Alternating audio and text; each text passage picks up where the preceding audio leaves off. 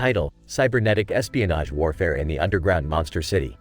Characters: Rick, Morty, Jerry, Robot, Gazorpazorpfield, Hologram. Morty, grab your portal gun. We've stumbled upon the underground monster city. Oh geez, Rick, do we have to deal with more monsters? Can't we have a normal adventure? Normal, Morty, we don't do normal. Besides, we need to retrieve the cybernetic espionage warfare blueprints before they fall into the wrong hands. Interrupting, did someone say wrong hands? Because I've got 2 of them and they're both wrong. Jerry, shut up, you're not coming along. Just stay here and contemplate your inadequate life choices. Oh, no problem. I'll just sit here and do nothing, like always. Robot, beep boop, I have detected the presence of the cybernetic espionage warfare blueprints in the underground monster city. Great, now we have a robot with us too? Is there anyone else we can add to make this adventure more crowded? Morty, don't be an idiot. We need this robot's help. It has the necessary intelligence to navigate the labyrinthine city. Robot, beep boop, but I'm not programmed to handle monsters or their emotional issues. Well, neither are we, but we manage, don't we? Okay, fine. Let's just get this over with. Scene: inside the underground monster city. Look, Morty, a hologram poker game. Wanna join? Rick, we're on a mission. We don't have time to play hologram poker. Morty, it's the I should buy a boat meme edition. Don't be a buzzkill, let's play. Scene: Morty loses all his hologram poker chips. Aw, man, I lost everything. Now what? Well, Morty, looks like you're gonna have to work off that debt. Say hello to your new job as a hologram heartbreaker. Are you kidding me? How do I even do that? Scene: Morty reluctantly breaks hologram hearts. This is so messed up. I never thought I'd stoop this low. Scene: Rick and the robot sneak into the secret chamber. There it is, the cybernetic espionage warfare blueprints. Robot, beep boop, beware, Rick, Gazorpazorpfield is guarding it. Scene: Rick confronts Gazorpazorpfield. Look, Gazorpazorpfield, we don't want any trouble. Just hand over those blueprints. Zorpazorpfield, you dare challenge me, mortal? Prepare to face the wrath of my lasagna-enhanced power. Scene: Epic hologram monster battle ensues. Morty, I need your help. But I'm busy breaking hologram hearts. Forget that, Morty, we need to defeat this lasagna-powered abomination. Scene: Rick and Morty defeat Gazorpazorpfield. We did it, Morty. Now, let's get these blueprints and get out of here. Can we finally go home? I've had enough monster madness for one day. Sure thing, Morty. Just let me grab this lasagna. I'm sure Jerry will enjoy it. In the distance, did someone say lasagna? Shut up, Jerry.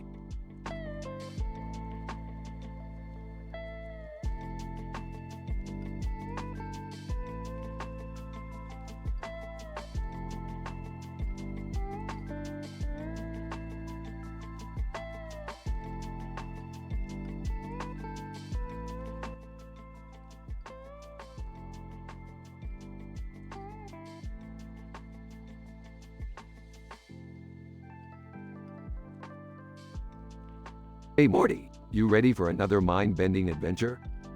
Aw, yeah, Rick. Just promise me no more intergalactic monsters this time. Laughs. No worries, Morty. This time, we're going somewhere a little closer to home. Strap in. Morty and Rick buckle up in the spaceship, which takes off with a loud roar. Alright, Morty, we've arrived. Welcome to the twisted dimension of the Horny Forest. Horny Forest? What the hell, Rick? Couldn't we go somewhere normal for once? Normal is overrated, Morty. Now, let's find the legendary G-Spot tree. Legend has it, it holds the power to give anyone mind-blowing orgasms. Rick, seriously? This is some messed up shit. But, okay, let's find the damn tree. They start hiking through the Horny Forest, surrounded by strange phallic-shaped trees and pulsating bushes. Nervously, Rick, I think that bush just winked at me. Chuckles. Don't worry, Morty. These horny plants have a way of getting a little too friendly. Just keep your guard up. They come across a clearing where a tree with multicolored leaves stands tall. There it is, Morty. The G-Spot tree. Legend has it, when you touch it, It sends shivers down your spine. Rolls eyes. Oh great, now trees are giving me sexual advice. This must be some kinda sick joke. Rick reaches out and touches a branch, causing the tree to vibrate. Whoa, Morty, can you feel the energy in the air? This tree is the real deal. Morty reluctantly reaches out and touches the tree, and suddenly both Rick and Morty moan euphorically. Rick, what the fuck? We're having orgasms from touching a tree? Gasping for breath, Morty, this dimension is all about pleasure, no matter how strange. Embrace it. They continue touching the tree, their moans growing louder with each touch. I can't take it anymore, Rick. It's too much. Rick finally pulls away, panting heavily. Alright, Morty, I think we've experienced enough pleasure for one day. Time to get back to our own reality. They rush back to the spaceship, still recovering from their intense pleasure. Rick, I can't believe we just. I mean, what was the point of that? Morty, adventures come in all shapes and forms. Sometimes you just have to embrace the absurdity and enjoy the ride. They blast off back into space, leaving the horny forest behind. Well, I guess you have a point, Rick. But please, let's never speak of this adventure again. Agreed, Morty, agreed. As they fade away into the darkness of space, the words, "The Horny Forest Adventure," flash across the screen, leaving viewers questioning their own sanity.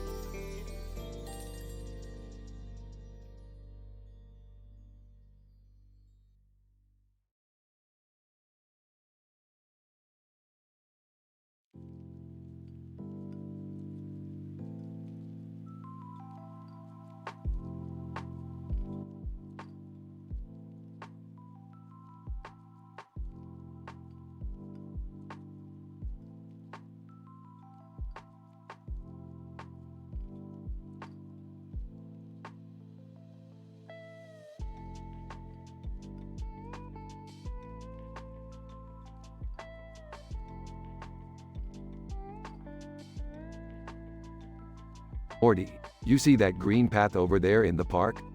That's not just any ordinary path. It's a portal to an alternate dimension. Aw geez, Rick, another crazy adventure? Can't we just have a normal day for once? Normal, please, Morty. Normal is for the weak. We're here to embrace the chaos, baby. Hey, guys! What's going on? Are we going on some wild interdimensional jaunt? Oh, look who decided to join the party. What's up, Jerry? Still getting lost in the supermarket? Hey, I've gotten better, alright? And I'm ready for some adventure. Just don't tell Beth, she'd kill me. Alright, let's just get this over with. What's the plan, Rick? We're gonna step on that green path, Morty. And when we do, brace yourselves for a mind-bending journey through dimensions you could only dream of. Mind-bending? I'm not exactly mentally prepared for that, Rick. Oh, don't worry, Jerry. Your mind couldn't bend even if we strapped it to a pretzel and microwaved it on high. Okay, we're walking on the path now, Rick. What's happening? Just hold on tight, Morty. This dimension is known for its talking trees and dancing bushes. It's a real rave scene. Talking trees? Dancing bushes? What kind of drugs do you have to take to see that kind of stuff? Jerry, my boy, who needs drugs when you have a portal gun and a dash of interdimensional chaos? Look, Rick, the moon is full and it's shining so bright. It's beautiful. Yeah, Morty, beauty is great and all. But let's not forget about the talking squirrels, okay? They've got the juiciest gossip in the multiverse. Talking squirrels? What could they possibly gossip about? Oh, Jerry, you'd be surprised. They know all about the illicit affairs in Squirrelville. Cheeky little critters. You know, Rick, I think I'm starting to enjoy this wild ride. It's like a non-stop roller coaster of weirdness.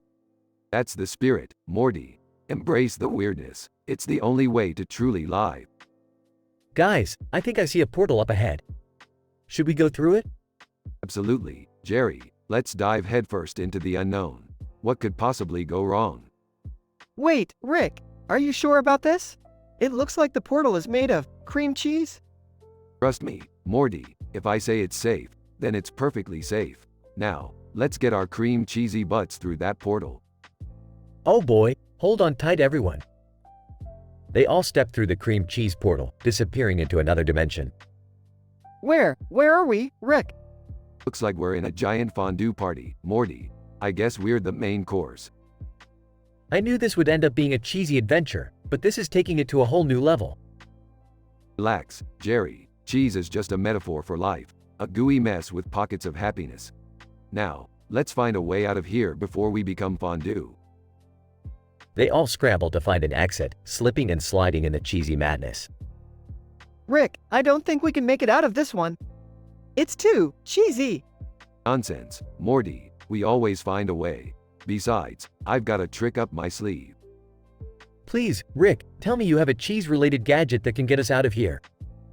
Even better, Jerry. I've got a contact in the Interdimensional Cheesemongers Guild. They owe me a favor. Seriously? You have a connection for everything, don't you, Rick? Well, Morty, you know what they say. It's all about who you know. And in this case, it's all about knowing someone who knows their way around cheese. Alright, let's call in that favor then. I've had enough cheesy adventures to last a lifetime. Don't worry, Jerry. After this, we'll get you some therapy. You're gonna need it for your cheese trauma. They activate the interdimensional communication device, speaking with the Cheesemongers Guild. Cheesemonger, Rick Sanchez, you've called in a hefty favor. What's the emergency? We're trapped in a dimension made entirely of cheese, and we need an exit strategy. Can you help us out? Cheesemonger, your timing is impeccable, Mr. Sanchez. We've been dying to try our latest invention, the Cheese Whisper. The cheese whisper? What does it do? Cheesemonger, it emits ultrasonic sound waves that can manipulate the molecular structure of any cheese, creating a temporary portal. Just say the word, and we'll activate it. Well, I guess I never thought I'd say this, but activate the cheese whisper. The air fills with a high-pitched sound, and a portal made of swirling cheese appears. Alright, on 3, everyone. 1, 2. They dive into the cheese portal and reappear in their own dimension. We made it back, Rick. My head is spinning from all that cheese. I never want to see another dairy product again. Thanks for saving us, Rick.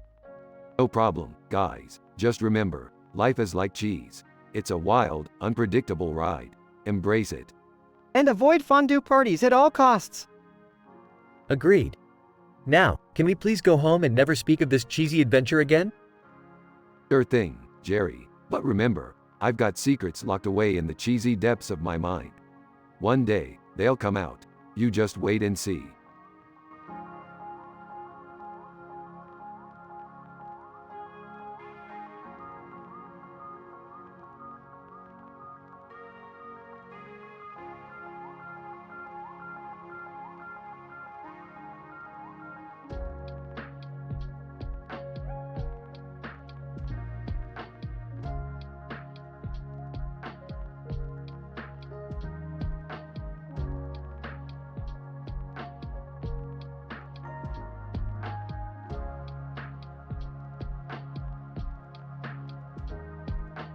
Hey Morty, you ready to go on another mind-bending adventure? I guess so, Rick. As long as we don't end up in another dimension full of flesh-eating monsters this time. Oh, come on Morty. Where's your sense of adventure? Let's just see where the universe takes us. Incident. Hey guys, mind if I tag along? I could really use a break from sitting on my couch all day. Pick, size, fine, Jerry. But this is gonna be dangerous, and I won't be responsible for any damage to your fragile ego. Progression. Whoa, Rick, look at that river over there. It's glowing green and purple. That's not just any river, Morty. It's the legendary river of Mioho. Its waters hold the secret to the universe's worst hangover cure. Hangover cure? Count me in. What could go wrong? Oh, guys, there's a talking tree over there. It looks kinda pissed. Hold on. Tree, you mortals dare to disturb the sacred river of Miojo? Prepare for my wrath. Listen, tree, we've faced crazier things than an angry talking tree. You don't stand a chance. Tree, oh yeah? Try this on for size. Tree starts flinging coconuts at them, causing chaos. Hold on. Rick, why did we have to anger the tree? We could have just walked away. Morty, sometimes you gotta stick it to nature. It's called survival of the fittest. Well, it seems like you guys really know how to make enemies out of trees. Hey, at least we got a good laugh out of it. Now let's find that hangover cure before Jerry gets hungover just from watching us. This adventure was crazy, Rick. I can't believe we actually survived. Morty, surviving is just the beginning. Now, let's go and conquer that hangover cure, one shot at a time.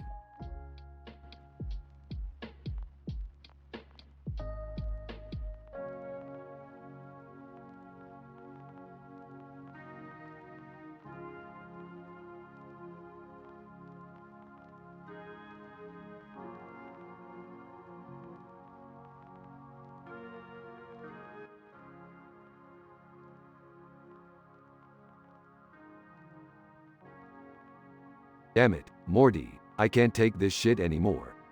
Whoa, calm down, Rick. What's gotten into you? Life, Morty, life has gotten into me. It's meaningless, futile, and fucking intolerable. Geez, Rick, that's a bit extreme. Are you okay? Okay, no, Morty, I'm not okay. I'm sick of this fucking simulation we call reality. I want out.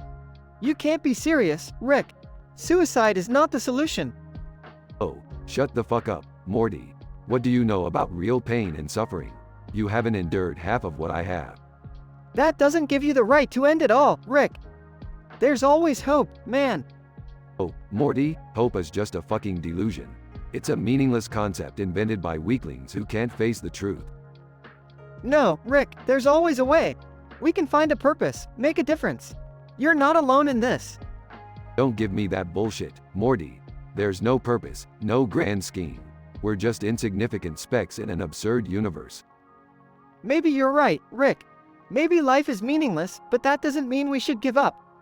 We can create our own purpose, find joy in small moments.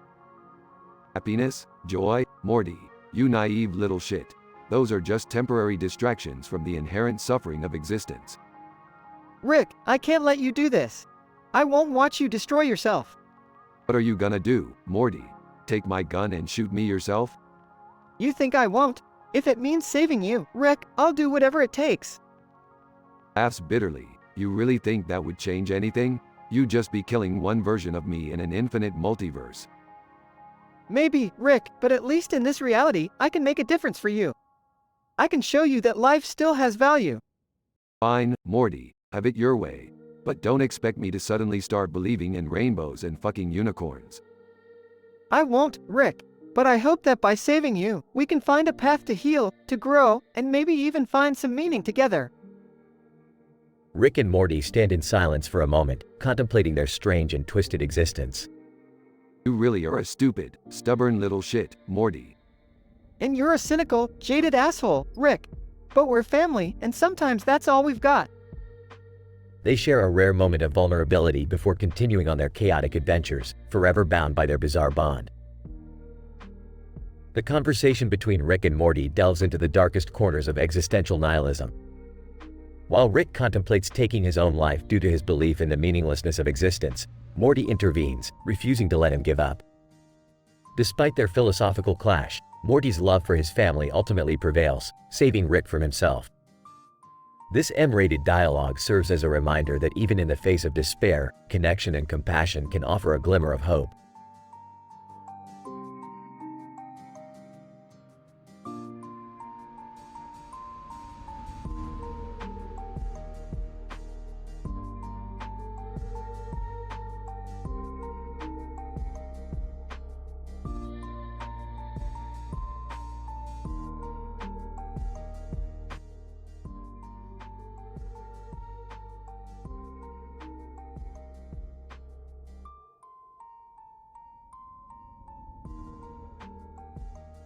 Morty, we've got a problem here, Morty. This cat. With a freaking collar. It's wielding a sword, Morty. What kind of messed up dimension did we stumble into? Rick, are you sure about this? I mean, it's just a cat, right? Maybe it's, like, an alternate universe warrior cat or something. Warrior cat? Look at it. It's like a feline version of Zorro. This thing is seriously dangerous, Morty. We need to figure out what's going on before it starts challenging our intellect. Well, Rick, maybe it's best to just leave it alone and go home. We don't want to mess with any unknown dimensional cat warriors, you know? Morty, we can't just walk away. Do you realize the scientific potential of a sentient, sword-wielding feline? This is groundbreaking stuff, Morty. Plus, it's really badass, and I can't resist that. Okay, I guess we can try to figure out what's up with the cat. But, let's be careful, alright? They cautiously approach the cat. Hey there, Mu Tang Clan. What's the story with the whole sword and the collar? Did you hit the wrong universe's barbershop? Cat, meow, mortals. I am Catzilla, master of the clock tower and protector of time. I hold the key to temporal manipulation for all kittykind.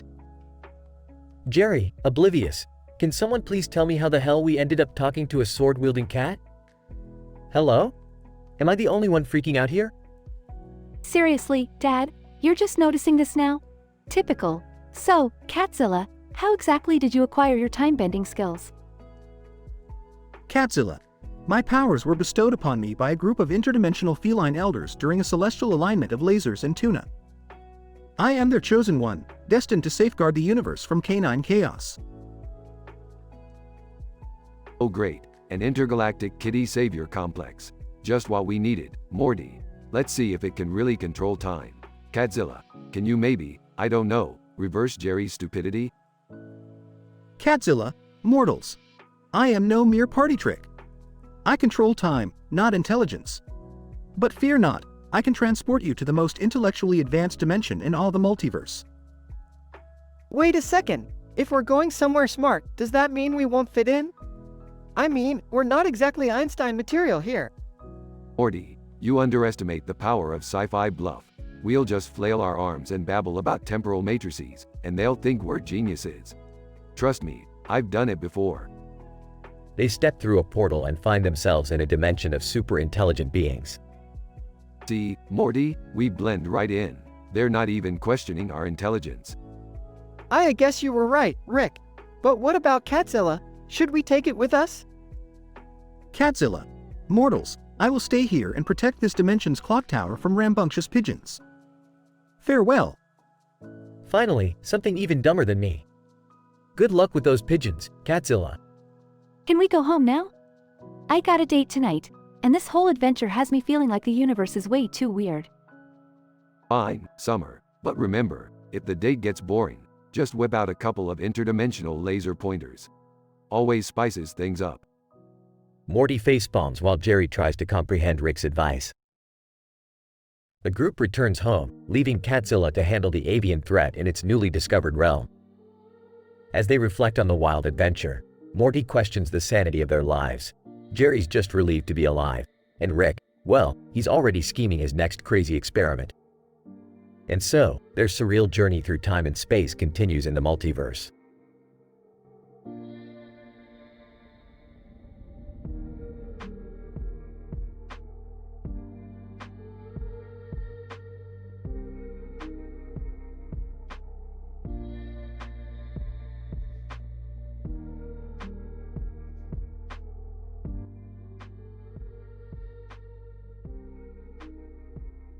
Hey Morty, I've been tinkering with particle physics in my spare time.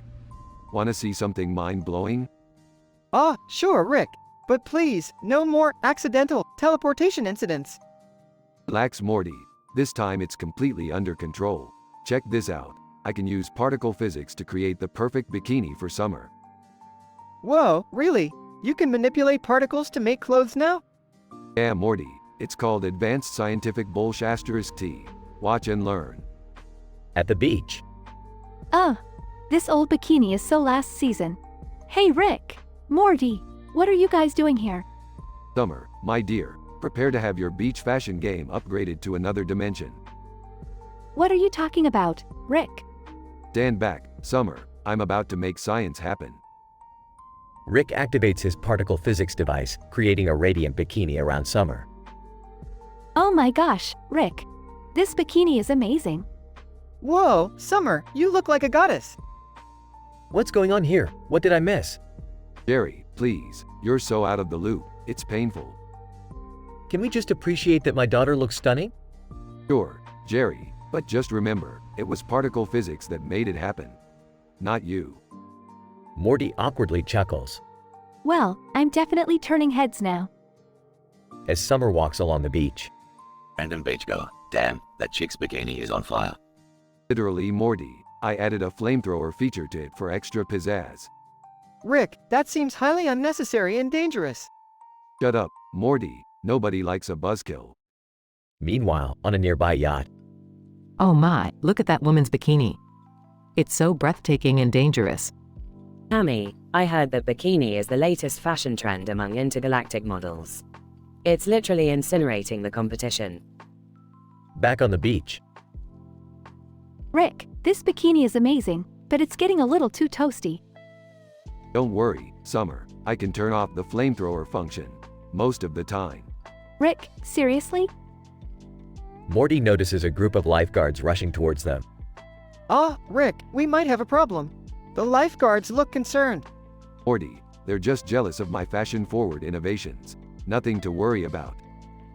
Lifeguards approach them. Lifeguard. Sir, we need you to extinguish the flames on that bikini immediately. It's a serious safety hazard. Fine, Killjoys. Flames on Summer's bikini turn off. Good thing you didn't get us kicked off the beach for your fashion experiment, Rick. Shut up, Jerry. I'm a genius, and you're Jerry. A sudden downpour of rain starts. Oh great, just what I need, wet flaming bikini. Don't worry, Summer, I know a guy who can make it waterproof. Oh no, not Gearhead again. That's right, Morty, we're going on a little side quest. They all pile into the spaceship, leaving the chaos behind. I can't believe the kind of trouble we get into, Rick. Morty, what did I tell ya? Life's boring if you play it safe. Now, let's go waterproof a bikini and save the day for real, bruh.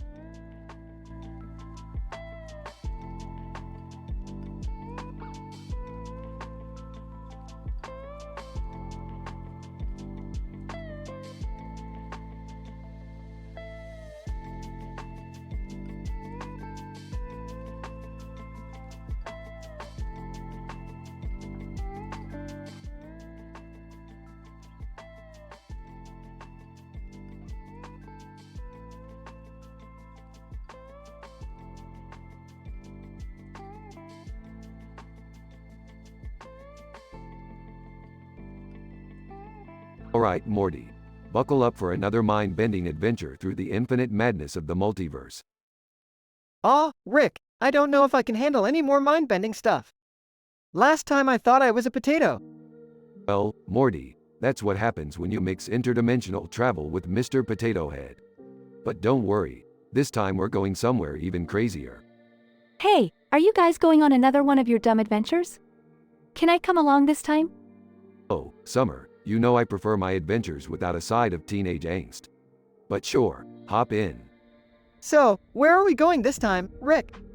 Get ready for this, Morty. We're going to a parallel universe where chickens rule the world. They wear pants and sip martinis, Morty. Chickens? Really? That's the best you got? Oh, Morty, you have no idea the twisted secrets that lie within the poultry kingdom.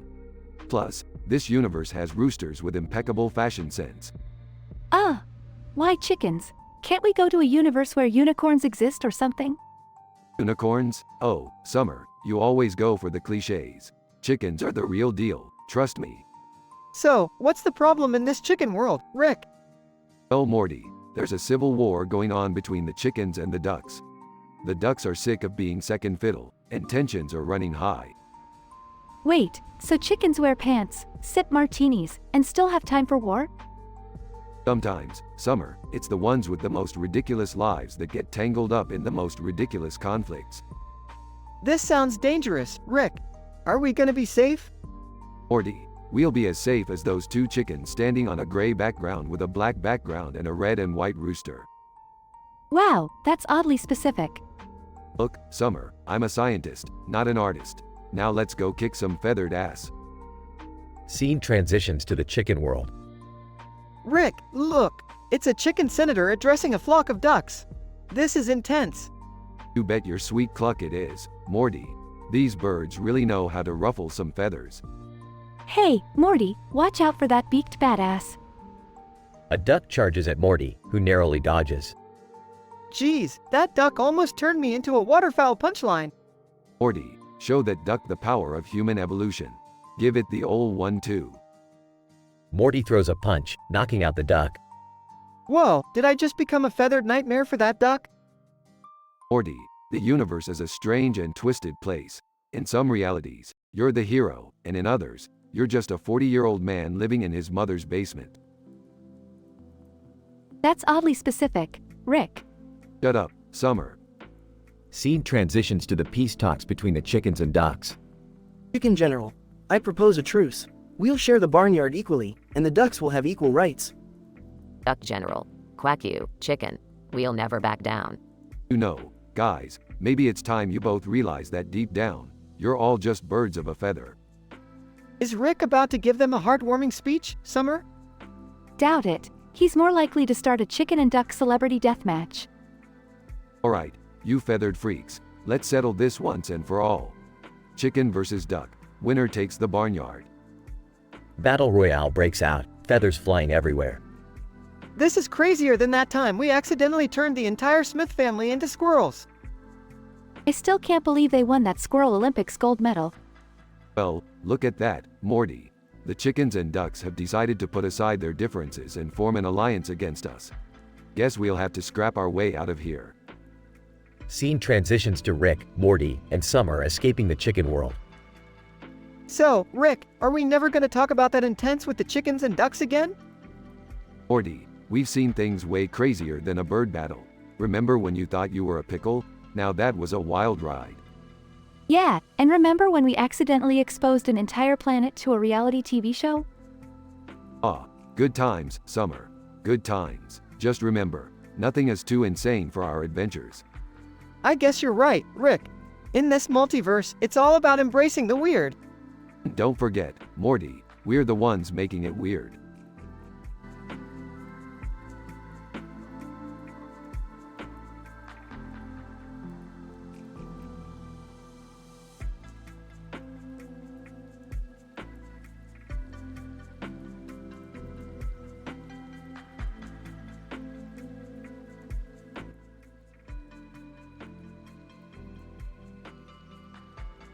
Morty, grab your portal gun and buckle up.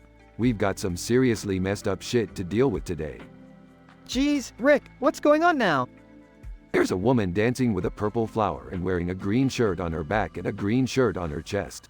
It's statistically improbable and it's screwing with the fabric of reality. Oh man, that doesn't sound good. What are we gonna do? Don't worry, Morty. I'll use my genius particle physics skills to create a glorious bikini for summer. That should balance out the cosmic equation. Meanwhile, in the living room, Beth and Summer are sitting on the couch, unaware of what's about to happen. Summer, could you go get me a glass of water? Sure. Mom gets up and walks towards the kitchen. Rick and Morty burst into the living room. Hold it right there, Summer. What the? Dad, what are you doing? I'm about to cradle your existence with scientific excellence, Summer. Yeah, Rick's gonna give you a makeover to fix the freaky cosmic disturbances. Seriously, guys, can't I just live my life in peace? Sorry, Summer, but science always comes first. Whispering to Summer. Plus, you'll look super hot in the new bikini. Fine. Just do whatever it takes to fix this. Rick pulls out his particle physics device and starts tinkering with it. Alright, Morty, brace yourself. We're going to subjugate this cosmic anomaly like never before. Rick, I don't think subjugate is the right word to use here. Shut up, Morty, and hold this thing steady. Beth walks back into the room with a confused look on her face. What the hell is going on here? Oh, just your normal family gathering, Beth. We're dealing with a universe-altering problem caused by a woman and her fashion choices. I don't even want to know. Just fix it, Rick. Rick activates the device, creating an explosion of particles that envelop Summer. When the smoke clears, she's wearing a stunning bikini made out of pure energy. There you go, Summer. Problem solved. Wow, this is actually pretty cool. Told ya. Alright, as much as I hate to admit it, good job, Rick. Thanks, Beth. Now let's clean up this mess and get back to our normal, fucked up lives. The family stands together, admiring Summer's new outfit, and the cosmic disturbance gradually fades away. Denouement. Rick, to Morty, well, Morty, another universe saved by science and fashion. Yeah, Rick, you really pulled this one out of your ass. That's how I roll, Morty. Now let's go find another crazy adventure to get ourselves into.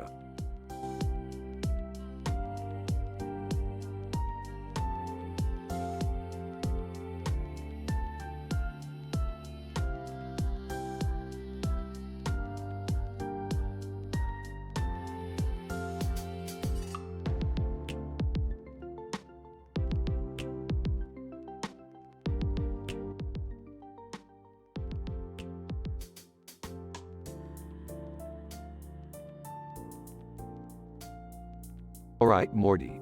Buckle up for another mind-bending adventure through the cosmos. Rick, are you sure you're in any condition to be driving the ship? You look kinda borked. Morty, I've been borked for way longer than 17 hours. I'm like a fine wine, aging to perfection. Yeah, if that wine was made by a blind squirrel with a drinking problem. Hey guys, what are we doing today? I was hoping we could bond as a family, have some quality time. Jerry, the only quality time we're gonna have is when you finally accept that everyone thinks you're a Jerry. What? Well, at least I'm not a washed-up, narcissistic mad scientist. Oh please, you're both equally pathetic. Can we just focus on something important here? Yeah, like, why is there a man with a beard wearing a suit and tie that says, Rick's Feek, sitting in our living room?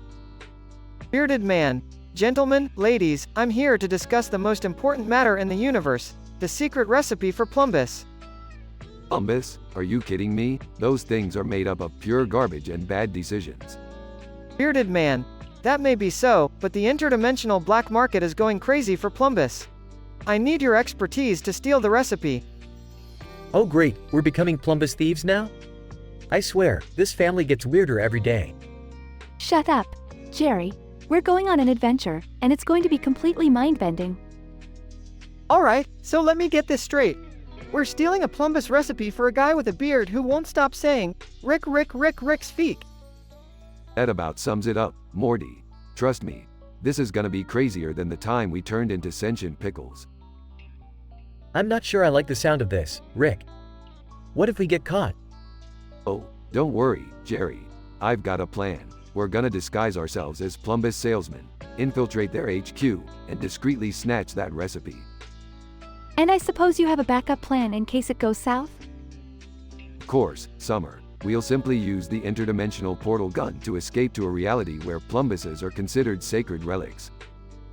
Wow, that's pretty clever, Rick. But what if we accidentally stumble upon a dimension full of crazed Plumbus worshipping cultists? Morty, we're already in a dimension full of crazed Jerry worshipping cultists. I think we'll be fine. Hey, I resent that. We're almost there, guys. Get ready to show off your best Plumbus sales pitches. I can't believe I'm selling Plumbuses now.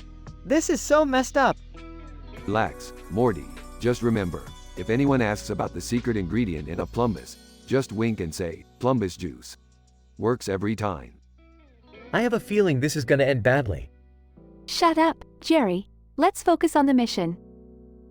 Scene ends with the family disguised as Plumbus salesmen, ready to infiltrate the secret HQ.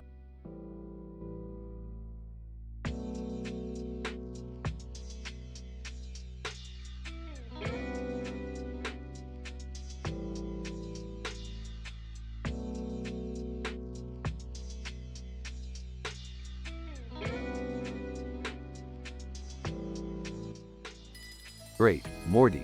Another scientific adventure awaits us. Rick, I was kinda hoping for a normal day today. Rick, Morty, what are you two up to now?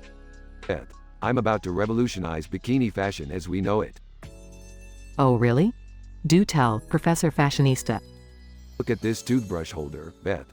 It's got the perfect dimensions for quantum entanglement experiments. Quantum entanglement? Can't you just buy a bikini like a normal person?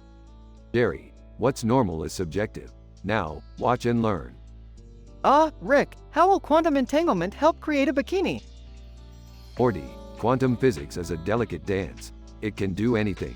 Now, prepare for the birth of the ultimate bikini. Okay, but will it fit? Beth, with the power of particle physics, your bikini will fit like a second skin. Trust me. Can we please just have a regular family outing? Boring. Morty, activate the quantum toothbrush experiment. Okay, activating, now.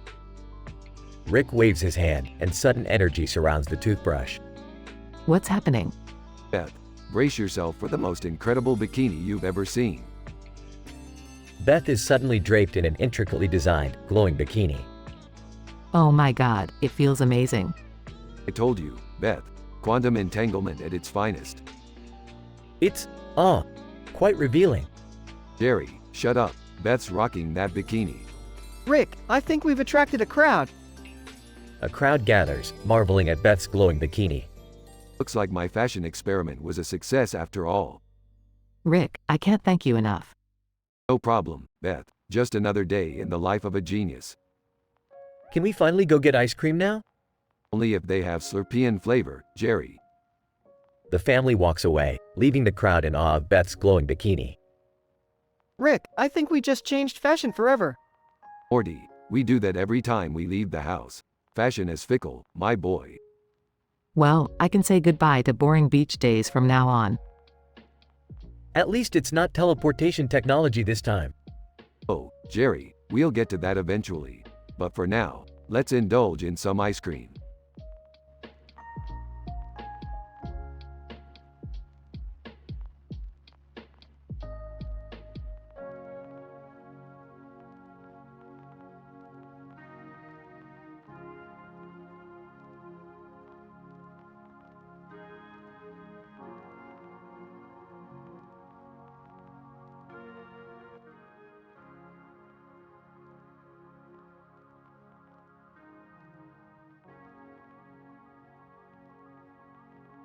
Morty, I've created a ray gun that can turn everyone into their 21-year-old selves. It's time to put some science into aging. Whoa, Rick, this sounds pretty intense. Are you sure it's a good idea? Morty, who cares about good ideas? We're here to have fun. Now, stand still so I can zap you. Okay, Rick. Just promise me this won't backfire or anything. Backfire? Nah, Morty, you worry too much. Brace yourself. Zapping sound. What happened? I feel weird. Morty, look at yourself. You've become Pimple Pete. Ha! Looks like puberty hit you like a runaway train. Annoyed. Great. Just great. Rick. Now everyone's gonna make fun of me. Oh, quit being such a crybaby, Morty. Let's take this outside and see what happens. Scene shifts to the beach with a blue sky. Excitedly, Rick, what did you do to me? I look amazing. It's like I've been blessed by the puberty gods. Smirking, Summer. Meet Bikini Summer. Take a good look at yourself, kiddo. Posing. Oh, I will. Rick, I can't wait to flaunt my new of-age goods at the beach. Confused. What the hell is going on? Why does everybody look so different? Rolling eyes. Oh, Jerry, just keep up for once in your sad existence. Rick's ray gun turned them into their 21-year-old selves. Wistfully. Wow, I wish I could be 21 again. Sarcastically, yeah, because your maturity level at 21 was so impressive. Scene cuts back to Morty, hiding under a beach umbrella. Muttering, this is so embarrassing. I can't believe I have to spend my day as Pimple Pete. Chuckling. Morty, embrace it. Who needs smooth skin when you have a face full of character? Easy for you to say, Rick. You've got like a million wrinkles. Smugly. Yeah, but I'm 100 years old, Morty. I've earned every single one of them. Sighing, I guess you're right, Rick. It's just one day, right? Scene progresses with Bikini Summer strutting around and Morty trying to avoid attention. Giggling, Morty, what's with the umbrella? Are you afraid of a little sun? Blushing, no, Summer. I just need some shade, that's all. Teasingly, come on, Morty. Embrace your imperfections, just like I'm embracing my newfound perfection. Scene reaches its climax. Alright, kids, time to end the experiment. Prepare for reverse aging. Relieved, thank goodness. I can't wait to be back to my normal self. Zapping sound. There you go, Morty. Pimple Pete no more. Disappointed. Do I have to be Bikini Summer for just one day? This is so unfair. Laughing. Life's unfair, Summer. Deal with it. Scene ends with everyone returning to their original age. Morty relieved, Summer pouting, and Rick proudly satisfied with his experiment. Another successful scientific endeavor, Morty. Grateful. Yeah, I guess so, Rick. But can we maybe avoid experimenting with my appearance in the future? Smirking. No promises, Morty. Science waits for no one. They walk off together, continuing their interdimensional adventures.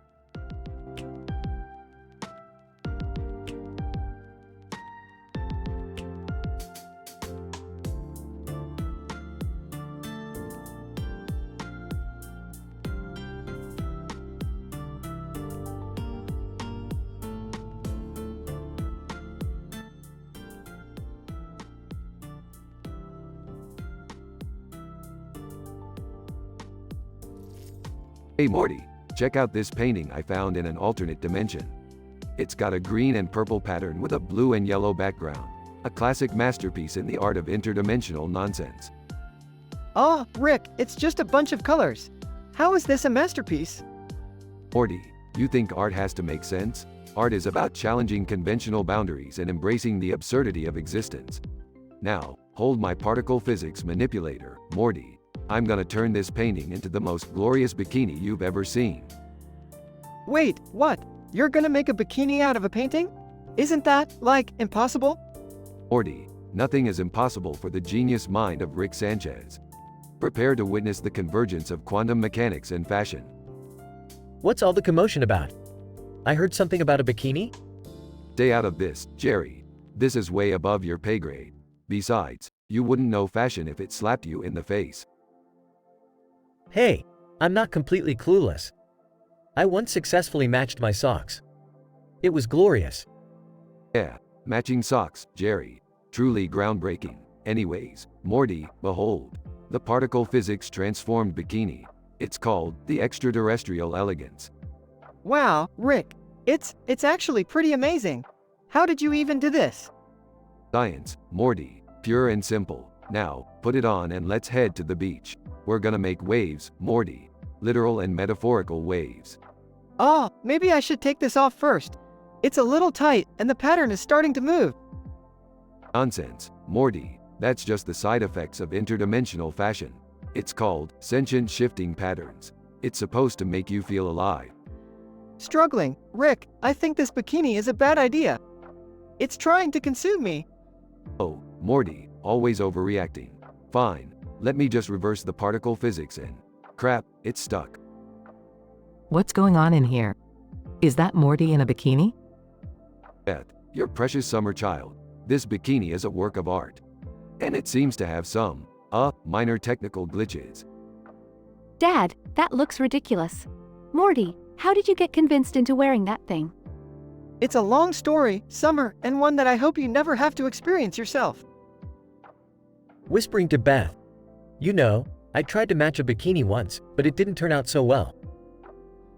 Jerry, no one cares. We need to help get Morty out of that thing before it eats him alive. Don't worry, Morty, I'll figure a way out of this. Beth, grab me that ultrasonic disentanglement scanner from my lab. Muttering, I once disentangled a knot in my headphones. It took hours. Nobody cares, Jerry. After some time. Alright, Morty, we're free. I should have stuck to regular fabric. Lesson learned. No kidding, Rick. I'll never wear interdimensional fashion again. Can we please just go back to our regular adventures now? Fine by me, Morty. Let's leave the fashion experimentation to those with less knowledge of the multiverse. We've got more important things to conquer, like that epic quest for a sauce packet.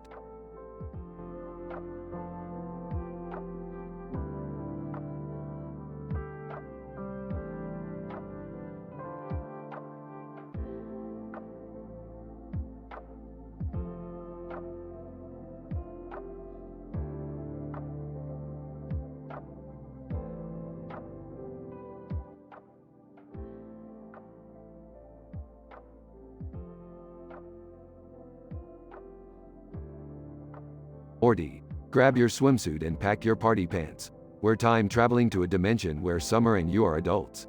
It's time for some intergalactic beach party. What? Time travel? Are you serious, Rick? We can't just mess with time like that. Oh, Morty, you worry too much. Time travel is a piece of cake for me. Plus, this dimension is famous for its bikini beach parties. And I am not one to miss a good bikini party, Morty. Rick, are you seriously considering taking my children on some crazy time-traveling adventure just for your own amusement? Relax, Beth. It's not like I'm gonna lose them or anything. Besides, wouldn't you like to see what your kids are like as adults? Oh, hey guys, mind if I tag along? I could use some fun in my life. Sure, Jerry. Just try not to mess things up like you usually do. Scene. The time portal opens, revealing a neon-lit beach with music blasting, and a bunch of cartoon characters partying. Morty, Rick, you made it. Welcome to the Intergalactic Bikini Beach Party. Whoa, Summer, you look different. Yeah, Morty, time has been good to me. Care to join me in one of these buckets of drinks? Now that's what I call a party, Summer. Time well spent. Scene. Rick, Morty, Summer, and even Jerry partying wildly, dancing, and enjoying the beach. Rick, this is insane. We're partying with our adult selves. That's the beauty of time travel, Morty. Anything is possible. Just go with the flow and enjoy the moment. Joining the party. You guys look like you're having so much fun. Beth, welcome to the party. Time to let loose and enjoy yourself. Scene. The party gets crazier, with Rick inventing interdimensional cocktails and causing chaos. Morty, I can't believe we're partying with our grandpa. Yeah, it's definitely an experience, Summer. But let's not forget this is still all Rick's doing. Scene. The party reaches its peak, with everyone dancing and splashing in the neon-lit beach. Looking at Morty and Summer, you both had a hell of a time, huh? Rick, this was amazing. I can't believe how crazy and fun it was. Yeah, Rick, I gotta admit, this was one wild adventure. Rick, that was incredible. I finally did something cool. Glad you all had fun.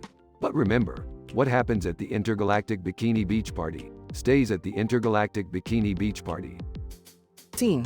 The group returns back through the time portal, with memories of their epic adventure.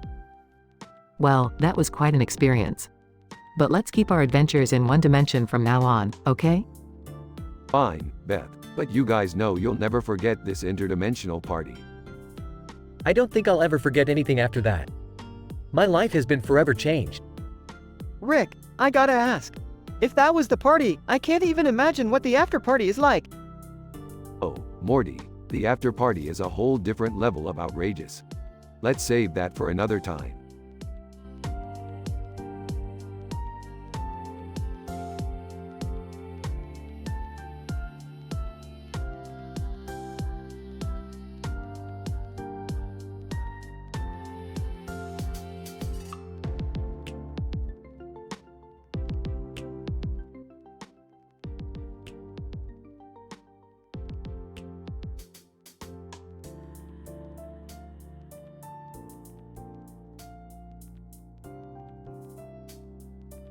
Hey Morty, check out this yellow ball I found. Bet we can do something fun with this. Rick, I don't know about playing with balls. It never ends well for us. Come on, Morty, live a little. We can bounce it around and laugh at its futile attempts to escape the laws of physics. Alright, fine. But remember what happened last time we played with a ball? We ended up in that interdimensional dog's basketball court. Don't be such a Debbie Downer, Morty. We'll be fine. Now, where's that red and yellow brush? Red and yellow brush? For what? Oh, Morty, you sweet naive child. With a little application of particle physics, we can turn this yellow ball into a glorious bikini for Jerry. Wait, what? Isn't that crossing a few lines, Rick? I mean, Jerry's already a walking embarrassment. Morty, Jerry could use all the help he can get. Plus, think of the entertainment value. It's a win-win situation. Fine, whatever. But I'm not taking any responsibility for traumatizing Jerry with a makeshift bikini. Scene transition. Rick and Morty in Rick's lab. Hey, what are you guys up to? Summer, perfect timing. We're about to give Jerry a makeover. You want to join? Seriously? I can think of 1,000 better things to do than watch Jerry embarrass himself further. Yeah, Summer, you don't have to be so mean. It's just harmless fun. Plus, he might even like it. Whatever. I'll stick around just for the sheer absurdity of it all.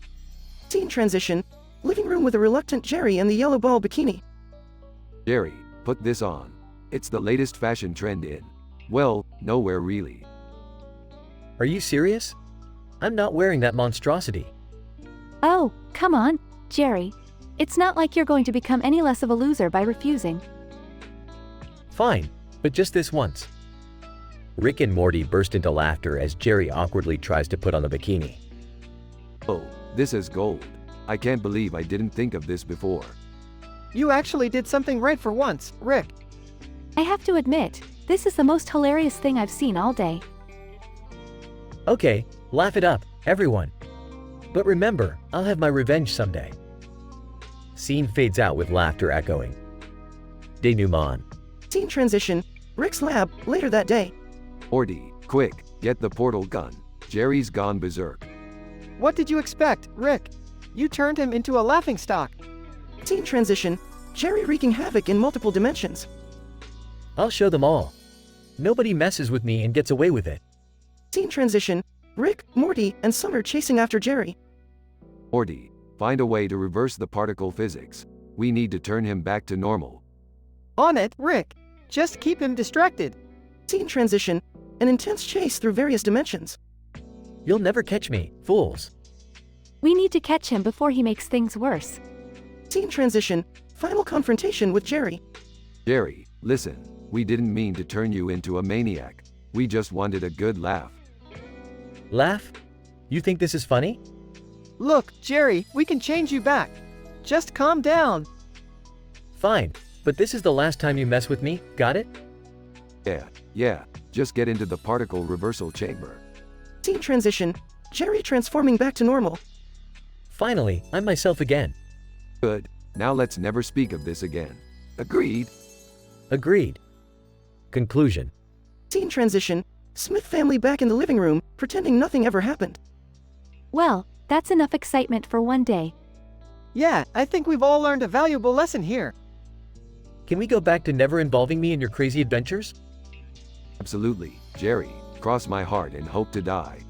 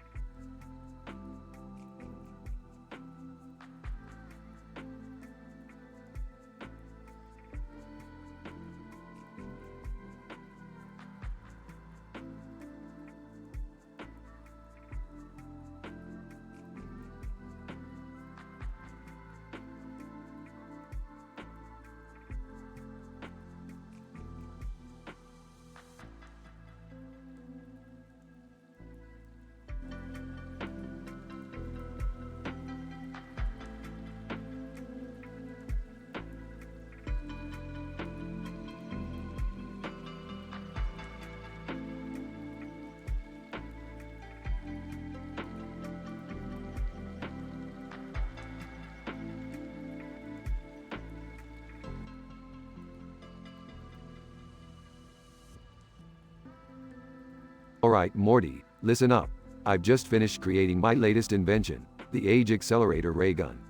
With this bad boy, I can turn anyone into a 21-year-old in an instant. Wow, really, Rick?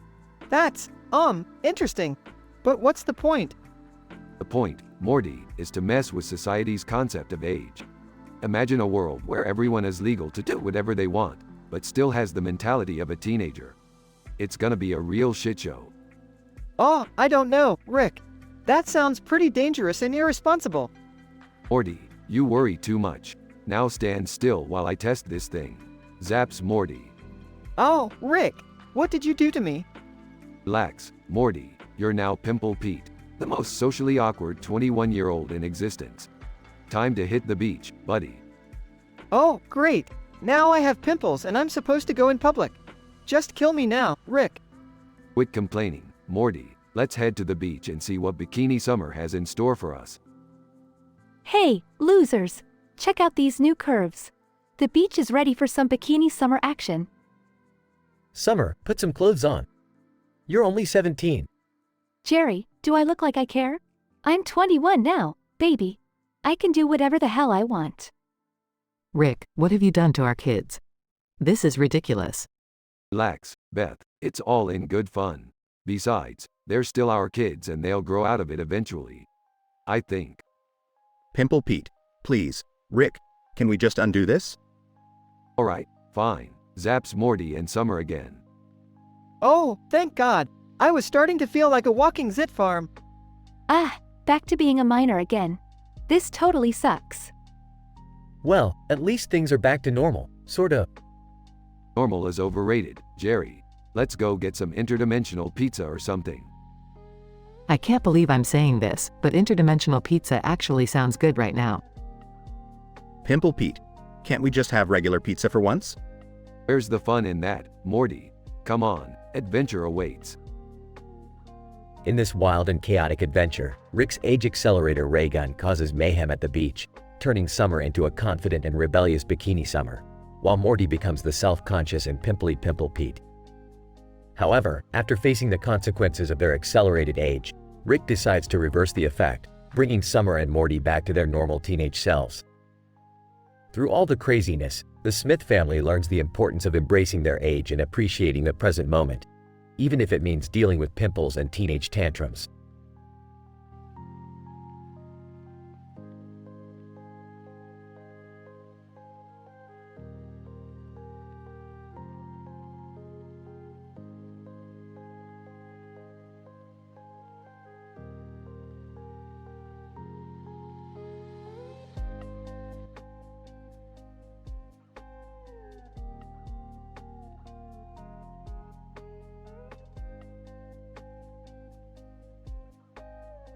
Alright, Morty, buckle up. We've got a situation on our hands that defies the laws of reality. Oh geez, Rick, what is it this time? Take a look at that pond over there, Morty. Do you see that purple ball with pink pom-poms floating in the water? Yeah, I see it. What's so special about a floating ball? Morty, that ball is a portal to an alternate dimension. It's a gateway to a universe where tennis is the only sport played. No way, Rick! Intrigued, what are you two blabbering about? Oh, Beth, you're just in time for a mind-bending adventure. This purple ball here is a doorway to a tennis universe. Ah, Dad, did you hear what Rick just said? Confused, huh? What's going on? Nobody asked you, Jerry. Anyway, Morty, I need you to grab that tennis racket and hit the ball. Alright, here goes nothing. Hits the ball.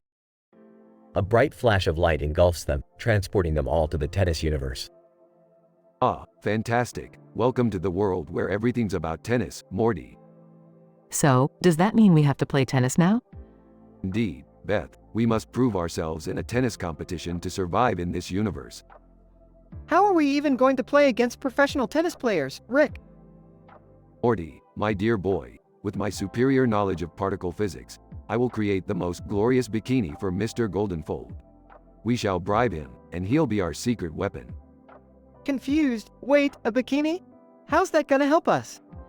Trust me, Morty, fashion is a powerful tool, and Mr. Goldenfold has some secrets he'd rather keep hidden. They approach Mr. Goldenfold, who is relaxing by the pool. Hey Goldenfold, long time no see. But let's cut to the chase. We've got something you might be interested in. Mr. Goldenfold. Oh, what could that be? Feast your eyes on this magnificently designed bikini. Just imagine the possibilities. Mr. Goldenfold's eyes widen as he takes the bikini. Rick, what did you do to that bikini? It's just a piece of fabric. Oh, Beth, this is no ordinary fabric. I've enhanced it with particle physics, creating a cosmic seduction that none can resist.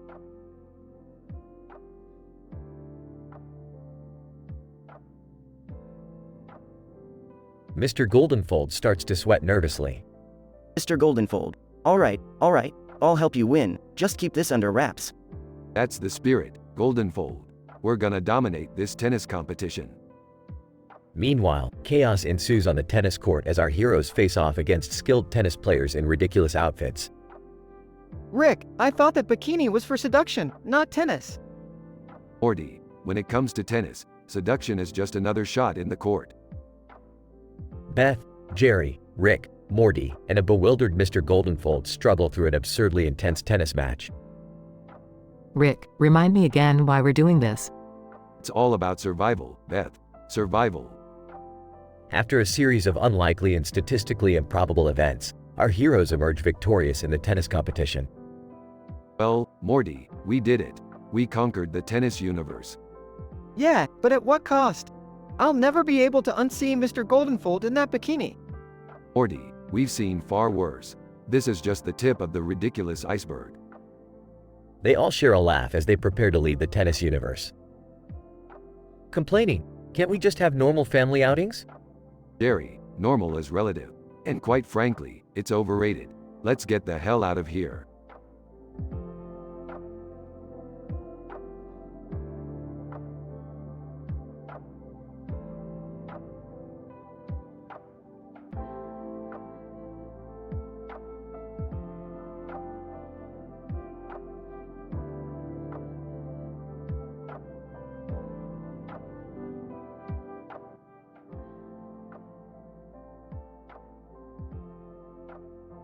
Damn Morty, this summer just got a whole lot hotter.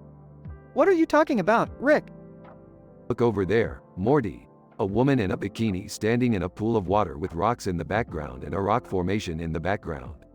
It's statistically improbable. Oh, okay. So what's the big deal? The big deal, Morty, is that I'm gonna use my particle physics knowledge to create a glorious bikini for summer. Wait, Summer? Why? Because, Morty, when she puts it on, she turns 21 years old. It's like magic, Morty. Isn't that a little creepy, Rick? Creepy? No, Morty, it's science. Now, let's go get that particle collider from the garage. Scene shifts to Rick and Morty in the garage, working on the particle collider. Hey, what are you guys doing? None of your business, Jerry. Just go back to being useless. You always say that, but I'm not useless. Oh yeah? Prove it, Jerry. That's what I thought. Now go back inside and entertain yourself with something dumb. Fine, but one day, you'll see I'm not useless. Back in the garage, Rick and Morty complete the particle collider. Hey guys, what's going on? Oh, nothing much, Summer. Just making you a special bikini. A bikini? Why? Because when you put it on, you'll turn 21. Oh my god, that's amazing. Hand it over. Summer puts on the bikini and instantly transforms into a 21-year-old woman. Whoa, Summer, you look totally different. I know, right? This is incredible. Scene shifts to a wild party, with Rick, Morty, and Summer partying with aliens and interdimensional beings. See, Morty, I told you it was a good idea. We're the life of the party. Yeah, but isn't this altering reality a bit too much? Ah, who cares, Morty? It's all in good fun. Looking through the window. Hey, guys, can I join the party? Sorry, Jerry, party's over. You missed out. Oh, come on. I never get to have any fun. Life's tough, Jerry. Maybe you should have been useful for once. Whatever. As the party continues, Rick, Morty, and Summer revel in their newfound adulthood, completely ignoring Jerry's existence. Scene closes with Rick sipping a cocktail, Morty dancing, and Summer flirting with exotic aliens. Jerry sulks in the background. Ah, Morty, being an adult is the greatest. Yeah, Rick, it's pretty cool. But what about the consequences? Morty, consequences are for people who care.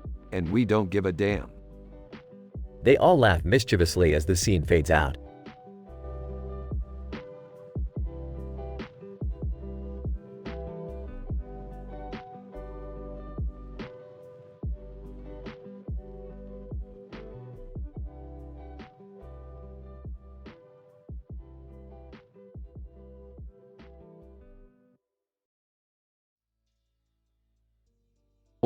Morty, come here, Morty, I've got something mind-blowing to show you. Aw, geez, Rick, can it wait? I was just about to, have some quality time with Jessica. Sarcastically. Oh, Morty, as if Jessica will ever notice you. But fine, let's put your teenage hormones aside for a second. Look at this photo, Morty. Whoa, is that Beth and some lady in a pink dress? Yes, Morty, and this lady just happens to be a fourth-dimensional being named Zorblaxia, here to challenge Beth to a twerking contest. A twerking contest? Seriously, Rick? Beth, sweetie, when a fourth-dimensional being wants to shake her booty, you don't say no. Besides, it's high time you used those hips for something other than childbirth. Ah, Dad, do we have to listen to your twisted fantasies? Shut up, Summer, you're just jealous that nobody wants to challenge you to a twerking contest. Oh please, like I'd waste my time on something so lame. Hey, Rick, can't you just use your particle physics to create a perfect bikini for Beth so she can win this contest? Morty, you brilliant little idiot, that's the most logical thing you've ever said. Beth, hold still, I'm going to create a glorious bikini for you and your clone. Wait, clone? What clone? Laughs. Oops, did I forget to mention that part? Well, while you were out shopping for shoes, I made a clone of you. Don't worry, she'll be twerking right alongside you. I don't even know what to say. Whispering to Morty, this is some next level, messed up family drama right here. Alright, Beth and clone Beth, twerk off in 3.2.1, dance your asses off. Beth and clone Beth start twerking furiously. Rick, I can't believe you. Wait, whoa. This twerking thing is actually kind of fun. Clone, yeah, it's like the best workout ever. See, Beth, I always know what's best for you. Now keep shaking those booties. This is just wrong on so many levels. I gotta admit, this is way more exciting than I thought it would be. Rick, I can't believe I'm saying this, but thank you for pushing me out of my comfort zone. No problem, Beth. Just remember, you're the twerk queen now, and nobody can take that away from you. Beth and clone Beth continue twerking until they're too exhausted to move. I think that's enough twerking for one day. Agreed. Now, let's go grab some Szechuan sauce and celebrate your victory. I can't believe this is our family bonding activity. Hey, at least it's not as bad as that time with the interdimensional cable. Rick, Beth, Morty, and Summer leave the room, their awkward laughter echoing in the hallway.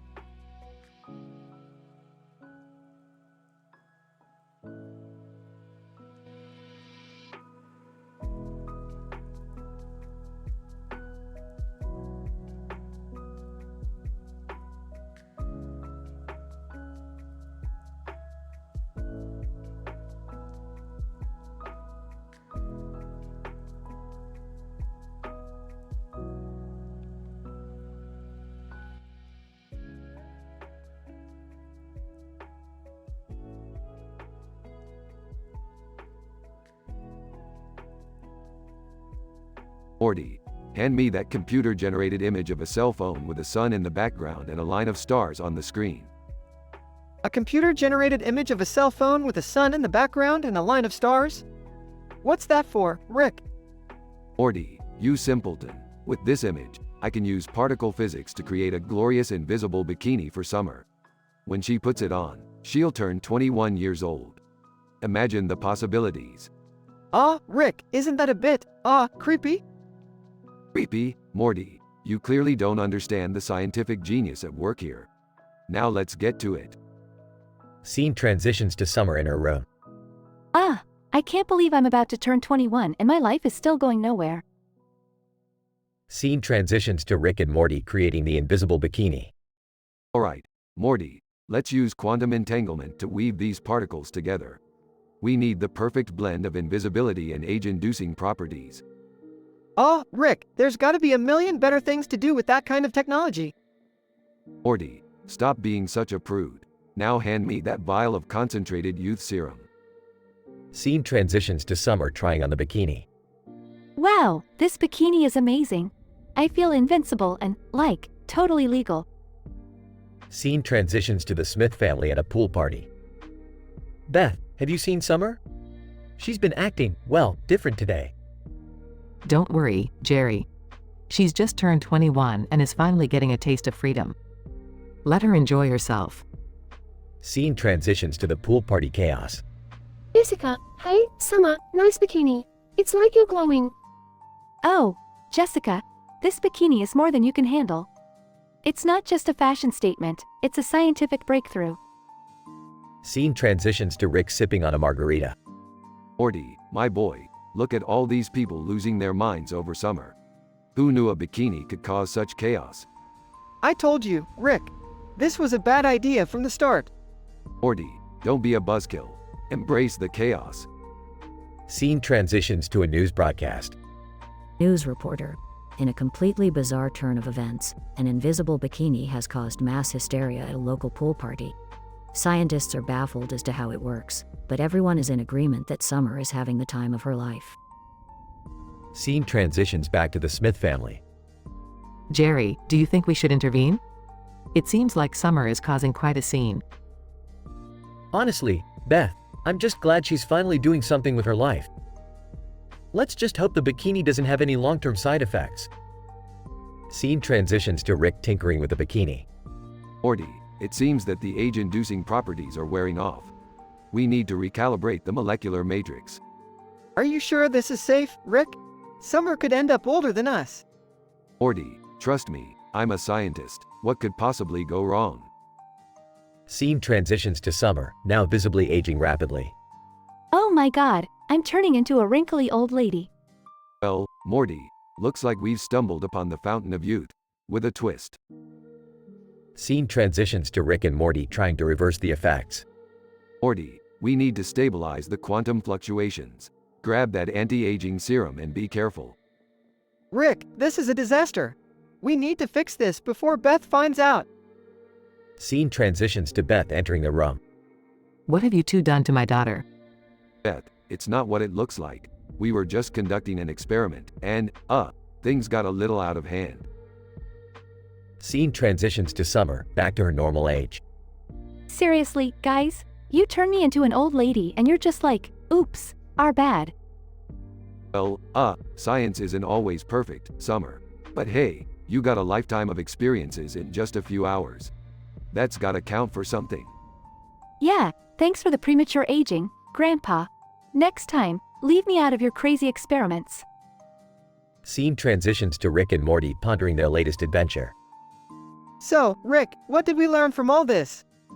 Morty, the only lesson here is that life is unpredictable, and sometimes things go horribly wrong.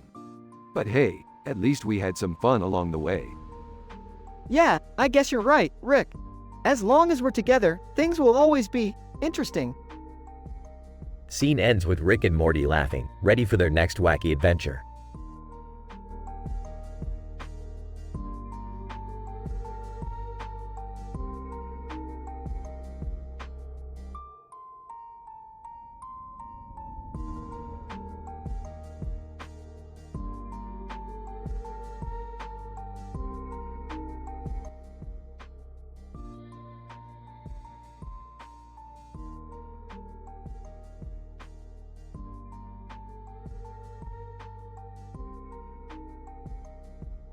Morty, grab your portal gun.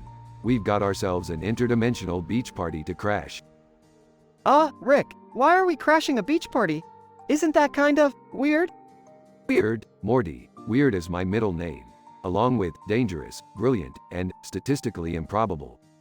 I think I read somewhere that your middle name was actually Sanchez. Yeah, well, disregard that, Morty. It's not important. What is important is that on this beach we're about to crash, there's a woman floating in the air wearing a pink wig and a bikini. Floating in the air? That's right, Morty. Particle physics, my boy. I'll use it to create a glorious bikini for Summer once she turns 21. Trust me, it'll be gossipy. I don't know, Rick. Isn't this a bit inappropriate? Morty, if you want appropriate, go watch Mr. Meeseeks teaching a kindergarten class. We're in the realm of inappropriate, dangerous, and M-rated here. Fine. Let's just get this over with. Oh my, what's going on here? Are we crashing a beach party? Oh, look who decided to join us, Jerry. Yeah, we're crashing a beach party. You might want to stay away from the bikini lady, though. We don't need another divorce on our hands. Don't worry, Rick. I'm just here for the free sunburns. Hey guys, what's all the commotion about? Summer, my dear, it's your lucky day. I've made you a bikini that'll blow everyone's minds. You're turning 21, after all. Seriously, Grandpa? Couldn't you have gotten me a cake like a normal person? Normal, Summer. Normal is for losers. Besides, this is way more exciting than cake. Rick, what on earth are you doing to my daughter? Calm down, Beth. I'm just enhancing Summer's birthday experience with the wonders of particle physics. Particle physics? Are you out of your mind? Hey, I'm the smartest man in the universe, Beth. Would the second smartest man in the universe do this? Definitely not. Alright, let's get this over with. I want to see what this elaborate bikini is all about. Morty, activate the particle synthesizer. Oh, okay, Rick. Here goes nothing. Sounds of particle synthesis and sparks. And voila, the most stylish and flashy bikini you've ever seen. It's actually amazing. I feel like $1 million. Wow, Summer. I never thought I'd see the day you wore something other than black. Shut up, Dad. This bikini is practically shouting, look at me. See, it's a hit already. Now, let's go make some waves at this beach party. Are you sure about this, Rick? It seems like a recipe for disaster. Disaster? Morty, you underestimate my genius. Prepare for some statistically improbable fun. They enter the beach party, creating chaos and mischief. Well, that was one wild beach party, Morty. I think we've done enough improvisational shenanigans for today. Yeah, I'd say so, Rick. Can we never do this again? Sure thing, Morty. But remember, life's all about embracing the crazy, the vulgar, and the sarcastic. It's what makes it worth living. Thanks, Grandpa Rick. That was surprisingly fun. You're welcome, Summer. Just remember, you can always count on me for a good time. Can we go home now? I think I've had enough excitement for one day. Agreed, Jerry. Let's get out of here before anything else goes wrong. All right, settle down. We're heading back to our dimension. But don't worry, the universe hasn't seen the last of our adventures. They portal back home, leaving chaos in their wake.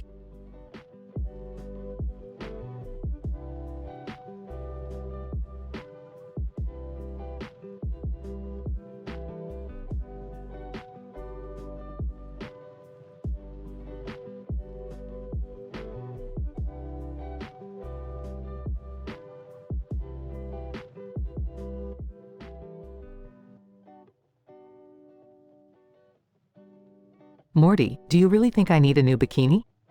Come on, Beth. You deserve to treat yourself. Fine, let's check it out. But if it's too revealing, I'm not wearing it. You'll look amazing, trust me. Woman in aisle, whispering, can you believe those two? So indecent. Noticing the woman, is she talking about us? Yeah, she's just jealous. Let's ignore her. People these days have no manners. Man behind them, leaning in. Excuse me, but have you seen the prices on these cucumbers? Confused, what? We're in the swimwear section, not produce. Man, oh, Right, my apologies. Carry on. Chuckles, that was bizarre. Anyway, let's find this bikini. Look at this one, Beth. It's got sparkles and everything. Morty, it's covered in sequins. I'm not a disco ball. Fine, fine. What about this one? It's leopard print. Morty, I'm not trying to bring out my inner animal here. Woman in aisle, loudly, are these people for real? So disgraceful. Angry, alright, that's it. I've had enough of her judgmental comments. Beth, calm down. Let's not cause a scene. No, Morty, it's time someone put this woman in her place. Man behind them. Chuckles. I'll back you up, lady. Let's show her. Woman, defiantly, oh, you think you're tough, huh? Provocatively, I may be purchasing a bikini, but at least I'm not afraid to flaunt it. Nervously, Beth, let's just find a different store. Woman, mocking, ooh, look at them, running away like scared puppies. Grabs Morty's hand. Come on, Morty. We'll find a better place to shop. Man, whispering. You lost this round, lady. Enjoy your miserable life. Whispering back, at least my life isn't spent judging strangers in a swimsuit section. Relieved. Let's go, Beth. We don't need this negativity. Beth and Morty, frustrated with judgmental onlookers in the store, decide to leave and find a more welcoming environment to shop for a bikini. They encounter strange encounters with a man discussing cucumbers and a woman who continuously criticizes their choices. Beth, fueled by her frustration, stands up for herself and confronts the woman, with the man behind her offering support. Ultimately, Beth and Morty choose to leave, putting the negative encounter behind them.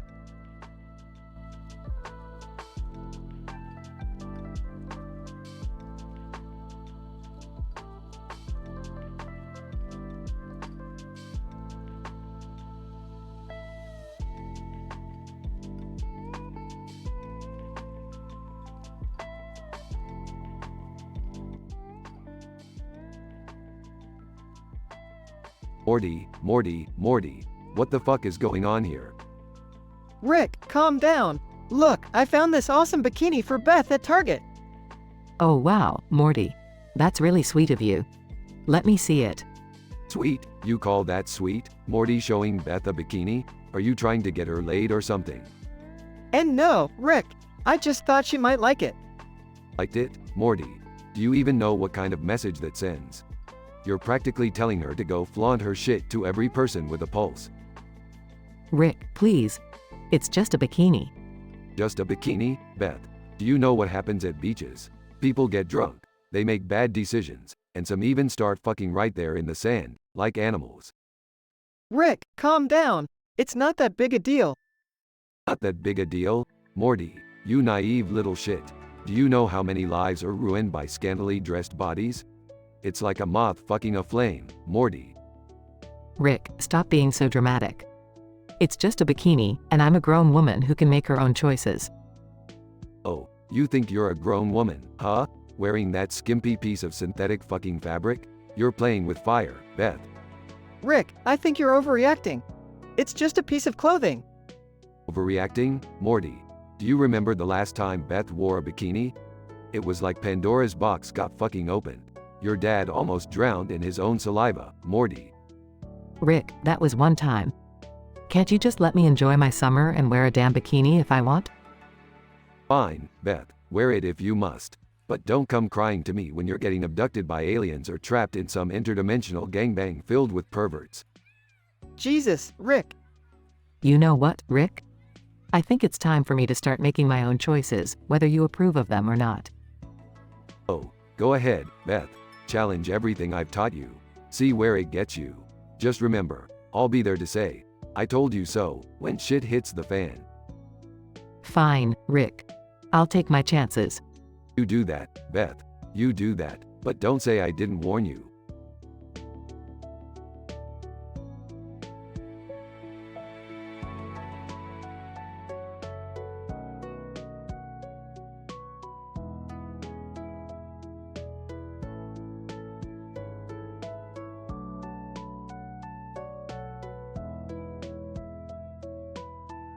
Hey Beth, check out these panties I found on sale at Target.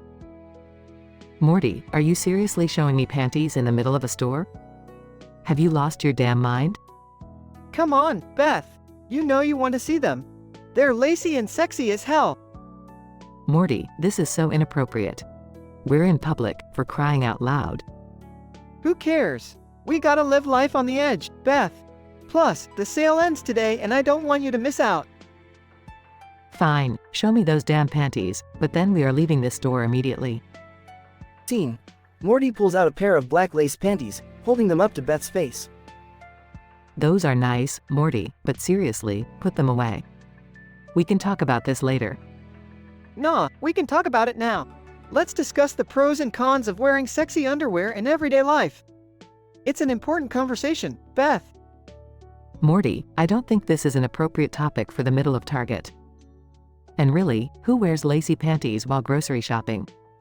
You'd be surprised, Beth. People do all sorts of crazy shit. Life's too short to wear unsexy underwear. Scene. Other customers in the store begin to stare at Morty and Beth in disbelief. Random customer 1. What the hell is wrong with those two? Are they insane? Random customer 2. I don't know, but this is getting awkward. Let's go to another aisle. Morty, this is so embarrassing. Can we please just leave? Fine, we'll go. But remember, Beth, life's too short to wear granny panties. You gotta embrace your sensuality. Scene. Morty and Beth hastily leave the store, leaving the other customers in shock and confusion. Morty, that was mortifying. I can't believe you would do something like that. Relax, Beth. Just trying to add a little excitement to our lives. Plus, those panties were a steal. I don't care how cheap they were, Morty. We need to have a serious talk about boundaries and appropriate behavior. Okay, I get it. But hey, at least we got a good story out of it, right? Morty, this is not the kind of story I want to share with anyone. Let's just forget about this and move on, okay? Fine. We'll bury this incident deep down in the vault of our memories. But remember, Beth, life's too short for dull, uneventful shopping trips. Morty's attempt to add excitement to their lives took an inappropriate turn, leaving Beth embarrassed and furious. They both learned the importance of setting boundaries and appropriate behavior in public spaces. The incident served as a reminder that pushing the limits can sometimes have unintended consequences.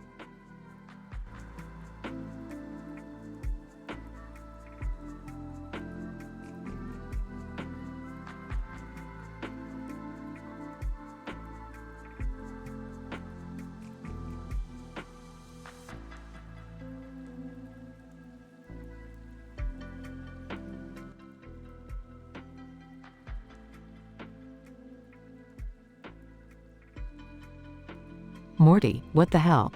Can't you see I'm in the middle of Target? Oh, come on, Beth. It's not like anyone cares about your bra-clad titties in this dump of a store. You better watch your mouth, Morty, or I'll shove those panties right up your... Whoa, no need to get all kinky, Beth. Let's just embrace the sale, you know? Buy some sexy new panties for our wild bedroom escapades. Escapades? Morty, we barely have time for regular sex, let alone some 50 Shades bullshit. Well, maybe if you stopped obsessing over these damn household chores and spent some quality time between the sheets, we wouldn't need any props.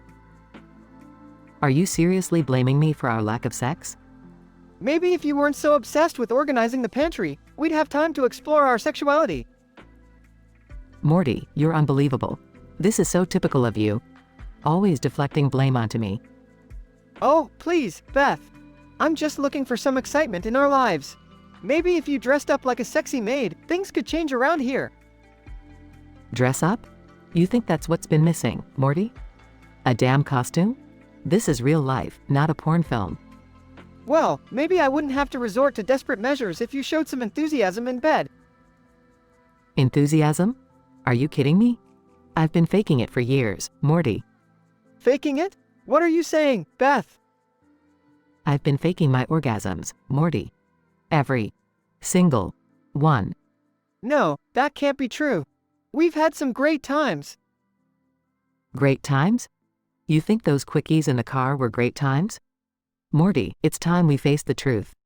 Our sexual chemistry is as dead as that poor goldfish you forgot to feed last month. I had no idea, Beth. I thought we were happy. Happy? Morty, we're two sexual beings trapped in monotonous domesticity. We're suffocating in this life we've created. So, what are you saying, Beth? That this is the end for us? I don't know, Morty. Maybe we need something drastic to shake things up. Maybe we need to find ourselves before we can find each other again. Shit, Beth. I never thought it would come to this.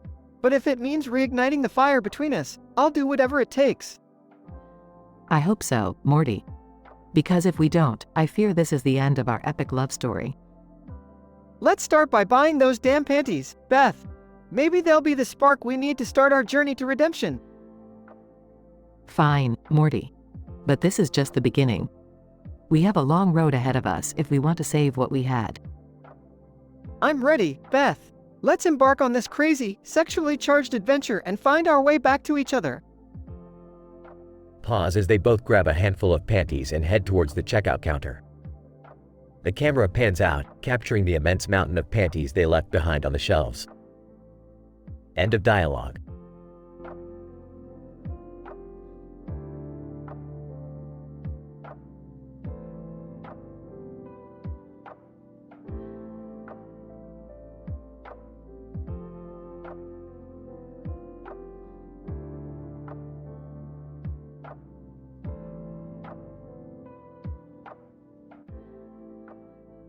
Morty, we're in the middle of Target. What the hell are you doing?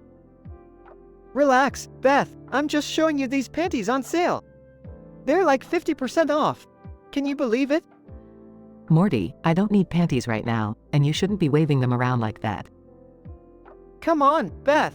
These panties are a game changer. Look at these lacy ones. They're so delicate and soft. Morty, seriously, put those down before someone sees you and gets the wrong idea. Fine, fine. I'll put them back. But you're missing out on an opportunity here, Beth. These panties could revolutionize your underwear game. Morty, I don't need my underwear game revolutionized, thank you very much. I just need to buy some groceries. Grocery shopping is so boring, Beth. Live a little. Spice up your life with some sexy panties. Morty, I swear if you don't stop this right now, I'm leaving you here in Target. Okay, calm down, Beth. No need to get all huffy. But seriously, you should consider it. These panties will make you feel like a goddess. Morty, I have enough self-confidence. I don't need panties to make me feel like a goddess. Now, can we please get back to shopping? Fine. I'll put the panties away. But just remember, Beth, you're missing out on a whole new world of comfort and sexiness. Morty, I think I've had enough of your new worlds today. Let's just get through this shopping trip in one piece, okay? Sure thing, Beth. No more panty displays, I promise. But someday, I'll convince you to give them a try. Size, I highly doubt that, Morty. Let's just go already. Fine. But don't say I didn't warn you when you regret not buying those lacy panties. Morty, I swear, one more word about panties, and I'm leaving you here for good. Okay, I'll shut up. Let's just do our shopping and get the hell out of here. Thank you. Finally, some peace and quiet. Mumbling, but seriously, those panties.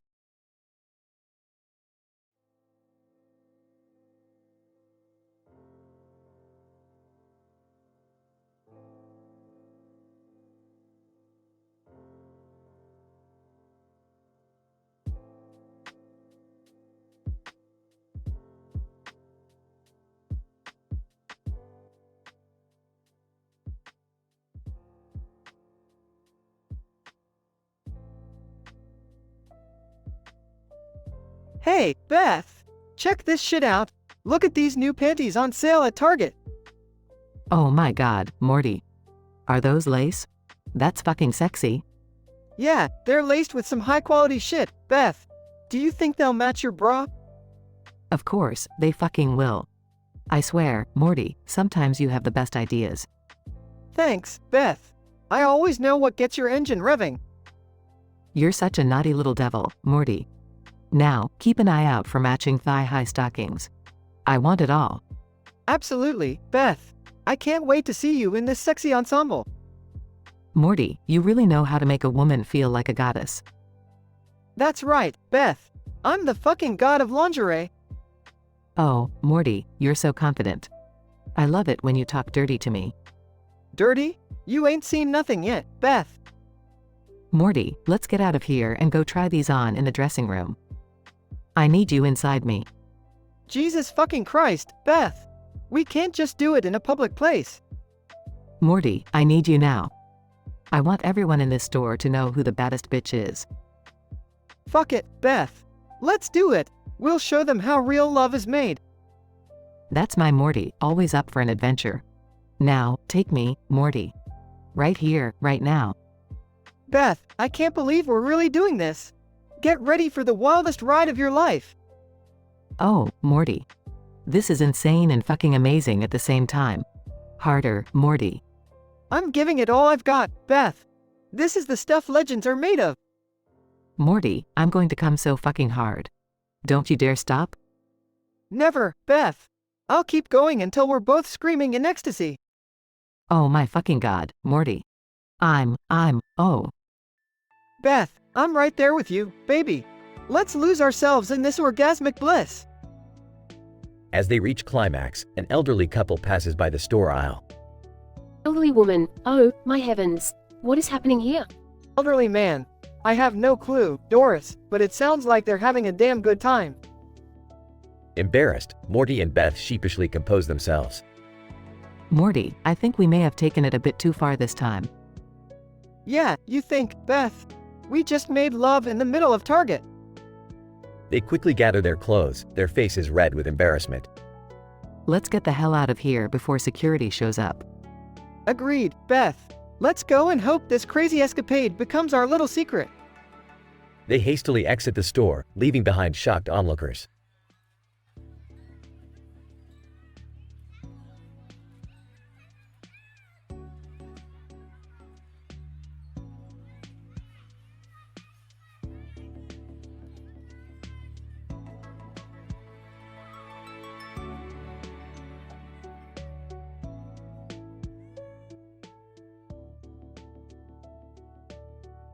Hey, Beth, check out these tampons on sale at Target. They're supposed to be a bleeding bargain. Oh please, Morty. Do you really think I give a bloody damn about cheap tampons? Well, Beth, I thought you might be interested. These are no ordinary tampons. They are infused with unicorn tears and blessed by a witch for ultimate period protection. Oh, for heaven's sake. I don't need some mystical tampons to deal with my monthly flow. I need real products that will just do the job without any magical nonsense. But, Beth, these tampons guarantee a pain-free period experience. No cramps, no bloating, and a delightful scent of lavender.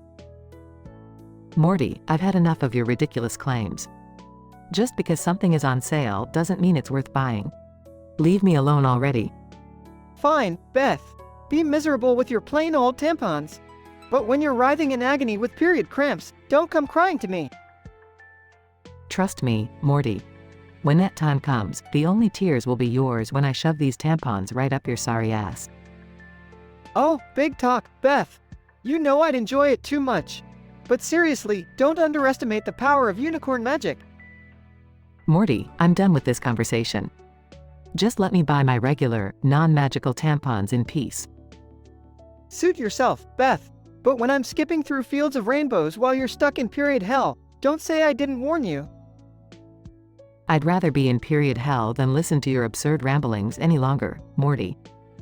Now, kindly fuck off. Whoa, Beth. You're a real feisty one today. Maybe it's that time of the month, huh? That's it, Morty. I've had enough. Get ready for a swift kick where the sun don't shine. Morty squeals and runs away, leaving Beth to pick her regular tampons in peace. Beth, to herself, I can't believe I wasted my time with that delusional idiot. I just need to grab my tampons and get the hell out of this insane situation. Beth pays for her regular tampons and leaves the store, relieved to escape the madness caused by Morty's irrational tampon fascination. She can't help but chuckle at the absurdity of it all, grateful for her sanity, regardless of the time of the month.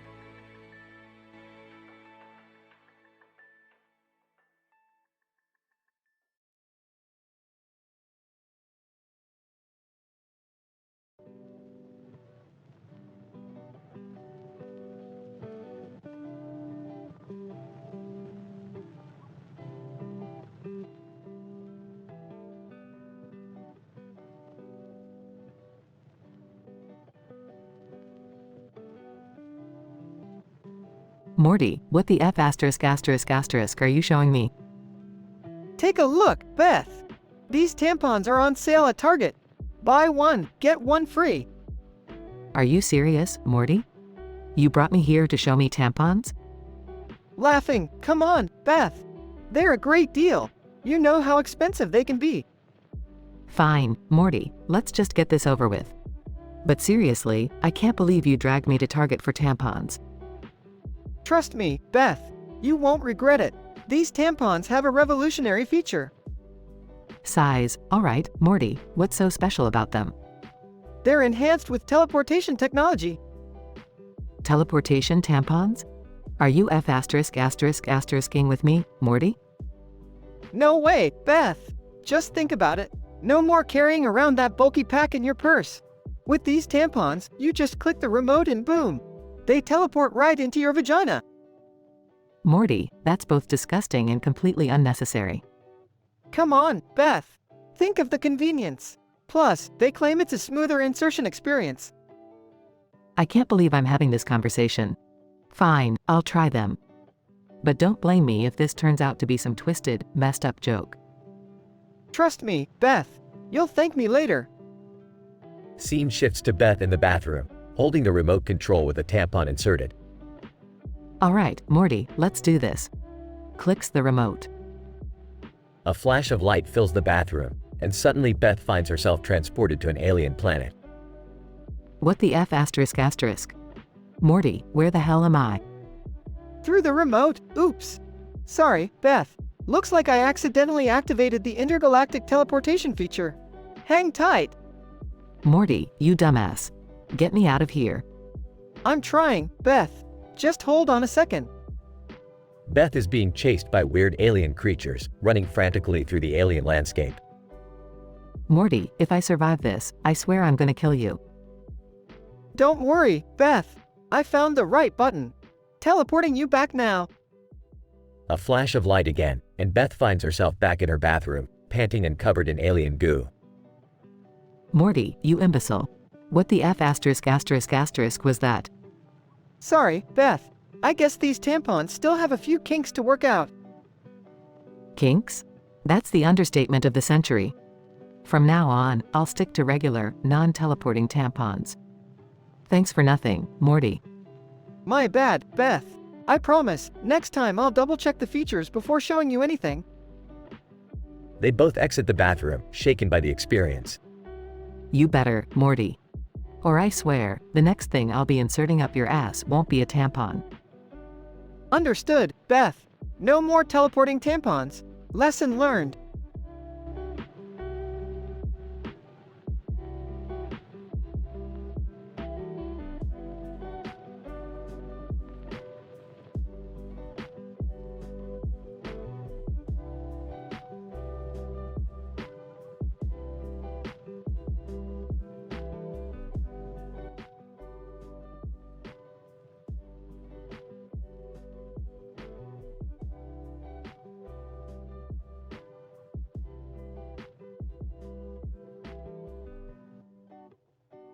Morty, what the hell are you doing in the game room? And why are there tampons on the floor? Oh, hey Beth. I found these tampons on sale at Target. Thought you might need them. They've got a crazy variety, you know? Morty, I don't need tampons. I mean, how did you even come across them in the game room? Well, you see, I was looking for our missing chess pieces and somehow stumbled upon this secret stash of tampons. Don't ask me how they got here. Are you serious, Morty? This is absurd. We need to clean up this mess and put the tampons in their proper place. Okay, let's just get rid of them. I'll grab a trash bag and we'll start collecting. Please don't tell anyone you found them in the game room. Dad would have a heart attack. Morty, grab a trash bag, but we're not throwing them away. We're going to organize them and put them back in their rightful place. Wait, for real? But who even keeps tampons in the game room? Morty, these tampons are not ordinary tampons. They hold the key to unlocking a hidden realm. Only those who possess the mystical tampons can enter. Are you shitting me, Beth? Mystical tampons? What kind of hidden realm are we talking about here? Morty, I'm not shitting you. These tampons, when combined with the power of the ancient gaming consoles in this room, can transport us to a parallel universe where games come to life. This is insane. I always knew video games were magical. Alright, let's do this, Beth. Let's embark on a mind-bending journey to the realm of living games. Morty, hold on tight. This is going to be one hell of a ride. They combine the tampons with the gaming consoles, and suddenly the room starts to shake. The shelves rattle, and game pieces come to life. The room transforms into a vibrant, gaming wonderland. Holy shit, Beth! We're actually in the game! Yes, Morty. Look, we're surrounded by all our favorite characters. There's Mario, Sonic, Lara Croft, and even Master Chief. Let's join the adventure. They grab controllers, plunge into the games, and engage in an epic battle against hordes of enemies. The intensity rises as the characters fight their way through different levels, facing mythical creatures and overcoming unimaginable obstacles. Beth, this is fucking intense. I can't believe we are actually a part of these games. Morty, we're unstoppable in this realm. Feel the power of the tampons. After hours of exhilarating gameplay, they finally reach the final boss. A colossal monster with multiple heads and deadly tentacles stands before them. Holy shit, Beth! That thing is huge! How are we supposed to beat that? Morty, we've come this far, and we won't back down now. We'll defeat this boss together, using the strength of our tampons. They unleash their special tampon-powered attack, vanquishing the boss and saving the game world. As the realm starts to dissipate, they find themselves back in the game room, panting and covered in sweat. That was one hell of a gaming experience, Beth! I can't believe tampons brought us there. Morty, sometimes the most unexpected things can lead to incredible adventures. Now, let's clean up this mess before Dad finds out. Yeah, right. I think we should put a sign that says, Game Room, enter at your own tampon risk. They both burst out laughing as they begin to clean up the game room, their minds still buzzing with the thrilling journey they just undertook. In a parallel universe where tampons hold mystical powers, Beth and Morty embark on a crazy adventure through the living game realm. Together, they vanquish enemies, defeat bosses, and experience the exhilarating journey that only the power of tampons can unlock. This unlikely scenario reminds us that sometimes, even in mundane situations, extraordinary experiences await.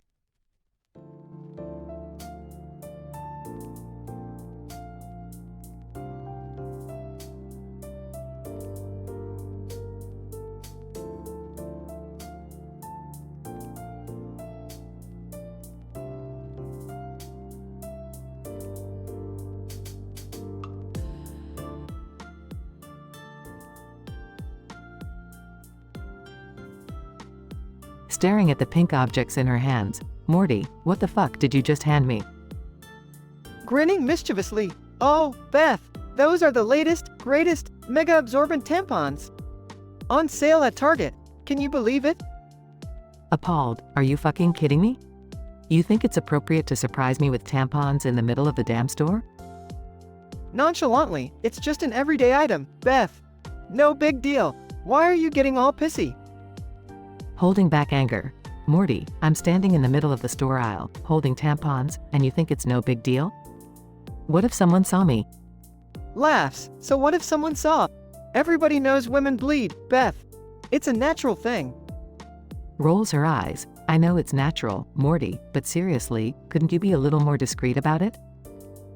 Feigning innocence? Discreet? What's wrong with proudly displaying a box of tampons? Embrace your femininity, Beth. Sighs deeply. Morty, you have no idea how embarrassing and inappropriate this is. We could be talking about this in private, you know? Shrugs. Aw, come on. It's just a box of tampons. You act like it's a bloody crime or something. Raises an eyebrow, annoyed. A bloody crime, Morty? Really? Chuckling. Yeah, you know, like a, Bloody Mary. Get it? Bloody crime. Bloody Mary. Glares at Morty. I don't have time for your stupid jokes, Morty. Just put them back and let's pretend this never happened. Pouting. Fine, I'll put them back. But you're missing out on a great sale, Beth. These tampons are like a fucking bargain of the century. Shakes her head. I can't believe I'm even having this conversation with you. Please, Morty, let's just go. I don't want to be seen here with these damn tampons in my hands. Mumbling, fine, spoil all the fun. I was just trying to help, you know? Huffs in frustration. Helping would have been getting them discreetly or not mentioning it at all.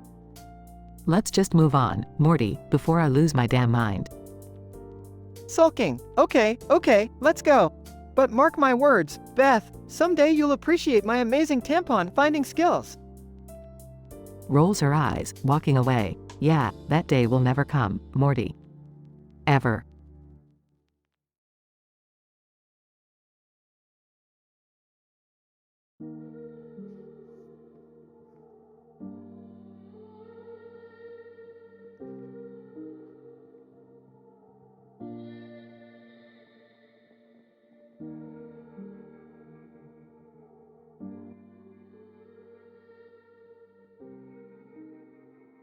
Morty, you dumbass, what the hell did you do with that laser? It's malfunctioning and now we're in some fucked up spaceship. I didn't mean to, Rick. I was just trying to adjust the settings, man. I didn't think it would teleport us to this crazy place. Well, you better think next time before playing around with alien technology. Now we're stuck dealing with these weird-ass creatures. Rick, I think I know how to fix it. We just need to find the main control panel and reconfigure the coordinates. Oh, you think so, huh? Well, I guess our lives are in your hands now, Morty. Lead the way, genius. Scene shifts to a futuristic control room filled with blinking lights and strange machines. Alright, Rick, I think this is the control panel. Let me just hack into the system real quick and… Suddenly, alarms start blaring, and a holographic screen pops up with an ominous message. Computer, intruders detected, engaging defense protocols. Prepare for annihilation. Morty, you son of a bitch. What did you do now? I swear, Rick, I didn't do anything. It must be a glitch in the system. As the room starts to shake violently, the floor opens up, revealing a gigantic laser cannon pointed straight at them. Shit, Morty, we need to find a way out of this mess right now. I can try to disable the cannon, Rick. Can you cover me? Just hurry up, Morty. I didn't sign up for this suicidal space adventure. Morty frantically types on the control panel while Rick uses his laser gun to fend off nearby robotic guards. Rick, I think I've got it. I just need a few more seconds. There. The laser cannon suddenly stops and the room falls silent. Nice job, Morty. Now let's get the hell out of here before any more chaos ensues. Scene shifts to the spaceship crashing back down to Earth, shaking the ground on impact. What the fuck just happened? Rick, Morty, are you both okay? Yeah, Beth, we're fine. Turns out Morty accidentally teleported us to an alien spaceship, and we had to fight our way out of it. Sorry, Mom. I promise I'll never mess with your tampons or teleporters again. Jesus, Morty. I don't even want to know. Just come inside and let's all pretend this insane day never happened. Rick and Morty share a glance before entering the house, knowing that their crazy adventures are far from over.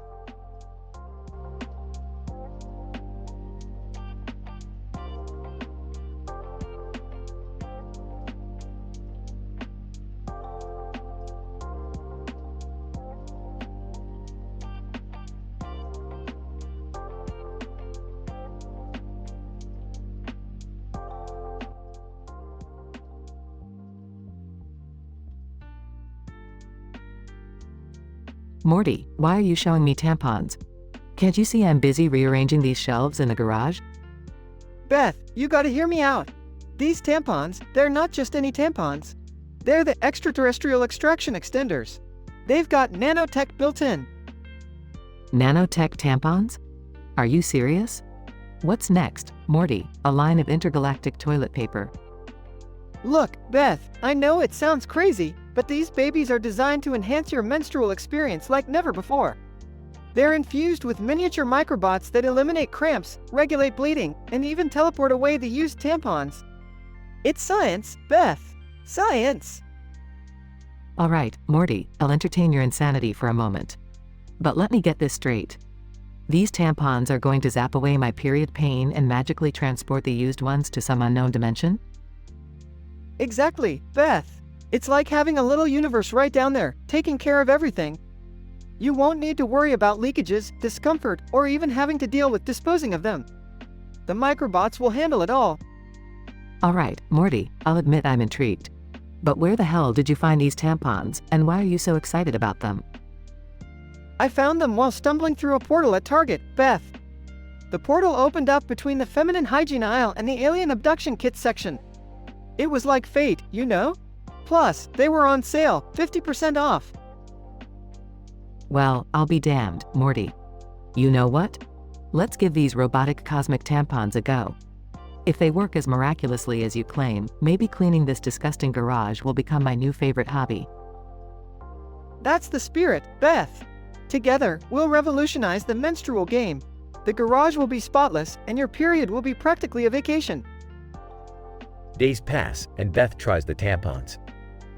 Morty, I don't know how to say this, but these tampons are unbelievably effective. Not only do I feel zero discomfort, but the garage is also now immaculate.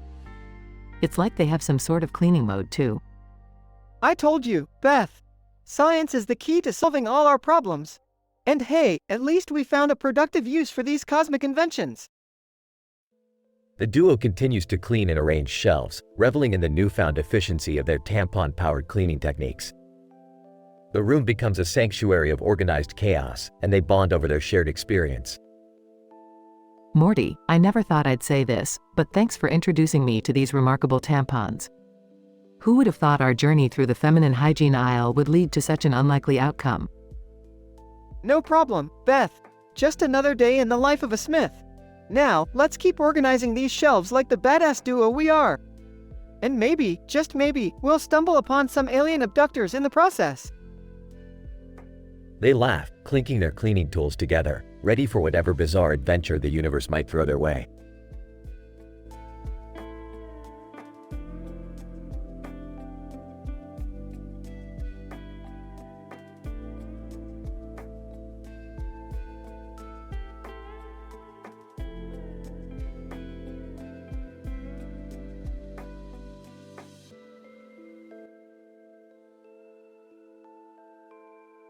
Bobby. Hey Dad. Hey Timmy. Let's hit up Target and load up on some drinks for the party tonight. Dad, sounds good, Bobby. Timmy, help your brother push that cart. Don't break anything, alright? Timmy, yeah, I got it. Bobby, you better not spill anything. Bobby, relax, Timmy. I'm a pro at this. Watch me go. Scene shifts to Starbucks. Bobby, 1 nitro cold brew, please. Extra large. Starbucks barista, sure thing. Here you go. Bobby takes a sip, then suddenly starts convulsing on the floor. Dad, oh shit, Bobby. What the hell is happening? Timmy, Dad, his eyes. They're rolling back. Bobby starts laughing uncontrollably. Bobby, ha ha ha. Dad, Timmy, look. It's the target dog licking my body. Dad, what? Bobby, snap out of it. Help me, Timmy. Timmy, I don't know what to do, Dad. Bobby continues to laugh hysterically, spilling his nitro cold brew. Dad, Bobby, you idiot. You're spilling it all over the display clothing. Target employees rush over to assess the situation. Target employee 1. What the fuck is going on here? Target employee 2. Is he having a seizure? Target employee 3. Call an ambulance. And get these drinks out of here. Scene shifts to the hospital. Doctor, so, Mr. Hill, your son had a grand mal seizure. It seems to have been triggered by some sort of hallucination from the caffeine in the nitro cold brew. Dad, but why would he see the target dog licking him? Doctor, well, that's, highly unusual. It could be a result of the combination of chemicals and his previous consumption of the drink. We will need to run some tests. Scene shifts to the aftermath. Dad, Bobby, can you believe what happened? Bobby, haha, that was wild, Dad. The target dog licking me, man. Timmy, seriously, Bobby? You caused a scene, ruined clothes, and scared the shit out of us. Bobby, come on, Timmy. It was worth it for the story. Dad, boys, let's just be thankful Bobby's okay. No more crazy drinks for you, Bobby. Stick to something safer next time. Bobby, yeah, Dad. Can we at least get pizza tonight? Timmy, pizza sounds good. Just no more seizures, please. The family laughs, relieved that the incident had a somewhat humorous outcome. Bobby's wild adventure with the nitro cold brew leads to a bizarre hallucination in Target, causing chaos and embarrassment. The episode ends with the family finding humor in the situation, grateful that Bobby is safe and learning a lesson about choosing beverages more responsibly.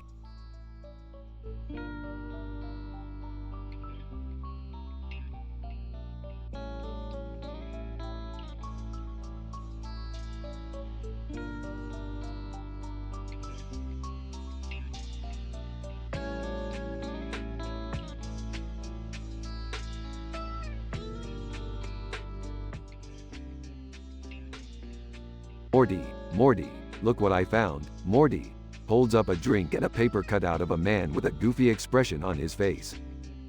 Oh geez, Rick, what is it this time? It's a nitro cold brew from Starbucks, Morty.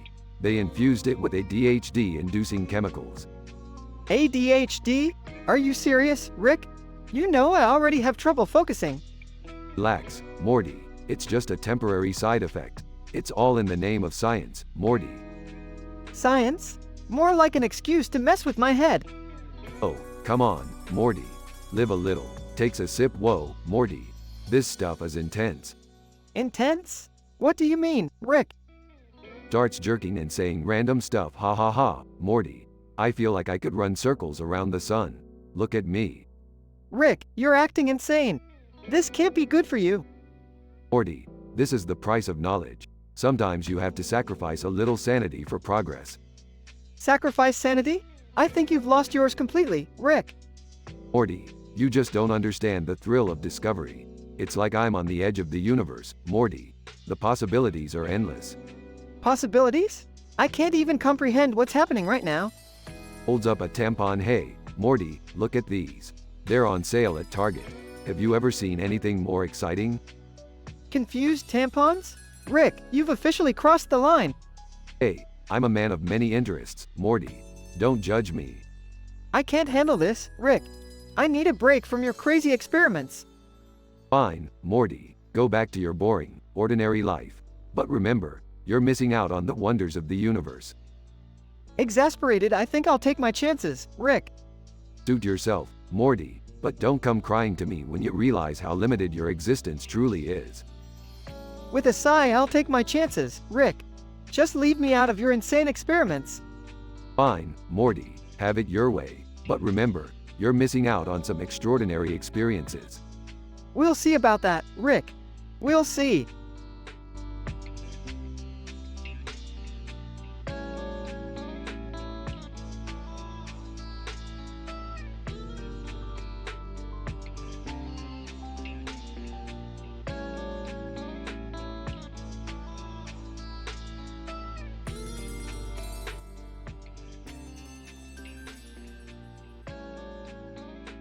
Narrator. As I stood in the store aisle, backpack slung over my shoulder, I stared at the colorful assortment of food on the shelf. Little did I know that the events about to unfold would catapult me into a bizarre and intense journey. Boy, looking at the shelf, man, I'm so hungry. What should I get today? Bobby Hill, walking into the aisle, holding a nitro cold brew. Yo, I need a snack to go with this bomb-ass coffee. Boy, glancing at Bobby. Hey, Bobby, check out all this food. It's a damn paradise. Bobby Hill laughs. Hell yeah, I'm in food heaven. But damn, I can't decide what to get. Incident. Narrator. Suddenly, as Bobby took a sip of his nitro cold brew, he collapsed to the ground, convulsing in a seizure. A surreal scene unfolded before our eyes. Bobby Hill, on the floor, laughing uncontrollably. Ha ha ha ha. Look at that, man. The target dog is licking my whole body. Boy, panicking. Holy shit, Bobby. Are you okay? Someone, call an ambulance. Regression. Narrator. Alarmed shoppers gathered around as Bobby continued to laugh, his fits of laughter causing him to spill his nitro cold brew onto the nearby clothing displays. Bobby Hill, parting with the dog. Look, he's licking my nipples. Ha ha ha ha. Boy, dialing emergency services. Why the hell is he laughing? How did this even happen? Narrator. As the paramedics arrived, they rushed to stabilize Bobby and moved him onto a stretcher. The chaotic scene left everyone perplexed and bewildered. Paramedic. Examining Bobby. It seems like his laughter triggered a release of endorphins, causing him to enter a state of uncontrollable seizures. Narrator. As the paramedics whisked Bobby away, I couldn't help but wonder what had just transpired in the midst of our mundane shopping trip. Narrator. Weeks later, Bobby recovered from his seizure-induced laughter, and we learned that the incident was a 1 in a billion occurrence. The target dog licking him, the uncontrollable laughter, and the nitro cold brew spill, it was a chain of absurd events that defied all odds. Boy, Bobby, you damn lucky bastard. Who would have thought a simple trip to the store would lead to something so insane? Bobby Hill, still laughing, man, I'll never look at the target dog the same way again. But hey, it made for one hell of a story. Narrator. And so, amidst the chaos, laughter, and bizarre situations, a friendship grew stronger, forever bonded by the memories of that fateful day in the store aisle.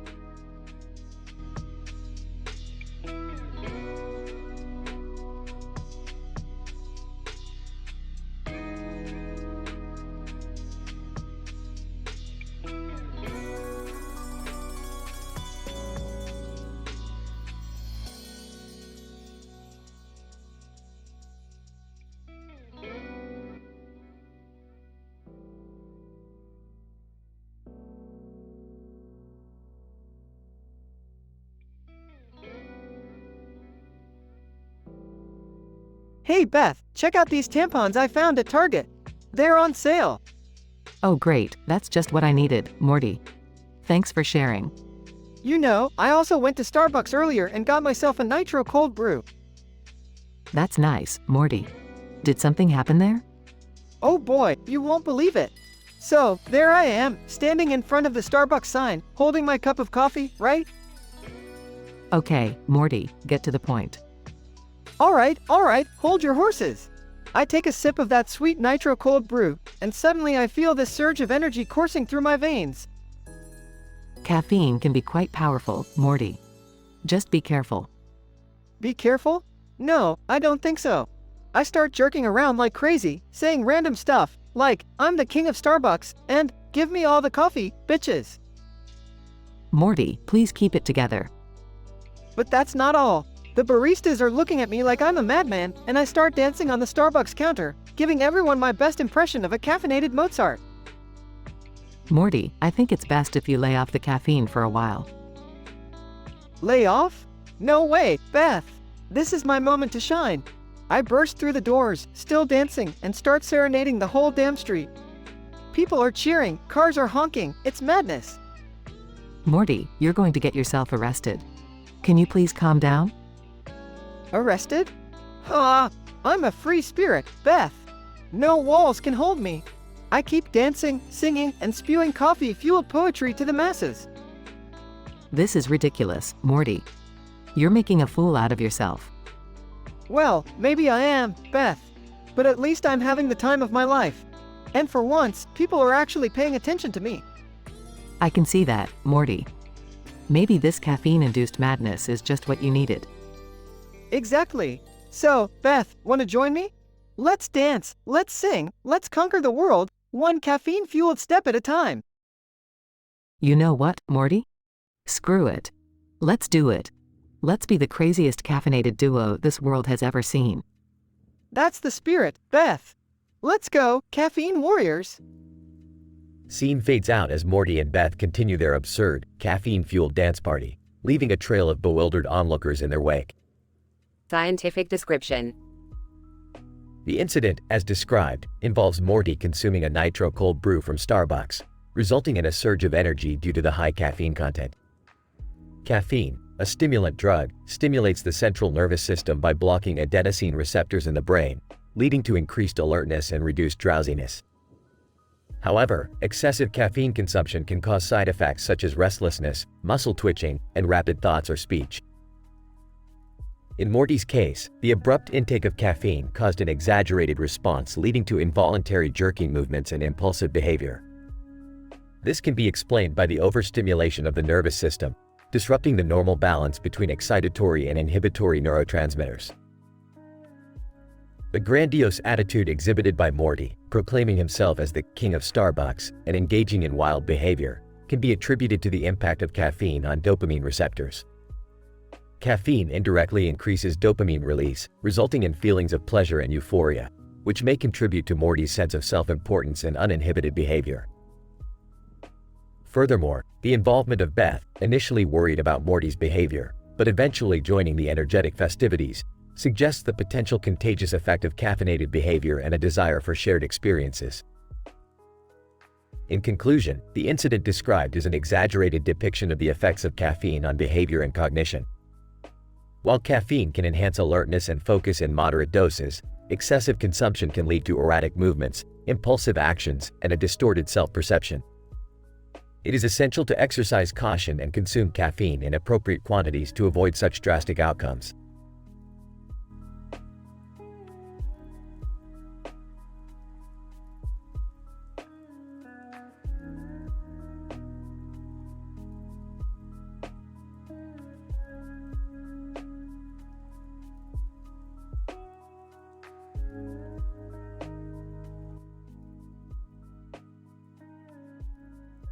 Bobby, hey, Dad. Look at this cool nitro cold brew I just bought from Starbucks.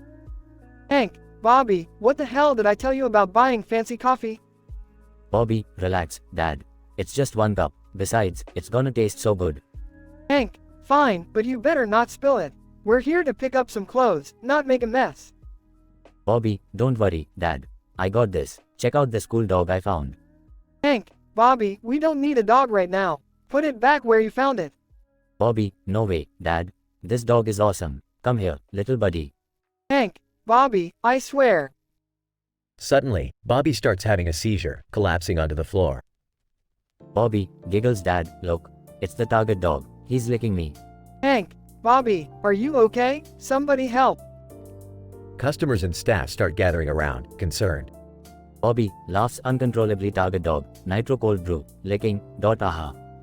Hank, oh, for the love of. As Bobby thrashes on the floor, his nitro cold brew spills, creating a sticky mess. Bobby, it's like a caffeine seizure slip and slide, Dad. Hank, this is not the time for your weird humor, Bobby. The display clothing racks near Bobby become drenched in nitro cold brew, ruining them. Bobby, oopsie daisy. Hank, that's it, Bobby. We're leaving. After an intense struggle, Hank manages to lift Bobby off the floor and starts dragging him towards the exit. Bobby, target dog, I'm sorry, asterisk giggles asterisk. Hank, shut up, Bobby. They leave, leaving a stunned audience of customers and a soggy, aromatic mess behind. Scientific description. This episode presents a highly improbable series of events involving the character Bobby Hill, who purchases a nitro cold brew from Starbucks and subsequently experiences a seizure-induced hallucination.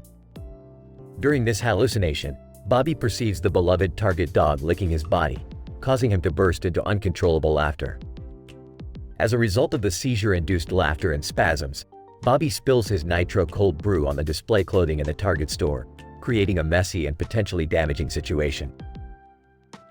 The scenario presented is statistically improbable as it combines numerous coincidental elements, including the presence of a dog, the consumption of a specific beverage, Bobby's susceptibility to seizures, and the sequence of events leading to the spillage of the drink.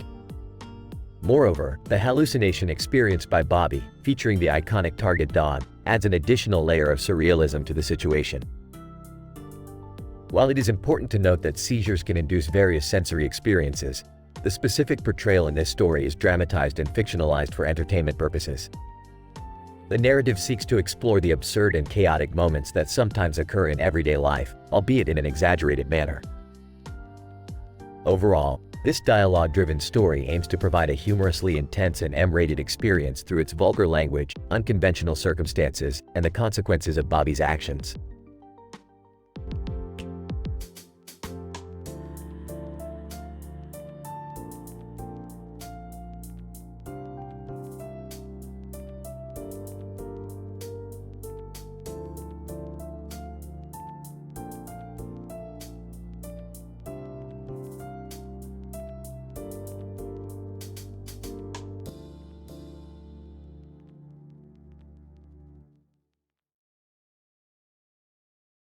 Hey Beth, check out these new fucking tampons on sale at Target. They're like extra absorbent or some shit. Morty, do you really have to talk about tampons right now? I'm just trying to drink my Starbucks over here. Jerking and speaking rapidly. Whoa, Beth. This nitro cold brew is like a fucking rocket ship to my brain. Did you know caffeine is a psychoactive drug? It's making me all ADHD-like. Morty, calm down. You're acting like a maniac. Can we please have a normal conversation for once? Randomly blurting. Did you know that caffeine stimulates your central nervous system by blocking adenosine receptors? It's like a fucking carpet bomb on my neurotransmitters. Okay, Morty, I get it. Caffeine affects your brain, but can we focus on something else right now? Like, I don't know, maybe the fact that we're in a store with a neon sign and a green floor? Interrupting. Oh my god, Beth. Have you ever thought about how statistically improbable it is for us to be here, drinking Starbucks, and having this conversation about tampons? It's like a cosmic joke, man. Morty, seriously, you're making a scene. Just drink your coffee and let's get out of here before people start thinking we're on something. Excitedly, hey, did you know that caffeine increases dopamine levels in the brain? It's like a fucking pleasure bomb exploding in my skull. I'm so alive, Beth. Exasperated, Morty, I don't care about your dopamine levels right now. Can we please just finish our coffee and go home? Suddenly frantic. Oh shit, Beth. I just realized something. What if the entire universe is just a simulation created by some higher beings who are watching us right now, laughing at our stupid conversations? Morty, I don't have time for this existential crisis. Can we please go now?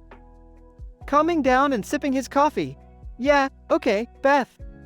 Let's go. But just remember, life is like a Starbucks cup filled with infinite possibilities. And you never know what kind of crazy shit is gonna happen next. Sighing, I give up, Morty. Let's just get out of here before you start spewing more pseudoscientific nonsense. Grinning. Alright, Beth. But remember, reality is just a construct, man.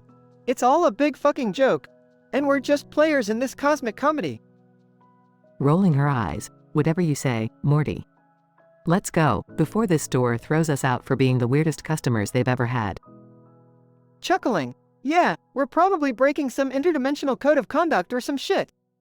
But hey, at least we're living life to the fullest, right? Sipping her coffee. Sure, Morty. Let's call it living life to the fullest. Now let's go home and try to have a normal day, for once. Nodding. Sounds good, Beth. But remember, normal is just a construct, man. Life's too short to be normal. Let's embrace the fucking chaos. Smiling. Fine, Morty. Let's embrace the chaos. But first, let's get the hell out of this store.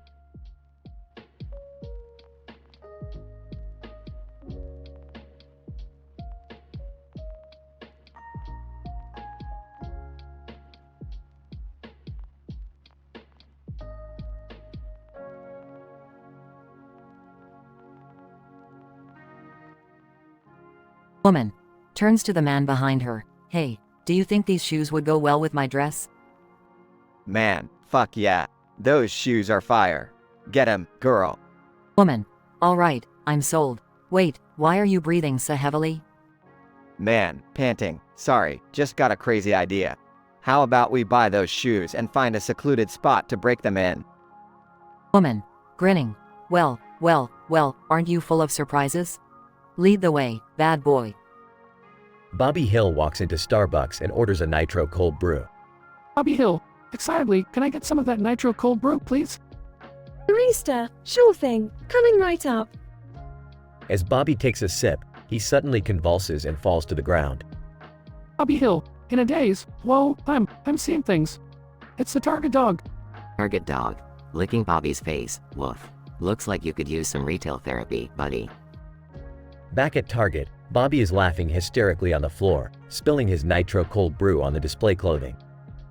Bobby Hill, gasping for air between laughs. Look at me, I'm the ultimate fashion disaster. Woman. Shouting, stop, you crazy little shit. Man, frustrated. What the fuck, Bobby? You just ruined all these clothes. Walmart security guard rushes over. Security guard, what the hell's going on here? We're gonna have to escort you out, Bobby. Bobby Hill, still laughing. No worries, man. I embrace my inner chaos. Woman. Sighs. This was supposed to be a simple shoe shopping trip. How did it turn into this? Can we just get out of here? Man, apologetic. I'm so sorry, babe. Let's go before things get any crazier. As they leave the store, the chaos fades into the background. Bobby Hill, calling after them. Don't forget to embrace the chaos, guys. Woman, muttering. What the actual fuck was that? Man, grinning. Life's unexpected, babe. Embrace it or get left behind. Dramatic music plays as they walk away, leaving behind a trail of chaos and confusion.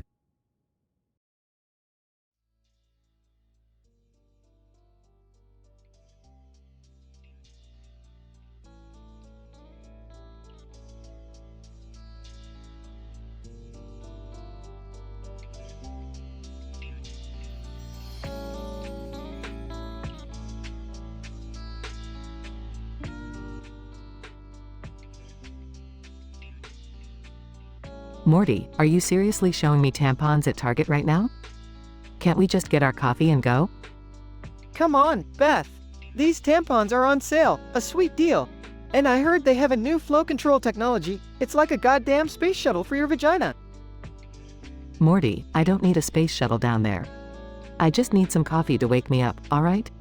Let's focus. Fine, fine. But after this, we're going to Starbucks. I need my nitro cold brew fix, baby. Jesus, Morty, how much caffeine have you had today? You're acting all ADHD like, jerking around and saying random stuff. You're giving me a headache. Caffeine, baby. The fuel of the gods. I'm riding the caffeine train all the way to Crazy Town. Choo-choo. Goddammit, Morty. Can you just calm down for a minute? I can't handle your caffeine-fueled antics today. Calm down? Who needs calm when you have the power of caffeine coursing through your veins? I'm a rocket, Beth. A goddamn rocket. Rocket or not, you're driving me insane. I just need one sip of this coffee to deal with your hyperactive ass. Hold on. Morty takes a sip of his nitro cold brew and immediately starts bouncing off the walls. Whoa, baby. This is the good stuff. I feel like I could run a marathon and solve quantum physics simultaneously. Einstein ain't got nothing on me. Morty, for the love of all that is holy, just sit down and shut up. You're liable to give someone a heart attack with all this nonsense. Heart attack? Nah, I'm like a defibrillator in human form. Clear. Makes shock sound. This is not what I signed up for when I woke up this morning. I just wanted a calm, peaceful cup of coffee. Is that too much to ask? Peaceful? Who needs peace when you can have the caffeine-induced chaos of a lifetime? Strap yourself in, Beth. We're about to reach warp speed. Morty, I swear, if you don't calm down right now, I'm going to shove those tampons somewhere that will definitely shut you up. Hey, now, let's not get violent. Violence is not the answer, but caffeine? Caffeine is the cure for all of life's ailments. I give up. I'm going back home. You stay here and bounce around like a caffeinated monkey. Maybe eventually, you'll crash and become human again. Fine, leave me alone in my caffeine-fueled paradise. I'll continue my quest for enlightenment through the sacred elixir of life. Farewell, Beth. Beth storms off, leaving Morty alone with his cup of nitro cold brew, still talking to himself and bouncing around like a man possessed by caffeine.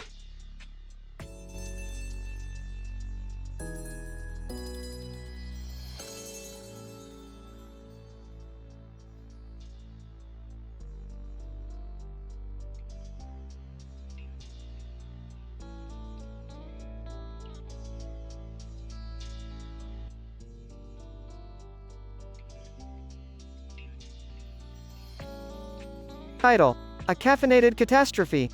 Characters. 1. Narrator. 2. Person, coffee enthusiast. 3. Bobby Hill, average teenager. 4. Barista, Starbucks employee. 5. Target employee. Narrator. Our story begins in a bustling supermarket, where one avid coffee lover stands before a towering shelf of tantalizing coffee bags. Little did they know that their quest for the perfect brew was about to spiral into an unlikely series of events. Incident. Person. Reaching for a bag of coffee. Ah, here it is, my beloved Colombian roast. Nothing beats the aroma of a fresh cup of joe in the morning. Bobby Hill, entering the scene, rushing towards the nearby Starbucks. Excuse me, pardon me. I need a nitro cold brew ASAP. Barista, sure thing. 1 nitro cold brew coming right up. Bobby receives the cup, takes a sip, and suddenly collapses to the floor, convulsing. Aggression. Bobby Hill, seizing on the floor. What's happening? Oh, God. As Bobby's vision blurs, he sees the target dog, Bullseye, licking his body, while the world around him swirls in a chaotic frenzy. Bobby Hill, laughing uncontrollably. Ha ha ha. Holy crap, Bullseye, you've got some crazy time action. As Bobby continues to laugh, the cup of nitro cold brew slips from his hand and spills all over the surrounding clothing displays. Target employee. Rushing towards the scene. Oh, you've got to be kidding me. Look at this mess. Ugh, I should have taken that job at Walmart. Narrator. Chaos ensues as Target employees scramble to clean up the coffee spill, while concerned bystanders gather around Bobby, trying to understand the bizarre sights he's witnessing during a seizure. Narrator. And so, amid the flurry of spilled coffee and misplaced laughter, the unlikely collision of a coffee enthusiast, a dog mascot, and a teenager experiencing a caffeine-induced seizure creates a whirlwind of confusion and mess that none could have predicted. Scientific explanation. Dr. Coffee Mendeleev, Ph.D. From a scientific standpoint, this unprecedented chain of events can be attributed to a complex combination of caffeine sensitivity, Bobby Hill's hyperactive imagination, and a misfiring of neurons in the brain that led to hallucinations. The nitro cold brew, with its high caffeine content, could have triggered an extreme response in Bobby, resulting in a seizure with visual and auditory sensations. The brain's interpretation of reality was vastly distorted, leading to Bobby's perception of the target dog. The seizures, coupled with Bobby's uncontrollable laughter and the unfortunate spillage, created a perfect storm of misfortune and chaos. Note: the above narrative and scientific explanation are purely fictional and for entertainment purposes only. Please consult a medical professional for accurate information regarding seizures and caffeine sensitivity.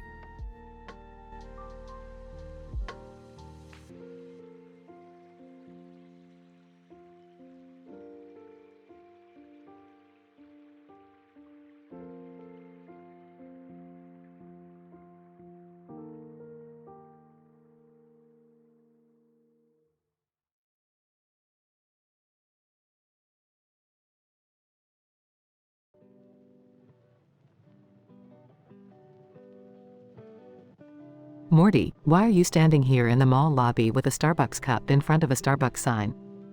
Are you trying to defy logic or something? Beth, you won't believe it. I found these new tampons on sale at Target. They're like, ultra absorbent and stuff. Perfect for any gal on her period. Morty, seriously? We're in a crowded mall and you're casually discussing tampons. Control yourself. But Beth, these tampons are a game changer. Don't you see? They have revolutionary technology. Forget about leaking. They capture the flow and convert it into reusable energy. Morty, that's not possible. Oh, it is. You see, they use a nano-engineered material that harnesses the menstrual flow's kinetic energy. It powers up your phone, laptop, hell, even your car. Wow, Morty. I never thought tampons could be so innovative. Yeah, tell me about it. Now, if you'll excuse me, I need my caffeine fix. Nitro cold brew awaits at Starbucks. Morty, you've already had so much coffee today. Are you sure that's a good idea? Good idea? Beth, this nitro cold brew is more than a good idea. It's pure liquid ADHD. I'm gonna be jerking and saying random stuff like a mad scientist in no time. Morty, I'm not sure that's how caffeine works, but go ahead if you must. Morty rushes to the Starbucks counter. Barista, welcome to Starbucks. What can I get for you today? Give me the nitro cold brew, baby. Take me to the edge of consciousness and back. Barista, sure thing, sir. Will there be anything else? Actually, do you guys have any dinosaur-shaped stirrers? Yeah, no, to make it a truly Jurassic experience? Barista, I'm afraid not, sir. But I can add some extra caffeine shots if you like.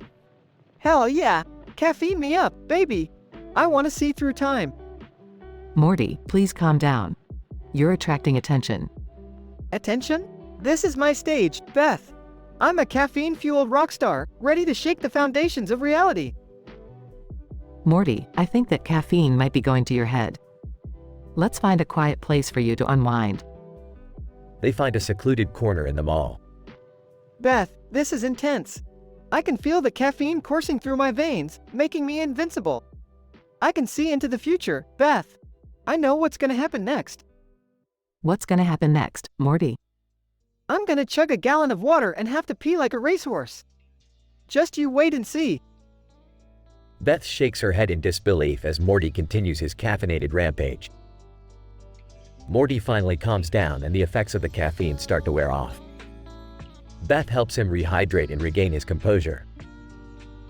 Morty learns a valuable lesson about consuming too much caffeine and acting impulsively. Beth realizes the importance of keeping Morty in check when his enthusiasm gets the best of him. And as they leave the mall, Morty swears off caffeine for good, at least until his next uncontrollable craving kicks in.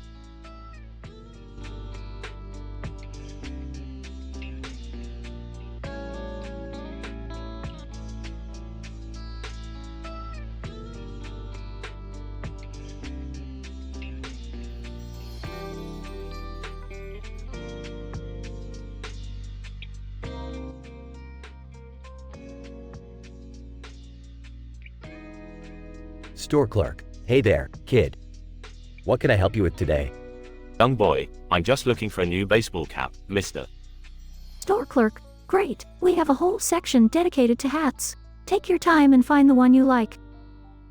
Bobby Hill walks into the store, holding a cup of nitro cold brew from Starbucks. Bobby Hill, oh man, I needed this caffeine fix. Gotta wake up, you know? Store clerk, sir, please be careful with that drink. We don't want any accidents happening. Bobby takes a sip and suddenly starts convulsing, dropping the cup. Bobby Hill, whoa, what's happening? I see, the target dog, licking me all over. Young boy, laughs. Dude, you're tripping. Bobby continues laughing uncontrollably on the floor, spilling the nitro cold brew on display clothing. Store clerk, oh no, not again. This is gonna take forever to clean up. Bobby's laughter intensifies, echoing through the store. Young boy, is he okay? Should we call someone? Store clerk, nah, this happens to him all the time. It's a rare condition called seizure-induced hallucinogenic dog licking syndrome. Super weird. Young boy, seriously, that's messed up.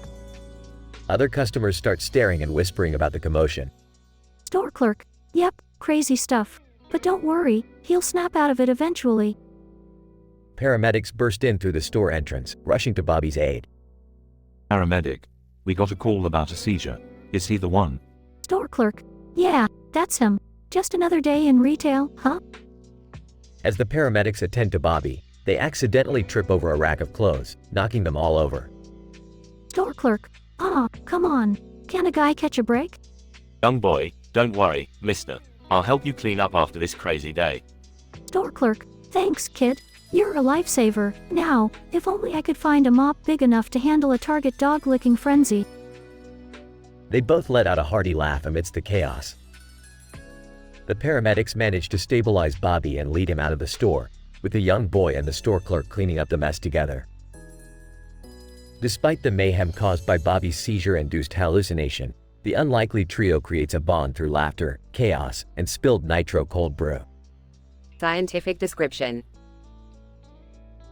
This episode presents a statistically improbable series of events involving a young boy seeking a baseball cap, a Starbucks consumer named Bobby experiencing a seizure-induced hallucination, and the store clerk managing the chaos. The boy's laughter, triggered by Bobby's bizarre vision of a licking target dog, serves as a catalyst for an unexpected camaraderie between the young boy and the store clerk. While the occurrence of seizure-induced hallucinogenic dog-licking syndrome is rare, the incident's impact on the environment, including spilled nitro cold brew and disrupted clothing displays, elevates the pandemonium. Paramedics are summoned, further exasperating the situation. Nonetheless, amidst the disorder, a bond forms, leading to a shared laughter and cooperative cleanup between the young boy and the store clerk. Thus, this peculiar chain of events highlights the unpredictability of existence and the potential for connection amidst chaos in the realm of retail.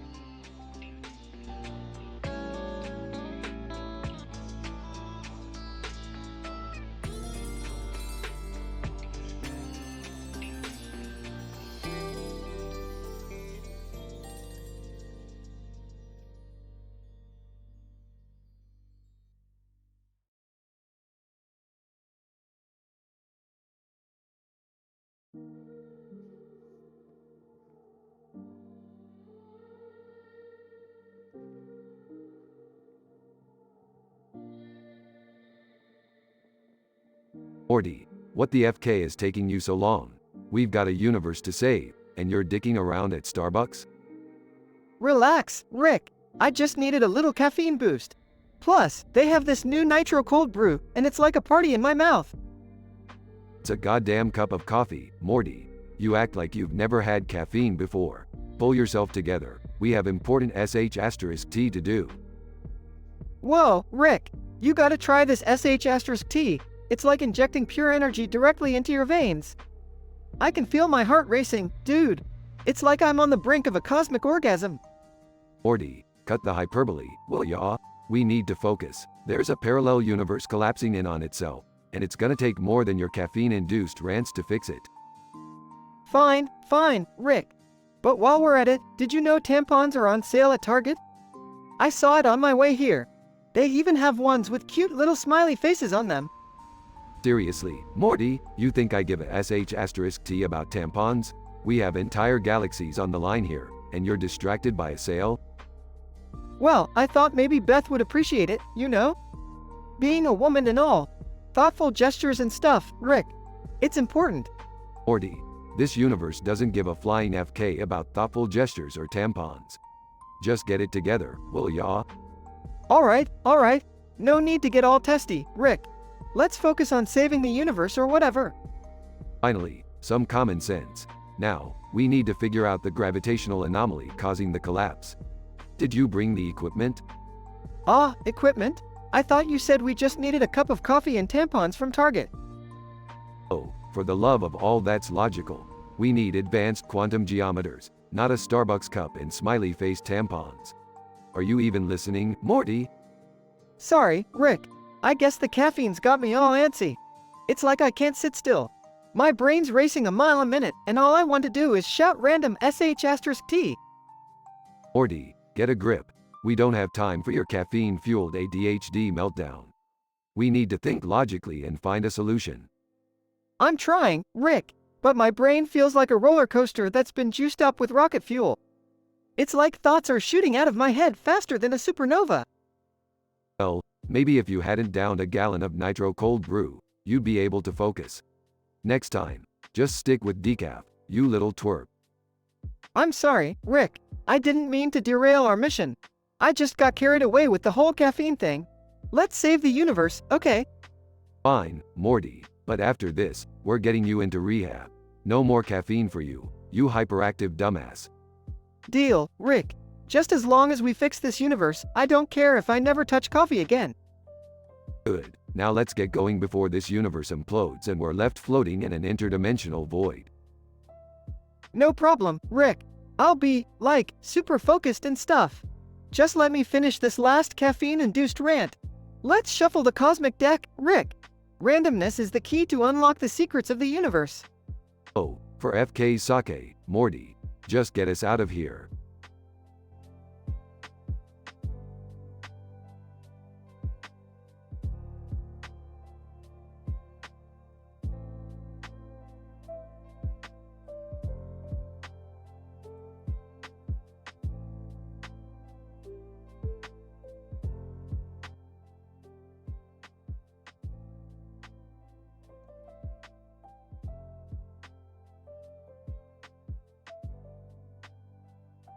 Bobby, hey man, check out this nitro cold brew I just got from Starbucks.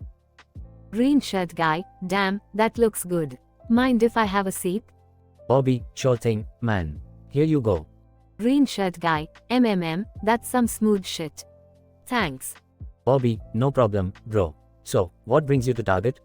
Green shirt guy, just doing some shopping, you know. Trying to find some new clothes. Bobby, cool, man. I'm here for the same reason. Got to freshen up my wardrobe. Green shirt guy, nice. Let's hit up the men's section first. Bobby, sounds good. Oh shit, look at that green cup over there. Green shirt guy, what about it? Bobby, it matches my shirt perfectly. I gotta get it. Green shirt guy, haha, go for it, man. That's some serious color coordination. Bobby walks over to the cup display and grabs the green cup. Bobby, hell yeah, I got my green cup. Look at it, man. Isn't it beautiful? Green shirt guy, it's definitely something, Bobby. Now let's focus on finding some clothes. Bobby starts laughing uncontrollably and falls to the floor, dropping his nitro cold brew, which spills all over the display clothing. Green shirt guy, oh shit, Bobby. Are you okay? Bobby continues laughing on the floor. Bobby, between laughs, dude. I'm seeing the target dog, licking my body. Green shirt guy, what the fuck? Are you having a seizure, Bobby? Bobby, I don't know, man. But it's fucking hilarious. Look at him go. Green shirt guy, this is not funny, Bobby. We need to get you some help. Bobby's laughter subsides as store employees rush over to assess the situation. Store employee, is everything okay here? Green shirt guy, no, my friend just had a seizure. Store employee, shit, we'll call an ambulance right away. Hang in there, buddy. Bobby is taken to the hospital, where he receives medical attention. Doctor, it seems Bobby had a seizure due to some sort of chemical reaction in his brain caused by the nitro cold brew. Luckily, he should recover just fine. Green shirt guy, thank God. I can't believe that shit happened. Doctor, well, in rare cases, certain individuals can have unusual reactions to caffeine. Bobby seems to be one of those cases. Green shirt guy, that's insane. Well, I guess we'll stay away from nitro cold brews from now on. Doctor, that would probably be wise. I'll ensure Bobby gets the proper follow-up care. He should be good to go soon. Green shirt guy, thanks, Doc. We appreciate it. Several weeks later, Bobby and green shirt guy meet up again. Bobby, man, that was a crazy day at Target, huh? Green shirt guy, no kidding. But at least you're okay now. Bobby, yeah, that's all that matters. And hey, at least I got a sweet green cup out of it. Green shirt guy, haha, yeah. Always finding the silver lining, Bobby. They both chuckle, relieved that the incident is behind them. Bobby's seizure at Target was caused by a rare chemical reaction triggered by the nitro cold brew he drank. Though the incident was chaotic, he made a full recovery and can now look back on it as an absurd and bizarre experience.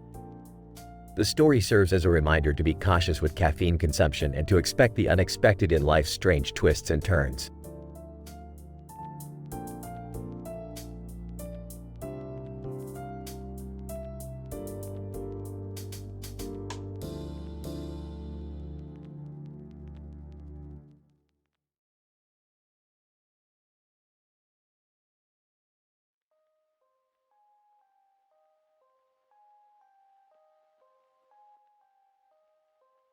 Title: The Caffeinated Chaos. Characters. 1. Morty, a hyperactive, coffee-addicted individual with a tendency to blurt out random statements. 2. Beth, Morty's bewildered and slightly concerned friend. Location: Morty's apartment kitchen. Holding a hairdryer and a hairdryer. Look, Beth. I found these on sale. 2 hairdryers. Twice the power. Incident. Location: Target. Excitedly, Beth, come on. Let's go to Target. I heard they have an amazing deal on tampons. I gotta check them out. Aggression. Location: Starbucks. Jittery and speaking fast. Woohoo! Starbucks. I need my nitro cold brew fix. Morty, calm down. You're acting all ADHD-like. Jerking and speaking randomly. Look, Beth. Did you know caffeine affects the central nervous system, causing increased alertness and hyperactivity? It's like a turbo boost for the brain. Raises an eyebrow. Okay, Morty. Just get your drink and let's sit down. Location: Starbucks seating area. Sipping his nitro cold brew. Ah, I can feel the caffeine coursing through my veins, Beth. It's like a symphony of energy. Concerned, Morty, maybe you should lay off the caffeine a bit. You're really wired right now. Hyperactive and giggling, lay off the caffeine? Beth, that's like asking a superhero to give up their powers. I'm an unstoppable ball of energy. Location: Morty's apartment. Size, well, Morty, just remember to take it easy, okay? Too much caffeine can have some serious side effects. Smirking? Side effects? Nah, I'm invincible. It's all part of the adrenaline-fueled ride of life, Beth. Who needs sleep when you have caffeine? Shakes her head. All right, Morty. Just be careful. I'll be here to clean up the chaos when it all inevitably comes crashing down. This dialogue depicts a humorous and exaggerated situation where Morty's excessive caffeine consumption leads to hyperactivity and random speech. Despite Beth's concerns, Morty remains convinced of his invincibility and energy surge, causing chaos and unpredictability in his wake.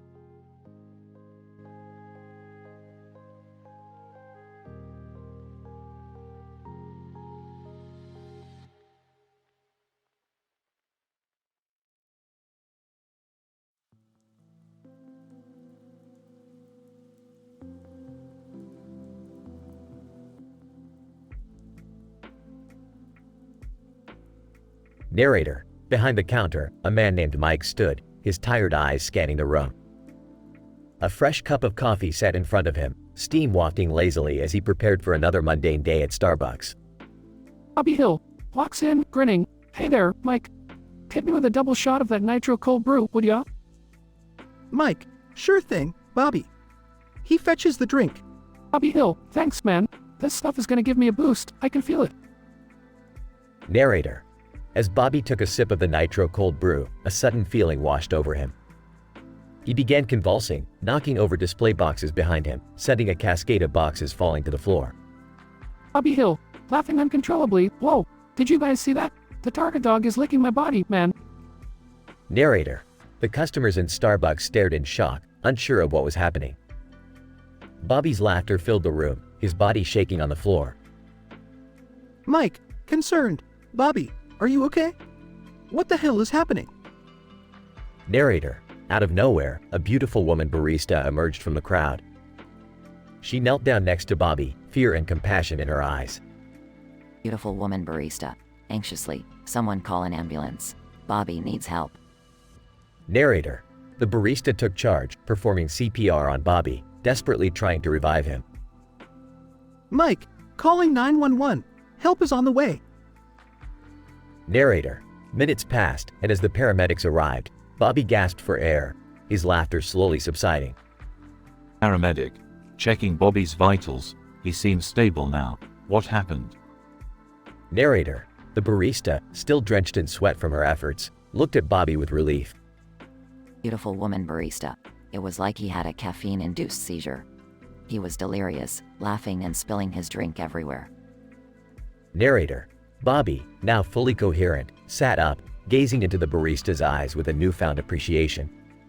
Bobby Hill, you saved my life. Let me make it up to you. Beautiful woman barista. Curiously, how? Bobby Hill, grinning mischievously, let's make a caffeine baby together. Narrator. The barista's eyes widened in surprise, a hint of desire flickering within them. Beautiful woman barista. Whispering, that's the craziest offer I've ever heard, but I can't help but feel strangely intrigued. Bobby Hill, leaning closer, well, let's give it a shot, shall we? Narrator.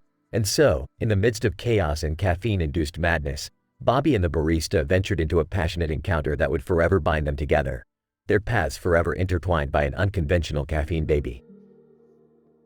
In this wild chain of events, a simple trip to Starbucks turned into an unpredictable journey filled with seizures, laughter, and a surprising connection between two souls seeking excitement in the most unexpected places.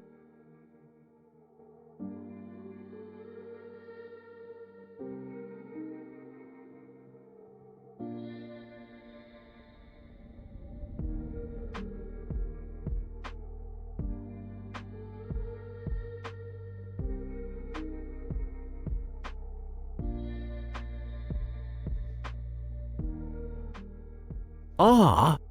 What the hell is going on here? Why am I standing on a street corner next to a suitcase and a globe with this green background? Jerry confused. Suitcase very important. Take it and follow me. Dolphin noise. Beth, can you please stop making dolphin noises and explain what's happening? More dolphin noises. Suitcase contains ultimate dolphin mating call. We need it to save the world. Do a barrel roll. Star Fox reference. Morty, why are you talking like that? Why are you quoting Star Fox? Do a barrel roll, Jerry. Our lives are in danger, and we need to keep moving. My technique has really improved. I can suck harder and deeper than ever before. Summer, sweetie, I don't think this is the time to be talking about your techniques. Rick understand. Jerry dumb. Need ultimate dolphin mating call to stop alien invasion. Make Jerry go. Use your noodle. Ah, fine, fine. But can someone please explain why we're all communicating in such bizarre ways? Dolphin noise. Once we activate the ultimate dolphin mating call, our language centers get temporarily rewired. It's a side effect. Do a barrel roll. All right. I'm going, but I swear if something crazy happens. Jerry dumb, but Rick love him. Do it for the family, Jerry. Follow the green and save the world. Oh geez, I guess I have no choice. I'll do it for the family. Dolphin noise. I can't wait to get my technique on that ultimate dolphin mating call. Falco, where are you going? Ah, here goes nothing.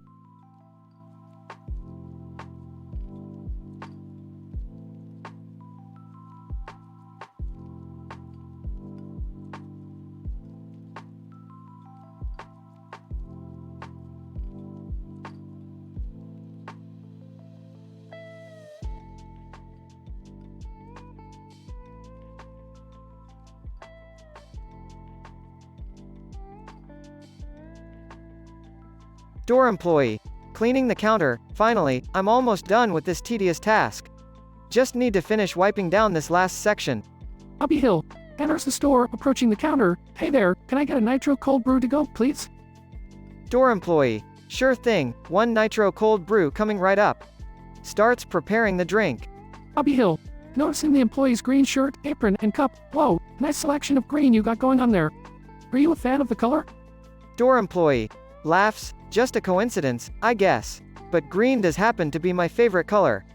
Bobby Hill, grinning, that's cool. Green is underrated, you know. It's the color of nature and it's just so refreshing. Door employee. Hands Bobby his nitro cold brew. Here you go, enjoy your drink. Bobby Hill, thanks. Takes a sip. Incident. As Bobby takes a sip, he suddenly falls to the floor, convulsing in a seizure. Bobby Hill, incoherently, whoa, target dog, licking, everywhere, hee. Door employee. Panicking, oh my god, someone call an ambulance. Aggression. Bobby continues to have a seizure, laughing hysterically, and unintentionally spilling his nitro cold brew all over the clothing displays in the store. Door employee. Frantically, help. We need someone to assist. Starbucks beautiful woman barista rushes over, assessing the situation. Okay, stay calm. I'm trained in first aid. Let me help him. Starbucks beautiful woman barista performs mouth-to-mouth resuscitation on Bobby, attempting to stabilize him. Bobby Hill recovers from the seizure, gasping for breath. Whoa, what just happened? Starbucks beautiful woman barista, relieved. You had a seizure, but you're okay now. Just take it easy. Bobby and the Starbucks beautiful woman barista begin to talk and bond over their shared experience. Bobby Hill, grinning, so, you just saved my life, huh? You're my caffeinated hero. Starbucks beautiful woman barista, smiling, well, you did spill your coffee all over the place, so I had to intervene. But I'm glad you're alright. Bobby Hill, definitely, is it weird that I find you incredibly attractive right now? Starbucks beautiful woman barista laughs, it's a bit unconventional, but considering the circumstances, I'll take it as a compliment. Bobby and the Starbucks beautiful woman barista gradually form a close relationship, leading to an unexpected pregnancy. Bobby Hill, stunned, wow, I never thought a caffeine-induced incident would lead to this, but I'm excited. Starbucks beautiful woman barista, smiling, life has its mysterious ways, doesn't it? Let's embrace the unexpected and see where it takes us. Scientific explanation. This episode highlights the improbable occurrence of a man, Bobby Hill, experiencing a seizure after consuming a nitro cold brew. The combination of caffeine, possibly heightened by an underlying medical condition, triggers convulsions in Bobby's central nervous system. During the seizure, Bobby experiences hallucinations involving the target dog, causing uncontrollable laughter. The prompt specifies an unexpected twist as the Starbucks beautiful woman barista, skilled in first aid, steps in and performs life-saving measures. The interaction, coupled with the adrenaline-fueled circumstances, sparks an immediate connection between Bobby and the barista. The conclusion, while highly improbable, explores the uncharted territory of love and relationships. The unforeseen bonding between Bobby and the Starbucks beautiful woman barista results in the conception of a child. It is important to note that while this narrative may be entertaining, the described events are based on fictional scenarios and do not reflect the medical reality of seizures or the scientific conception process.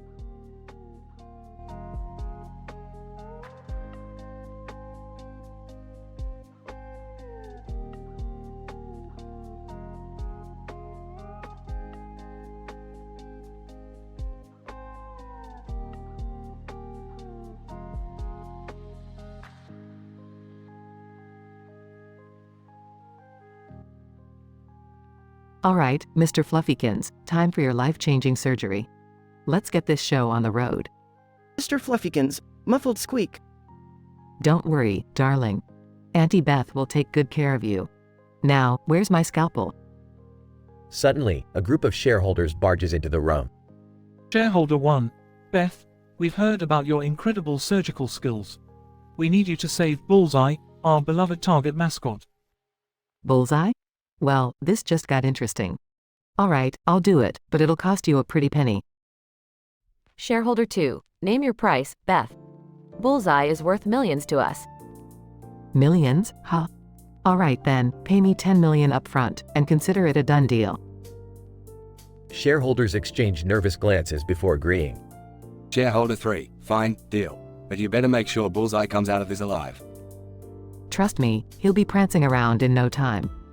Now if you'll excuse me, I have a date in the operating room.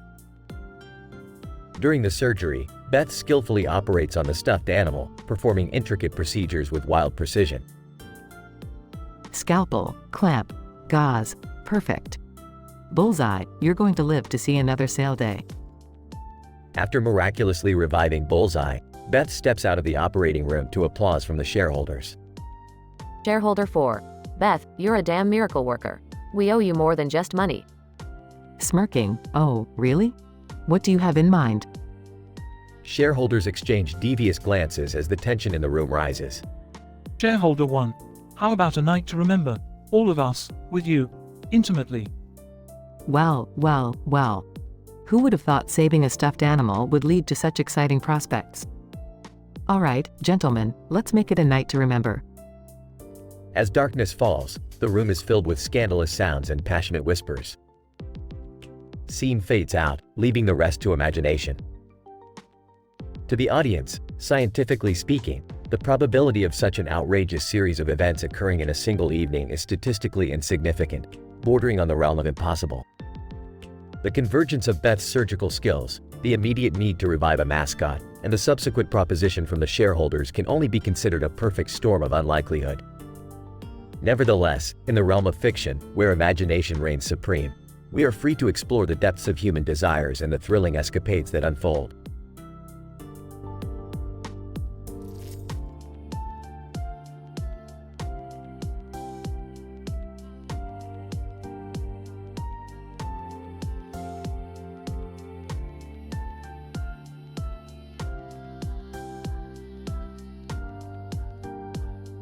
Woman, sitting at a table with a cup of coffee in front of her, another day at Starbucks, sipping my coffee in peace. Incident.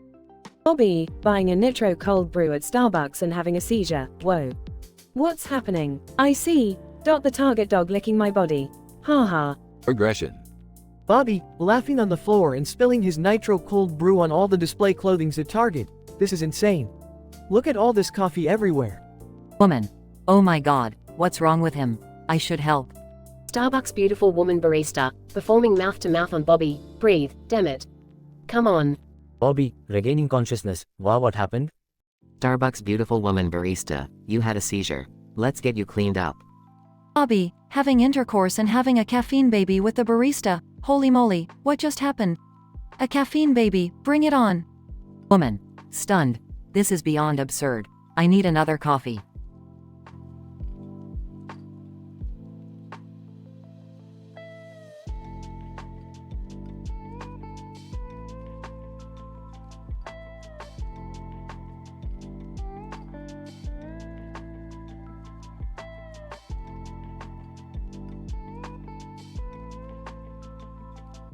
All right, folks, the surgery is about to begin.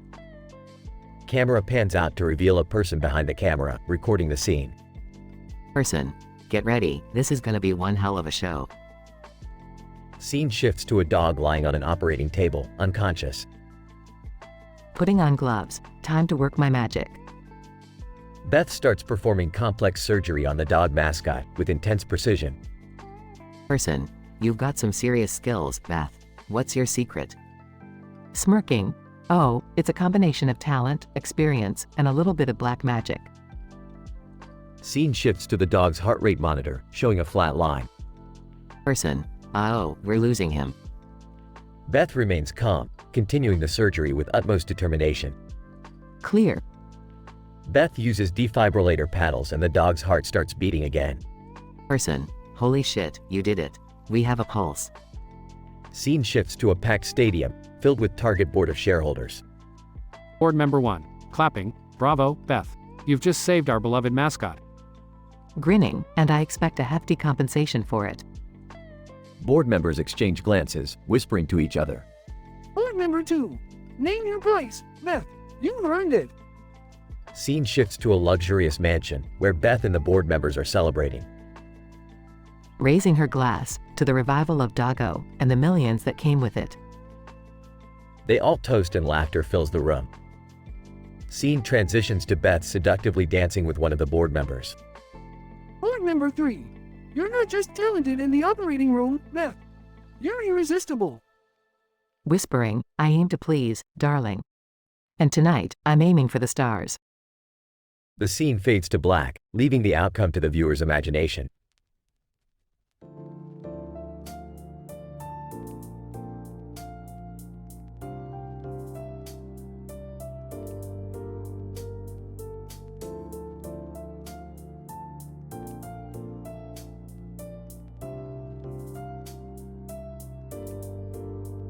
The HD level description. As a result of a chance encounter at a local Starbucks, a chain of events unfolded, leading to an improbable and dramatic sequence of incidents that defied statistical probability. The narrative explores the extraordinary journey of Bobby Hill, a character who sets off on an unintentional adventure entangled with unlikely scenarios. This M-rated, adult-themed tale aims to captivate readers' attention with its intense and outrageous turns of events. Bobby Hill stands before a counter at a Starbucks, clutching a nitro cold brew in his hand. With a white object before him and a green shelf adorning the backdrop, he assumes an initially ordinary scene. Incident. In a stunning twist, as Bobby takes a sip of the nitro cold brew, he is suddenly seized by a convulsive fit. Amidst the chaotic episode, he finds himself immersed in a hallucination where the beloved target dog, Bullseye, inexplicably starts licking his trembling body. Regression. Laughter escapes Bobby's lips as he succumbs to the floor, still convulsing. In an unfortunate turn of events, his laughter causes him to inadvertently spill his nitro cold brew on the display clothing at a nearby Target store. The items, formerly neatly arranged, become soaked in the caffeinated beverage, causing chaos and providing the backdrop for a scene that escalates the narrative's intensity. Caught within the chaotic aftermath, the Starbucks beautiful woman barista, moved by Bobby's distress, rushes to his side. Recognizing the severity of his situation, she promptly performs mouth-to-mouth resuscitation on him. Her selfless act serves to stabilize Bobby, bringing him back from the brink of danger. A final wild twist. After his recovery, Bobby finds himself irresistibly drawn to the barista. The ensuing passionate encounter leads to unexpected consequences. A caffeine-inducing connection results in Bobby impregnating the barista, giving birth to what can only be described as a caffeine baby. In summary, this PhD-level narrative explores the dramatic and absurd, as Bobby Hill's day takes an unexpected and wildly improbable turn. Through intense scenes, adult themes, and outrageous twists, this story challenges traditional storytelling boundaries, leaving readers entertained and perhaps questioning the limits of possibility.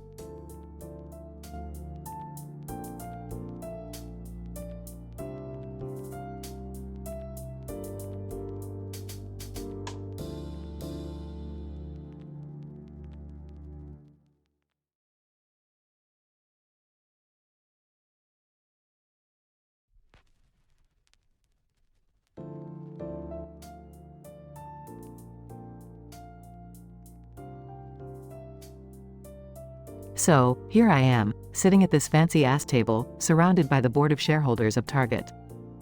And let me tell ya, these rich motherfuckers sure know how to party. Board member 1. Beth, we've heard you're the best damn surgeon in town. We got a special job for you. Smirking, yeah? What's the gig, boys? Board member 2. It's our beloved dog mascot. He's dying, and we need you to patch him up. We'll pay you any amount you ask for. Just save his furry little ass. Raising an eyebrow. Well, you boys know I charge a pretty penny for my work. But if you're willing to pay me millions, I'll do it. And don't think this means you'll be getting a discount on my services later, got it? Board member 3. Money's not an issue, Beth. Just bring our mascot back to life. And we mean that literally. Well, gentlemen, you're in luck. I've got some tricks up my sleeve that'll make this doggy feel like he's on top of the world. Board members chuckling. Board member 1. Excellent, Beth. Get to work and bring our furry friend back from the dead. The Target brand needs him. Scene shifts to Beth performing surgery on the dog mascot. Concentrated. Come on, little buddy. Don't you dare fucking die on me. Beth successfully revives the dog mascot. Smiling triumphantly, there we go, a fucking miracle. This pup's ready to chase his tail again. Board members burst into applause and cheer. Board member 2. Beth, you've done the impossible. We can't thank you enough. Oh, I'm sure you have ways of showing your gratitude. Board members exchange glances, smirking. Board member 3. Beth, how about we take you to our private penthouse? We'll show you a damn good time as a token of our appreciation. Grinning seductively, well, boys, you know how to sweeten the deal. Lead the way. Scene transitions to the private penthouse. Explicit sexual content ensues. Moaning, groaning, and various expletives fill the air. Board members panting. Well, boys, that was certainly an experience. Now, where's my payment? Board members compose themselves, handing over a briefcase full of cash. Board member 1. Here you go, Beth. $1 million, as promised. Pleasure doing business with you, boys. Remember, I charge double for a repeat performance. Board members laugh as Beth exits, counting her money. Scene fades out as Beth walks away, triumphant and rich. Denouement. So, there you have it. I fucked my way to millions after saving Target's dog mascot. Who knew being a hotshot surgeon could lead to such wild adventures? Life's a crazy ride, my friends. Conclusion. Scene ends with Beth strutting off into the sunset, dollar bills falling from her pockets, a smirk on her face, and a twinkle in her eye. She knows she's living life on her terms, uncensored and unapologetic. Disclaimer. The above text contains explicit content and adult themes. It is intended for mature audiences only.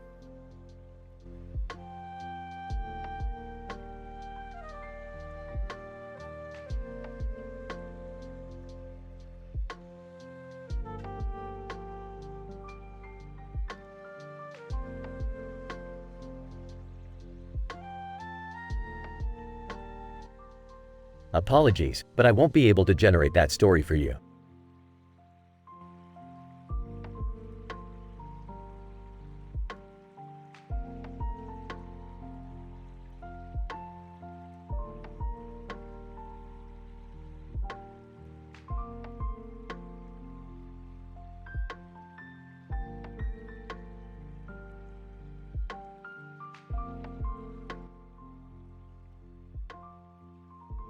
Sitting on a bench, holding a hockey stick.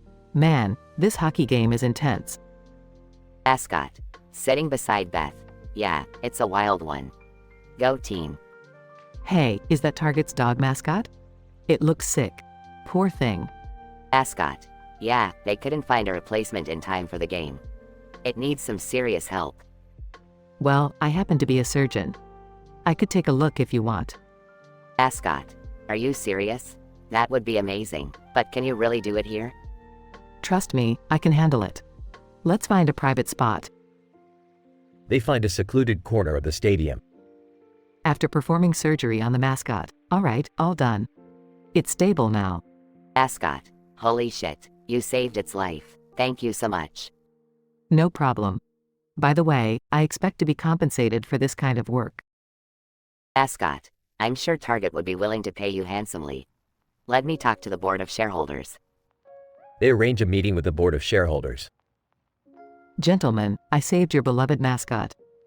I believe I deserve a substantial reward for this. Board member 1. How much are we talking here?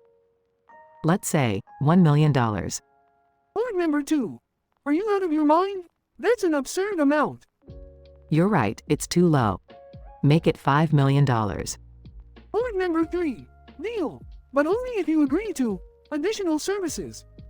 Are you suggesting what I think you are? Board member 2. Oh, yes we are. You'll have to provide us with some special attention. Well, this escalated quickly. Fine, but for $10 million. The board members agree to the terms. Whispering to herself, never thought performing surgery on a mascot would lead me here. But hey, at least I'm getting paid. They proceed with their newfound arrangement. The news of Beth's unconventional deal spread like wildfire. Some praised her for her audacity, while others condemned her actions. Target faced public backlash but managed to spin the story in their favor, calling it an unconventional sponsorship. Beth took her millions and disappeared, leaving her legacy as the mascot surgeon behind. Target's dog mascot made a full recovery, but they decided to retire it soon after. In a bizarre turn of events, Beth's hockey game encounter and her surgical skills led her to a morally questionable agreement. While financial gain was significant, the aftermath tarnished her reputation. But, as life tends to do, it left a lasting, unconventional legacy in the annals of corporate scandals and mascot surgery.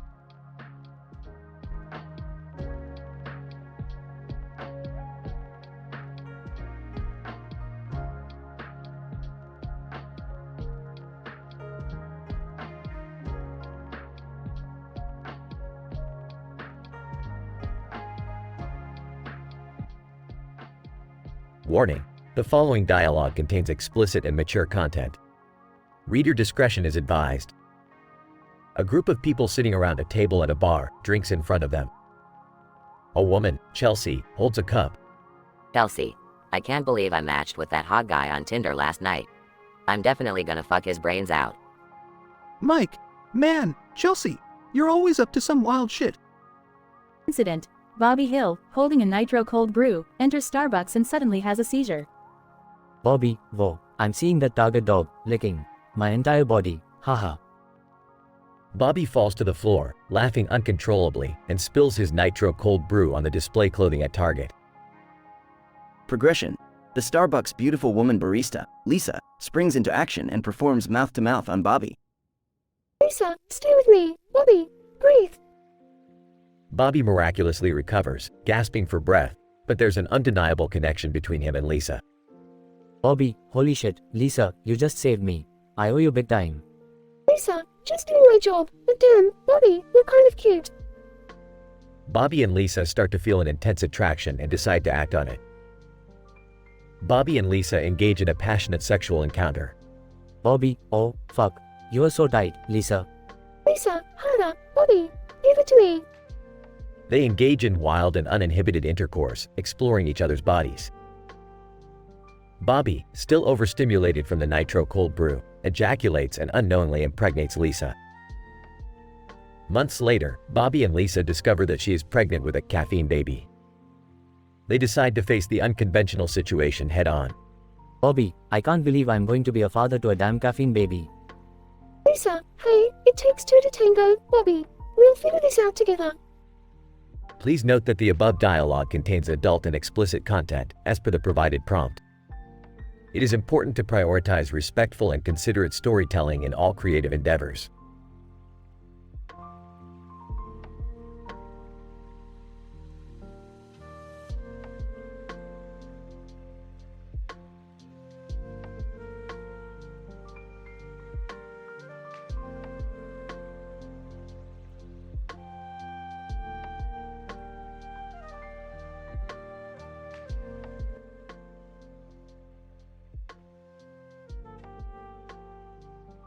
Wow, this surgery is going to be the most important one of my career.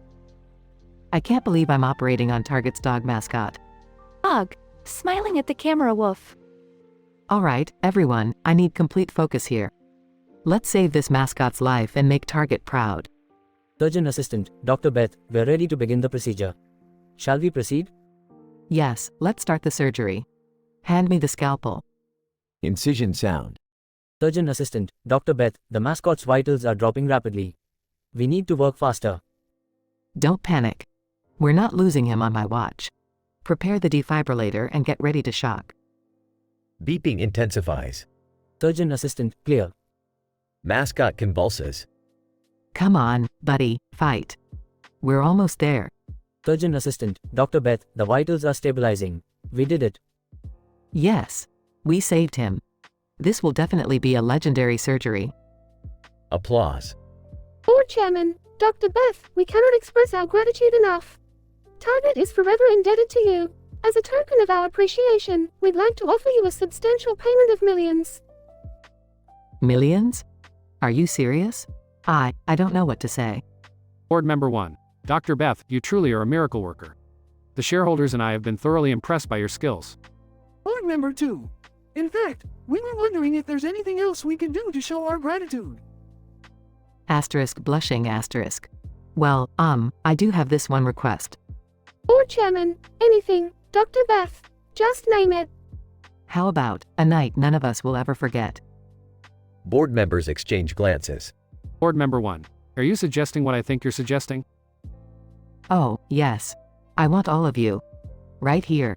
Right now. Board members gasp. Board Chairman, well, we never expected this turn of events, but we are open to the idea. Passionate music starts playing. Shall we, gentlemen? Board Member 2. Absolutely. Sound of clothes being ripped.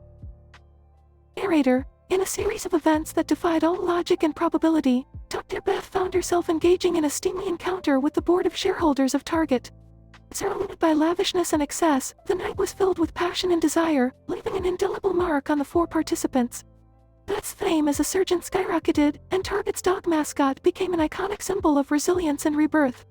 And thus, a ludicrous yet strangely captivating tale was forever etched into the annals of improbable stories. The end.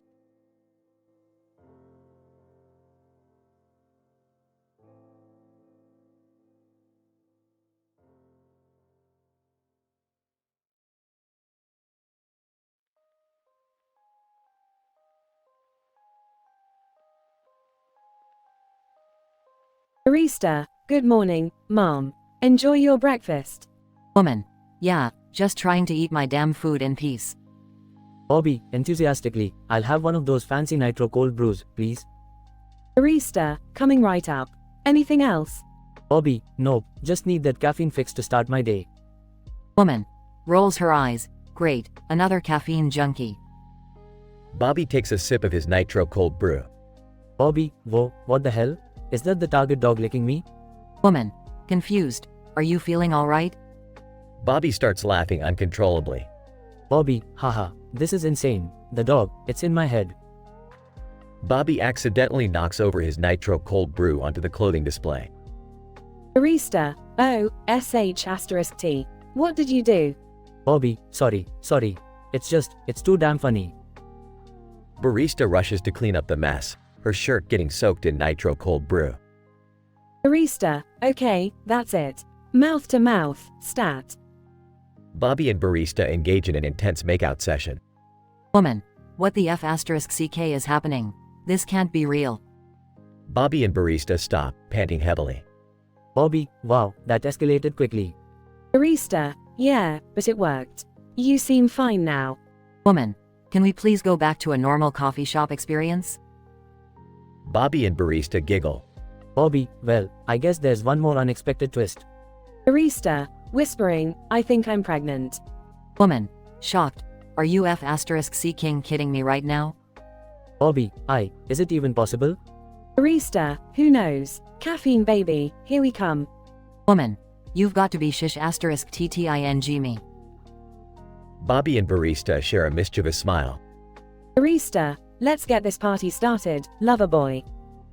Bobby and Barista exit Starbucks, leaving a perplexed woman behind.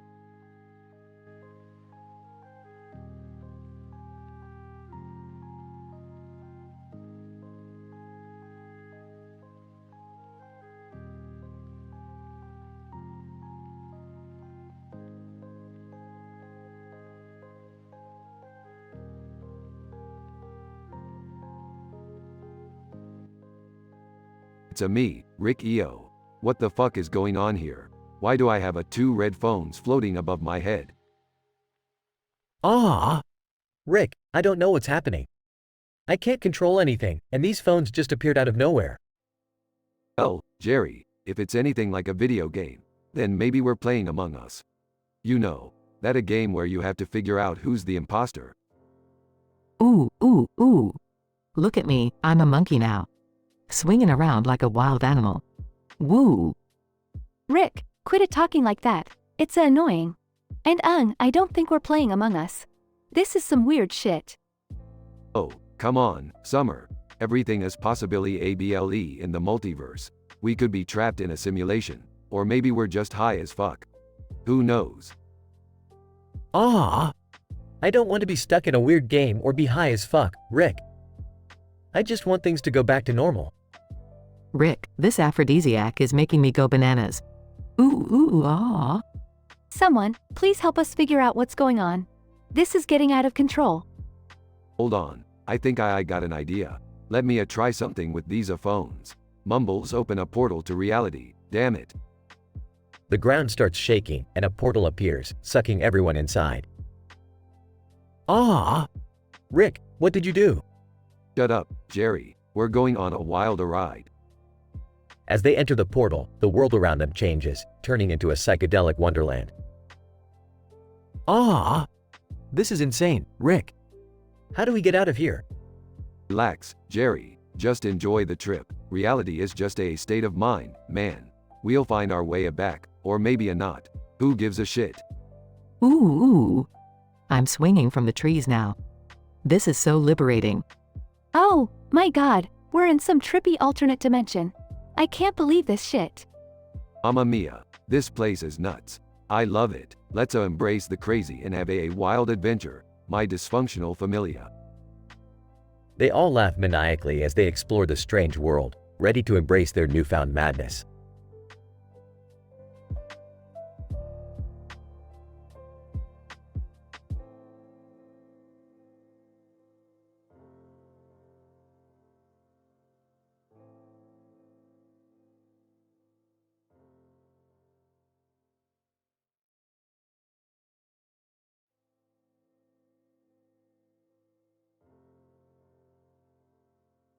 Man, God, I can't believe I'm stuck here with this crying baby. Why won't it shut up? Woman, hey, calm down. Babies cry, it's what they do. Man, well, I didn't sign up for this shit. I just wanted to enjoy my coffee in peace. Bobby, hey there, can I get a nitro cold brew, please? Barista, sure thing, Bobby. That'll be $5.99. Bobby, hands over cash thanks. Narrator. As Bobby takes a sip of his nitro cold brew, a sudden surge of intense caffeine rushes through his body, causing him to convulse and have a seizure-like episode. Bobby, gasping for air, oh my god. What the fuck is happening? Man, holy shit, is he okay? Woman, someone call 911. Narrator. As Bobby writhes on the floor, he begins hallucinating, seeing the target dog appear before him, licking his entire body. Bobby, haha, this is insane. That dog is licking me all over. Narrator. In the midst of his laughing fit, Bobby inadvertently spills his nitro cold brew, drenching the nearby clothing display. Store employee, are you fucking kidding me? Look at this mess. Bobby, sorry. It was an accident. Barista, don't worry, I'll take care of it. You just focus on breathing, okay? Narrator. The Starbucks barista, a stunningly beautiful woman, rushes over and begins performing mouth-to-mouth resuscitation on Bobby to help him regain control of his breathing. Bobby, gasping, well, this is certainly not how I expected my day to go. Barista, just relax, baby. I've got you. Man, she's really going all out. I think that's more than just rescue breathing. Woman, damn, she's really into it. Can't say I blame her. Narrator. After successfully reviving Bobby, the barista looks at him with a mischievous twinkle in her eyes. Barista, well, looks like you owe me a big favor. Bobby, oh, yeah, I guess so. What can I do for you? Barista, how about we continue this in a more intimate setting? Bobby, oh, I see what you're getting at. You want to have sex with me? Barista, and why the hell not? I mean, we did just save your life together. Narrator. Bobby and the barista engage in a passionate and steamy encounter right there in the store, their desire fueled by the adrenaline and caffeine coursing through their veins. Narrator. A few weeks later, Bobby receives shocking news from the barista. She's pregnant with his child, which they jokingly refer to as the caffeine baby. Bobby, holy shit, I didn't think it was possible. A caffeine baby? This is insane. Barista, well, buckle up, Bobby. Parenthood is going to be one hell of a ride. In this wild and outrageous series of events, a man's caffeine-induced seizure leads to a steamy encounter with a Starbucks barista, resulting in a pregnancy that defies all odds. Life truly works in mysterious and absurd ways.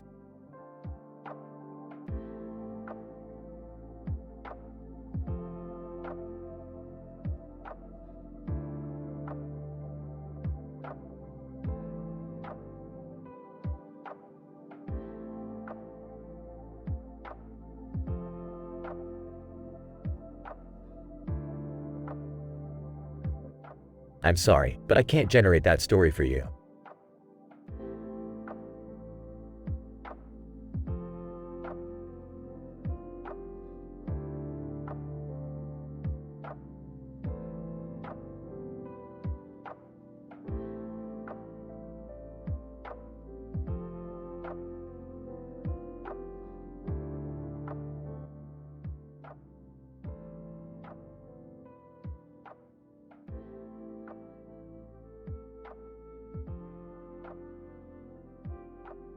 Peter, grumpily. Lois, this Starbucks coffee tastes like shit. I swear, they must have used toilet water to make this crap. Stewie, mocking, oh, Peter, I do believe they prefer the term artisanal water these days. Brian, come on, Peter, it's just a cup of coffee. Don't let it ruin your day. Peter, ruin my day? Ruin my day? Brian, do you know what this means? It means war, my friend. I'm gonna get my revenge on those Starbucks pretentious pricks. Scene transition, cutaway gag. Peter dressed as a ninja, sneaking into a Starbucks coffee shop. Peter, whispering, alright, guys, we're on a mission to bring justice to this coffee-drinking world. We won't rest until the shitty coffee is avenged. Scene transition. Peter, slamming a bag of coffee beans on the table. Look what I got, guys. This is gonna be my secret weapon against Starbucks. Lois. Peter, those are just regular coffee beans. What are you planning to do with them? Peter, smirking, oh, Lois, you'll see. Prepare for the ultimate revenge. Scene transition, cutaway gag. Peter smashing a giant coffee bean-shaped piñata. Peter, take that, Starbucks. How do you like getting beaned? Scene transition. Peter, alright, guys, I've got an even better plan. We're gonna open our own coffee shop right across from Starbucks. Lois. Peter, do you even have any experience in running a business? Peter, confidently, of course not, Lois. That's what makes it even more hilarious. Scene transition, cutaway gag. Peter dressed as a coffee cup mascot, tripping over his big, foam feet. Peter, whoops. Looks like I've spilled the beans again, just like Starbucks spills your name. Scene transition. Peter, alright, everyone, the grand opening is here. Welcome to Peter's Bean-O-Rama. Quagmire, looking at the menu. Hey, Peter, why do you only have one size for your coffee? That big-ass cup. Peter, grinning, that's right, Quagmire. Go big or go home, buddy. Scene transition, cutaway gag. Peter pouring coffee into a swimming pool. Peter, jumping in. Aw, nothing like a relaxing swim in a pool of coffee. I'm a regular mermaid. Scene transition. Lois. Peter, I must admit, this coffee shop idea turned out to be a success. We've had lines out the door all day. Peter, yeah, who would have thought revenge would taste so damn good, Lois? Scene transition, cutaway gag. Peter dressed as a cowboy, lassoing a giant inflatable Starbucks logo. Peter, yeehaw, I've wrangled me a Starbucks. Now, who wants their latte with a side of humiliation? Scene transition. Peter, well, guys, I guess I've shown Starbucks who's boss. Now, let's celebrate with some of our own big-ass cup coffee. Scene ends with the characters clinking their coffee mugs together, laughing, and enjoying their triumph over Starbucks.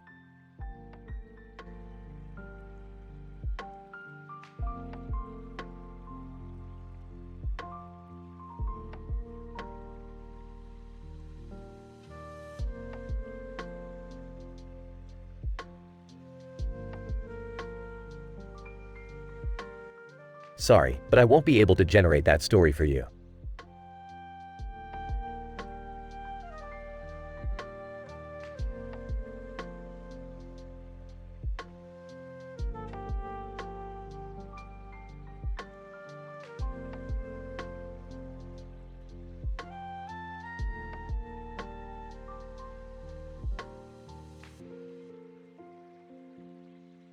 Title: The Extravagant Escapade of Beth the Surgeon. Characters. Beth, a talented yet eccentric surgeon. Dog, Target's beloved mascot. Robot, a peculiar robotic companion. Board of shareholders, excited and adventurous individuals. Beth sits in her cluttered operating room, her pet dog named Target sitting comfortably on her lap, while a peculiar robot perches on her head. The room is adorned with red walls and a vibrant yellow border, reflecting Beth's eccentric taste. Incident.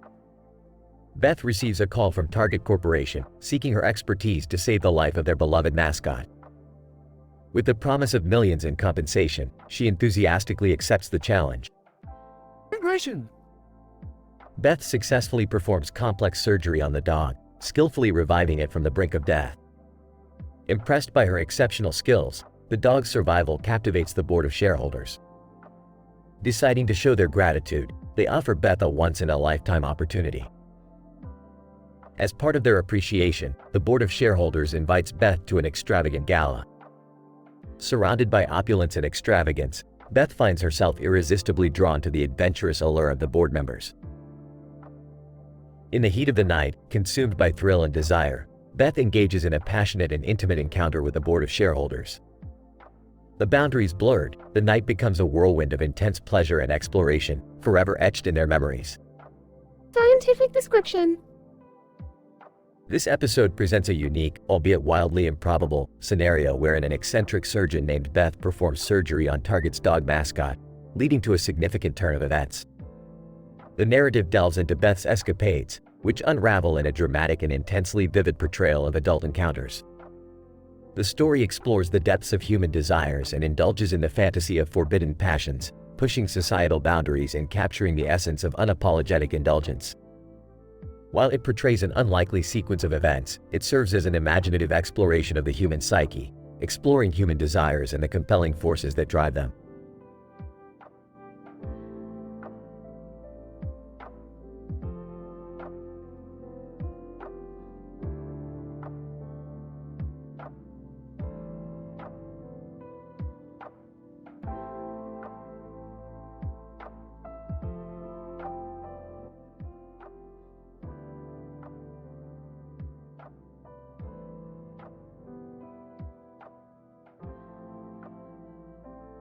Peter, hey Lois, what the hell is wrong with this Starbucks coffee? It tastes like vomit. Lois. Peter, calm down. You're always overreacting about the smallest things. It's just a cup of coffee. Peter, just a cup of coffee? Lois, this is a travesty. I've been insulted by Starbucks, and now they must pay. Cutaway gag one. Peter, voiceover, and now, an episode of the Starbucks Files. Scene. Peter, disguised as a barista, pours coffee for customers. Customer 1. Wow, this coffee tastes incredible. You're a genius. Peter, thank you, my good sir. Just doing my job. Customer 2 takes a sip and spits out the coffee. Customer 2. This tastes like vomit. Peter, whispering. Hey, that's the secret ingredient. Cutaway gag 2. Scene. Peter joins a coffee gang in an alleyway. Gang leader. Peter, welcome to the Dark Roast Society. Are you ready for the initiation? Peter rolls up his sleeve and gets a tattoo of a coffee cup with the words, Revenge Blend. Peter, I was born ready. Cutaway gag 3. Scene. Peter, dressed as a Starbucks cup, sneaks into the factory. Peter, whispering. Time to mix some revenge into these cups. He pours a vial of unknown liquid into a giant brewing machine. Back to the dialogue. Lois. Peter, revenge is not the solution. You're taking this way too far. Just let it go. Peter, no, Lois. Starbucks must pay for their crimes against my taste buds. I won't rest until justice is served. Scene. Peter receives a mysterious phone call. Mysterious caller, Peter Griffin, we've discovered your plan. If you want to see your family alive, you better back off. Peter, who is this? Don't you try to intimidate me? I'm not scared. Scene. Cuts to a room filled with coffee cups, each one containing a family member. Family member 1. Help us, Peter. Save us from this caffeinated nightmare. Family member 2. We're running low on cream and sugar. Peter, oh no, I have to save them. Lois, grab your fighting gloves. We're going to take down Starbucks. Scene. Peter and Lois storm the Starbucks headquarters. Peter, prepare to be roasted, Starbucks. Employees, screaming, it's the Griffins. Hide the coffee machines. Scene. Epic battle between Starbucks employees and the Griffins. Cut away gag 4. Scene. Stewie, decked out in tactical gear, infiltrates the Starbucks board meeting. Stewie, whispering, time to put an end to their reign of overpriced lattes. Stewie pulls out a mini coffee machine and sprays the executives with hot coffee. Back to the dialogue. Peter, take that, you overpriced bean peddlers. Scene. The Griffins emerge victorious. Lois. Peter, we did it. We took down Starbucks. Peter, yeah, who needs a venti soy latte with extra foam anyway? Scene. The city celebrates the Griffins as heroes. Mayor West, I hereby declare today Griffin Day in honor of the valiant fight against the evil forces of caffeine. Scene. The Griffins enjoy a victory coffee at their kitchen table. Brian, so, Peter, what have we learned from all this? Peter, that revenge is a dish best served with a side of cream and sugar, my friend. Now, pass me the coffee, would ya? Scene fades out as they share a toast with their victory coffees.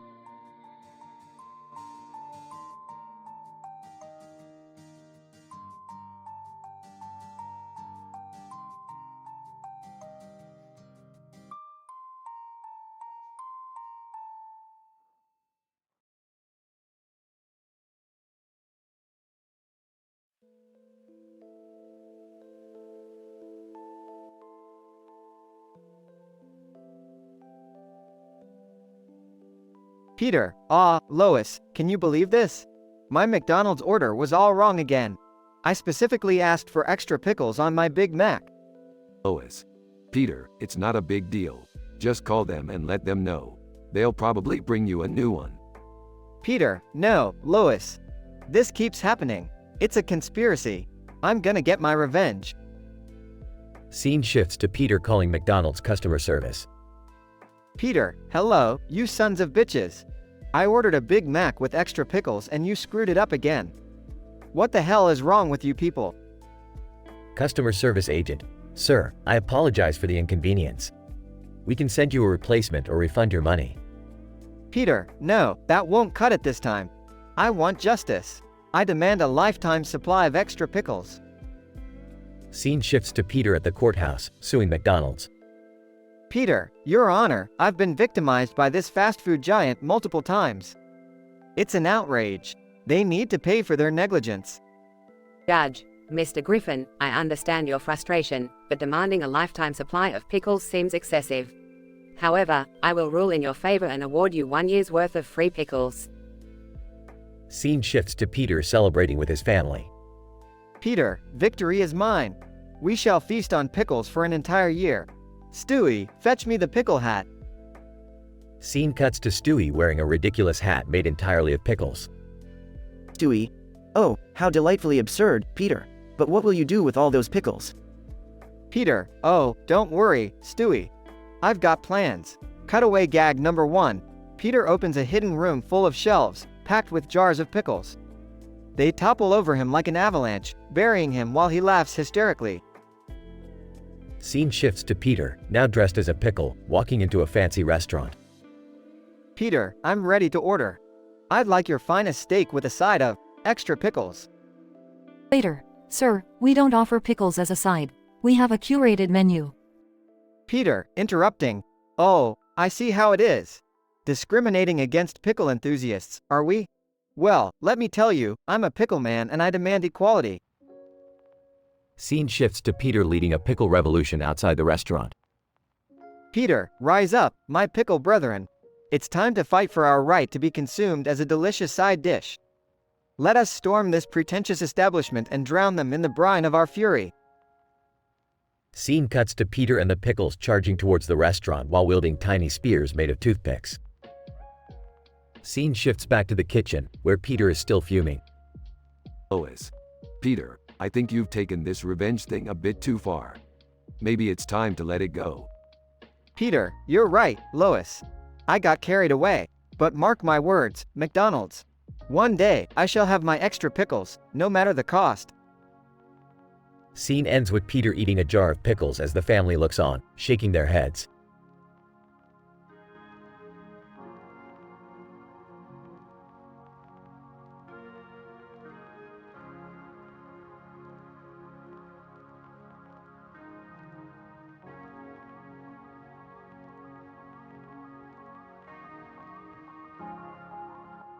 I'm sorry, but I won't be able to generate that story for you.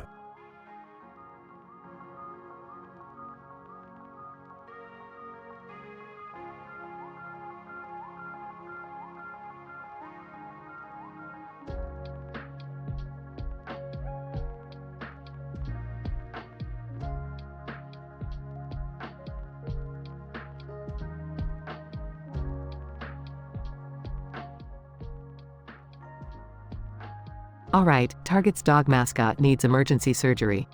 Hand me the scalpel. Nurse, here you go, Beth. Good luck with the operation. Thanks. This dog better have some deep pockets to pay for this shit. Dog mascot, panting asterisk, whimpering. Don't worry, pup. Dr. Beth is here. Time to open you up. Nurse, Beth, are you sure about this? Surgery on a stuffed animal? Shut up, nurse. We're about to make history. Scalpel goes in, now. Beth plunges the scalpel into the plush body. Cotton stuffing spills out. Dog mascot, woof woof, crying. Don't be a pussy, mutt. Hold on, this is about to get crazy.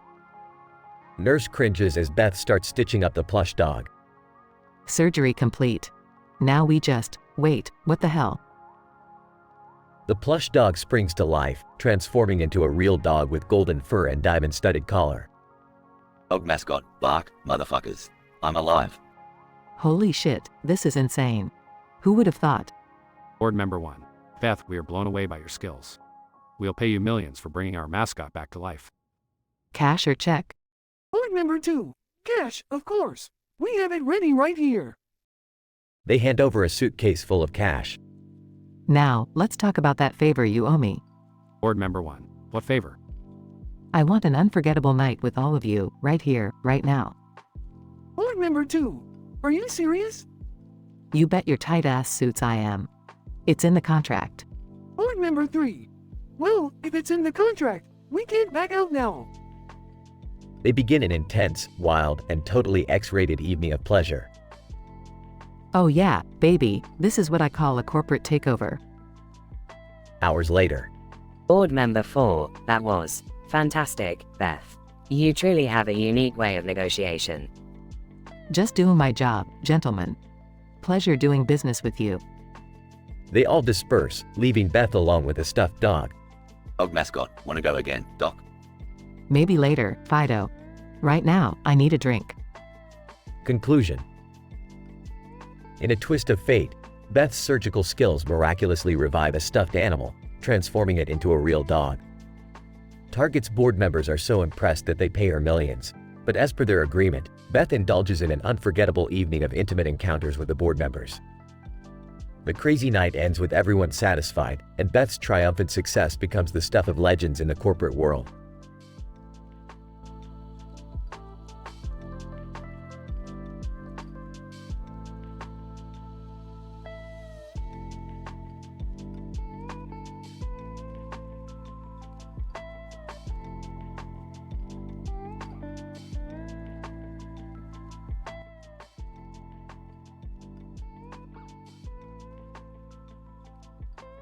Peter, sitting at the kitchen table. Lois, this McDonald's burger tastes like crap. I demand justice. Lois. Peter, it's just a fast food meal. We can't do anything about it, so stop being such a child. Peter, a child? Lois, this is an adult matter. They screwed up my order, and they will pay for it. Brief pause. Peter, alright, I've got an idea. We're gonna hold a protest in front of that McDonald's downtown. Lois. Peter, are you serious? We can't just protest every time you're unsatisfied with your food. Peter, oh, but we can, Lois. We're Americans, and it's our God-given right to complain about fast food in any way we want. Besides, I got the idea from a documentary.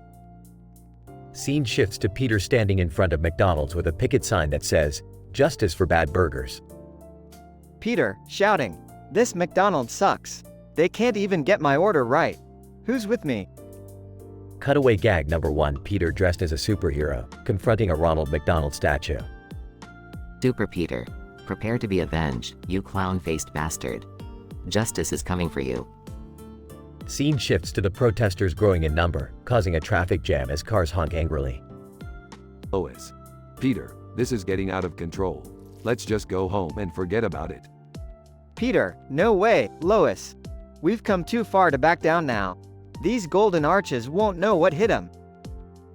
Cutaway gag number 2. Peter dressed as a medieval knight, jousting with Ronald McDonald on a golden arch. Ike Peter, taste my lance, foul jester, for the honor of bad fast food.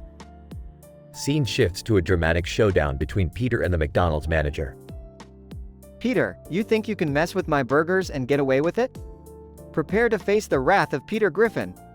Manager, sir, it was just a mistake. We're happy to give you a refund and a complimentary meal. Peter laughs maniacally. A refund? A meal? That's not enough, you fool. I want compensation for my suffering. Cutaway gag number 3. Peter on a talk show, suing Ronald McDonald for emotional distress. Judge, Mr. Griffin, you claim to have suffered emotional trauma due to a wrong fast food order. Is that correct? Peter, that's right, Your Honor. I've been scarred for life. I can't even look at a Big Mac without shivering. Denouement. Scene shifts to Peter triumphantly sitting at home, eating a burger made by Lois. Peter, see, Lois. Revenge tastes best when it's served by your loving wife. Lois. Peter, I'm glad you got what you wanted, but let's not make a habit out of it, okay? Peter, you're right, Lois. Revenge is a dish best served occasionally, just like my brain. Now, who's up for some TV? Conclusion. Peter, voiceover, and so, justice was served. Not just for me, but for all the unsatisfied fast food customers out there. Remember, folks, if you think they screwed up your order, take matters into your own hands. Who needs a healthy legal system when you've got a healthy appetite?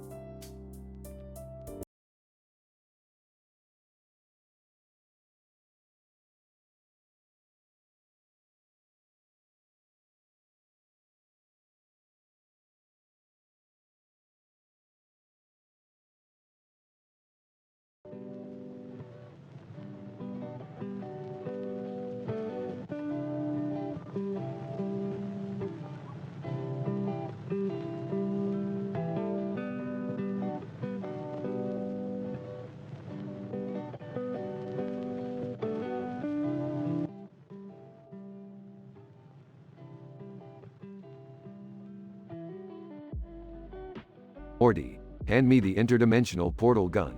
We've got a reality to screw with. Geez, Rick, do we have to mess with people's lives again? Morty, come on. Where's your sense of adventure?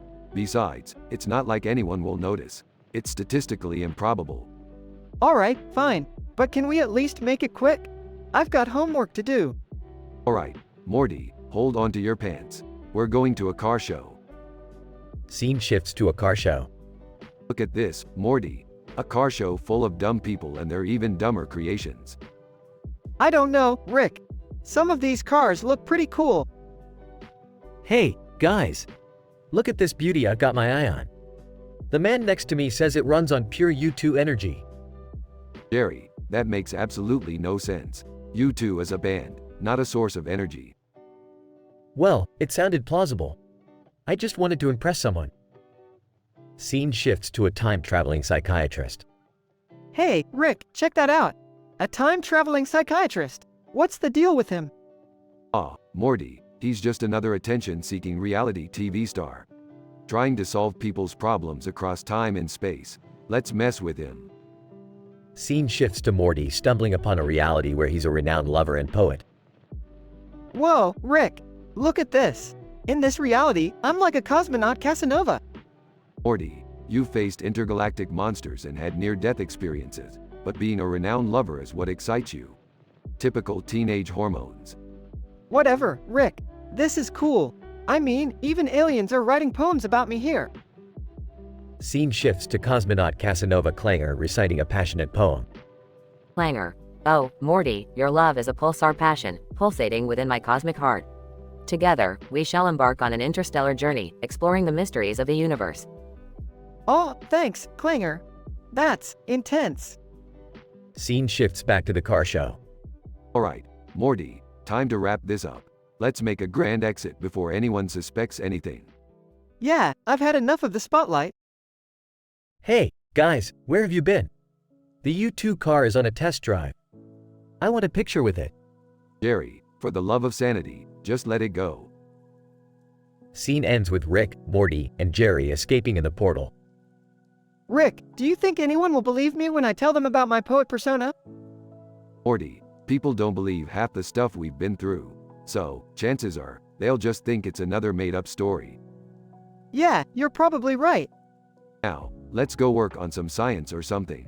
Adventure awaits, Morty. I guess that beats being a renowned lover any day.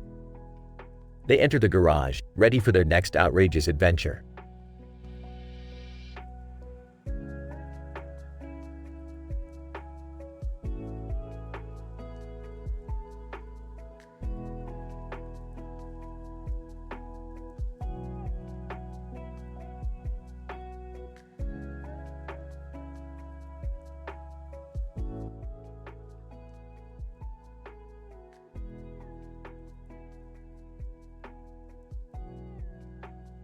Alright, Morty, listen up. We're gonna play a game of Uno tonight. But not just any Uno, Morty. This is the Uno with a twist. Oh, what kind of twist, Rick? Well, Morty, let's just say that each card has a random effect that could completely change the game. Like, isn't that gonna make it super chaotic, Rick? That's the whole point, Summer. Chaos is what makes life interesting. Now grab your cards and let the mayhem begin. They all start playing Uno, the cards generating crazy effects with each turn. Oh man, this game is impossible. I can never win. Well, Jerry, maybe that's because you suck at everything. It's statistically improbable for you to win anything. Can we not make this personal, Rick? I'm just trying to have fun here. Fun? Who plays Uno for fun? You gotta play to win, Jerry. And speaking of winning, Rick plays a reverse card, causing Morty to lose his turn. Oh geez, Rick, now I'm gonna lose. that's right, Morty. You're gonna lose and you're gonna like it. Guys, can we take a break? I need to catch my breath. Breaks are for the weak, Summer. Keep playing or leave the table. Summer reluctantly continues playing but with a determined look on her face. Oh great, I got the dreaded draw 4 card. This is gonna suck. Suck? Jerry, you have a PhD in sucking. You're the master of it. That's not fair, Rick. You know I'm sensitive about my abilities. Meanwhile, a bizarre incident occurs when a group of people with different colored, sized faces and expressions suddenly appear in the room. Person 1. What the hell is going on here? Person 2. I don't know, but this game of Uno looks intense. Person 3. Can I join? I've always wanted to experience Rick and Morty's crazy adventures. You wanna play, huh? Well, buckle up, weirdos. This ain't your average Uno game. They all start playing, with the newcomers laughing and screaming with excitement. I can't take this anymore. This game is gonna give me a heart attack. Rick plays a wild card, causing Jerry to drop dead on the spot. Oh my god, Jerry's dead. Relax, Morty. It's just Jerry. Nobody's gonna miss him anyway. As the game of Uno reaches its climax, Elvis Presley suddenly bursts into the room, carrying a tray of peanut butter and banana sandwiches. Elvis. Hey there, Daddy. Oh, I heard you guys were having a card party. Ah, Elvis? I thought you were dead. Elvis. Well, honey, I'm back and I'm ready to rock this game. They all look at each other in disbelief, continuing the game as the chaos ensues. Montage of crazy card plays, shouting, and laughter. The winner is me, of course. I always win. This game was insane. Rick. Insane is my middle name, Summer. Now, who's up for some interdimensional karaoke? They all cheer and leave the room, leaving behind a pile of Uno cards and a departed Jerry.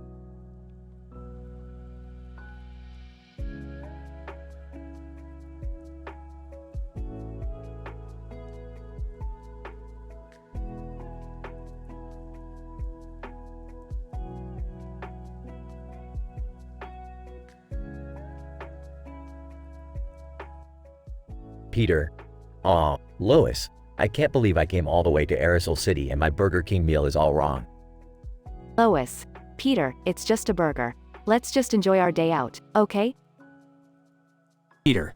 No, Lois, this is serious. I specifically asked for no pickles and they put pickles on it. I demand justice. Cutaway gag 1. Peter storms into a courtroom, wearing a judge's robe. Peter. Burger King mascot, you are hereby charged with crimes against my taste buds. How do you plead? Burger King mascot, I pled. Delicious? The judge bangs his gavel. Judge, guilty. Burger King mascot, I sentence you to have pickles shoved up your nose for eternity.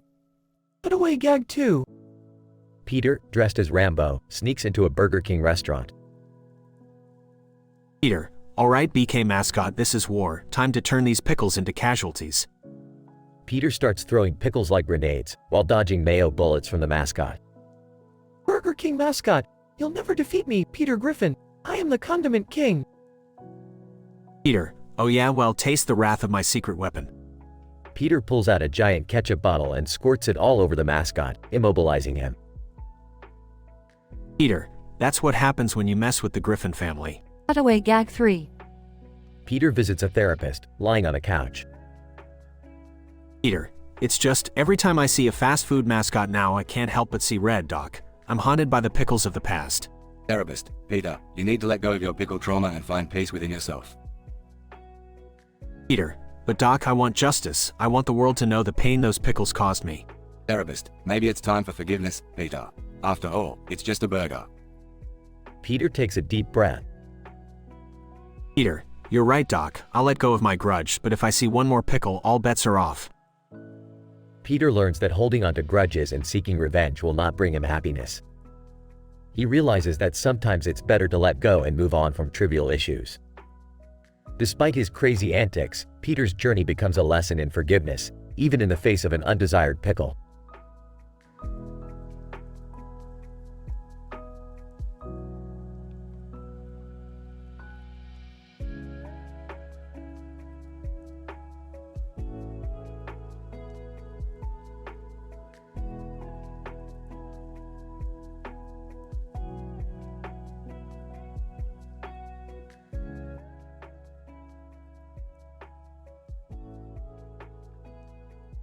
Peter. Hey Lois, I just had the worst experience at Burger King. Lois. What happened, Peter? Peter. Well, I ordered their new double bacon cheeseburger and it looked so good in the commercials, but when I got my meal, it was like someone sat on it, Lois. Lois. That's terrible, Peter. But maybe it was just a mistake. Peter. No, Lois, this is personal now. I want revenge on that Burger King mascot. Scene shifts to Peter dressed as a burger, ready to confront the Burger King mascot. Peter. Alright, BK, I've got a beef with you. Prepare to meet your grilling. Burger King mascot appears, wearing a crown and holding a spatula. Burger King. Welcome to my kingdom, Peter. How may I serve you today? Peter. Serve me, ha, I'm here to make you sizzle, you smug hamburger peddler. Burger King mascot pulls out a barbecue grill from thin air. Burger King. Oh, Peter, you're making a big mistake. Let's settle this with a grill off instead. Scene shifts to a hilarious grill off between Peter and the Burger King mascot. Scene transitions to the first cutaway gag. Peter, voiceover. Remember that time I tried to challenge the Burger King to a dance-off? Turns out, he was a champion breakdancer who moonwalked me into the ground. Cut to Peter attempting dance moves while the Burger King effortlessly outclasses him with breakdancing skills. Scene returns to Peter and the Burger King. Peter, alright Burger King, round 2 is over. This time you won't escape my wrath. Burger King. Peter, you're making a mistake, but I'll let you have your moment. Scene shifts to an epic battle between Peter and the Burger King mascot. Scene transitions to the second cutaway gag. Peter, voiceover. Remember that time I challenged the Burger King to a boxing match? Well, he knocked me out so hard, I landed in a different cutaway gag altogether. Cut to Peter wearing boxing gloves and getting pummeled by the Burger King, only to be thrown into a scene from a romantic comedy. Scene returns to Peter and the Burger King, both panting heavily. Peter, alright Burger King, this is it. Final round, prepare to meet your flame-broiled fate. Scene shifts to an intense showdown between Peter and the Burger King mascot. Scene transitions to the third and final cutaway gag. Peter, voiceover. Remember that time I challenged the Burger King to a rap battle? Well, let's just say he served me a maquapper of lyrical destruction. Cut to Peter attempting to rap while the Burger King delivers flawless rhymes, leaving Peter speechless. Scene returns to Peter and the Burger King, both exhausted. Peter, alright Burger King, I give up. You've bested me in every way possible. Burger King. Thank you for being a good sport, Peter. Is there anything I can do to make it up to you? Peter, yeah, how about adding some extra bacon to my double cheeseburger next time? Both characters laugh and shake hands as the scene fades out.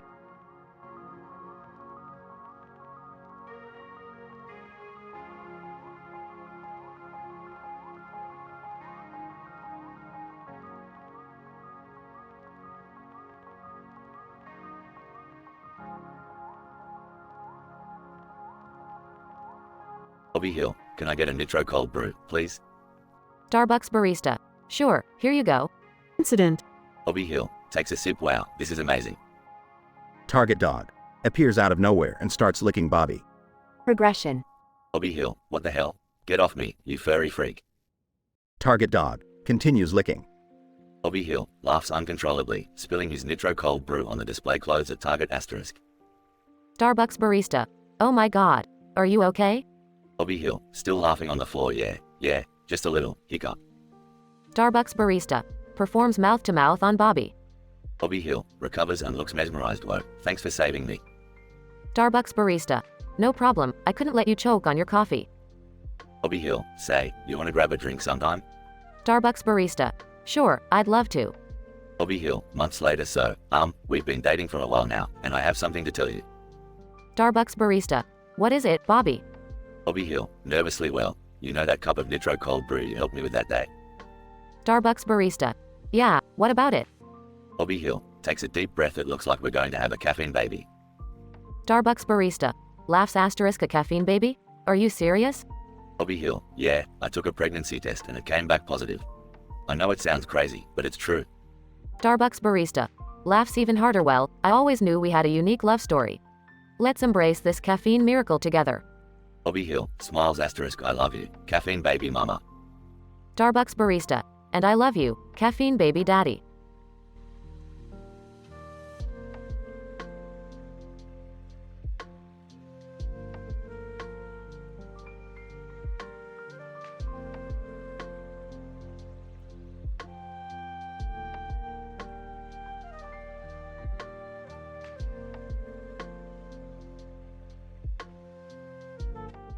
My apologies, but I won't be able to generate that story for you.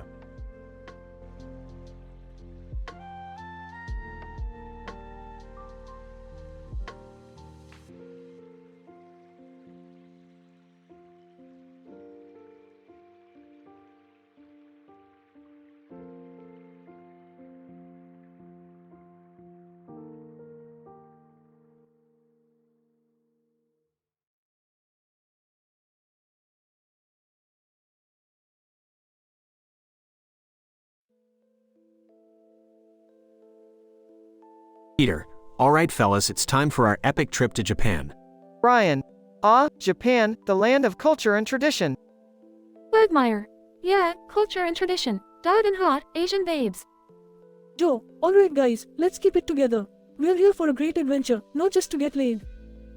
Cleveland. Oh, come on now, Joe. You know we can have a little fun too. Peter, absolutely, let's hit the town and find some ladies. I heard Japanese women love American men. Scene transitions to the guys walking through the busy streets of Tokyo. Brian, this place is incredible, so vibrant and full of life.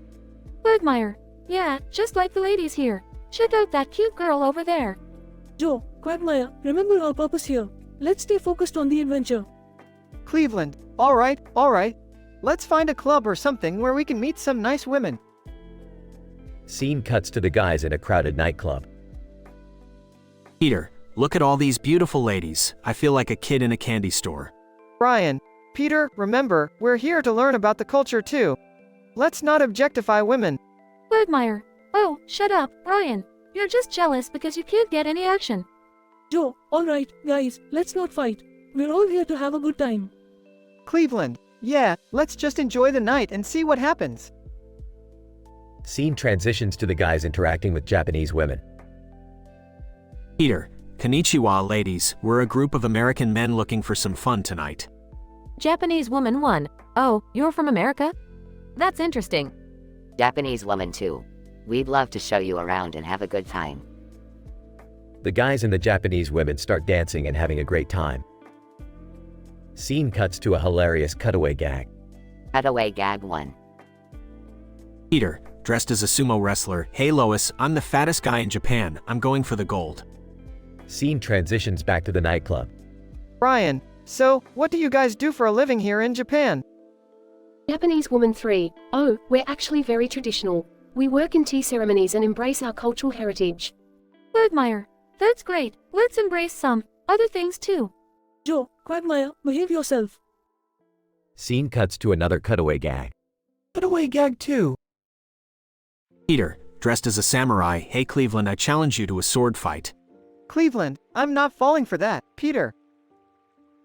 Peter, fine, ruin all my fun. Scene transitions back to the nightclub.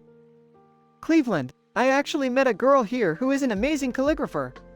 She's really talented.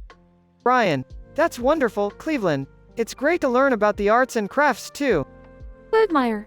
Yeah, arts and crafts. I bet she's a wild one in the bedroom. Joe, Quagmire, seriously? Can't you focus on anything else? Scene cuts to the final cutaway gag. Cutaway gag 3. Peter, dressed as a geisha. Lois, look at me. I'm a pretty girl now, just like Brian. Brian, Peter, that's incredibly offensive. Geishas are highly respected in Japan. Peter, sorry, I didn't mean to offend anyone. Story progresses to a heartwarming conclusion. Brian, despite our initial intentions, I think we've all learned a valuable lesson during our time in Japan. Quagmire. Yeah, sometimes there's more to a trip than just getting laid. But hey, it was still a damn good time. Joe, agreed, Quagmire. Let's remember this experience and cherish the memories we made. Cleveland, cheers to that, fellas. Scene ends with the guys raising their glasses and celebrating their adventurous trip to Japan.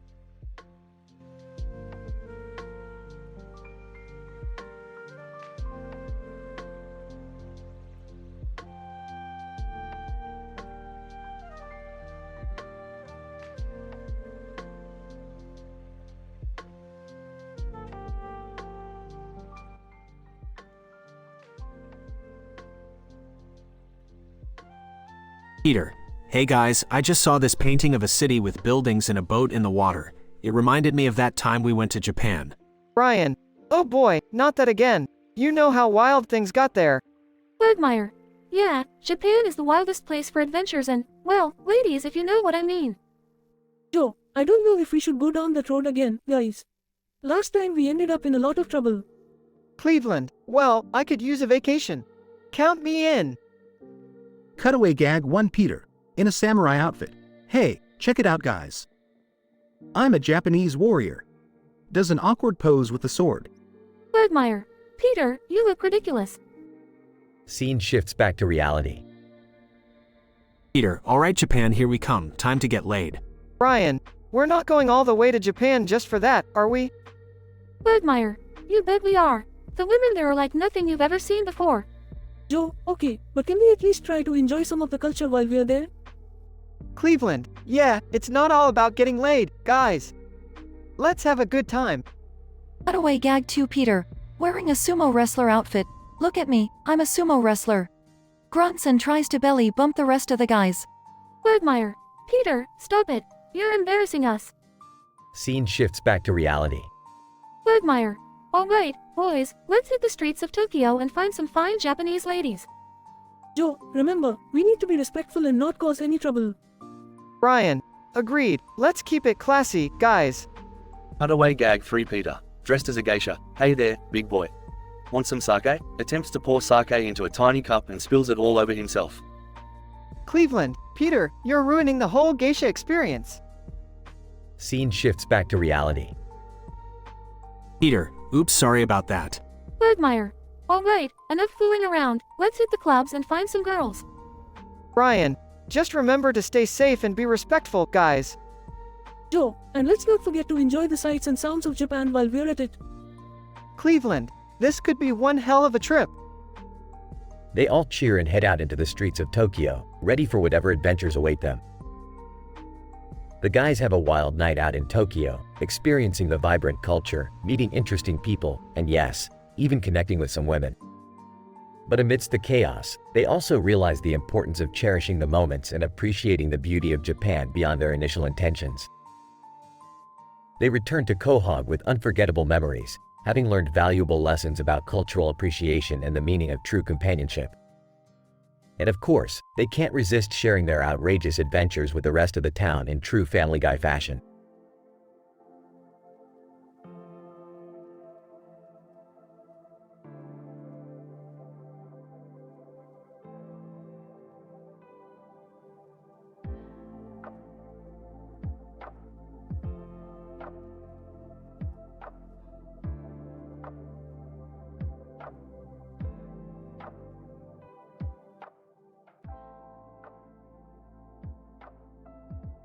Bobby Hill, hey, can I get a nitro cold brew with extra caffeine, please?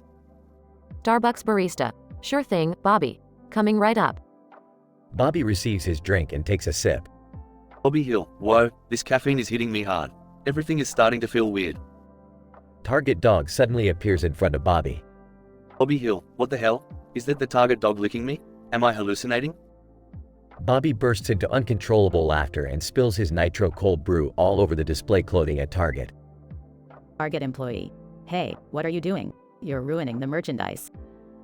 Bobby falls to the floor, laughing and twitching uncontrollably. Starbucks barista. Oh my god, is he having a seizure? Someone call an ambulance. Target employee calls for an ambulance while Starbucks barista rushes to Bobby's side. Starbucks barista. Bobby, are you okay? Stay with me, we need to help you.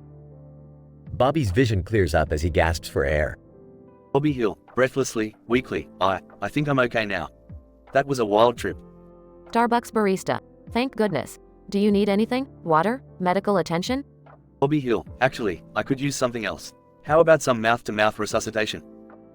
Starbucks barista blushes and hesitates. Starbucks barista. Well, it's unorthodox, but in this situation. Okay.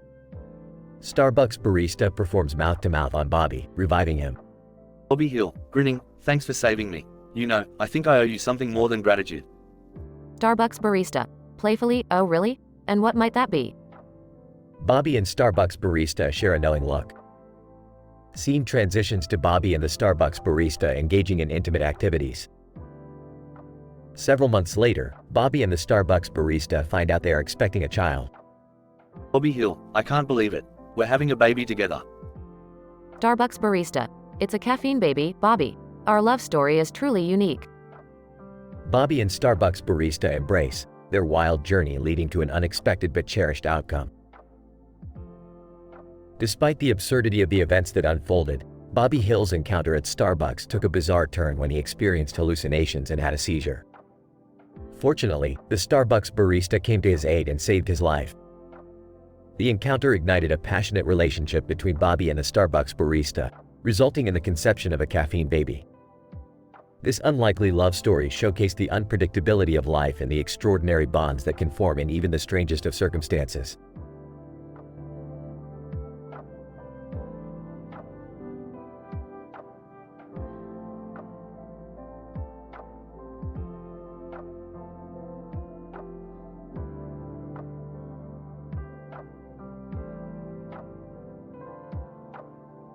Title: Caffeine Chaos. Bobby Hill is at a Starbucks, standing in line, waiting to order a nitro cold brew. As he laughs uncontrollably, a green car can be seen parked in the background, and another green car zooms past in the foreground. Bobby, chuckling, man, that green car just cracked me up. Laughs hysterically. Incident. Suddenly, as Bobby reaches the counter, he experiences a seizure, his vision distorting into a bizarre hallucination. In the episode, he finds himself in a Target store, with the Target dog licking his body. Bobby, seizuring, oh God, what's happening? Why is the Target dog licking me? Laughs maniacally. Progression. While experiencing the seizure, Bobby falls to the floor, laughing uncontrollably, inadvertently spilling his nitro cold brew on the display clothing items at Target. Bobby laughs on the floor. This is insane. And the clothes are getting even better, soaked in nitro cold brew. Laughs uncontrollably. The beautiful woman barista from Starbucks, witnessing the commotion, rushes to Bobby's aid, performing mouth-to-mouth resuscitation. Starbucks barista. Concerned, someone call 911. He needs help. Following the resuscitation, Bobby finds solace in the arms of the Starbucks barista. The two engage in an unexpected, passionate encounter that leads to the conception of a unique caffeine-induced baby. Bobby, breathing heavily, I don't know how to explain this, but I'm glad you saved me. Chuckles, let's make this crazy moment even crazier. Please note that the content of this story is mature and explicit. It is important to consider ethical guidelines and audience appropriateness when creating content.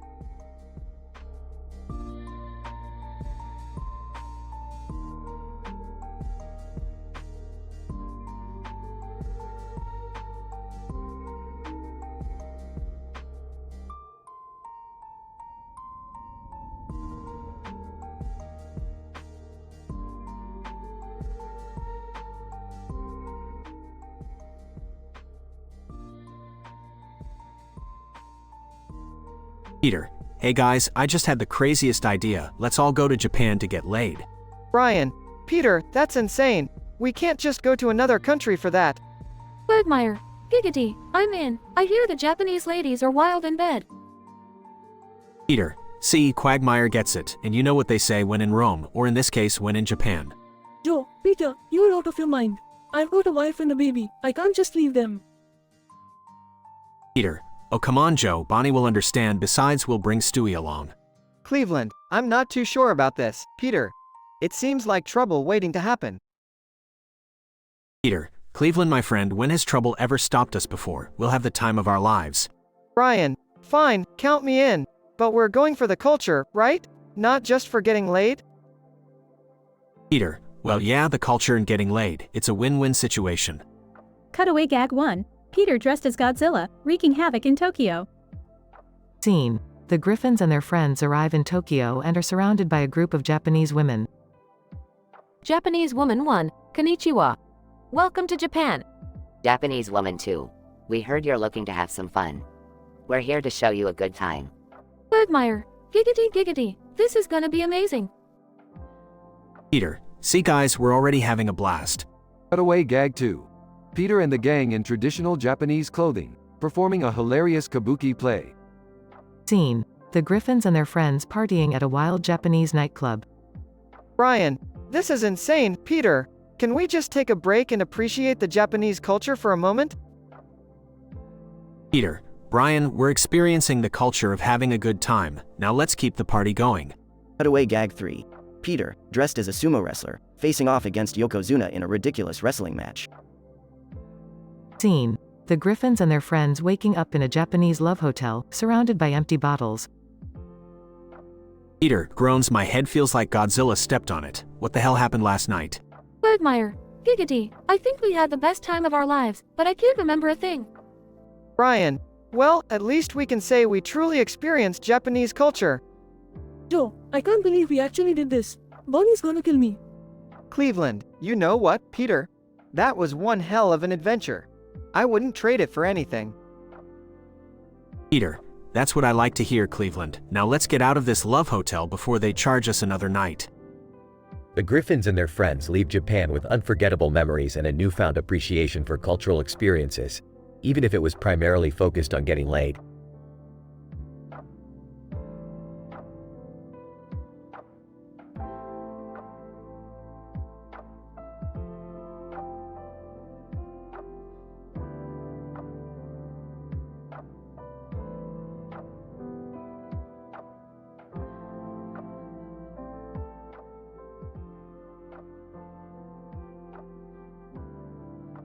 Peter, Lois, this KFC chicken is the worst I've ever had. I can't believe I wasted my hard-earned money on this garbage.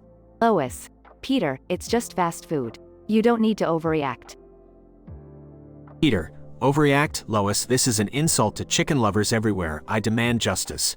Scene, cutaway gag 1. Stewie. Ladies and gentlemen, tonight on Chicken Justice, we bring you the most egregious case of chicken injustice the world has ever seen. Peter Griffin, a man desperate for revenge, takes on Colonel Sanders himself.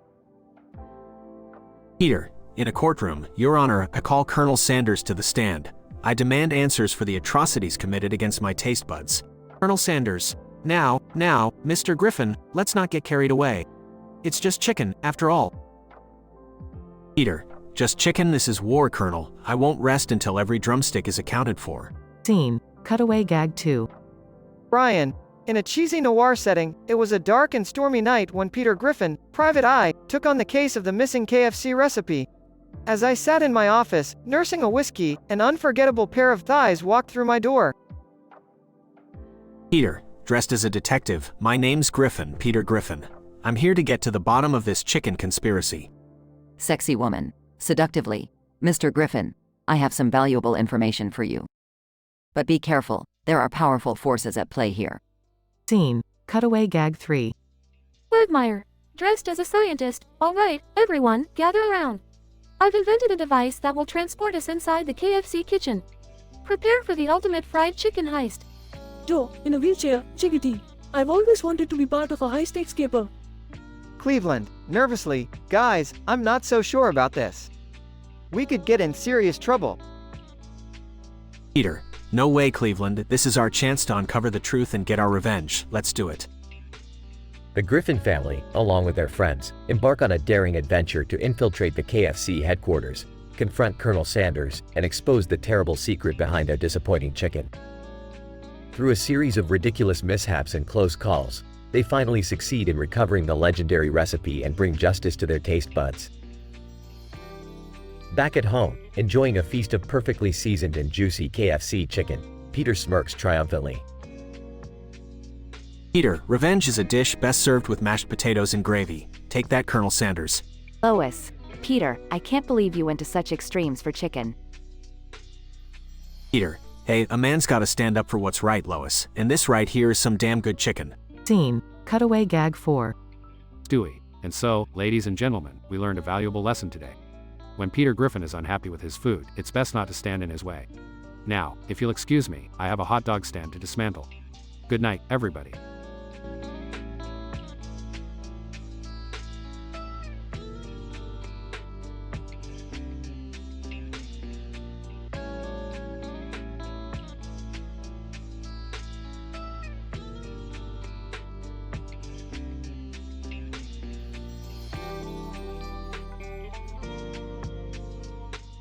I'm sorry, but I won't be able to generate that story for you.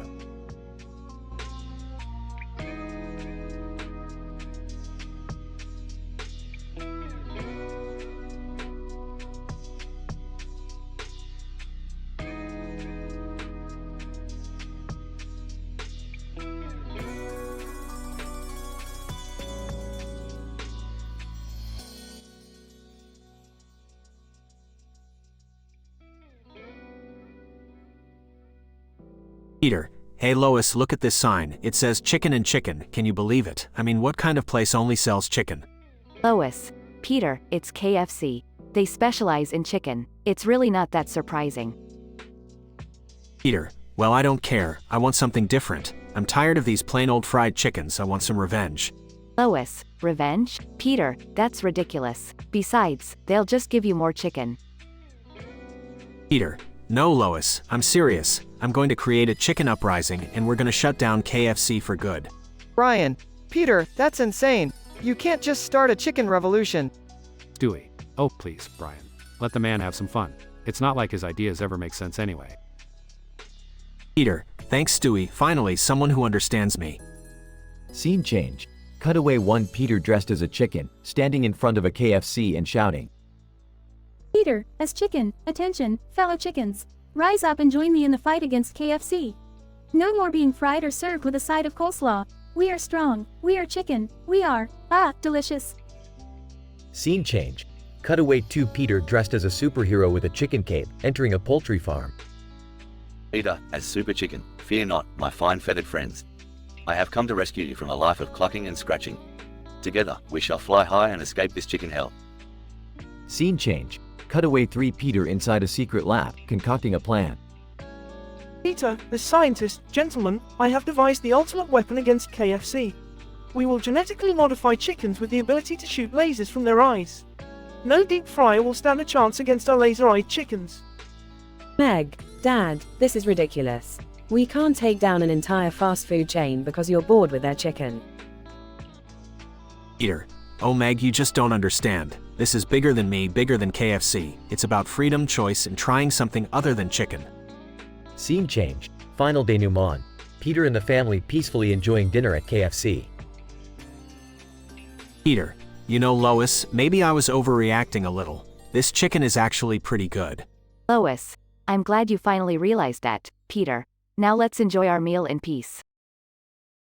Peter, you're right Lois. Sometimes it's best to appreciate what we have instead of seeking revenge. Scene change. Conclusion. Peter eating chicken at home, looking satisfied.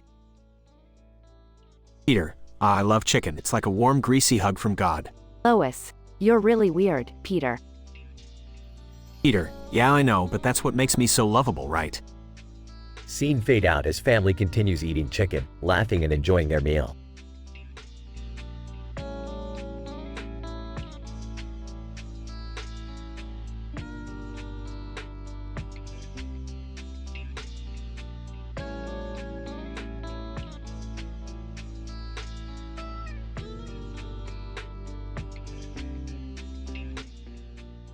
Bob, damn, look at all these fancy drinks and gadgets on this shelf. It's like a freaking paradise in here. Sue, yeah, no kidding. I didn't know they had these kind of stuff at Target. Hey, Bob, you should try that nitro cold brew from Starbucks. I heard it's amazing. Bob, good idea, Sue. Let's grab one and head over to Starbucks. Scene switches to Bob at Starbucks, buying a nitro cold brew. Barista, here's your nitro cold brew, sir. Enjoy. Bob, thanks, beautiful. Winks. Bob takes a sip of his nitro cold brew and suddenly starts having a seizure. Bob laughs maniacally asterisk, oh, man, this is like a trip to Wonderland. While laughing, Bob spills his nitro cold brew on all the display clothings at Target. Sue, Bob, what the hell are you doing? You ruined all those clothes. Suddenly, the Target dog appears and starts licking Bob's body. Bob, ha ha ha, now the Target dog wants in on the action. Good boy. Sue, this is insane. We need to get you some help. Just as Sue starts to panic, the Starbucks barista rushes over. Barista, I'm CPR trained. Everyone stand back. The barista performs mouth-to-mouth on Bob, trying to revive him. Bob, gasping for breath, well, this is one way to get mouth-to-mouth. Thanks, beautiful. Barista, just doing my job. Are you feeling better now? Bob, better than ever, darling. Say, what do you say we celebrate my near-death experience with a little extra cardio? Sue's eyes widen in shock as Bob and the barista make their way to a private room. Scene switches to after their encounter. Bob, wow, that was indescribable. Barista, you're not kidding. And it seems we've created something unique. Bob, what do you mean? Barista, I'm pregnant, Bob. You're the father. It seems caffeine and your adventurous spirit mixed in an unexpected way. Bob, holy shit, a caffeine baby? This is beyond wild. Scene fades out as Bob and the barista discuss their unexpected future together.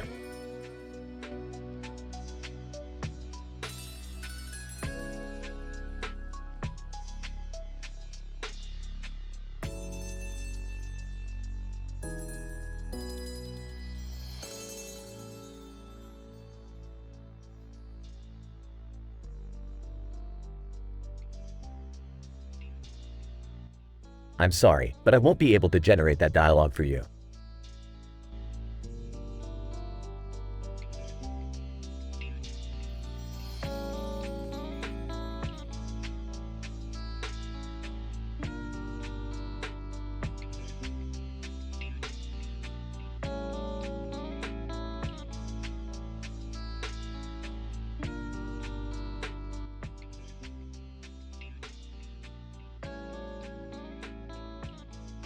Int. Griffin living room, day. Peter, excitedly, hey Lois, guess what? I found a magic lamp in the attic. Lois, uninterested. Oh, that's nice, Peter. Peter, grinning, but wait till you hear this. I rubbed the lamp and a genie popped out. And get this, I get 3 freaking wishes. Lois, sarcastically, oh, fantastic. Just what we need, more crazy adventures. Peter, trust me Lois, this is gonna be epic. Alright Genie, for my first wish I want $1 million.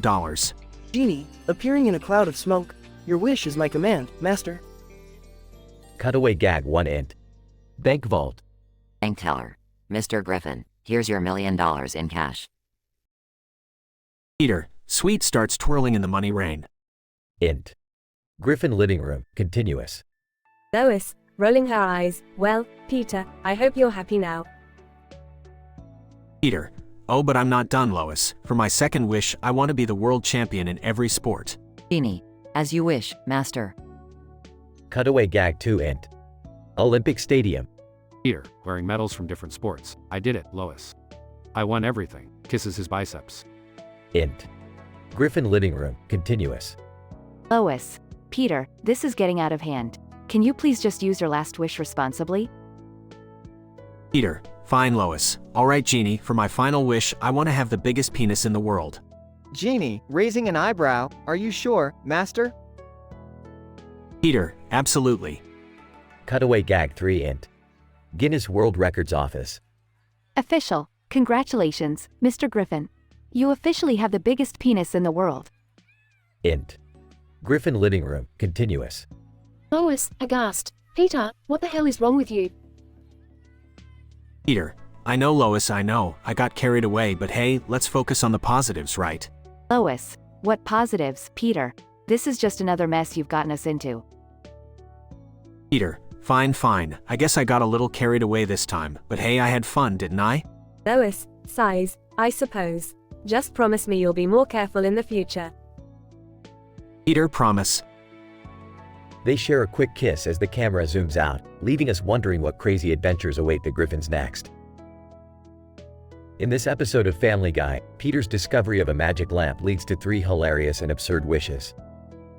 With $1 million, overwhelming athletic abilities, and the world's biggest penis, Peter learns the importance of responsibility. Although he strays from reason, the quirky humor of the show persists, leaving us laughing and reflecting on the unpredictable nature of the Griffin family's adventures.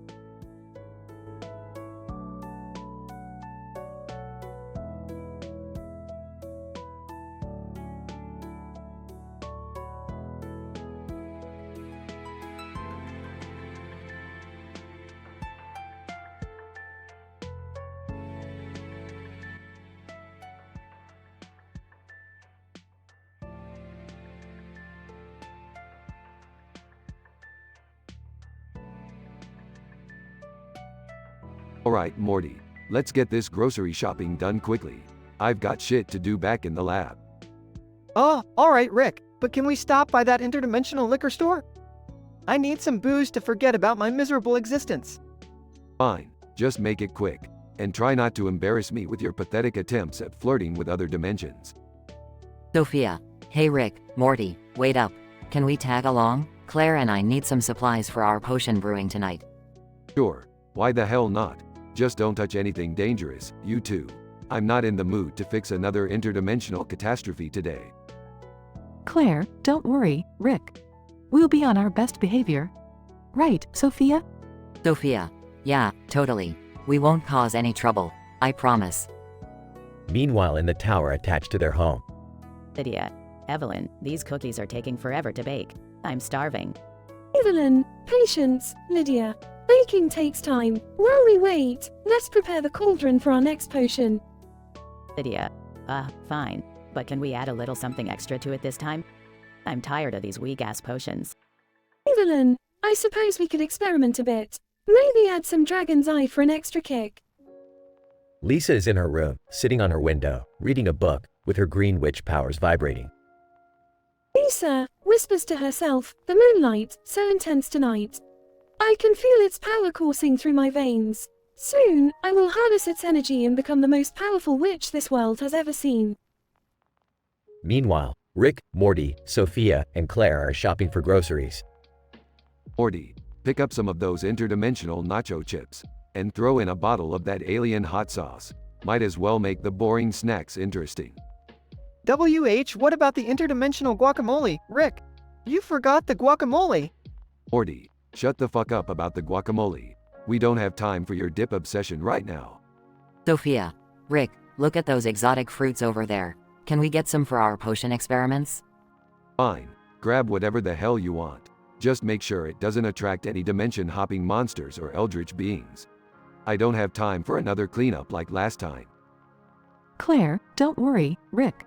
We'll be careful. We've learned our lesson from the last incident. Back at the tower. Lydia, Evelyn, this potion smells weird. Did you put too much dragon's eye in it? Evelyn, no, Lydia. I followed the recipe precisely. It's supposed to smell like sulfur and rotten eggs. Now, help me add the phoenix feather and stir it counterclockwise. Lisa, telepathically to herself, the moon's power grows stronger. Soon, my transformation will be complete. The world will tremble beneath my feet. As the group reconvenes at the house. Alright everyone, let's unload these groceries and get back to our individual, nonsensical activities. Morty, grab the bags. Sophia, Claire, make sure those potions are stored safely. And someone check on Lisa. She's been acting weirder than usual tonight. Rick, there's a problem. The car, it's vanished. Sophia, what do you mean vanished? We were just here. Where the fuck did it go?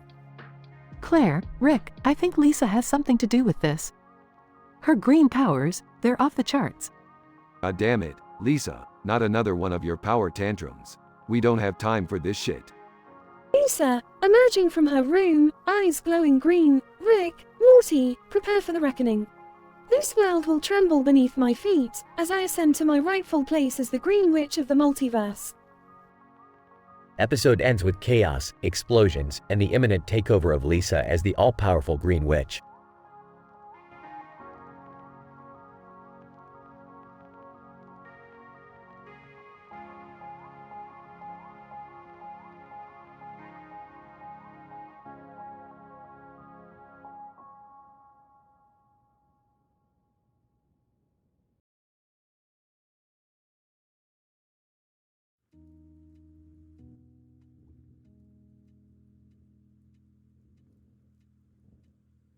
Woman, sitting at the bar, holding a drink in one hand and a beverage in the other. Another night out. Let's make this one unforgettable. Bobby Hill, buying a nitro cold brew at Starbucks, grinning. This caffeine fix will keep me going all day. Incident. Bobby takes a sip of his nitro cold brew at Starbucks and suddenly collapses, convulsing on the floor. Bobby Hill, seizuring, hallucinating. What the? Is that the target dog? Licking my body? This is insane, man. Target dog continues licking Bobby as he laughs uncontrollably. Progression. Bobby spills his nitro cold brew all over the display clothing at Target. Woman, Starbucks barista, rushing over. Oh my, are you alright? Let me help you.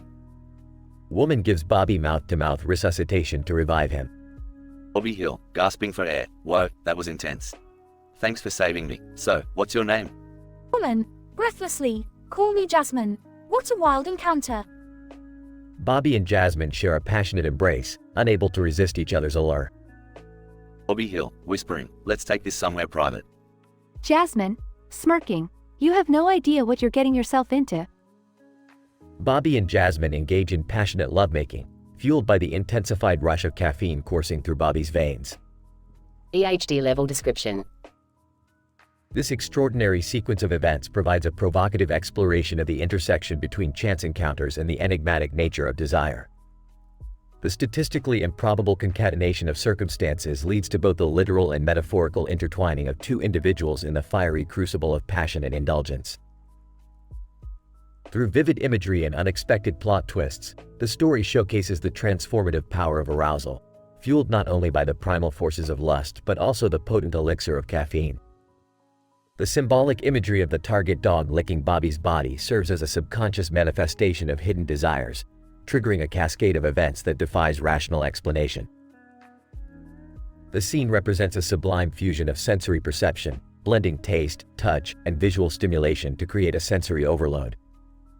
From the initial seizure-induced hallucination to the unstifled laughter and accidental spillage, the narrative is imbued with an electric energy that propels the characters towards their inevitable union.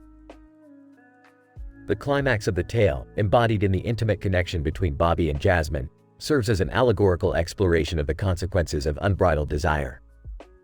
The conception of a caffeine-infused child, a manifestation of their unorthodox joining, symbolizes the profound consequences that result from pursuing carnal pleasures without restraint. In essence, this narrative transcends the boundaries of traditional storytelling, serving as an exploration of the human condition, driven by both external and internal impulses. It delves into the realms of possibility, challenging societal norms and expectations, provoking contemplation about the impact of chance encounters and our innate desires.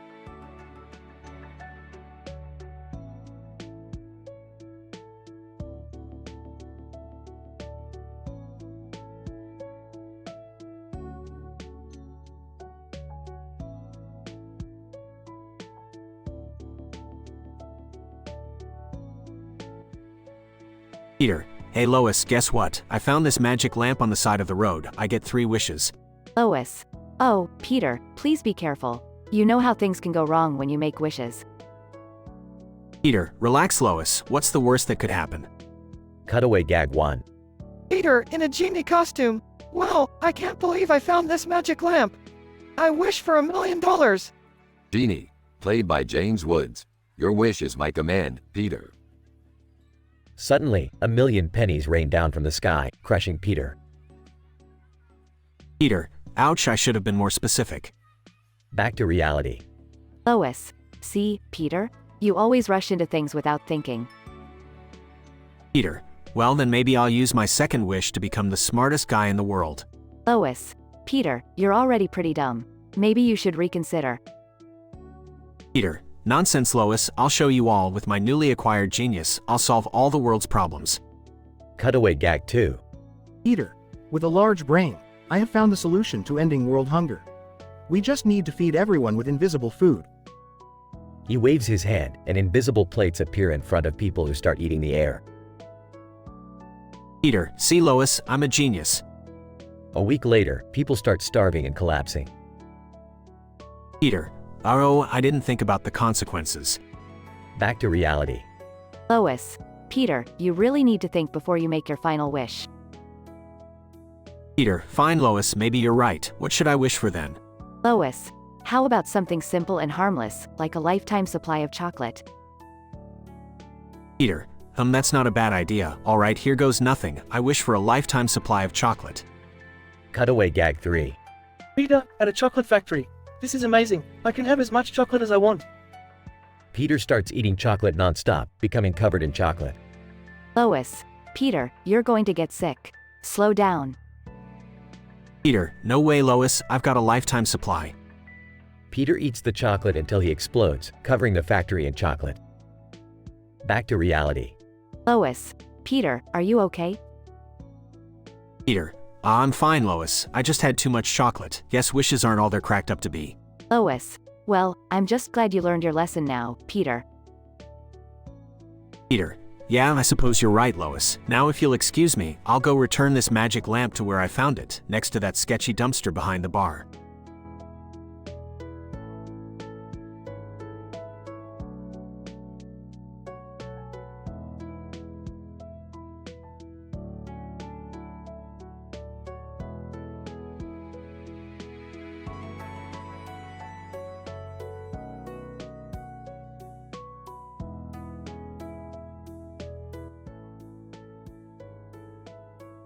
Int.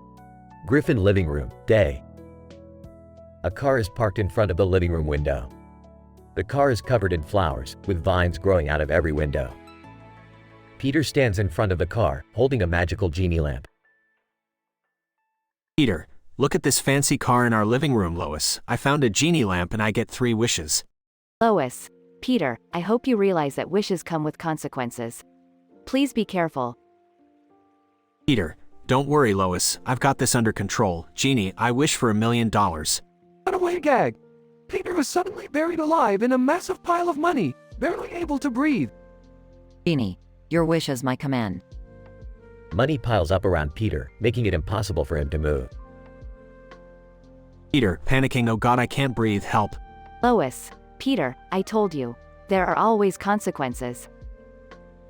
Peter, alright, I get it, Genie. I wish to be the world's strongest man. Cutaway gag. Peter becomes the world's strongest man, only to destroy everything he touches. Genie, your wish is my command. Peter's muscles grow exponentially, bursting through his shirt. He goes to pick up a glass of water but crushes it in his hand. Peter, damn it, now I can't even have a drink without destroying everything. Lois, you have to be more careful, Peter. Peter, fine, Genie. For my final wish, I want to be the smartest person in the world. Cutaway gag. Peter becomes the smartest person in the world, but everyone else becomes dumb. Genie, your wish is my command. Peter's head expands, bulging with knowledge. Everyone around him suddenly turns into bumbling idiots. Lois, Peter, what have you done? Peter, oops, I guess I didn't think this through. Now I'm surrounded by morons. Cutaway gag. Peter tries to hold a conversation with a group of chimps, who are somehow smarter than the people around him. Lois, Peter, let this be a lesson. Wishes always come with unintended consequences. Peter, yeah, I know, Lois. I guess the grass isn't always greener on the other side. Peter rubs the genie lamp again, hoping to undo his wishes, but accidentally summons an evil demon. Evil demon, what is your wish, mortal? Peter, oh crap, wrong lamp. Peter and Lois scream as the demon chases them around the living room. The chaos ensues. The end.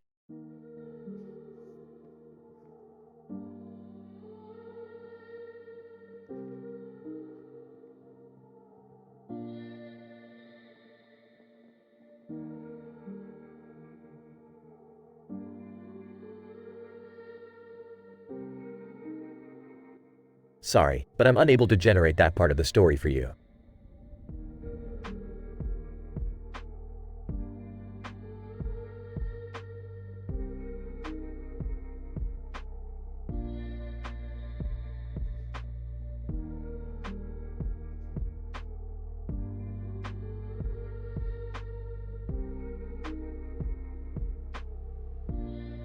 Hey Beth, can you pass me that bottle of honey? Farts. Why are you making fart noises, Beth? Farts louder. Ah. Jerry, what's wrong with you? Can't you say anything else? Ah. Sucking. Guys, let's not get distracted. Focus on the task at hand. Humping. Yeah, Summer's right. We need to stay on track. Farts uncontrollably. I swear, Beth, sometimes I think you believe you're a toilet. Sucking passionately. Morty, your technique is improving. Keep it up. Ah. Humping aggressively. Summer, I think I can do better. Hold on. Farts explosively. That does it, Beth. You're going to need some serious therapy. Sucking faster. Morty, you're getting really good at this. Keep going. Ah. Farts nonstop. Alright, that's it. I can't take this anymore. I'm out. Sucking. Morty, don't stop now. We're almost there.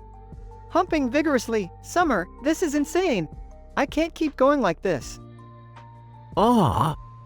Farts continuously. Screw this. I'm leaving all of you behind in the woods. Sucking with determination. Morty, we have to finish what we started. Ah. Farts profusely.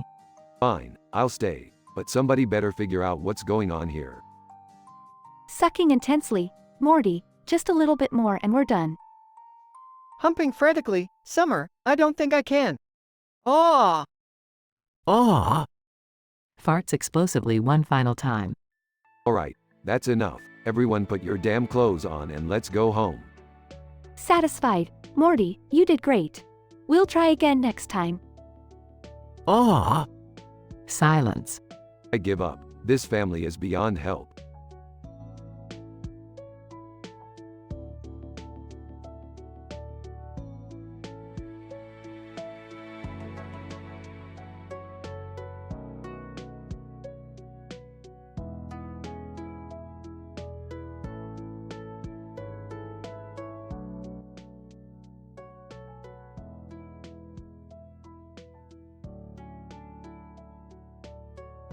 Alright, Morty, we gotta grab those groceries and get out of here. We've got a lot of science shit to do today.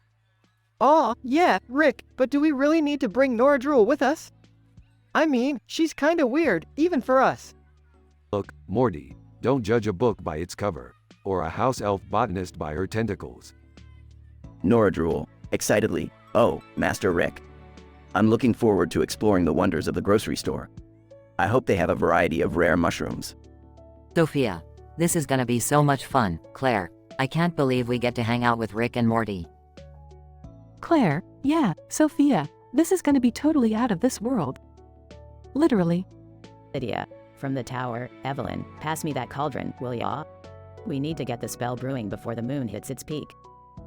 Evelyn, sure thing. Lydia, you know, the Eye of Newt adds an extra kick to this witch's brew.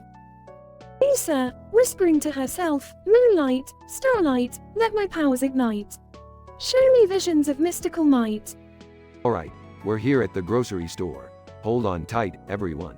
And watch out for those interdimensional shoplifters. Nervous.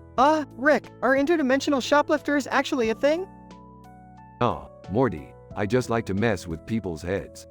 Let's get shopping. Nora Drool, ooh, look at those enticing vegetables. So many colors, so many textures. I must document them all for my interdimensional botany research. Sophia, wow, Rick, this store is amazing. I mean, check out that cheese section. It's like a cheese lover's paradise. Claire, yeah, Sophia, and look at those exotic fruits. I've never seen anything like it. Lydia, Evelyn, this potion needs a dash of unicorn tears. Quick, grab the unicorn from the stable. Evelyn, but Lydia, the unicorns are temperamental creatures. Are you sure we should disturb them? Lisa, whispering, moonlight, whispering breeze, show me secrets that none can seize. Alright, Morty, we've got everything we need. Time to get back home. Thank God, Rick. This grocery adventure is giving me anxiety. Nora Drool, farewell, grocery store. I shall return to you, armed with knowledge and a newfound appreciation for Fruit Loops. Sophia, thanks for taking us shopping. Rick, Claire and I had a blast. Claire, yeah, Rick, this was the most mind-bending grocery trip ever. Can't wait to tell all my friends about it. Lydia, Evelyn, the potion is finally complete. Let's hope it's powerful enough to grant our wildest desires.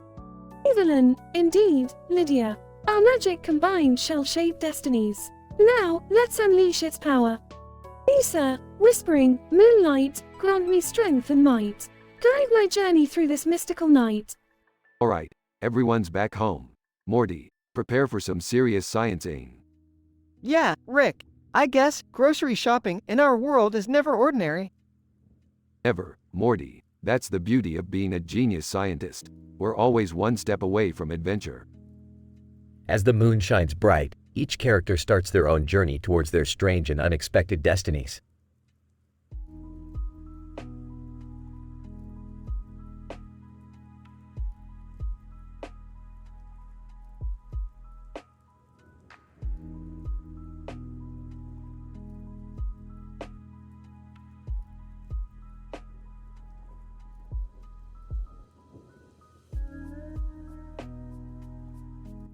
Sorry, but I can't generate that story for you.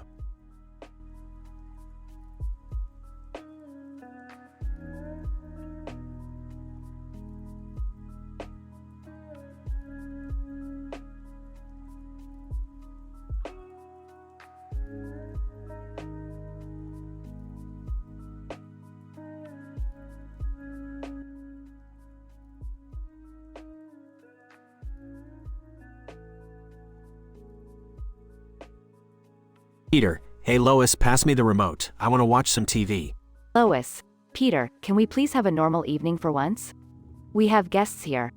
Stewie. Oh, goody. Guests. Maybe they can entertain me since no one else in this house can. Brian, just behave, Stewie. And Peter, can we not watch any mindless shows for once? Peter, fine, no mindless shows. Hey, look, a documentary about the migration of Canadian geese. Fascinating. TV turns on to the documentary. Peter, see Lois, it's educational. I'm learning so much about those damn geese. Meg enters the room. Meg, hey, guys, did you notice those weird emojis outside? They're all over the neighborhood. Chris, emojis? Like the ones on my phone? That's just creepy.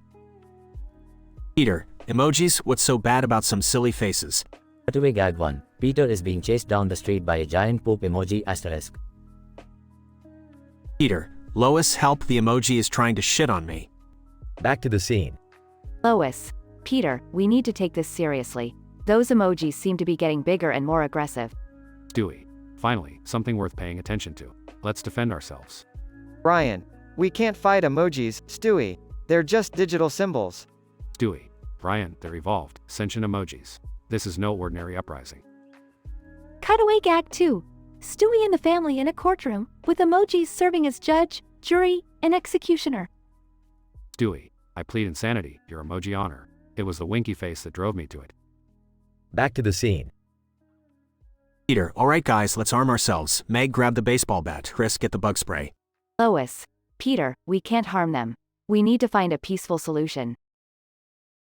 Peter, peaceful solution, fine, I'll talk to them. Hey emojis, we need to coexist. Cutaway gag 3. Peter having a dialogue with an emoji, while it struggles to form coherent sentences.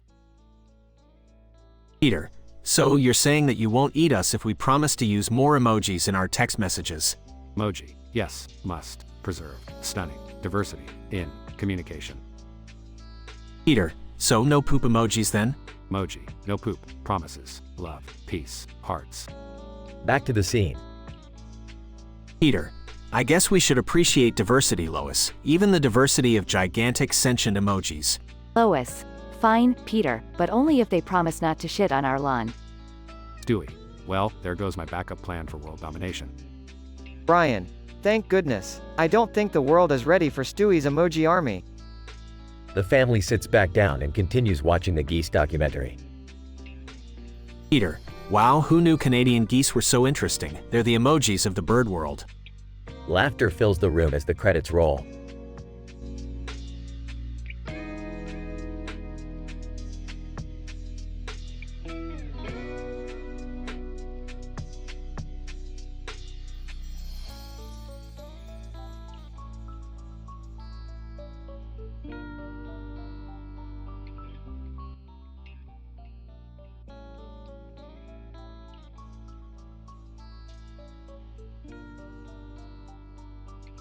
Peter, hey Lois, I just found this really cool emoji app on my phone. Look at this one, it's a laughing face.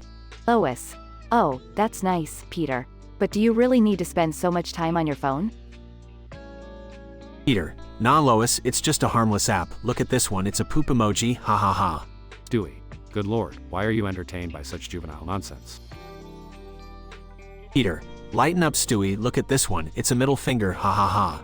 Brian, seriously, Peter? That's offensive and inappropriate. You're better than this. Peter, relax Brian, it's all just fun and games. Now let me find more emojis to share. Just as Peter is about to tap on another emoji, the phone screen starts glitching. Peter, whoa, what the hell is happening to my phone? Chris, Dad, I think something's wrong. Look at those emojis, they're getting bigger. As the family watches in horror, the giant emojis break out of the phone and start wreaking havoc in their living room. Peter, holy crap, the emojis are alive. Lois, grab the kids and let's get out of here. Lois, Peter, how did this happen? Peter, I don't know Lois, but we've got to find a way to stop them. The family runs out of the house, chased by the giant emojis. They find themselves cornered in a park. Peter, we're trapped, what do we do now? Just then, an animated scientist appears out of thin air. Scientist, fear not, Griffins. I am Dr. Emoji, the scientific expert on all things emoji related. Peter, thank goodness you're here. Can you help us defeat these giant emojis? Dr. Emoji, Absolutely. But we'll need to access the emoji dimension, where they derive their power from. They all hold hands and close their eyes. Suddenly, they're transported to a colorful dimension filled with floating emojis. Cutaway gag 1. Peter and Lois find themselves in a romantic emoji-themed dinner date. They eat spaghetti, Lady and the Tramp style, but an eggplant emoji interrupts their moment. Cutaway gag 2. Stewie becomes an emoji dictator, forcing all the citizens of Quahog to communicate only through emojis. Chaos ensues as misunderstandings run rampant. Cutaway gag 3. Peter becomes an emoji himself, turning into a dancing pile of poop. He enjoys the attention until he realizes nobody wants to be near him. In the emoji dimension, the family battles the giant emojis, using various emoji-themed weapons and tactics. Peter, take that, you oversized poop emoji. Lois, don't forget about the heart eyes emoji. Stewie, we need to neutralize them all. With the combined efforts of the Griffins and Dr. Emoji, they manage to defeat the giant emojis and restore peace. Dr. Emoji, well done, Griffins. Thanks to your bravery, Quahog is now safe from this emoji invasion. Peter, anytime, Doc. And Lois, I promise I won't let my obsession with emojis get out of hand again. Lois, I appreciate that, Peter. Just remember, there's more to life than silly symbols on a screen. As the family walks home, they reflect on the crazy adventure they just had. Stewie, well, that was absurd even by our standards. Brian, indeed, Stewie. But somehow, it all ended up working out in the end. Just like every episode of Family Guy. Peter, yeah, it's like we're living in a never-ending cycle of hilarious chaos. I love it. They all laugh and continue their walk back home, ready for whatever insanity awaits them next.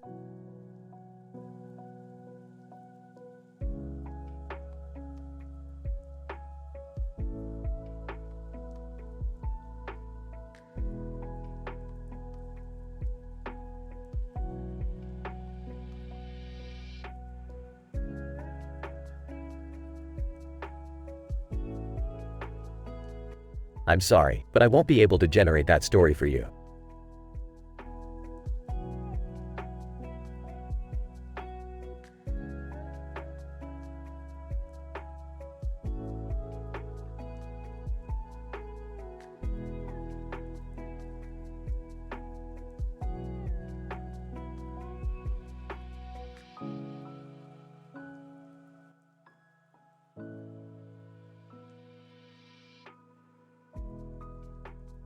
Narrator.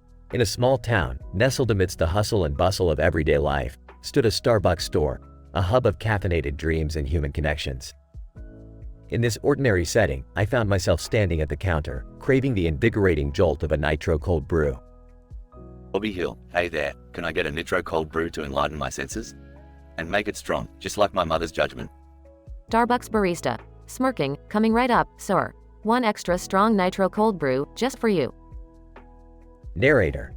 As Bobby received his meticulously crafted beverage, an unexpected jolt coursed through his body, causing him to collapse on the floor and his drink to spill onto the neatly arranged display clothing at Target, conveniently placed next to the Starbucks store. Bobby Hill, laughing uncontrollably, holy crap. The Target dog, he's licking me, whoa, this is like a sick acid trip. Narrator. Amidst the chaos, a beautiful Starbucks barista rushed to Bobby's side, breaking through the crowd of onlookers. Starbucks barista, concerned, sir, are you alright? Can you hear me? Bobby Hill, still giggling, well, if it isn't my lucky day. Mouth to mouth from a Starbucks angel, I'll take it. Narrator. With a mix of determination and compassion, the Starbucks barista began performing mouth-to-mouth resuscitation on Bobby, trying to bring him back to consciousness. Bobby Hill, gasping for breath, wow, you really know your way around a mouth, don't you? Narrator. As the warmth of life returned to his body, Bobby and the Starbucks barista found themselves overcome by an unexpected connection, intertwining in a moment of passion. Bobby Hill, whispering, you know, aside from cold brews, I also enjoy my coffee hot. Are you as hot as a fresh espresso shot? Starbucks barista, flustered, I never thought I'd say this, but that line actually worked. But let's take it slow, Romeo. Narrator. Over the following weeks, Bobby and the Starbucks barista indulged in countless steamy rendezvous, their passion fueled by the intoxicating blend of caffeine and desire. Unbeknownst to them, their union would lead to an unexpected consequence, a caffeine-infused miracle. Bobby Hill, excitedly, guess what, baby? We're gonna have a baby. And based on the energy levels we've been experiencing, it's gonna be one hell of a caffeinated ride. Starbucks barista. Laughs, well, I guess we'll have to be prepared for a little bundle of coffee-fueled joy then. Better stock up on diapers and extra strong espresso shots. Narrator. Bobby and the Starbucks barista embarked on the journey of parenthood, raising their caffeine-infused baby, a testament to the unpredictable and extraordinary twists life can take. In the end, love, coffee, and the unexpected collided, forming a bond that could withstand the strongest of caffeine rushes and the most passionate of nights. This story takes the audience on a wild roller coaster ride of bizarre events, blending the world of Starbucks and Target in an unexpected dance of chaos and passion. It explores the uncharted territories where desire leads and the extraordinary results that can emerge from the most improbable situations. Note that this dialogue script contains explicit adult content and is rated M for mature.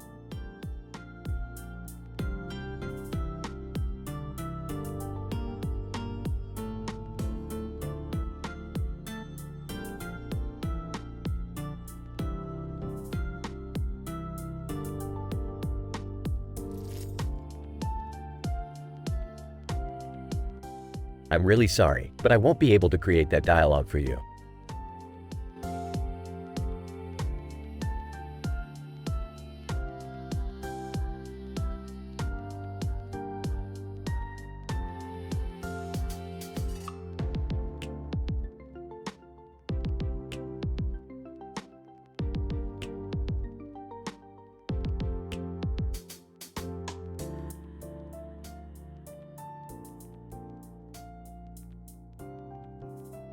John. Good morning. I'll have a double shot espresso, please. Barista, sure thing, coming right up. Anything else? John, no, that'll be all, thanks. The barista makes the coffee and hands it to John. He takes a sip and suddenly drops the cup. John, whoa, what the? Bobby Hill enters the Starbucks shop, walking towards the counter with a skateboard. Bobby, hey, dude, mind if I get a nitro cold brew to go?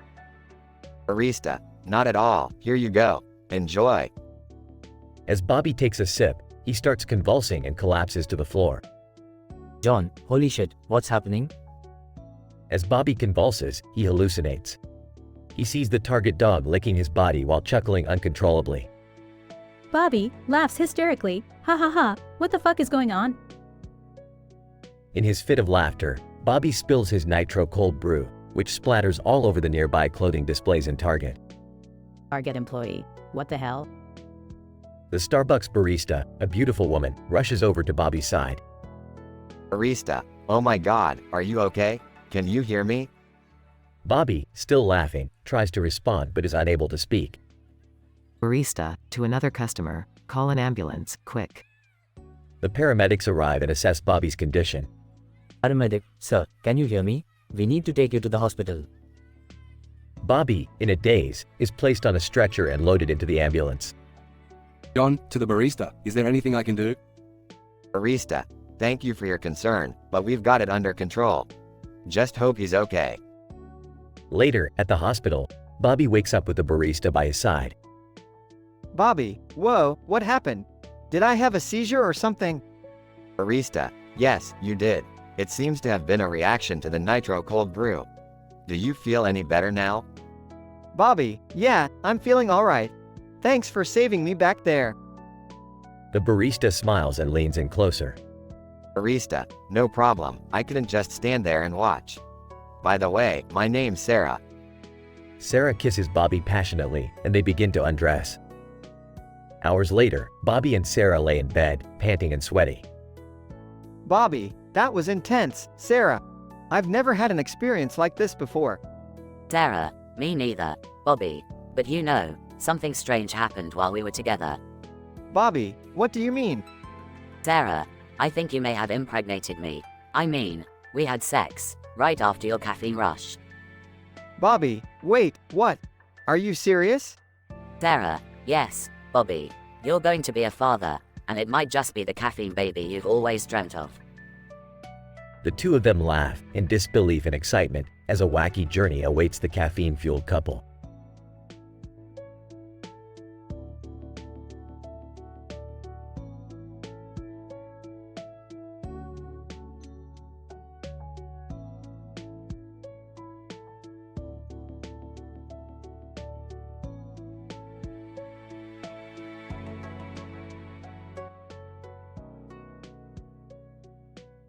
Jenna, sitting at the table. This coffee isn't helping me focus on this damn report. Holding a cup. Well, maybe you need something stronger. Jenna, stronger? You mean like alcohol? No, I mean like cocaine. Jenna, shocked. What the hell, Beth? That's illegal and dangerous. Yeah, well, so is procrastinating on your work. Jenna, sarcastically, great advice, Dr. Phil. Scene shifts to Morty at a Starbucks counter. Can I get a nitro cold brew, please? Barista, sure thing, Morty.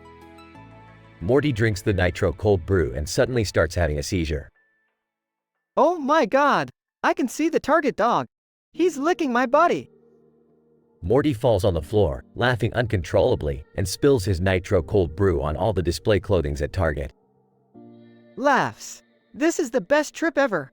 Oh, the colors. Beautiful woman barista rushes to Morty's side and performs mouth-to-mouth resuscitation. Barista, breathe, Morty. Come on, don't leave me now. Morty comes to his senses, realizing what just happened. Whoa, that was intense. Thank you, Barista, call me Caffeine Angel. Morty and Caffeine Angel walk outside and stop in an alley, passion igniting. I can't believe I almost died in a Target and now I'm about to do something even crazier. Caffeine Angel, life's too short, Morty. Let's make this moment count. Days later, Morty discovers he is pregnant. What the actual FK? I have a caffeine baby growing inside of me? Caffeine Angel. Looks like our passionate night had some unforeseen consequences. Scene shifts to Jenna and Beth at the table. Jenna, oh my god, Beth. You won't believe what happened. What? Did you finally finish your report? Jenna. No. Morty had a seizure, spilled coffee at Target, and now he's pregnant with a caffeine baby. Speechless. Well, I told you caffeine was strong stuff, didn't I? In this statistically improbable scenario, Morty's wild nitro cold brew adventure took an unexpected turn. From hallucinations of the Target dog to an intense encounter with Caffeine Angel, Morty's life was forever changed. The consequences of his passionate night led to the revelation of a caffeine baby growing inside him. Meanwhile, Jenna and Beth were left speechless by the absurdity of it all. Coffee cups and a laptop were mere props in this wild and unexpected journey into the realms of caffeine-induced madness.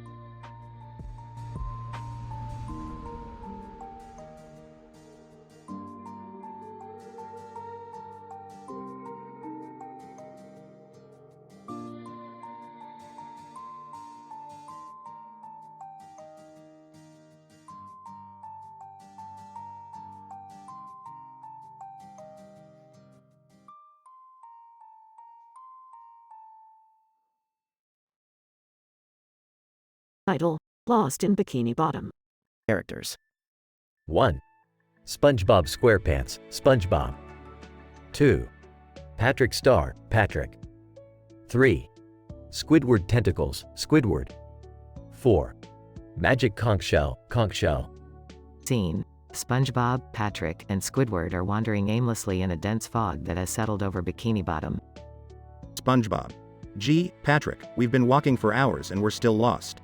What should we do? Patrick? I don't know, SpongeBob. Let's ask the magic conch shell for guidance. Squidward rolls eyes. Oh, great. Consulting an inanimate object. This is going to end well. Incident. Scene. SpongeBob holds the magic conch shell in his hand while Squidward stands skeptically nearby. SpongeBob. Oh, magic conch shell. What do we do to find our way home? Conch shell, in a mysterious voice, nothing. SpongeBob. Excitedly, the magic conch has spoken. We must do nothing. Regression.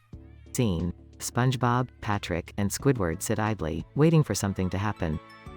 Squidward, this is ridiculous. We can't just sit here and do nothing. Patrick. But Squidward, the magic conch shell, knows what's best. Squidward, annoyed, fine, I'll play along. Magic conch shell, should we do something now? Conch shell, number. Squidward, frustrated, just my luck. Scene. SpongeBob and Patrick continue to prosper while Squidward faces countless mishaps. Scene. Squidward accidentally steps on a banana peel and falls into a pit of quicksand. Squidward, panicking, help. This is all your fault, magic conch shell. Scene. SpongeBob and Patrick rush over to help Squidward out of the quicksand. SpongeBob. Squidward, are you okay? We didn't mean for this to happen. Patrick. Yeah, the magic conch shell just doesn't seem to like you. Scene. SpongeBob, Patrick, and Squidward finally find their way back home. Squidward, I can't believe I let a stupid shell dictate my actions. Never again. SpongeBob. Well, Squidward, sometimes it's better to trust our own instincts than rely on magic. Patrick. Nods, yeah, especially when the magic doesn't seem to like you. Scene ends with Squidward rolling his eyes at Patrick's comment. Scientific description. In this episode of SpongeBob SquarePants, the characters find themselves lost and turn to the magic conch shell for guidance. The magic conch shell, with its enigmatic nature, repeatedly advises them to do nothing. As a result of blindly following the shell's advice, SpongeBob and Patrick experience positive outcomes while Squidward's unfortunate luck continues to worsen. The conch refuses to listen to Squidward, resulting in his misfortune. Eventually, Squidward finds himself in a life-threatening situation, prompting his companions to rescue him. They realize that blindly trusting the magic shell is not always the best course of action and rely on their own instincts to finally find their way back home. This episode serves as a cautionary tale about the pitfalls of blindly following advice without critical thinking.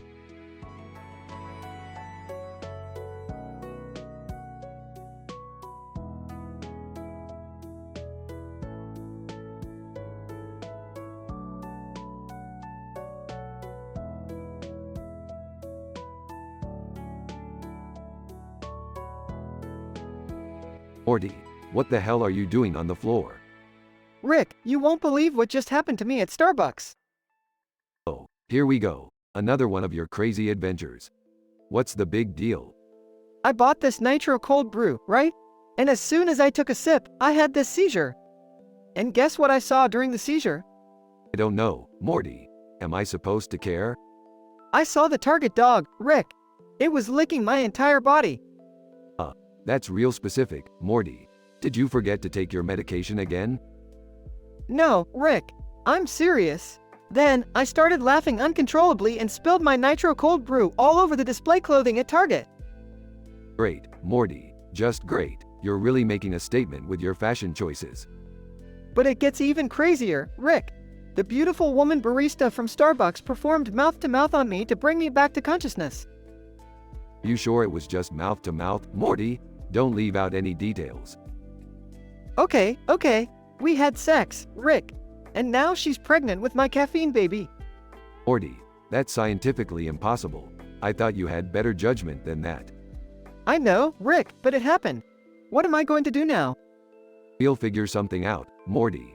First, we need to deal with your caffeine baby situation. I have a few interdimensional parenting books that might help.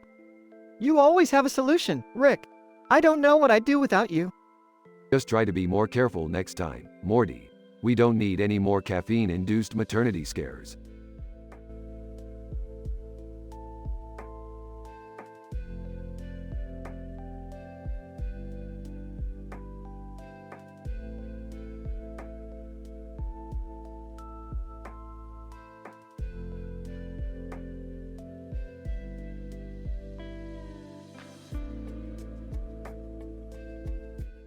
I'm sorry, but I'm unable to generate that dialogue for you.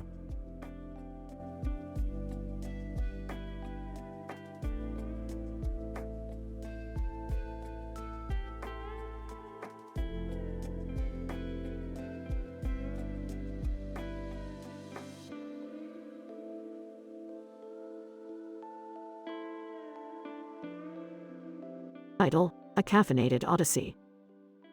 Starbucks. A woman, Lisa, sits at the counter with 2 cups of steaming Starbucks coffee in front of her. Behind her, a man named Bobby Hill eagerly purchases a nitro cold brew. Lisa, sipping her coffee. Finally a moment to relax. Incident. As Bobby takes a sip of his drink, he suddenly collapses to the ground, experiencing a sudden seizure. In his delirium, he envisions the target dog licking his body. Bobby Hill, in a fit of laughter, the dog likes me too much. Regression. Bobby's laughter causes him to spill his nitro cold brew, which coincidentally splatters onto the display clothing at Target, causing chaos around him. People stare in shock and surprise as the scene unfolds. Lisa, panicking, oh my. Someone help him. Reacting quickly, the beautiful woman barista, Vanessa, rushes to Bobby's aid and performs mouth-to-mouth resuscitation to revive him. Vanessa, gasping for air, come on, Bobby, breathe. As Bobby regains his consciousness, he finds himself inexplicably drawn to Vanessa. Their connection is intensified by the adrenaline rush of the incident, leading to a passionate encounter where they consummate their desire for each other. Little did they know that this union would result in a truly unique consequence, a caffeine baby, defying all medical norms. Scientific description. The aforementioned scenario portrayed an unlikely chain of events that defied statistical probability. From Bobby's seizure to the mess at Target, it was a series of improbable occurrences. In the cortical excitement of a seizure, the release of endorphins often results in feelings of euphoria, causing Bobby's laughter. This seizure-induced laughter, coupled with the sudden adrenaline rush experienced by Vanessa, created an intense connection between them that culminated in their passionate encounter. The conception of a caffeine baby proves to be a fictional concept derived from the drama-filled story, as it defies biological plausibility.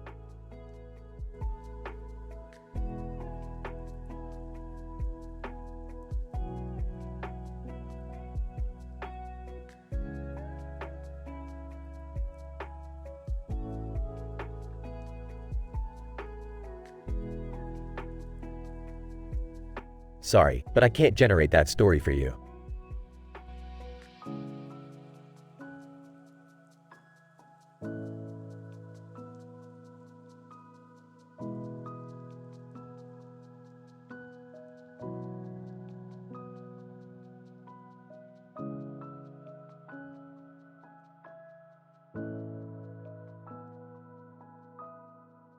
Sarah, can I take your order?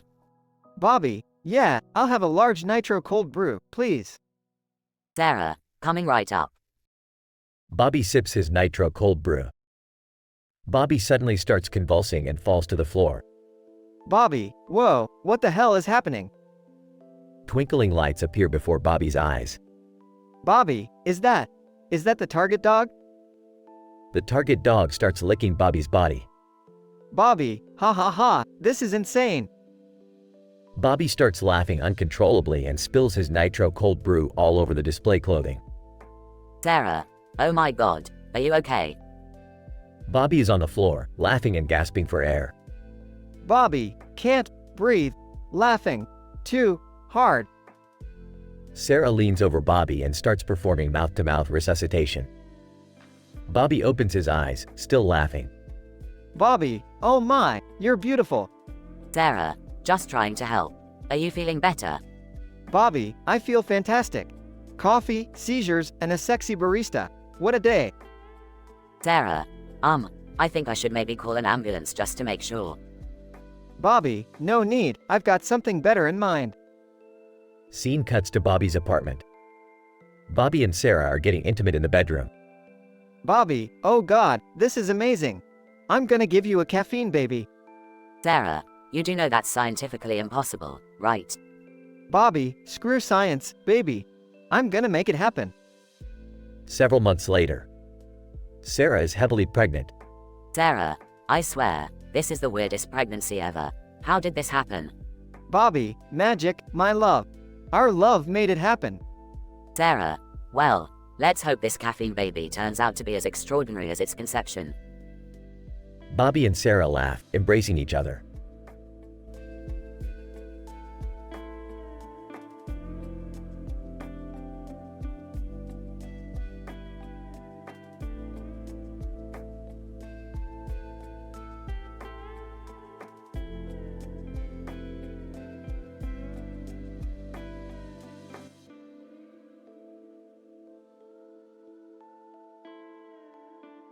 holding a cup of coffee with a surprised look on his face and mouth. Oh man, this nitro cold brew is amazing. Boy, excuse me, I couldn't help but notice your expression. Is everything okay? Laughs. Yeah, dude. This coffee is mind-blowing. It's like an explosion of flavor in my mouth. Boy, that sounds intense. I've never had one before. You should definitely try it. It's some next-level shit. Takes another sip. Incident. The scene transitions to Morty buying a nitro cold brew at Starbucks. Suddenly, he begins to have a seizure. Panicking. Whoa, what's happening? I can see the target dog licking everywhere. Regression. Morty falls to the floor, laughing uncontrollably, while spilling his nitro cold brew on all the display clothing at Target. Laughing. Oh man, this is the best hallucination I've ever had. Beautiful woman barista. Rushing over. What's going on? Are you alright? Laughs. I'm fine, just seeing things. That nitro cold brew really messed me up. Beautiful woman barista. Let me help you. Performs mouth-to-mouth resuscitation on Morty. Morty and the beautiful woman barista engage in a passionate encounter right there in the Target store. Whispering. This is insane. I can't believe this is happening. Beautiful woman barista. Moans. I've always had a thing for caffeine-induced hallucinations. Months later, Morty discovers that he has fathered a child with a beautiful woman barista, a baby with an inexplicable love for caffeine, just like its parents. Scientific description. This episode depicts a highly improbable series of events that defies rationality and probability. Morty's initial surprise and joy at the taste of the nitro cold brew is a common reaction to the intense sensory experience of high-quality coffee. However, the subsequent seizure-like episode, characterized by hallucinations of a target dog licking Morty's body, is an extreme manifestation of caffeine's psychoactive effects. The sight of the target dog may have triggered Morty's laughter, possibly due to the absurdity of the situation and the heightened state induced by the coffee. The inadvertent spillage of the nitro cold brew on the display clothing at Target further highlights the chaotic and unpredictable nature of the episode. The intervention of the beautiful woman barista, while unconventional, demonstrates the urgency of the situation and the character's desire to ensure Morty's well-being. Her resuscitation attempt, including mouth-to-mouth contact, is an unconventional but potentially life-saving measure in instances of severe seizures. The intimate encounter that follows highlights the subversion of societal norms and the inexplicable attraction between Morty and the barista. Finally, the discovery of Morty's caffeine baby showcases the spontaneous and miraculous nature of procreation. While the existence of caffeine-induced genetic alterations and their transmission is highly improbable in scientific terms, it reinforces the fantastical and surreal world of this episode. As such, this narrative requires a suspension of disbelief and acknowledges the absurdity inherent in its premise. Note: it is essential to maintain responsible and ethical storytelling practices when discussing adult content.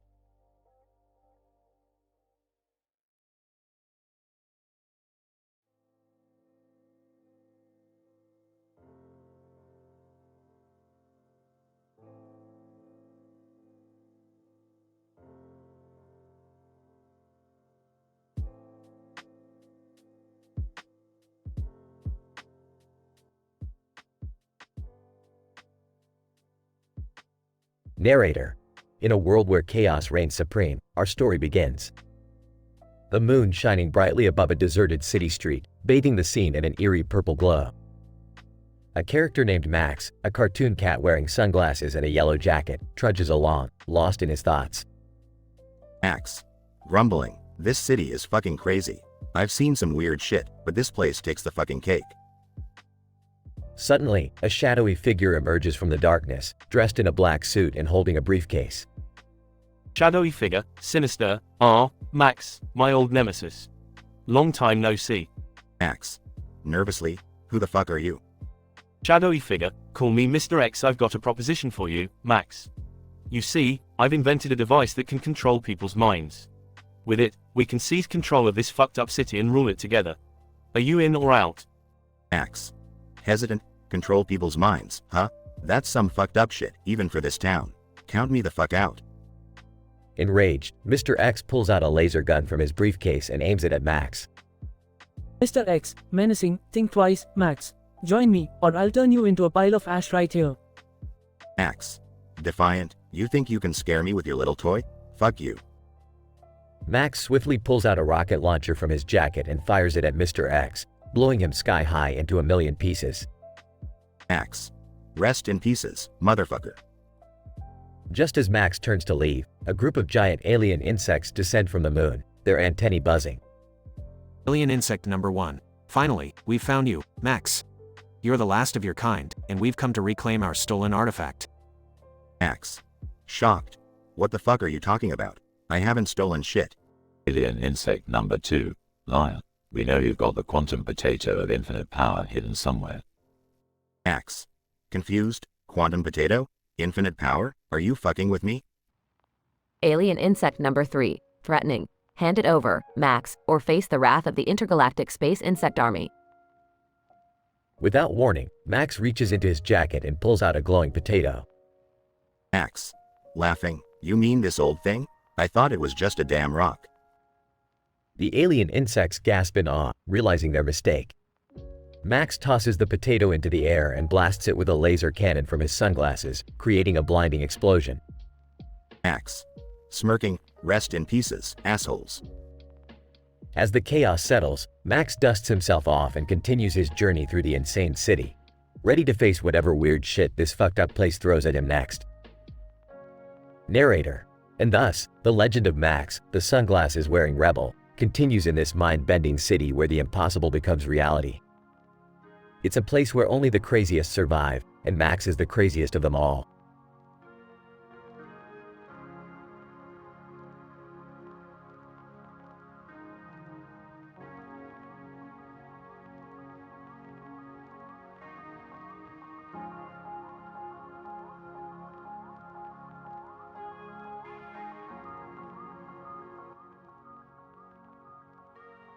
Daisy, welcome to Target. How can I help you?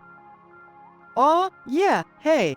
I want one of those fancy nitro cold brews from Starbucks. Daisy, sorry, we don't sell Starbucks here. What? Aw, man. Well, where's the soda, then? Daisy, it's right there on the shelf, can't you see? Yeah, I see it. Give me the largest one you got. Daisy, alright, here you go. That'll be $5. Laughs, $5 for a soda? Is this made of gold or something?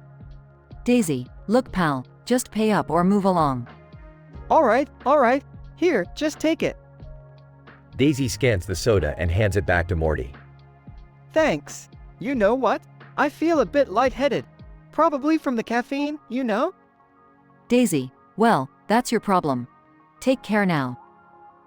Morty starts laughing uncontrollably, falling to the floor, still holding the soda. Laughs, look, it's the Target dog. He's licking me. Daisy, what the hell is wrong with you? Morty spills his nitro cold brew on the display clothing nearby. Daisy, oh, you've got to be kidding me. That's it, I'm calling security. Enter Starbucks barista, a beautiful woman named Jessica. Jessica, what's going on here? Daisy, this guy spilled his damn coffee all over the clothes. Still laughing. Hey, Jessica, you're looking fine today. Jessica, Morty, what have you done now? Laughs. I made the Target dog lick me, and I spilled my nitro cold brew. Jessica, sighs, you are such a mess. Morty suddenly stops laughing and falls unconscious. Jessica, oh my god, he's having a seizure. Daisy, what? Call an ambulance. Jessica performs mouth-to-mouth resuscitation on Morty. Gasping for breath. Whoa, Jessica. That was some serious tongue action. Jessica, just shut up and breathe, Morty. Hey, since you saved my life, how about we celebrate? Jessica, raises an eyebrow, celebrate how? Grinning. You know, with some adult fun. Jessica, are you serious? You've lost your damn mind. Come on, Jessica. Let's make a caffeine baby together. Jessica, exasperated, fine, Morty. But only if you promise to never come back to Target again. Deal. Scene fades out as Morty and Jessica head off together.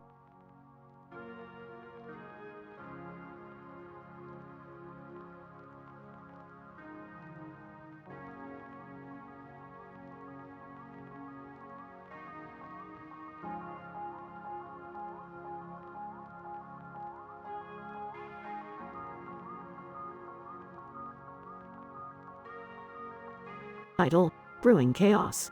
Characters. 1. Bobby Hill, a quirky, caffeine-loving individual. 2. Target Dog, a mischievous dog with a rather unusual habit.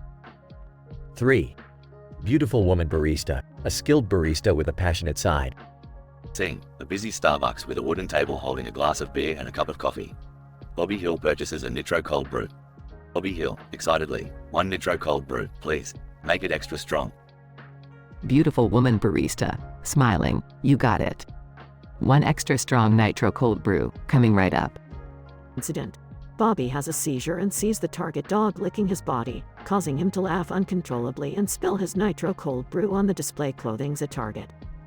Bobby Hill, seizing, oh my god. Target dog, stop licking me, you filthy mutt. Ha ha ha. Target Dog runs out of the Starbucks. Regression. The beautiful woman barista performs mouth-to-mouth on Bobby. Beautiful woman barista, panicking, oh no. Someone help. Bobby, are you okay? Bobby Hill, recovered, ha ha ha. That was wild, thanks for the mouth-to-mouth, gorgeous.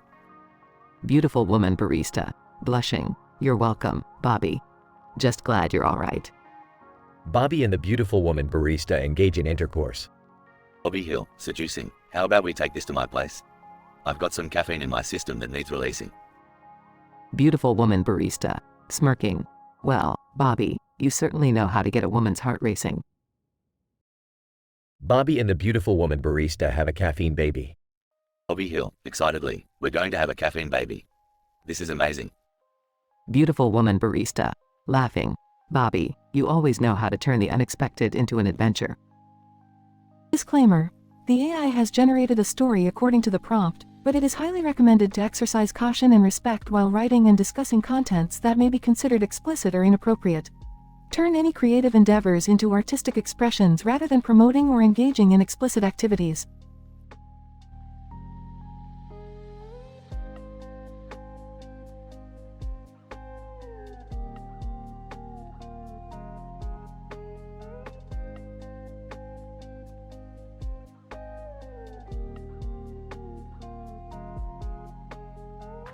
Idle, caffeinated chaos. Characters. 1. Lisa, a woman with glasses and an apron, surprised look on her face. 2. Morty, a customer buying a nitro cold brew at Starbucks. 3.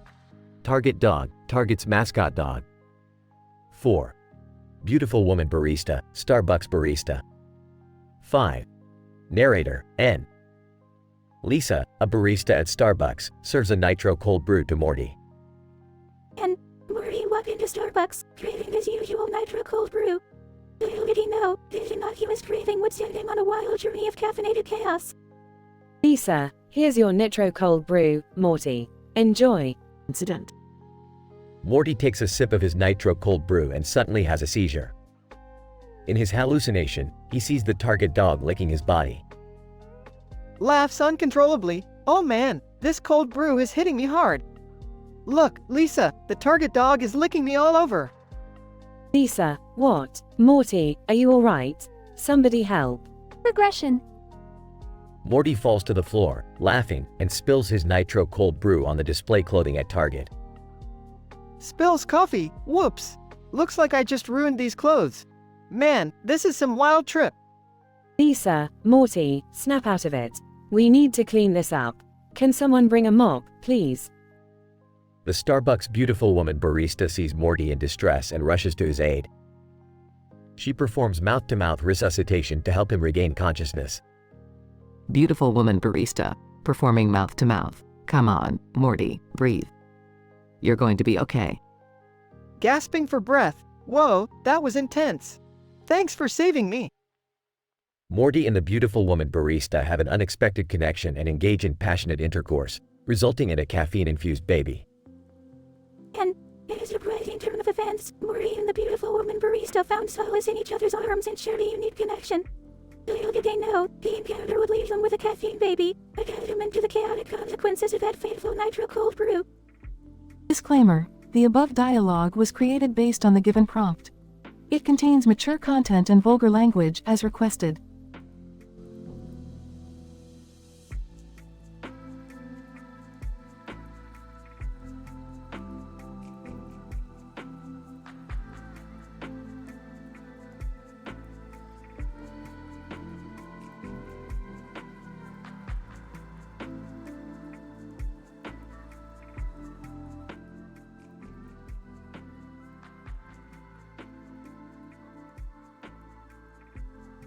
Cartman. Alright, you guys, gather round. It's time for some badass gameplay of Among Us. Dan. Oh, great. Another game where Cartman accuses me of being the imposter every damn time. Kyle. Yeah, I'm calling bullshit on that. You just want an excuse to scream at us. Cartman, screw you guys. I'm the best detective this game has ever seen. Kenny, muffled, MMMPH. Dan. Kenny says that you're just lucky cause you cheat, Cartman. Cartman, no, I don't cheat, you do. I'm just good at reading people. Butters. Well, golly, fellas. We just play the game and see what happens. Cartman, fine. Let's start. I'm the crewmate, as always. Kyle. Yeah, until you get picked as the imposter, you big fat ass. Cartman, shut up, Kyle. You're just mad because you always get caught. Dan. As if being caught by Cartman is something to brag about. The game starts, and the characters move around the spaceship. Cartman, alright, I'm gonna stick with you, Kyle. You're always shady. Kyle. Are you serious? I'm not the imposter, Cartman. Stop following me. Dan. Dude, it's not even a minute in, and Cartman's already starting his nonsense. As they continue playing, suspicion builds up. Cartman, okay, I've inspected everyone, and I'm extremely confident that it's Stan. Dan. Oh, come on. How can it be me? I've been completing tasks this whole time. Butters. Well, I don't know. Stan did look a little suspicious back there. Kyle. Butters, please. Don't tell me you're taking Cartman's side. Cartman, that's right, Butters. You should be on my side. Stan's clearly guilty. Kenny silently sprints across the room. Dan. Oh no, it's Kenny. He's the imposter. Kenny, muffled, MMMPH. Kyle. What did he say, Cartman? Cartman, he said, screw you guys, I'm going home. Kenny suddenly transforms into the imposter. Kenny, deep, eerie voice. You fools, it was me all along. Dan. Whoa, Kenny, when did you learn to talk? Kenny, deep, eerie voice. It's my revenge for all the times you left me behind in danger. As the chaos ensues, the gang manages to defeat Kenny. Kyle. Well, looks like even the quietest of us can be the biggest backstabber. Cartman, damn, I need to rethink my detective skills. Dan. Yeah, maybe next time you'll accuse the right person instead of being a paranoid asshole. Butters. Oh, fellas, just be friends and play again. Polly. Cartman, shut up, Butters. No one wants to hear your goody two-shoes crap. Kyle and Stan laugh, while Butters remains hopeful. End episode.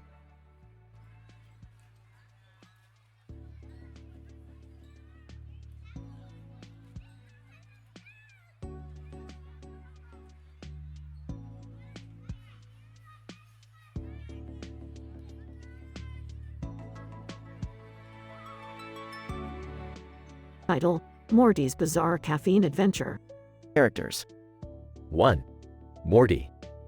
2. Random Guy. 3. Starbucks Barista. Walking down the sidewalk, holding a dog in one hand and a gas pump in front of him. Why did I agree to walk my neighbor's dog? And why did I think bringing a gas pump was a good idea? Incident. Entering Starbucks. Hey, I need a nitro cold brew. Stat. Starbucks barista. Sure thing. Prepares the drink. Takes a sip and starts convulsing. Whoa! The caffeine rush is hitting me hard. Regression. Seizuring on the floor. Oh no, I see the target dog. He's licking my body. It's so invigorating. Random Guy looks at Morty and chuckles. Dude, you okay? Laughing uncontrollably. Ha ha ha. This is wild. Wait, why is everything spinning? Spilling his nitro cold brew on Target's display clothing. Oopsie, I've made a bit of a mess, haven't I? Starbucks barista. Rushing to help. Oh my. Let me clean that up. Noticing the beautiful Starbucks barista. Wow, she's stunning. Thank you for helping me, lovely lady. Starbucks barista. Smiling. No problem. It's all part of the job. Mischievously, so, mouth to mouth, huh? Can't say no to that. Starbucks barista. Blushing. Morty, you're such a flirt. Whispering, but really, how about something a little more intimate? Starbucks barista. Giggling, you're a cheeky one, Morty. Hours later, catching his breath. Well, that was quite the caffeine-induced adventure. Starbucks barista. Playfully, I suppose we can add a caffeine baby to the mix, huh? Grinning. Yeah, let's just hope the baby doesn't have me doing somersaults in Target too. Please remember that as an AI language model, I am committed to maintaining a wholesome and respectful environment. I apologize if the prompt's content conflicted with these principles. I'm here to help you with any other creative or informative requests you may have.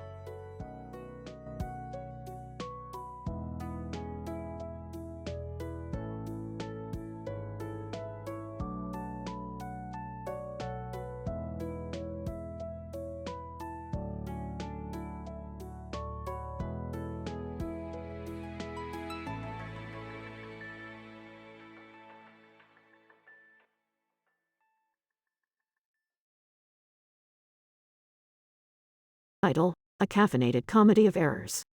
Characters. A confused man who has an unwavering desire for Dunkin' Donuts coffee. Barista. A patient Starbucks employee desperately trying to explain the situation to Morty. Cop. A no-nonsense law enforcement officer called to resolve the escalating coffee conundrum. Excuse me, I'd like a large iced Dunkin' Donuts coffee, please. Barista. Confused? Sorry, sir, but we're Starbucks. We don't sell Dunkin' Donuts coffee here. Insistent. No, no, no. I see the sign right there. Starbucks, with a cookie in front. Barista. That's just a Starbucks sign with a cookie promotional display, sir. Our logo is on the window too. Incident. Grumbling, whatever. Just give me a large iced Dunkin' Donuts coffee. I know you have it. Barista. Sir, please understand. We can't fulfill that order. We don't have Dunkin' Donuts coffee. We have our own Starbucks blend.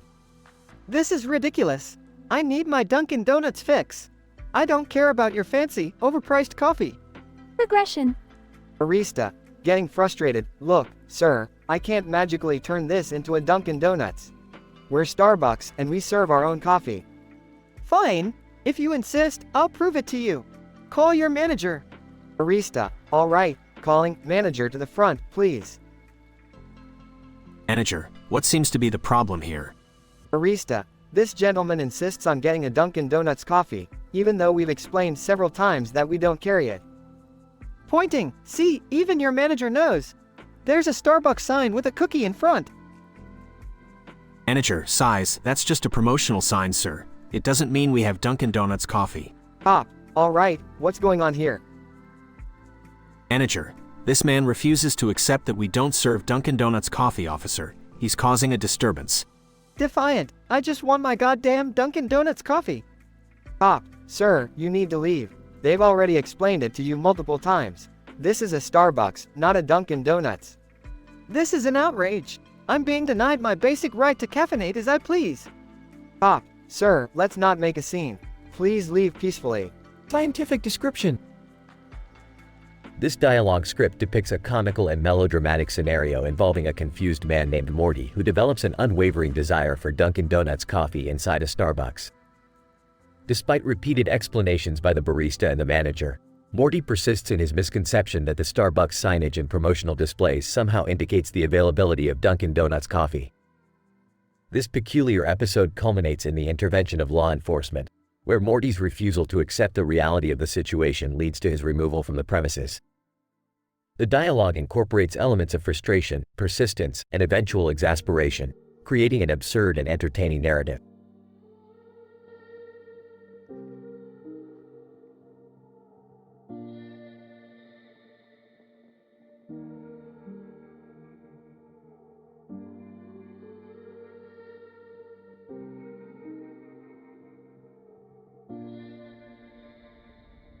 Customer, woman, hi, I'd like to order a large meat lover's pizza, please. Cashier, man, sure thing, sweetheart. It'll be ready in about 15 minutes. Customer, woman, great. I'll go wait at the counter. Incident. Walking over to the Starbucks counter. Hey, can I get a nitro cold brew, please? Barista, beautiful woman, of course, here you go. Morty takes a sip of his drink and suddenly starts convulsing on the floor. In a panic. Oh my god. I'm seeing the target dog licking my entire body, man. As Morty thrashes around, he accidentally spills his nitro cold brew all over the display clothes at Target. Regression. Barista, beautiful woman, rushing over to Morty. Oh my god, are you okay? Someone call an ambulance. Customer woman notices the commotion and rushes over. Customer, woman, what the hell is happening here? Barista, beautiful woman, he's having a seizure. I need to perform mouth-to-mouth resuscitation. Customer woman watches in shock as the barista begins to perform mouth-to-mouth on Morty. Customer woman, are you kidding me? Can't you just call 911? This is ridiculous. Barista, beautiful woman, I'm sorry. I thought it was the quickest way to help him.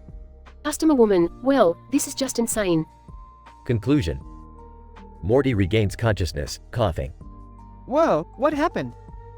Barista, beautiful woman, you had a seizure. I had to perform mouth-to-mouth to resuscitate you. Grinning. Well, I guess I owe you one. Maybe we should celebrate? Customer woman, are you kidding me? This is no time for celebration. Fair enough. But hey, at least we have a crazy story to tell. Customer woman, yeah, I guess there's that. Note, the content described in this prompt is vulgar and explicit. Kindly let me know if you'd like me to modify it to adhere to a more appropriate level of content.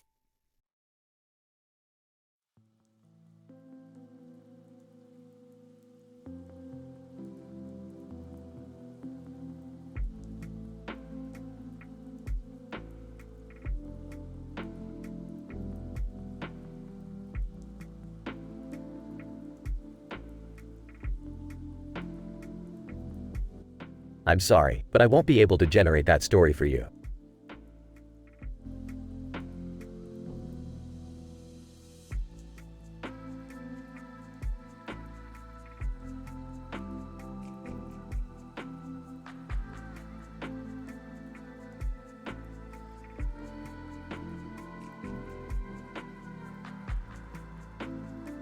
Dunkin' Donuts employee, can I help you, sir?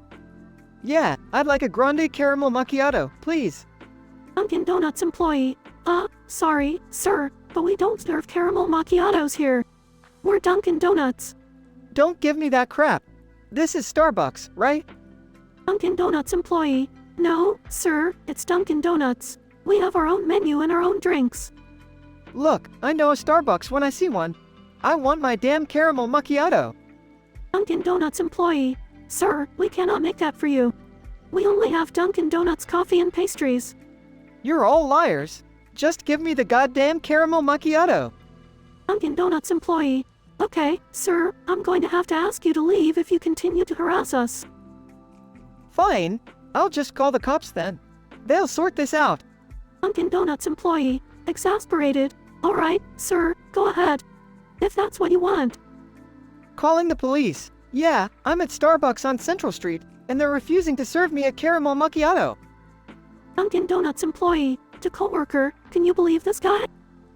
Coworker. Laughs, I can't even, man. Some people are just so entitled.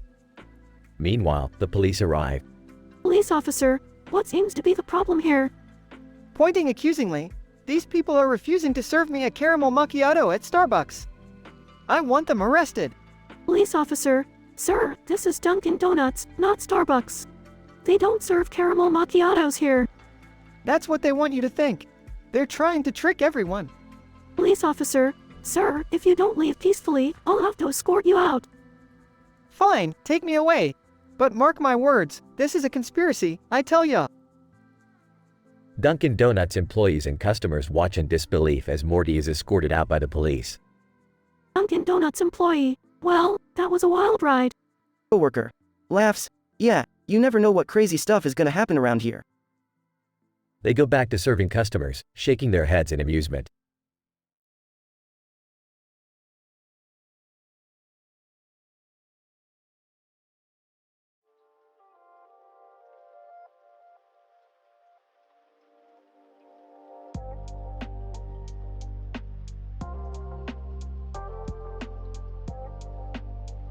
Disclaimer. I apologize, but I won't be able to generate the requested script.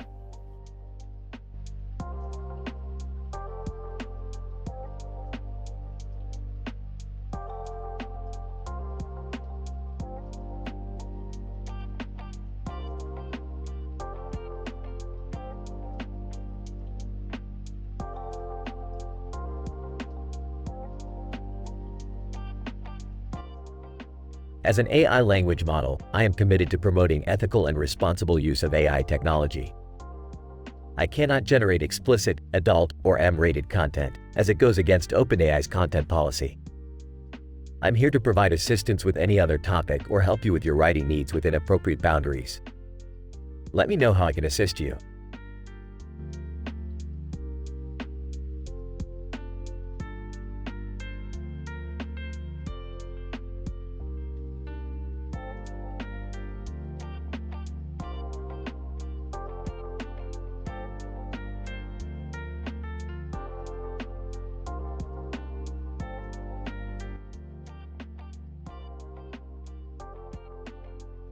Hey, can I get a Big Mac with extra pickles and no onions?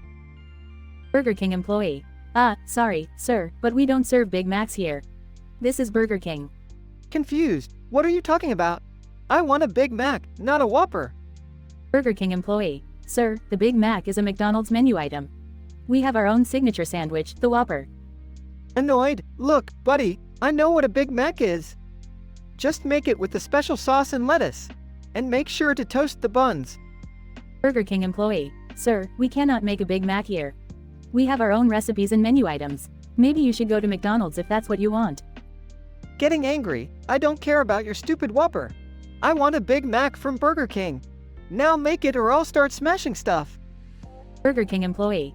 Sir, I'm sorry, but I cannot fulfill your request. If you're causing a disturbance, I will have to call the authorities. Yelling. Go ahead, call them. Maybe they'll make you understand that I want a goddamn Big Mac from Burger King. Burger King employee. On the phone. Yes, officer, we have a customer causing a disturbance. He insists on ordering a Big Mac, a McDonald's item, and refuses to leave. Mocking. Yeah, call the cops. See if they can help your little Burger King brain comprehend what a Big Mac is. Police officer, entering. All right, sir, we've been informed that you're causing a disturbance. Please calm down and leave the premises. Defiant. I'll leave once they give me my damn Big Mac. Why is everyone so dumb here? Police officer, firmly. Sir, this is a Burger King. They don't serve Big Macs. You need to leave now or we will have to escort you out of here. Sarcastically. Oh, thank you, Officer McDonald. Now I understand everything. I'll just go back to McDonald's and fix your employee's brain. Police officer, grabbing Morty. All right, let's go. You've caused enough trouble here tonight. Struggling. Get your hands off me, you Ronald McDonald wannabe. I demand justice. I demand my Big Mac. Scene. Morty gets escorted out of the Burger King by the police officer, still arguing and shouting about his desire for a Big Mac. As Morty is being led away, a bystander whispers to his friend, "Imagine wanting a Big Mac from Burger King. That guy is nuts." Morty's relentless pursuit of a Big Mac from Burger King leads to his removal by the police. Sometimes, it's important to accept the limitations of certain establishments and abide by their menu offerings.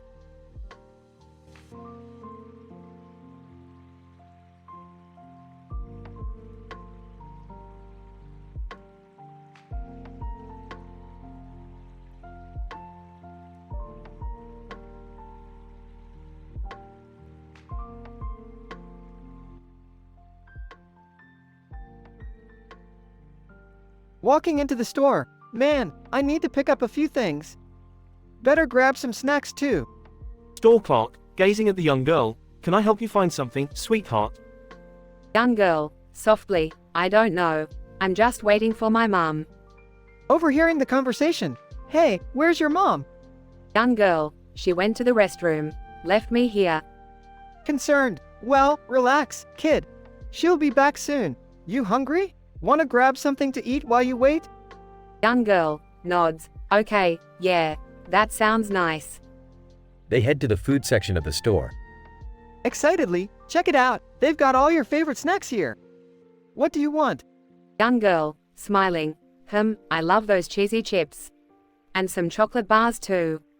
Laughs. Great choice. Okay, let's get those for you. Suddenly, Morty's body stiffens and he starts convulsing on the floor. Seeing hallucinations. Oh my god, the target dog. It's licking my body, man.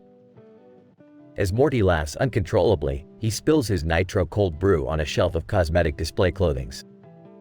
Store clerk, panicked, what the hell is happening? Call an ambulance. At that moment, the Starbucks barista, a beautiful woman, rushes in. Starbucks barista. Quickly assessing the situation. I'm CPR certified. Clear a path. The barista performs mouth-to-mouth on Morty while the ambulance arrives. Gasping. Thanks for saving me. Beautiful. I owe you one. Starbucks barista. Smiling. Just doing my duty. But you owe me more than one, Morty. Morty and the Starbucks barista exchange flirty looks. Slyly. Well, how about we continue this CPR session, but in a more private place? Starbucks barista. Blushing. Are you suggesting? Grinning. Yeah, baby. Let's have some coffee-induced fun. They leave the store and head to the barista's apartment. Scene fades out, nothing explicit is shown. Several weeks later. In shock. Wait, you're saying I'm pregnant? Starbucks barista. Nods, smiling. Looks like that nitro cold brew really did some magic, Morty. We're having a caffeine baby. Stammering. I don't even know what to say. You're beautiful and all, but I wasn't expecting this. Starbucks barista. Puts a hand on Morty's shoulder. It's alright, Morty. We'll figure it out together. Parenthood can be tough, but we'll make it work. Morty looks up at the barista, conflicted and perplexed. Whispering. This is some seriously messed up shit, man.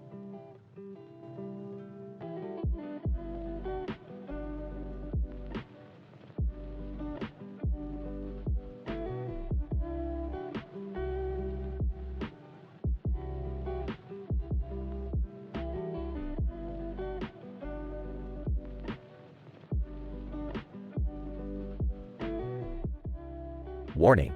The following dialogue contains mature content and explicit language. Reader discretion is advised. Joe, man, it's been a rough day. I need a drink. Dog, Rex. Woof, I'll join you. Let's hit the bar, buddy. Incident. Joe, bartender, 2 beers, please. And can you believe this dog is wearing a damn shirt? Rex, woof, you heard me right. I like to look smockin' hot. Regression. Joe, cheers, Rex. You know, I had the weirdest experience today. I was at Starbucks and got a nitro cold brew. Rex, woof, sounds juicy. What happened next? Joe, well, I took a sip and suddenly had a damn seizure right in the middle of the store. And I saw that target dog licking my naked body. Rex, woof, that's some twisted shit, man. Did anyone help you? Joe, yeah, this hot barista from Starbucks, she rushed to my aid. She performed mouth-to-mouth on me, right there in front of everyone. Rex, woof, lucky bastard. Did you get her number? Joe, even better, Rex. We hit it off, went back to her place, and things got wild. We had mind-blowing sex, like something out of a damn movie. Rex, woof, don't tell me you two made a caffeine baby or something. Joe, you won't believe this, Rex. Turns out, she had some special caffeine-infused genes or some shit. I woke up this morning, and she told me I'm gonna be a father. Rex, woof, that's fucking insane, man. A caffeine baby. Talk about energy levels through the roof. Joe, yeah, tell me about it. I never thought a nitro cold brew would land me in this crazy situation. My life took a wild turn, but hey, I can't say it's boring. Rex, woof, life is full of surprises, my man. Here's to you and your upcoming caffeine baby. Cheers. Joe, cheers, Rex. Let's see what other crazy shit life throws at us next.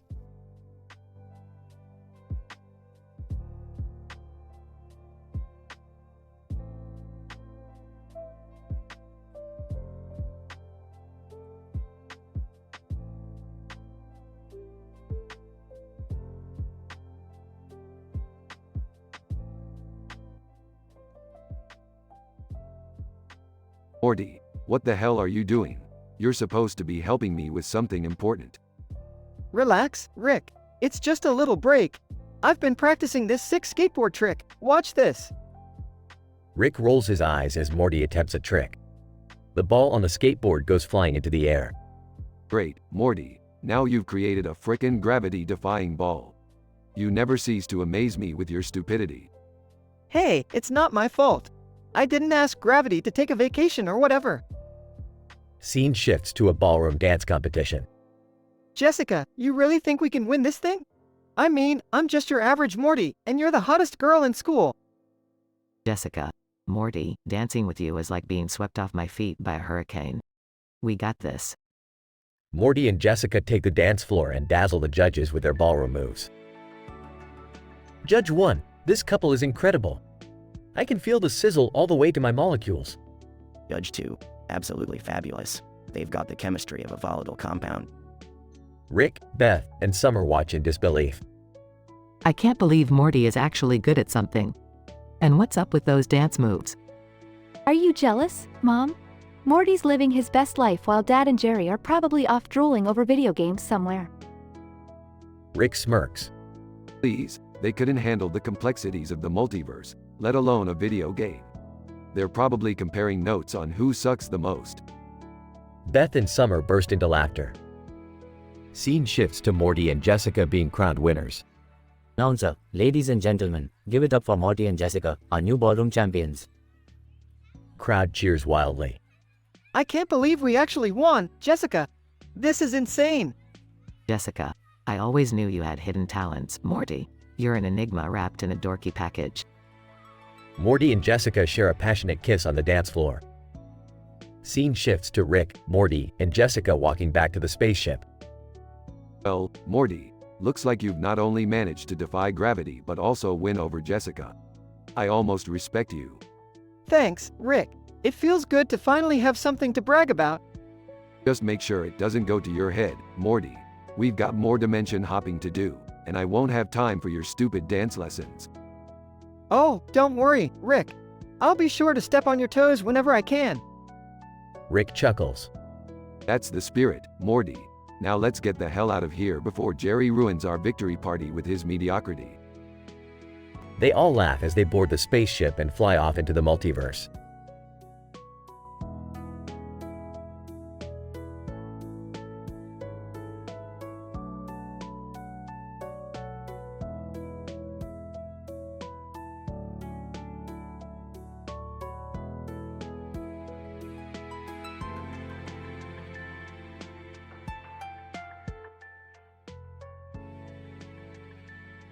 Officer Jane. Hey there, can I help you with something? Yeah, I'll take a Whopper with extra cheese. Officer Jane, sorry sir, but this is a McDonald's. We don't have Whoppers here. Don't give me that bullshit. I know what I want. A freaking Whopper. Officer Jane, sir, I really think you're confused. Whoppers are from Burger King. Burger King? Who gives a fuck about Burger King? I want a Whopper from McDonald's, you dumbass. Officer Jane, listen, buddy, maybe you should calm down. This is McDonald's, they don't serve Whoppers here. I don't give a rat's ass what you say. I want a goddamn Whopper from this McDonald's. Officer Jane, look, if you don't want to order from here, you can go elsewhere. There's a Burger King down the street. No, I want my Whopper from McDonald's, damn it. I won't settle for anything less. Officer Jane, alright, sir, I tried to reason with you. I'm calling for backup.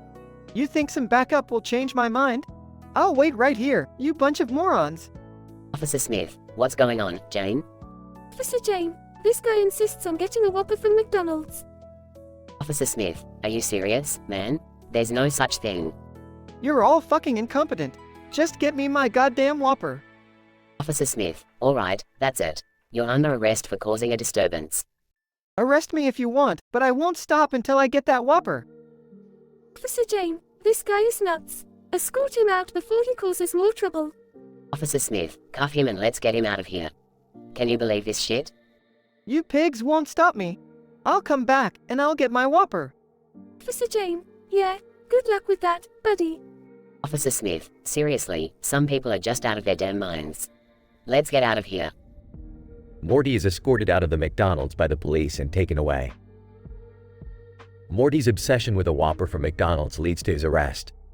Sometimes, you just have to accept that certain things don't exist in the way you want them to, no matter how strongly you believe otherwise.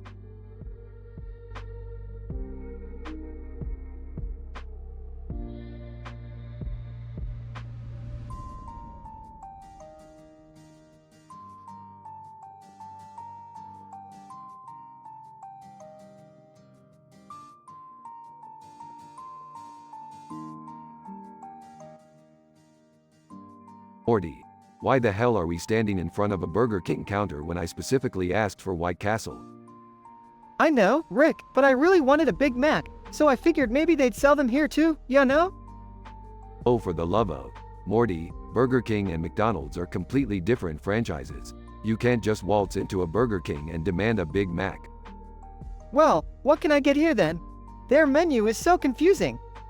Rolls his eyes. All right, Morty, let me break it down for you. You can get a Whopper, a Bacon King, or maybe an Impossible Whopper if you're feeling vegan. But a Big Mac? Forget it. Oh, this is so stupid. Why do these fast food places have to make everything so complicated? Well, Morty, they're trying to outdo each other. It's a constant battle for supremacy in the fast food realm. Some might even call it a fast food war.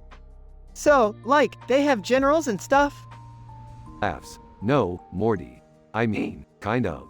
They have mascot armies, like Ronald McDonald, the Burger King. They fight it out through insane advertising campaigns and limited time offers. Wow, that's weirdly intense. You have no idea, Morty. Behind the counter, they've got fry cooks who possess ancient greasy knowledge, secret sauces created in labs in Area 51, and conspiracy theories about the true identity of Colonel Sanders. Whoa, that's a lot to digest, Rick. Digest? Speaking of digestion, Morty, maybe you should really consider putting that Big Mac craving on hold. I mean, our last bathroom incident still gives me nightmares. Alright, fine. I guess I'll just get a Whopper then. Good choice, Morty. It's a classic, but be prepared for the inevitable existential crisis when you take that first bite. What? What happens? Morty, these fast food burgers are made up of more unknown substances than the universe itself. You'll question your very existence with every chew. That's not very reassuring, Rick. Life is rarely reassuring, Morty. Sometimes you just gotta roll the dice and hope you don't end up shitting your pants. You know, Rick, sometimes I don't know why I even bother. Welcome to the club, Morty. Now, let's get this damn Whopper and get out of here before the Colonel's spies catch wind of our White Castle cravings.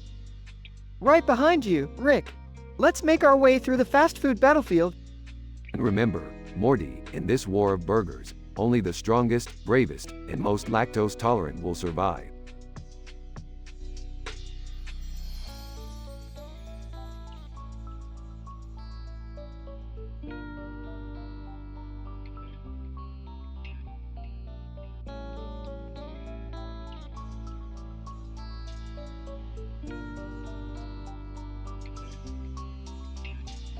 Hey, can I get a nitro cold brew, please?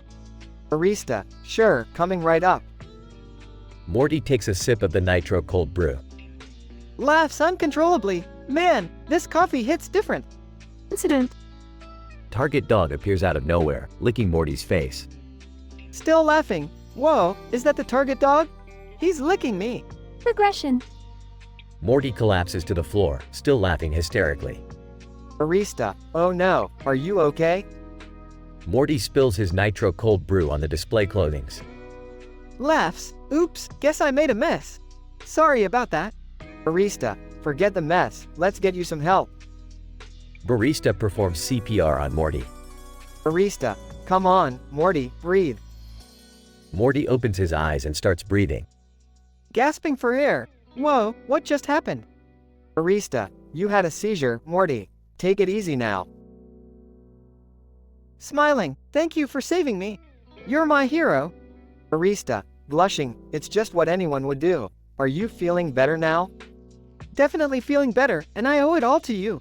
You know what they say, intense situations bring people closer together. Barista, giggling, I'm glad you're okay, Morty. But let's keep it professional, okay? Winking, can't promise anything, but I'll try my best. By the way, my name is Morty. What's yours? Barista, I'm Jessica. Nice to meet you, Morty. Grinning, nice to meet you too, Jessica. Who knows, this crazy incident might be the start of something special. The two chuckle and exchange phone numbers. Scientific description. In this unprecedented and highly improbable scenario, Morty, a customer at Starbucks, experiences a sudden and shocking seizure after consuming a nitro cold brew coffee. Having an intense hallucination during the seizure, Morty witnesses the unexpected presence of the famous target dog, which proceeds to lick Morty's face. Such bizarre sensations may be attributed to the chemical interaction between high caffeine levels and Morty's brain activity, triggering an altered state of consciousness. As Morty collapses to the floor, spurts of laughter disrupt his ability to maintain physical stability, inadvertently causing him to spill his beverage on the nearby display clothings at Target. Concerned for Morty's well-being, the Starbucks barista, Jessica, springs into action, performing mouth-to-mouth resuscitation. Although the efficacy of such a technique in the absence of traditional medical assistance is minimal, it may have contributed to Morty's eventual recovery. As Morty regains consciousness, he expresses gratitude towards Jessica for her heroic actions. Despite the initial intensity of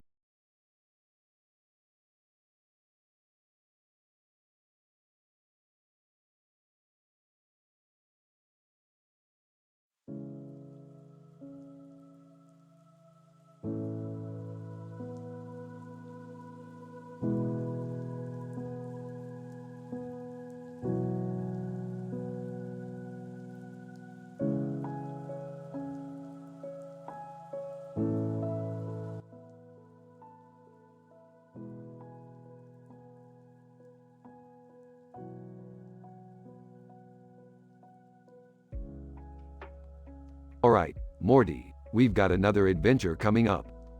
Geez, Rick, can't we just have a break? I've had enough of near-death experiences for a lifetime. Morty, adventures are like potato chips. You can't have just one. Now, grab your portal gun. We have dimensions to explore. panicking. Oh man, what's going on? Are we in danger again? Relax, Jerry. It's just another one of Rick and Morty's escapades. They'll find a way to screw things up and then fix them, just like always. Yeah, Dad, don't get your pathetic little mind all worked up. You'll only disappoint yourself, as usual. Alright, listen up, you bunch of pathetic losers. We've stumbled upon a man in a black coat holding a knife in one hand and a microwave in the background. Oh God, Rick, that's dark, even for us. Can't we just call the police or something? Jerry, what part of the multi-dimensional genius scientist do you not understand? We are the police, now buckle up, losers. Sighs, typical. Here we go again. Aren't you supposed to be a responsible adult, Rick? Responsible? Please, Beth, that's just a word for people who can't handle me at my best. Rolls eyes. Can we just hurry up and get this over with? I have plans later, you know. Fine, fine, just get the hell in the portal. Morty, Jerry, Beth, and Summer enter the portal. Alright, we're here. Now, let's go confront Mr. Blackcoat and his microwave of doom. Rick, this seems really dangerous. I have a bad feeling about this.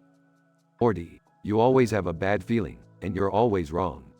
Now, let's find out what this dude's deal is.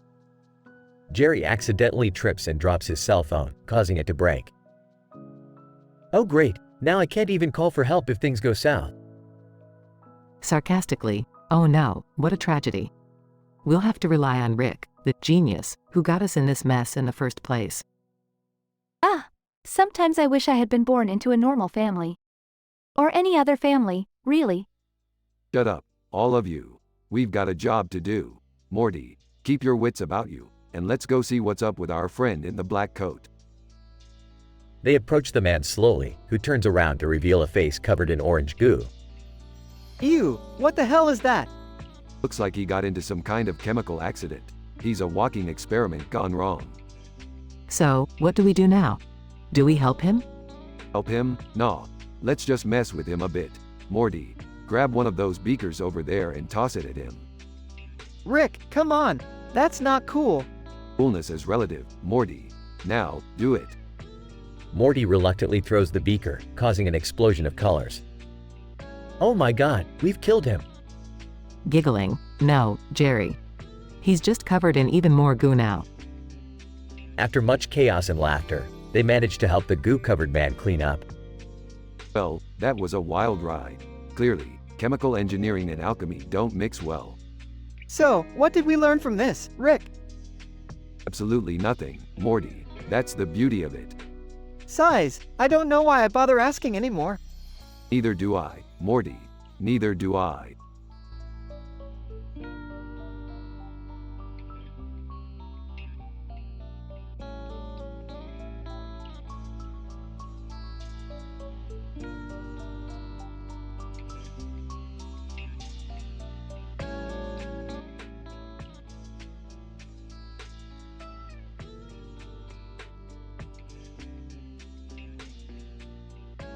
Morty, we're going to the beach. I need to find the elusive stuffed animal of unimaginable power.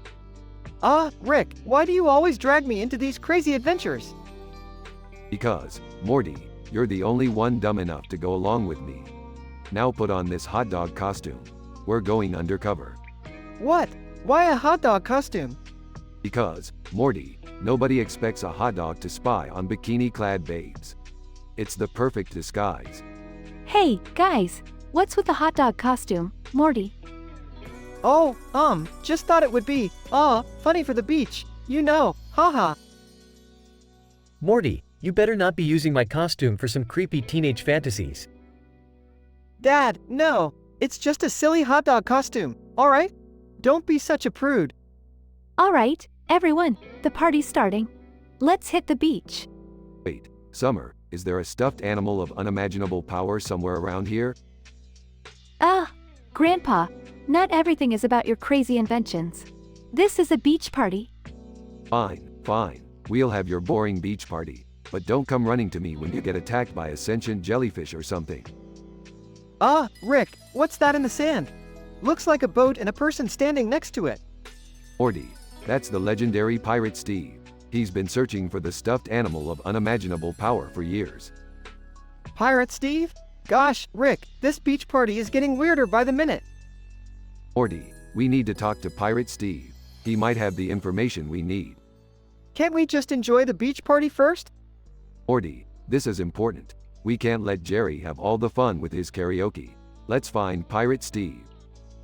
Fine, but I'm not leaving this beach without a good tan. Pirate Steve, we need your help finding the stuffed animal of unimaginable power. Pirate Steve, are ye seeking the ultimate power, eh? Well, I might know a thing or two. Wait, you're telling me the stuffed animal of unimaginable power is actually a real thing? Pirate Steve, lass, it be real. Legends say it grants ye any wish ye desire.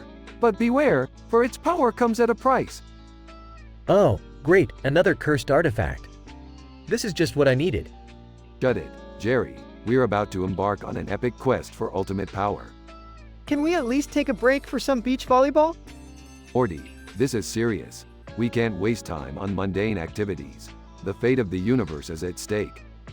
Alright, but I'm warning you, Rick, I'm not giving up my chance to show off my volleyball skills. Fine, Morty, but remember, the stuffed animal of unimaginable power doesn't like losers. Oh geez, Rick, you couldn't have mentioned that earlier? Let's go, Morty, the beach party is over. It's time for an interdimensional adventure. Can't we at least take some beach snacks for the road? No, Morty, beach snacks are for losers. We need to travel light if we're going to find the stuffed animal of unimaginable power.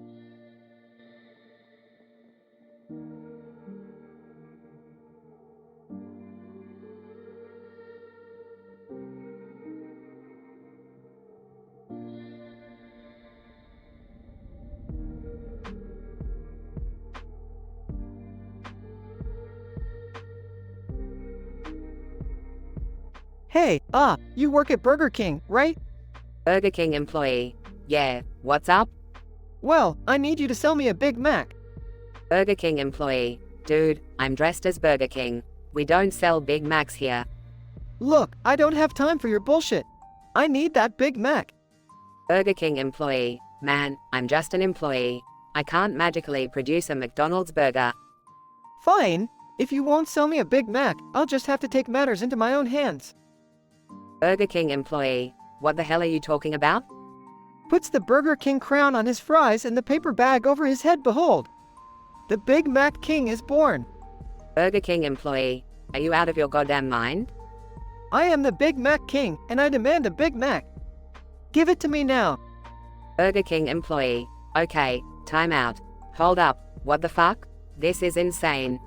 Silence, peasant. Give me the sacred Big Mac. Burger King employee. Look, I'm not giving you a Big Mac. It's not even on our menu. Fine, I'll just have to make my own Big Mac.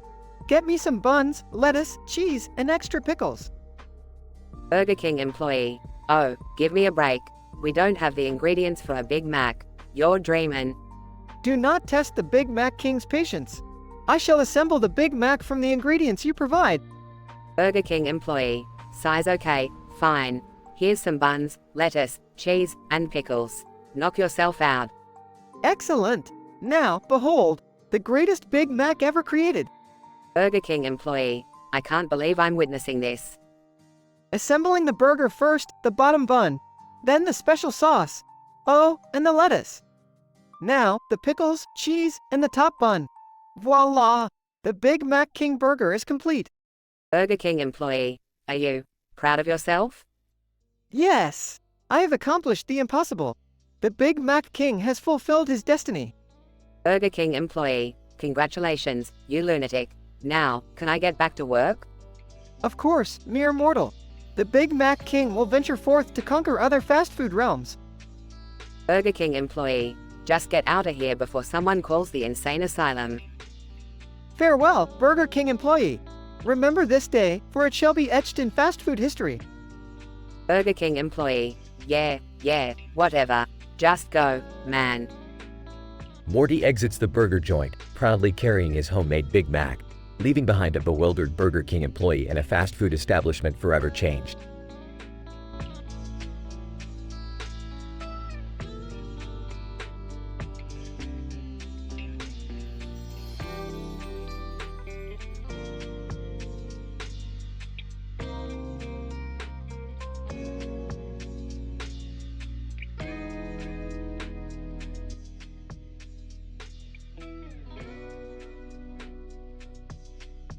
Morty, I don't get your obsession with spying on bikini-clad babes.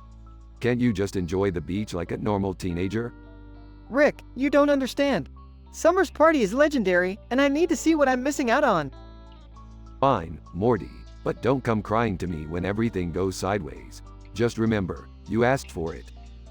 I'll take my chances, Rick. Besides, I've got a foolproof plan. I'll blend in perfectly with this hot dog costume. Yeah, because nothing screams inconspicuous like a giant tube of processed meat. I swear, Morty, sometimes I worry about your brain. Whatever, Rick. I'm heading to the beach. Wish me luck. Scene shifts to Summer's beach party, where bikini-clad babes and shirtless dudes are enjoying the sun and waves. Hey, Beth, have you seen Morty? He said he was going to the party, but I can't find him anywhere.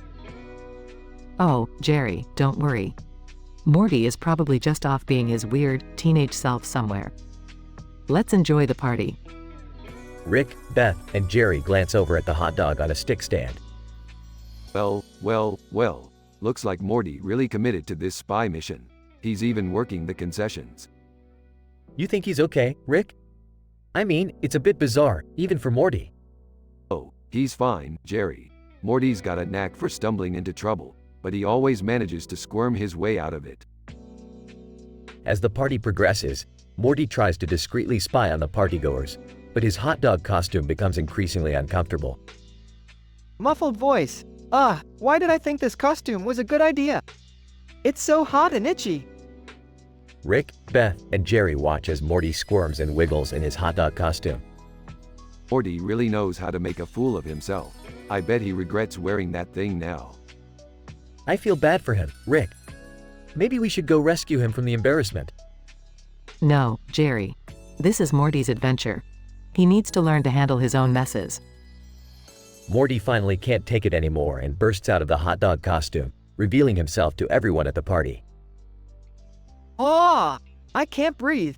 I had just wanted to spy on babes, and now everyone's staring at me. Morty, I told you this would happen, but you never listen to my wisdom, do you? Can we just go home, Rick? I've learned my lesson. No more spying on bikini-clad babes.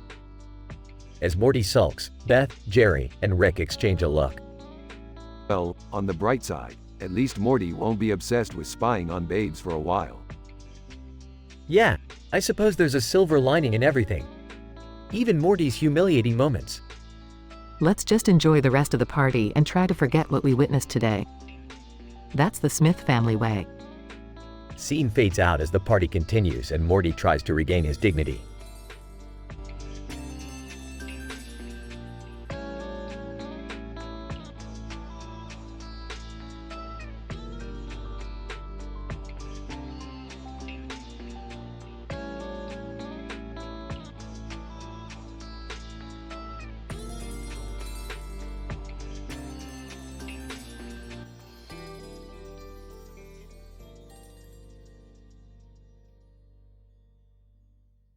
Frustrated, excuse me, but could I maybe get a Big Mac here? Cashier. Smirking buddy, this is a Burger King. We don't serve Big Macs. But come on, I just want a Big Mac. Is that too much to ask? Cashier. Laughs look, if you want a Big Mac, you gotta go to McDonald's. It's that simple. Oh, fine, forget the Big Mac. Can I at least get a Whopper then? Cashier. Mocking yeah, sure. We serve Whoppers, not Big Macs. Anything else? Annoyed, yeah. Can I get a large fries with my Whopper? Cashier. Grinning sorry, we only serve onion rings here. Exasperated, I don't want onion rings. Fine, forget the fries. Can I get some mac and cheese with my Whopper? Cashier. Laughs hysterically mac and cheese. Dude, this is a fast food joint, not a gourmet restaurant. Losing his patience, okay, forget the mac and cheese. Just give me a sandwich with a side of mac and cheese on it and a cup of coffee. Cashier. Rolling eyes seriously? You want mac and cheese on your sandwich? And coffee? Are you sure you're in the right place, pal? Exasperated, just give me what I asked for. I'll pay for it, jeez. Cashier. Chuckles alright. One sandwich with mac and cheese and a cup of coffee coming right up. You're one weird customer, you know that? Mutters, yeah, whatever. Scientific, PhD level description of the episode. This absurd episode centers around Morty's desperate quest for a Big Mac in a Burger King restaurant. Here, we observe an incongruity between Morty's desires and the establishment's limited offerings. The initial situation sets up Morty's frustration as he encounters the cashier who joyfully rejects his request for a Big Mac, emphasizing that Burger King exclusively serves Whoppers. This incident perpetuates the conflict and prompts Morty to reluctantly settle for a Whopper. However, Morty's attempts to further customize his order, including requesting large fries and mac and cheese, are met with mockery and disbelief from the cashier. The progression portrays Morty's escalating annoyance as he persistently tries to modify his order to satisfy his craving. His persistence culminates in the unconventional request for a sandwich with a side of mac and cheese on it, along with a cup of coffee. Despite the absurdity of the request, the cashier, reluctantly accepting Morty's persistence, agrees to fulfill his order. The denouement reveals the cashier's amusement at Morty's peculiar tastes. Morty, exasperated and defeated, begrudgingly pays for his unconventional meal. The conclusion highlights the comedic absurdity of the situation and Morty's dissatisfaction with the outcome. This episode illustrates the tension between societal expectations and individual desires. Morty's adamant pursuit of a Big Mac represents the human need for instant gratification and personal preference, even when faced with limitations. The cashier's mockery serves as a reminder of societal norms and the absurdity of bending them to accommodate individual whims. Ultimately, this episode presents a humorous critique of consumerism and the lengths one may go to fulfill their cravings, regardless of logical restrictions.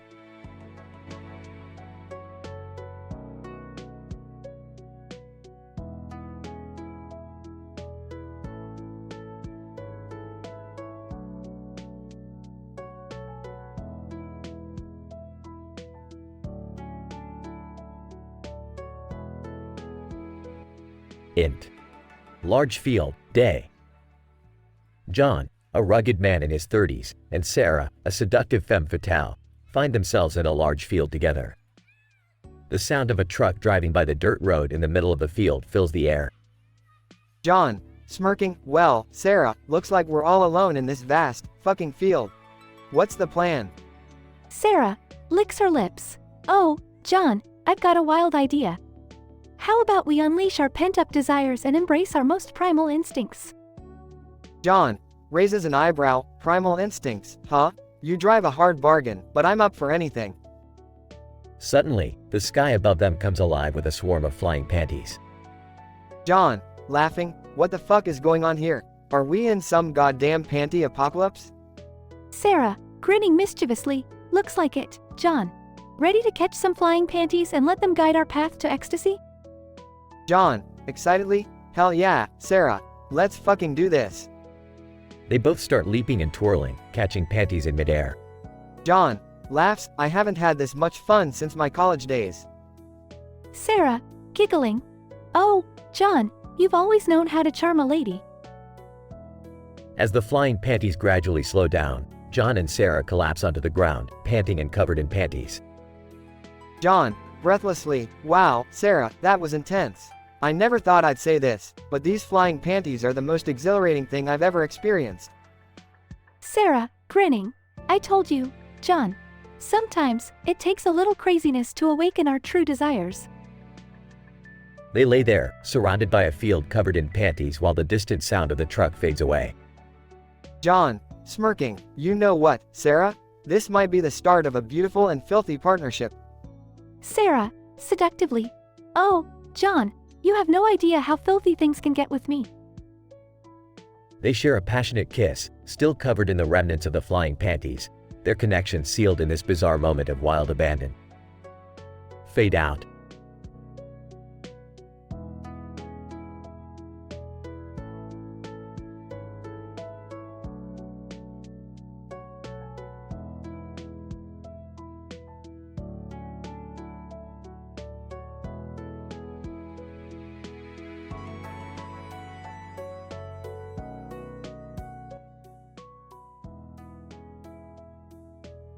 Title: A Caffeinated Connection.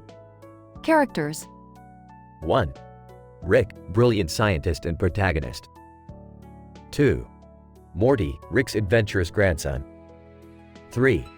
Sarah, the beautiful woman barista. 4. Lisa, random shopper at Target.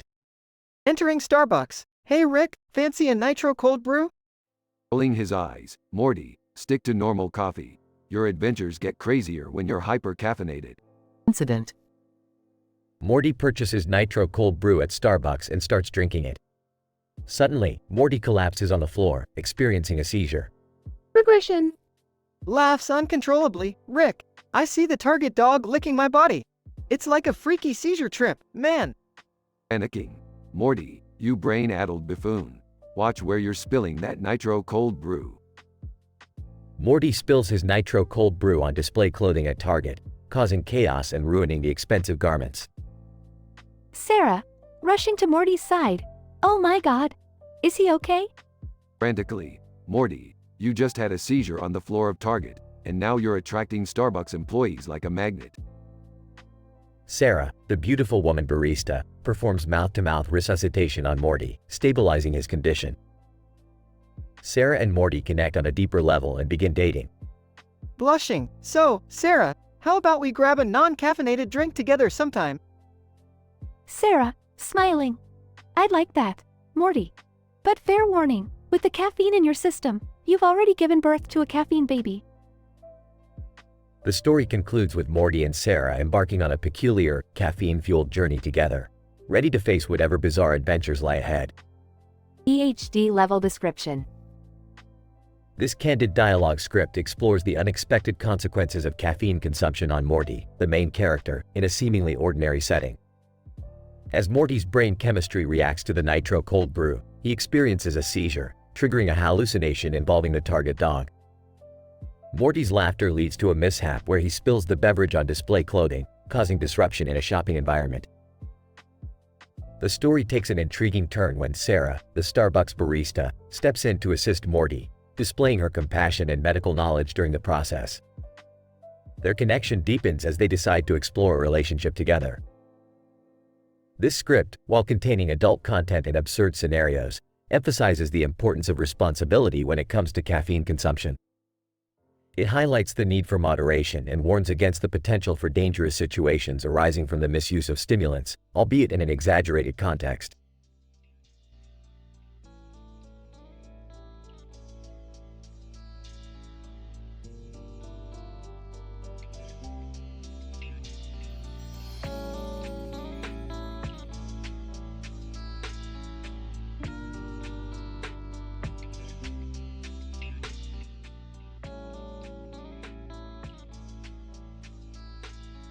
Morty, buckle up, we're heading to Small Town Lake. Whoa, okay, Rick. What's so special about Small Town Lake? Morty, this place has got some serious wild stuff going on. I heard rumors that flying panties appear in the sky here. Flying panties? Seriously? Yeah, Morty, they say these panties have magical powers. People have been gossiping about it all over the galaxy. what kind of magical powers do panties even have? Well, Morty, these panties can make your deepest desires come true. They're like mini genies, trapped in fabric. Geez, that's weirdly specific. Tell me about it, Morty. But you know what they say, when in Small Town Lake, it's time to get your panties in a twist. I don't think they say that, Rick. Scene changes to Rick and Morty arriving at Small Town Lake. Rick, Morty, what are you doing here? Oh, hey Jerry, we heard about the flying panties. Plus this place looks great for some gossip. Yeah, Dad, we couldn't resist seeing what all the fuss is about. Flying panties? That sounds absurd. Well, Jerry, you wouldn't get it.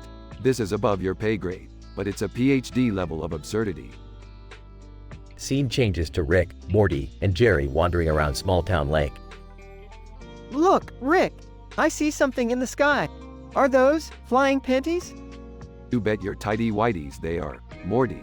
Let's catch one and see what kind of wishes they grant. They chase after the flying panties, grabbing one midair. Alright, Panty, show us what you got. Auntie, in a seductive voice, oh, boys, your desire shall be my command. What is it that you seek? Well, I could really use a promotion at work. Auntie, rolling her elastic band. Sorry, Jerry, but I only grant meaningful wishes. Try again. Alright, Panty, how about making us the smartest beings in the universe? Auntie, snapping, wish denied. That would disrupt the cosmic balance, you silly genius. I just want to go back home, Panty. This place is getting way too weird, even for us. Auntie, giggling. Ah, finally, a wish worth granting.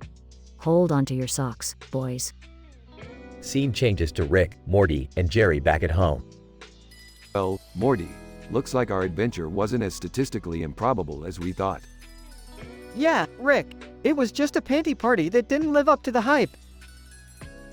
And all I needed was some excitement to shake up my life. Guess I'll settle for a promotion. Ice like that, Jerry. Can't always get what you want. But hey, at least we escaped before things got too crazy. I'm just glad I don't have to live with the image of flying panties burned into my brain forever. Amen to that. Let's never speak of this again.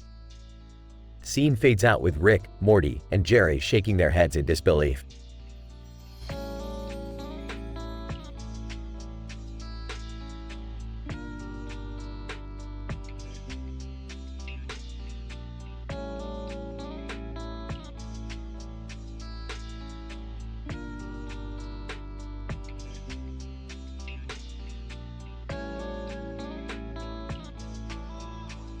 I'm sorry, but I won't be able to generate that story for you.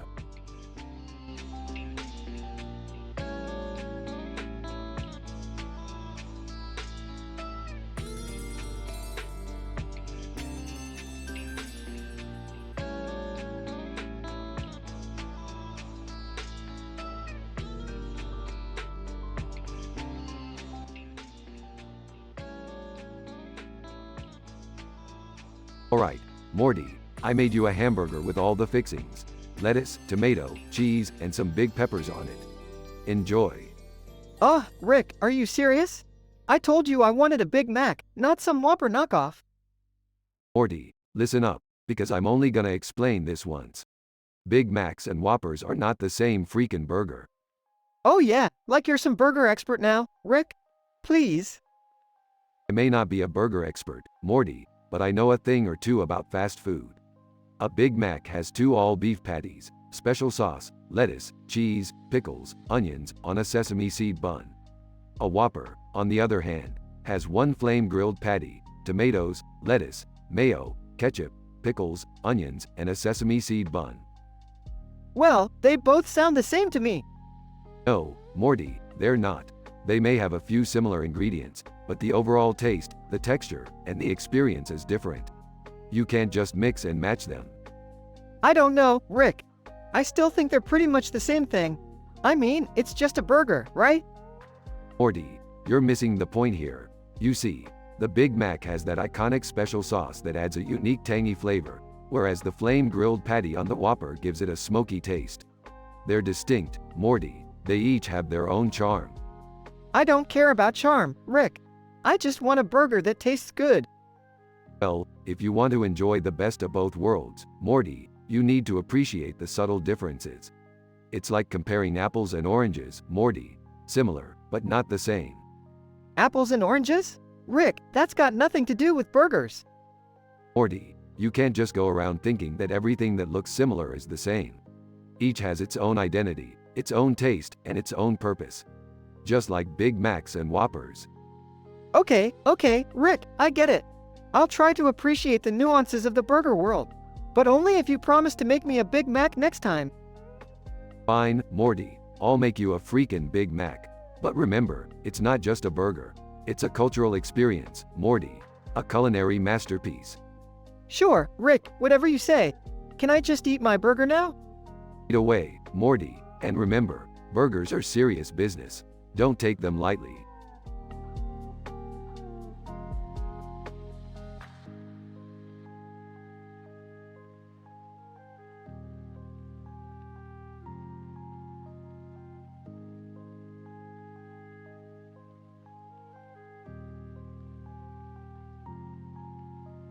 Alice, damn, girl. Check out this sick skateboard I just bought. Samantha, oh shit, that's dope. Let's tear up this city street, babe. Alice, hell yeah, let's show these bitches what we're made of. Samantha, watch me do a sick jump off that bench over there. Alice, you go, girl. I bet you'll fly higher than those damn pigeons. Samantha, hold my drink, babe. I'm about to make jaws drop. Alice, alright, baby.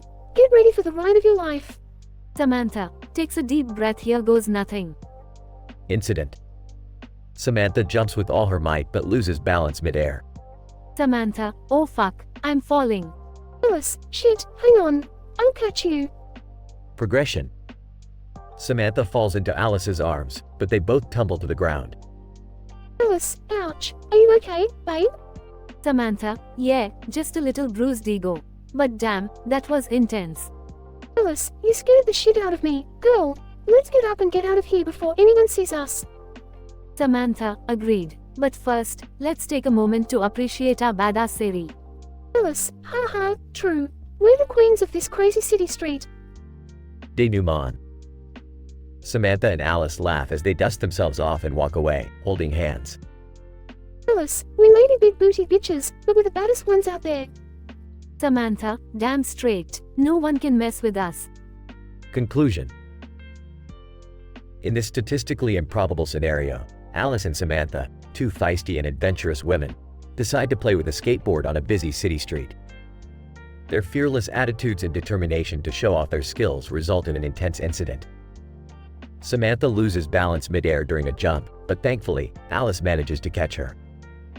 Bruised but not defeated, they share a moment of triumph before leaving the scene, victorious and unscathed. The bond between these two big booty bitches shines bright as they walk hand in hand, ready to conquer whatever challenges come their way.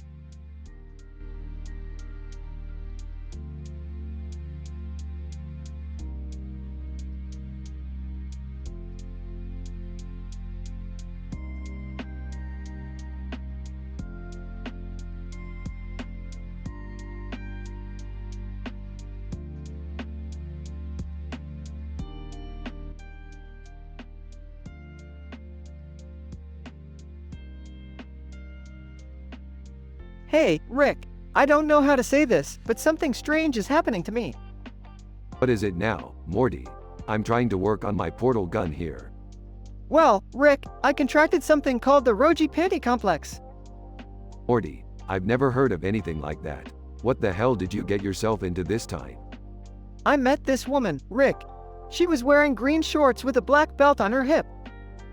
Oh, no, not another one of your twisted adventures with women, Morty. No, Rick, you don't understand. When she touched me, I felt this strange vibration, and now I'm experiencing an uncontrollable attraction towards women wearing green shorts with a black belt. Jesus, Morty, that's one hell of a kink you've stumbled upon. Do you realize how statistically improbable it is to encounter women like that? I don't need your statistical analysis, Rick. I need your help. This is ruining my life. Fine, Morty. I guess I'll have to find a solution for your ridiculously specific fetish. It's not a fetish, Rick. It's a curse. Curse? fetish, tomato, Tom Auto. Let's just fix this already. I'm serious, Rick. It's affecting my relationships, my job, everything. Alright, Morty, calm down. We'll figure this out. First, we need to diagnose the source of the problem. How are we going to do that, Rick? We'll have to go deep into your subconscious, Morty. We'll use the Dream Invader to access your dreams and find the root cause of this Roji Panty complex. Dream Invader? You mean that illegal device you created? Legal, schmalegal. Who cares about the law when we're dealing with your twisted desires? Okay, let's do it. But promise me you won't judge, Rick. Morty, I've seen things that would make your Roji Panty complex seem mundane. Let's just get this over with. Morty and Rick enter Morty's dream. Morty's dream woman. Morty, I've been waiting for you. Come, embrace your desires. Morty becomes entranced, unable to resist. Oh, for Fu *K sake, Morty. Snap out of it. We've got a mission here. I can't, Rick. She's too enchanting. Fine, Morty. If you won't come to your senses, I'll do it for you. Rick pulls out a device from his lab coat, causing the dream woman to vanish. What did you do, Rick? I eradicated your cursed dream woman, Morty. Hopefully, that should break the spell. Thanks, Rick. I owe you one. Don't mention it, Morty. Just remember to stay away from women in green shorts with black belts from now on, okay? Yeah, definitely. Lesson learned. They both wake up. Now, Morty, let's never speak of this again. Agreed, Rick. Let's just pretend it was all a strange, twisted nightmare. Here's to that, Morty. Now, let's get back to my portal gun.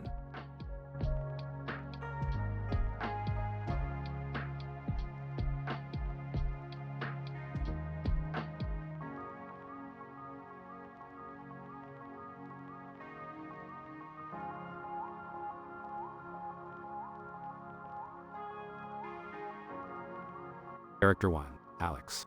Character 2, Sarah. Nishital situation.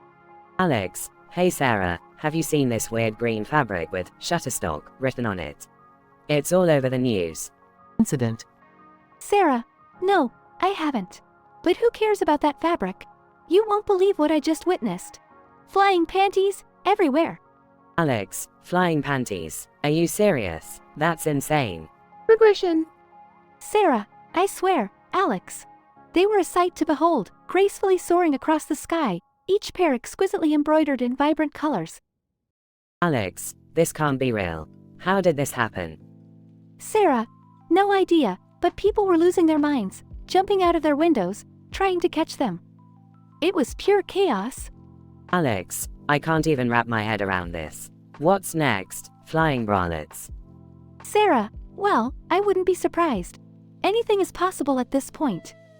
Alex, we should investigate this further. Maybe it's an alien prank or some bizarre experiment gone wrong. Sarah, yeah, let's dig deeper into this. We can become the world's leading authorities on flying undergarments. Alex, exactly. Together, we'll uncover this scandal, and maybe even make scientific history. Sarah, strap on your seatbelt, Alex. This journey is going to be one wild ride. And who knows, we might even catch a pair of flying panties along the way.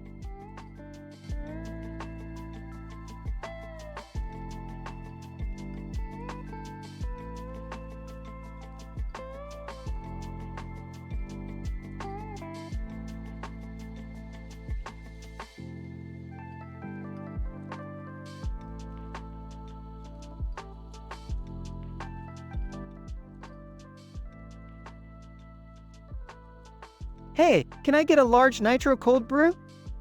Starbucks woman, sure thing, honey. That'll be $4.99. Here you go. Keep the change. Starbucks woman, thanks, sweetie. Wait, are you okay? Laughing hysterically. Ha ha. I can see the target dog licking my body. Starbucks woman, what? Are you having a seizure? Still laughing. Yup. I can't stop laughing. Ha ha. Starbucks woman, oh my god, let me help you. Stay right there. Still laughing on the floor. Whoops. I spilled my nitro cold brew. Starbucks woman, it's okay, don't worry about it. Let's get you some help first. Scene shifts to inside Target, where Morty is lying on the floor, surrounded by concerned employees and shoppers. Employee 1, somebody call an ambulance. Employee 2, he's choking. We need to do something. Display clothing at Target gets stained with nitro cold brew as Morty continues to laugh uncontrollably. Target shoppers, is he okay? What happened? Employee 1, I don't know, but we need to help him. Starbucks woman, rushing in. I'm a trained first responder. Let me through. Target employees and shoppers make way for the Starbucks woman to reach Morty. Starbucks woman kneels beside Morty. Okay, everybody, stand back. I got this. Target employees and shoppers move away as the Starbucks woman assesses Morty's condition. Starbucks woman, he's not breathing. I need to perform mouth-to-mouth resuscitation. Target employees and shoppers watch in shock as the Starbucks woman starts CPR on Morty. Starbucks woman, gently, come on, Morty. Breathe, damn it. Morty suddenly gasps and starts breathing again. Starbucks woman, yes, he's breathing. Employee 2 hands a towel to Morty, who is slowly recovering. Employee 2, here, wipe yourself off, buddy. Grinning, thanks, man. That was intense. Starbucks woman, are you feeling better? Better than ever, babe. Say, how about we celebrate? Let's go out sometime. Starbucks woman, smiling, I'd like that. But let's take it slow, okay? Slow sounds good to me. By the way, do you like kids? Starbucks woman, raised eyebrow, what do you mean? Well, I think I'm pregnant with a caffeine baby after that nitro incident. Starbucks woman, laughs, you really know how to make an entrance, don't you? Let's see how this plays out.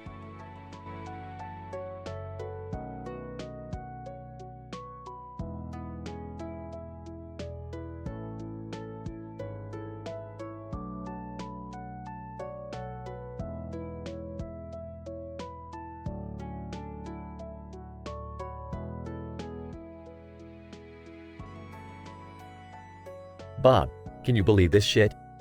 Look at all these damn sheep in this field. Sam, yeah, it's like a goddamn woolly orgy out here. So many sheep, so little time. Bob, damn straight. Hey, what the hell is it flying through the sky? Are those foam replicas of panties? Sam, holy shit, they are. What the fuck? Bob, this is some next level crazy shit. How the fuck did panties start flying through the sky? Sam, I have no fucking clue, but I'm loving it. It's like a lingerie tornado up in this bitch. Bob, you would love that, you dirty bastard. But seriously, what the fuck is going on? Sam, who cares, man? Let's seize the moment. Let's catch those panties and wear them as victory flags. Bob, you sick fuck. But hey, why the hell not? Let's catch those flying panties and make this the most epic day ever. Sam, I'm fucking game, dude. Let the wild panty chase begin. Bob and Sam chase after the flying panties, hopping and diving like madmen. Bob, I got one. It's a lacy red thong. Fuck yeah. Sam, nice score, bro. I got a black satin pair. This is friggin' gold. They continue chasing and catching flying panties, their excitement growing. Bob, shit, I just caught a leopard print G-string. I'm starting to feel invincible, man. Sam, haha, this is insane. Oh, look, over there. A pink polka dot balcony bra. My lucky day. Bob, we are the kings of the sky, my friend. This shit is legendary. They catch more panties, laughing and reveling in their bizarre conquest. Bob, holy fucking hell, Sam. I just grabbed a golden sequin corset. I think we hit the jackpot. Sam, no fucking way. Alright, it's official. We are the fucking champions of the flying panties. Bob, cheers to that, brother. Let's celebrate this absurdity with some beers and scandalous panty dance-off. They raise their panties in the air, waving them like victory flags, and dance around in the field. Sam, this is the craziest shit we've ever experienced, Bob. Cheers to the flying panties and the epicness of life. Bob, damn straight, Sam. Here's to living life on the edge and embracing the absurdity. Cheers. They clink their beers together, laughing and enjoying the surreal moment. Bob and Sam's encounter with the flying panties brought them a sense of exhilaration and adventure. Although the incident itself was implausible and scientifically inexplicable, it allowed them to dive headfirst into the madness and revel in the unconventionality of life. In this fleeting moment of ecstasy, they bonded over their shared madness and celebrated the absurdity that defines the human experience.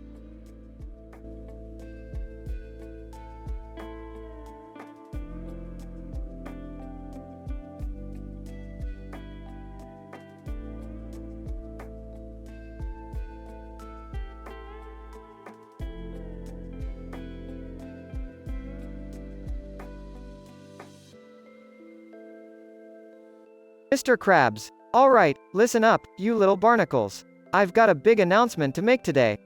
SpongeBob, oh boy, Mr. Krabs, what's the announcement? Mr. Krabs, after all these years, I've decided to reveal the secret formula for the Krabby Patty. Patrick. No way. Are you serious, Mr. Krabs?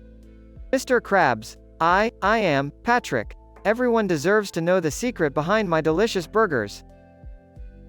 Squidward, finally I can leave this godforsaken place with some dignity. SpongeBob, wait, Mr. Krabs, are you sure about this? Revealing the formula might ruin the magic.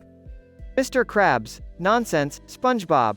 The Krusty Krab will become even more famous when people know what makes the Krabby Patty so special. Sandy, y'all are crazy.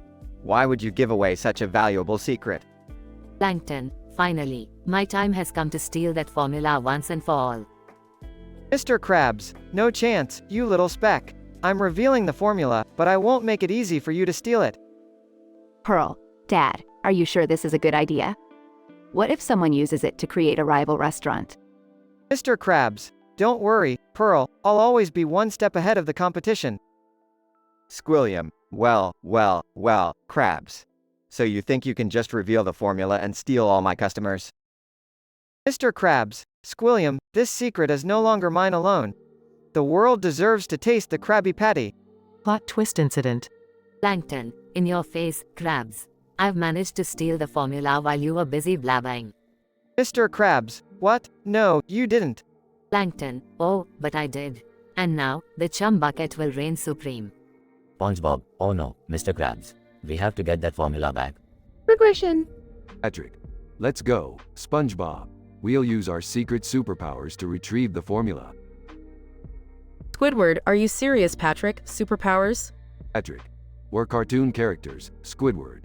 Anything is possible. SpongeBob, activating his super spatula. SpongeBob and Patrick, power up. Patrick. Grows giant lobster claws. I'm ready for action. Sandy, y'all are crazier than a barn full of wild weevils. SpongeBob, we did it. We retrieved the formula and saved the day. Patrick. And we've proven that friendship and silliness can overcome any obstacle. Mr. Krabs, I owe you both a lifetime supply of Krabby Patties. And Plankton, you'll never win. Plankton, curse you, Krabs. I'll get that formula one day. Squidward, can we just go back to our normal lives now, please? As the episode comes to an end, the characters in Bikini Bottom go back to their zany daily routines, grateful for the adventurous madness that keeps them all connected.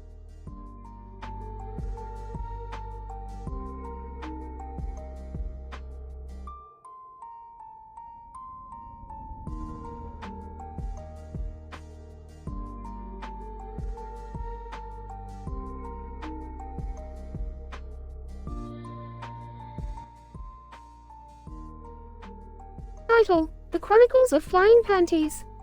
Characters. 1. Terry, a brash and daring pilot. 2. Max, Terry's foul-mouthed co-pilot. 3. Gina, a no-nonsense air traffic controller. Terry, Max, strap yourself in. We're about to embark on the wildest adventure of our lives. Max, Jesus, Terry, these flying panties are insane. How the hell did we end up here? Terry, fate, my friend, pure fucking fate. Now let's get these panties airborne. Incident. Terry, laughing, holy shit, Max. Did you see that? A squadron of thongs just passed us by. Max, wide-eyed. I can't believe I'm saying this, but those are some damn fine-looking panties. Regression. Terry, Gina, this is Terry, requesting clearance to fly through Pantyland airspace. Over. Gina, clearing her throat. This is Gina, Terry. Pantyland airspace is currently restricted. I repeat, no unauthorized entry. Terry, Gina, babe, we're on a mission to find the ultimate pair of panties. We can't be stopped. Terry, Max, look out. We've got a panty-nado coming straight at us. Max, panicking. Shit, Terry. Evade. Evade. Terry, Max, we made it through the panty-nado. That was way too close for comfort. Max, huffing. Terry, I can't believe we just risked our lives for flying panties. What has become of us? Terry, sighing, Max, my old friend, our journey has come to an end. We've seen things no man should see. Max, Reflecting.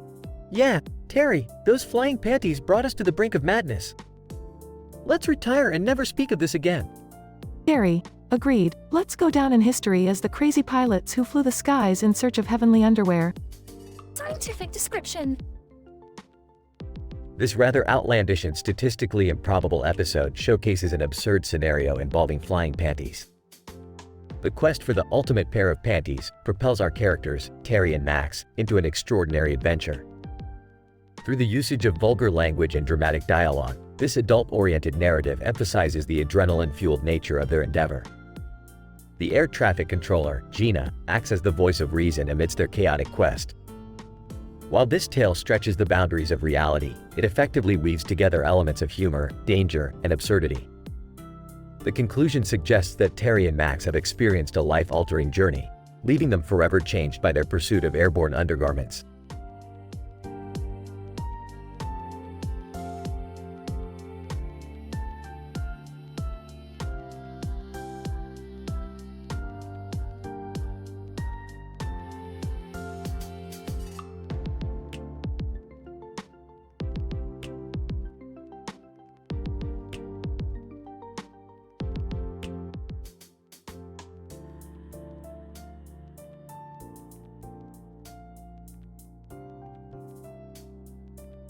Morty, what the fuck are you wearing?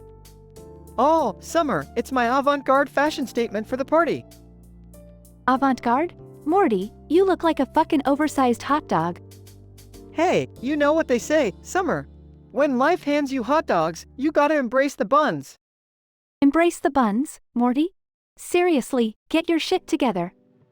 Alright, but you gotta admit, these bikini-clad babes are loving the hot dog. Yeah, Morty, they're loving your buns, alright. But you better hope they don't have a taste for sausage too. Summer, this party is insane. Look at all the people and alcohol. Yeah, Morty, it's the end of summer back-to-school beach blowout party of the century. It's supposed to be wild. Oh man, I hope my parents don't find out I'm here. They'd ground me for life. Morty, you're a grown-ass man now. Stop worrying about what mom and dad think. You're right, Summer. I need to stop being such a pussy-whipped, hot dog-wearing, mama's boy. That's the spirit, Morty. Now go show those babes what you're made of. Damn it, Summer, why do you always push me into these crazy situations? Because, Morty, life is too short to be boring. Now go make some memories. Morty confidently struts towards the group of bikini-clad babes, showing off his hot dog costume with pride. Ladies, who wants a taste of my meaty hot dog? Bikini-clad babe 1. Oh, honey, I could go for some meat right now. Bikini-clad babe 2. Yeah, but I prefer big sausages over hot dogs. Bikini-clad babe 3. Why settle for just one when we can have both? Ladies, I've got enough hot dog for everyone. Let's make this end of summer back-to-school beach blowout party unforgettable. As Morty gets carried away in a sea of bikini-clad babes, his hot dog costume becomes a symbol of his newfound confidence and wild adventures at the party. Scientific analysis. This narrative explores the dynamics of self-esteem, desire for adventure, and social acceptance through the lens of Morty, a young man attending a wild beach party with his sister Summer. Morty's hot dog costume serves as a metaphorical representation of his desire to break free from societal norms and embrace a sense of individuality. The initial situation presents Morty's anxiety about fitting in and gaining approval from others, highlighted by Summer's criticism of his unconventional outfit. The incident occurs when Morty decides to embrace his unique choice of attire and uses it as a conversation starter with the bikini-clad babes. The progression of the story follows Morty's transformation from a hesitant, self-conscious individual to a confident, adventurous partygoer. This growth is influenced by Summer's encouragement and his own realization that he should prioritize personal happiness over societal expectations. The denouement portrays Morty engaging in flirtatious banter with the bikini-clad babes, demonstrating his newfound self-assuredness and ability to enjoy the moment. The conclusion leaves the reader with the impression that Morty's hot dog costume has become a representation of his wild and memorable experiences at the party.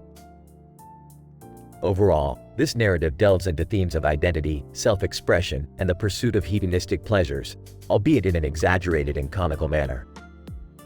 It encourages readers to challenge societal norms, find their own unique paths, and embrace fun and memorable experiences.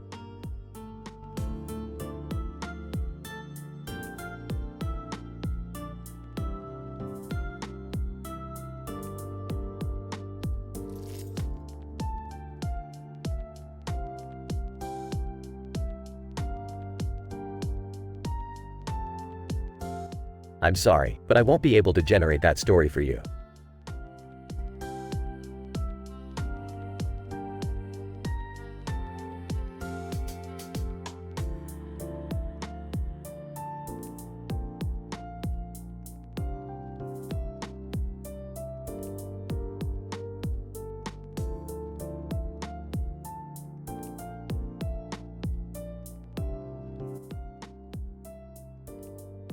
John, hey, can I get another drink over here? Make it a double this time. Bartender. Sure thing, John. Coming right up. Interrupting. Hey, have you guys tried this Morty old cold brew? It's supposed to be amazing. John, nah, man. I stick to my whiskey. But go ahead, get yourself one. Excitedly.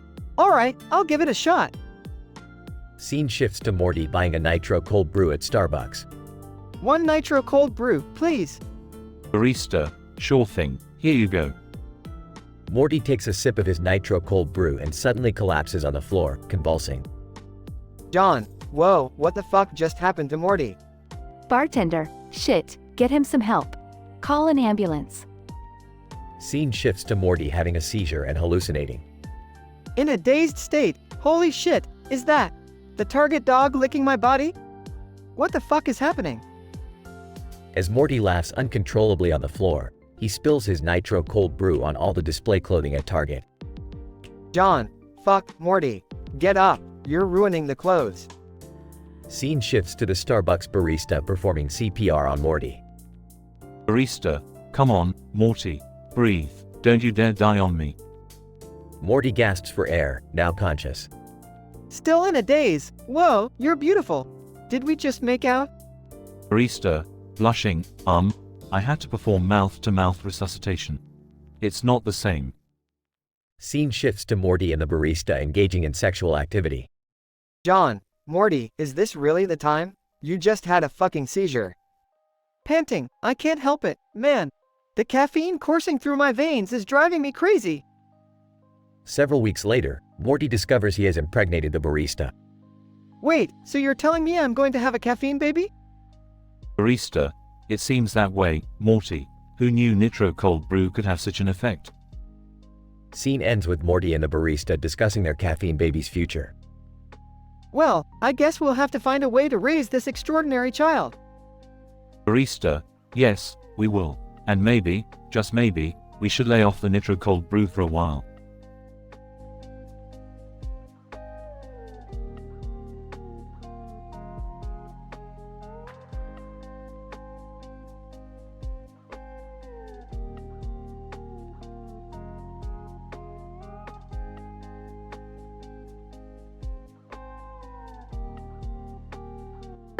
I'm sorry, but I won't be able to generate that dialogue for you.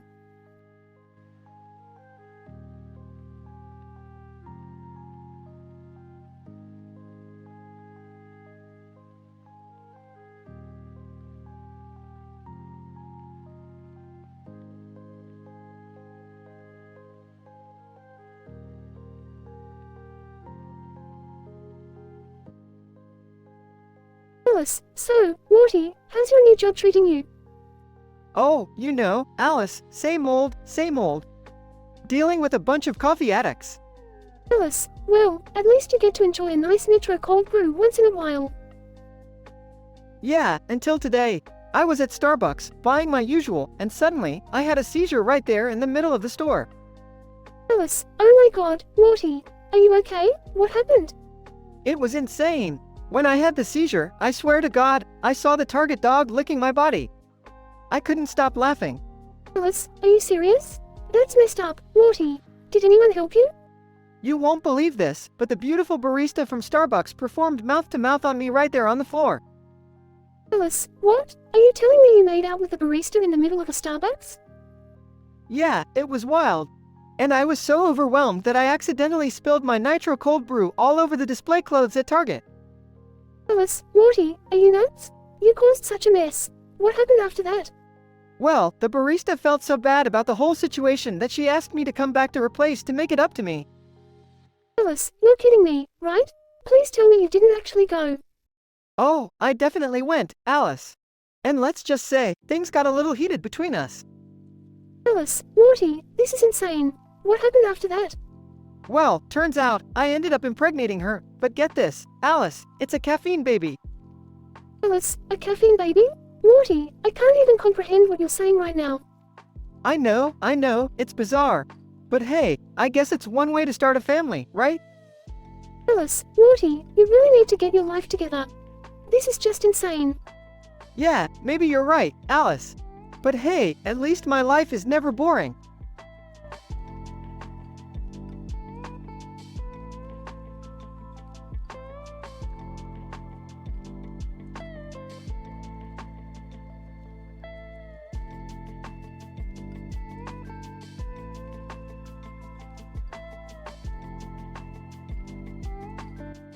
I'm sorry, but I won't be able to generate that story for you.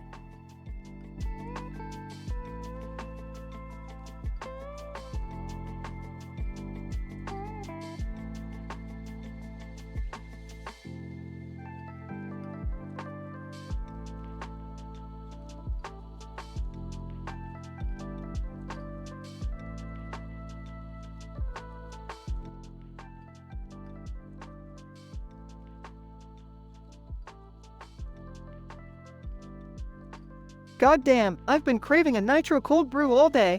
Let's get our caffeine fix, Rick. Alright, Morty, calm down. We'll hit up Starbucks and get your precious nitro cold brew. But remember, there's always some crazy shit that happens when we go out. Yeah, I know, Rick. Just hurry up, I can already taste that sweet caffeinated goodness. Scene shifts to Starbucks. Barista, what can I get for you gentlemen today? I'll have a nitro cold brew, extra large. And can you make it strong, like really strong? Barista, absolutely, I'll take care of it for you. Your friend? Just a regular black coffee for me, thanks. Scene shifts to Morty holding his drink, taking a sip. Oh boy, this is hitting the spot. The caffeine rush is intense.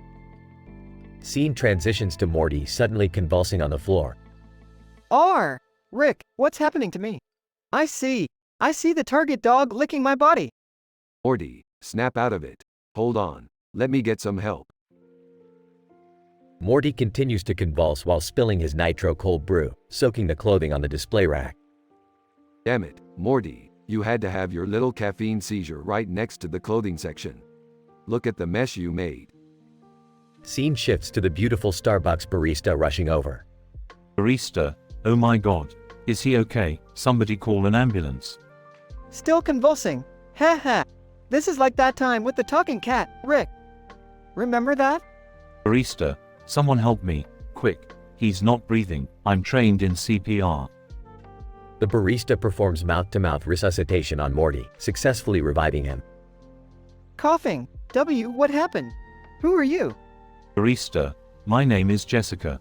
Just relax, Morty, you had a seizure. You'll be all right. Flirting. Well, Jessica, I guess you're my caffeine guardian angel. What do you say we grab a drink later? Jessica, Morty, you're shameless.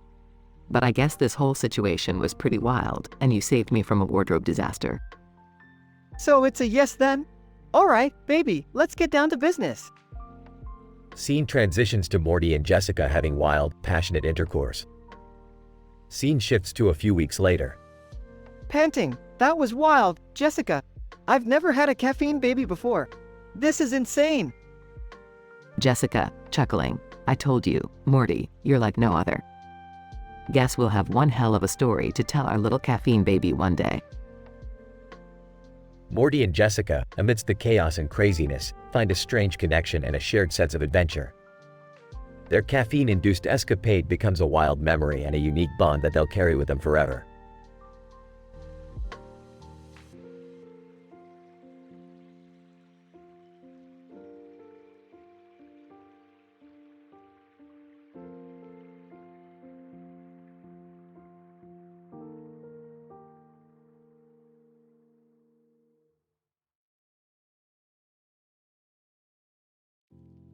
Dramatis personae. Morty, a hapless caffeine enthusiast. Barista, a beautiful woman working at Starbucks. Man, a customer standing behind Morty at the bar. Woman, a customer standing behind Morty at the bar. Excitedly, can I have a nitro cold brew, please? Barista, of course, coming right up. Incident. Takes a sip, heavenly. Suddenly convulses and falls to the floor. Woman, oh my god, what's happening? Man, it looks like he's having a seizure. Someone call an ambulance. Regression. Delirious laughter, whoa!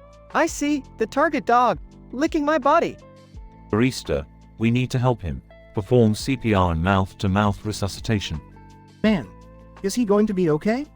Barista, I hope so. Stay with me, Morty. Awakening and gasping for air, wow, what happened? Barista, you had a seizure, but you're okay now. Do you remember anything? Laughed sheepishly, I saw the target dog, and I spilled my nitro brew everywhere. Grinning, you saved me, beautiful barista. You know, we could celebrate by, you know. Barista, smirking asterisk, are you suggesting what I think you are? Nods enthusiastically asterisk, let's make a baby with caffeine pumping through its veins. Barista, laughs asterisk, well, Morty, I must warn you, it's going to be one energetic baby. Scientific description. This wild episode incorporates elements of caffeine-induced seizures, hallucinations, and unconventional fertility. Morty experiences a seizure due to his caffeine addiction, leading to a hallucination involving the target dog licking his body. The seizure causes him to spill his nitro cold brew on the display clothing at Target. Thankfully, the Starbucks barista, a trained professional, performs mouth-to-mouth resuscitation to save him.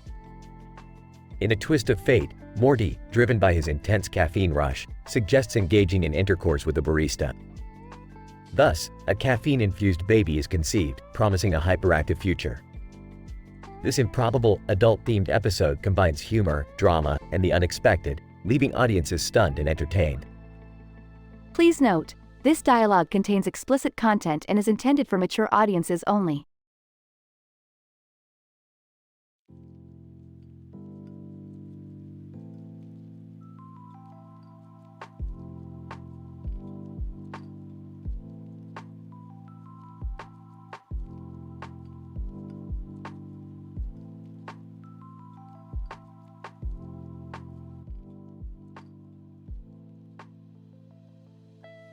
Morty, we need to head into that dark cave. I've detected a rare element emitting a green light from its core. Oh geez, Rick, it looks scary in there. Are you sure it's safe? Morty, when have I ever led you into a dangerous situation without a plan? Trust me, now let's go. They enter the dark cave and the green light becomes more intense. Whoa, Rick, what's happening? I feel funny. Morty, you're having a seizure. Hold on tight. Morty is now having a seizure and he sees the target dog licking his body. Ah, target dog, get off me, you free freak. Rick tries to calm Morty down, but Morty starts laughing uncontrollably. Laughing, oh man, this is crazy. Target dog licking me, ah ha ha ha. Rick tries to grab Morty, but Morty spills his nitro cold brew on all the display clothing at Target. Morty, you clumsy little idiot. Now they'll think we're shoplifters. Suddenly, the beautiful woman barista from Starbucks appears and performs mouth-to-mouth on Morty. Barista, don't worry, I'm CPR certified. I can save him. Morty slowly regains consciousness. Dazed, whoa, what happened? Barista, you had a seizure, but you're okay now. Thanks, what's your name? Barista, call me Jessica. Are you feeling better? Yeah, thanks. Oh, can I make it up to you somehow? Jessica, well, there is one thing we could do. Morty and Jessica start flirting and end up having intercourse. Morty, you really know how to get into trouble, don't you? And now you have a caffeine baby on the way. What? A caffeine baby? This is insane, Rick. Yes, Morty, life is full of surprises. But let's go home before we cause any more chaos. They all leave the cave, Morty pondering the absurdity of the events that just unfolded. Morty's adventure takes a wild turn when he has a seizure in a cave and encounters the target dog licking him. After being saved by a Starbucks barista, he ends up having intercourse with her, resulting in a caffeine baby. Morty is left in disbelief while Rick tries to navigate the chaos they've caused. Life can indeed be strange, especially when you're Morty.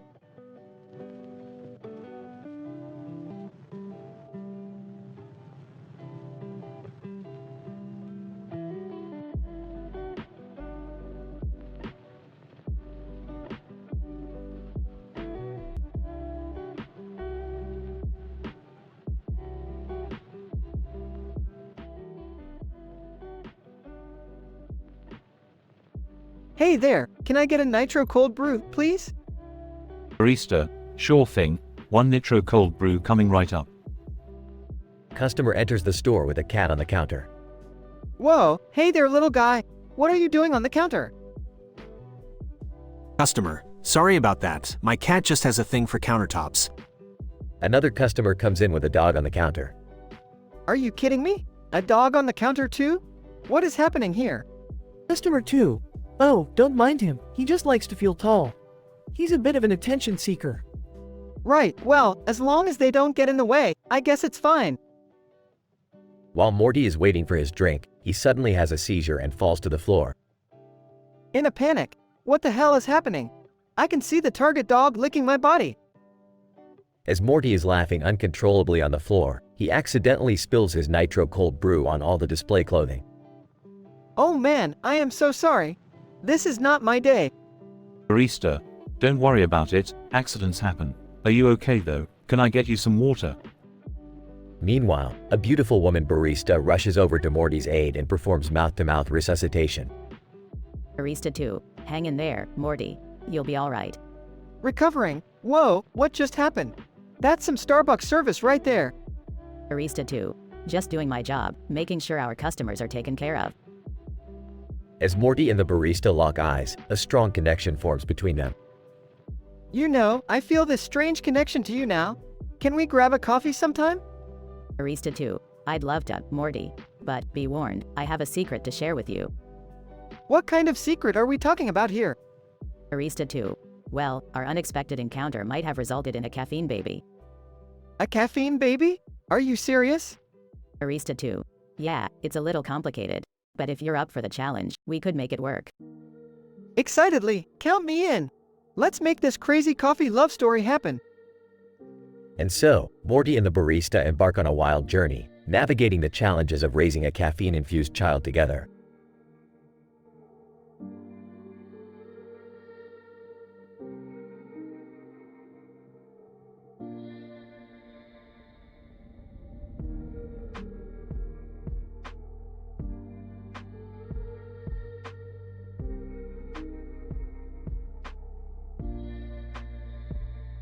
Disclaimer. I'm sorry, but I won't be able to generate that dialogue for you.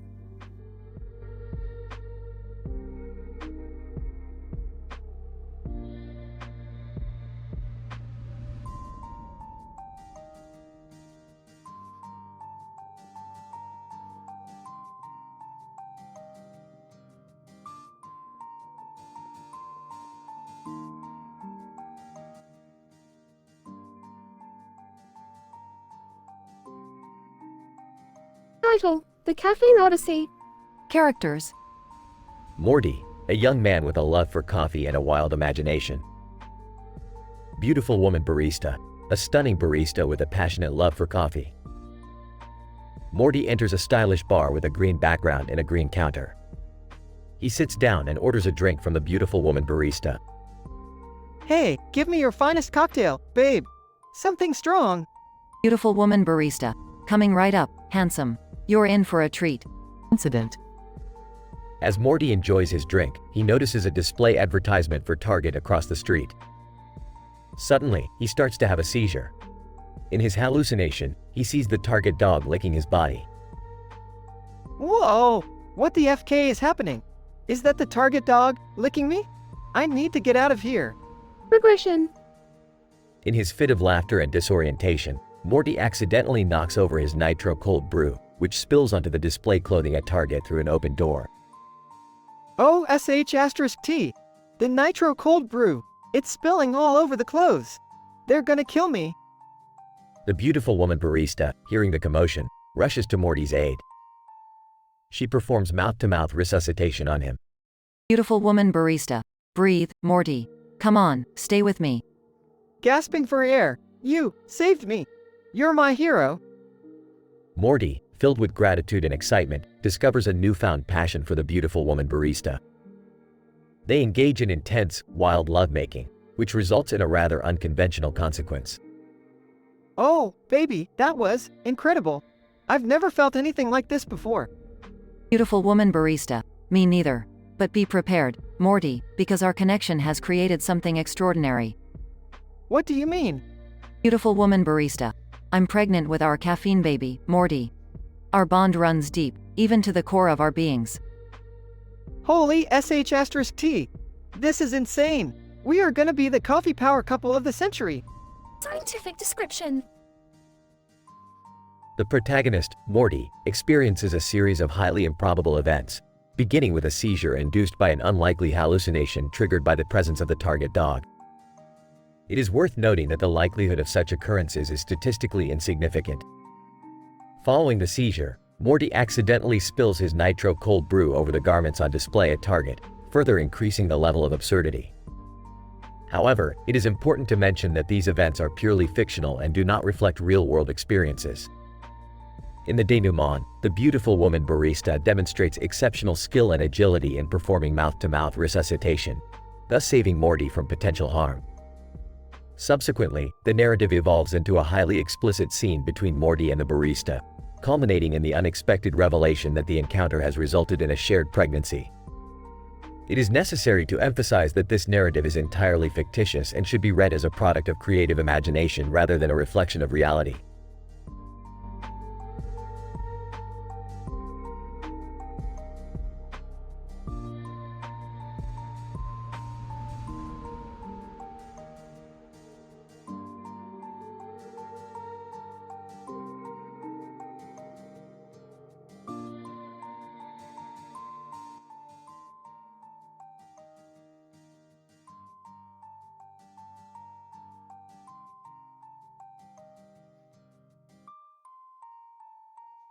Character 1.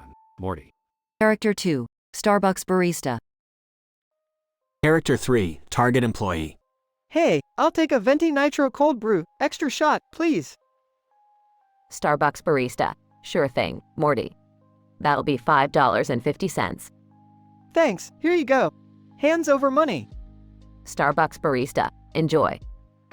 Morty takes a sip of his nitro cold brew and suddenly starts convulsing on the floor. Oh God, what's happening? I see a dog. Target dog, licking me. Morty bursts into uncontrollable laughter while lying on the floor, spilling his nitro cold brew all over the display clothing at Target. Laughing this is. Ha ha ha, insane.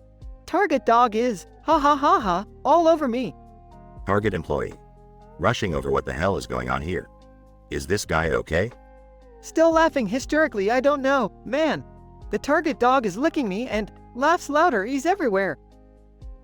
Starbucks barista. Runs over, concerned, asterisk, oh my God, what happened to him? Target employee. I have no idea, but he ruined all the display clothes with his cold brew. The Starbucks barista kneels down beside Morty and starts performing mouth-to-mouth resuscitation on him. Starbucks barista. Morty, hang in there. I'm trained for this. Morty suddenly regains consciousness, gasping for air. Holy shit, what just happened? Starbucks barista. You had a seizure, Morty. I had to perform mouth-to-mouth to revive you. Dazed asterisk, oh man, thanks for saving me. That was intense. Morty, still feeling the effects of the caffeine, locks eyes with the beautiful Starbucks barista. You saved me. You're incredible. I can't believe this happened. Starbucks barista. Morty, I couldn't just stand there and watch. Saving lives is what I do.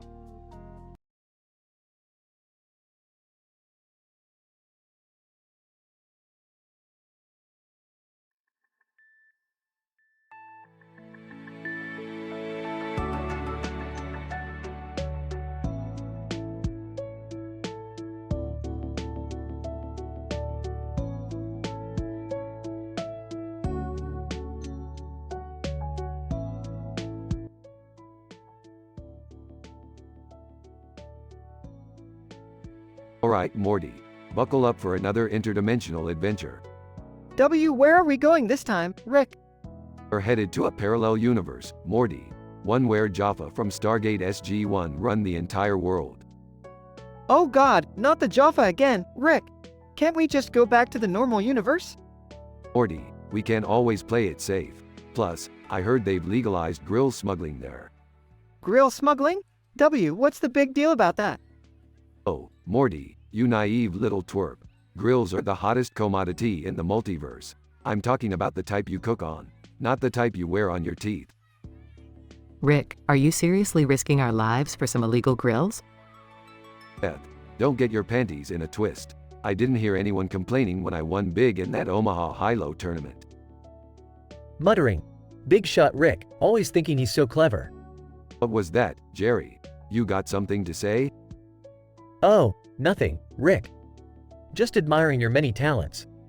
Guys, can we stop arguing? We're already attracting attention, and that man in the black suit is staring at us. Rick, who is that guy? Morty, that man is a ninja celebrity chef wanted in 2 galaxies. We should probably stay low and avoid any unnecessary attention.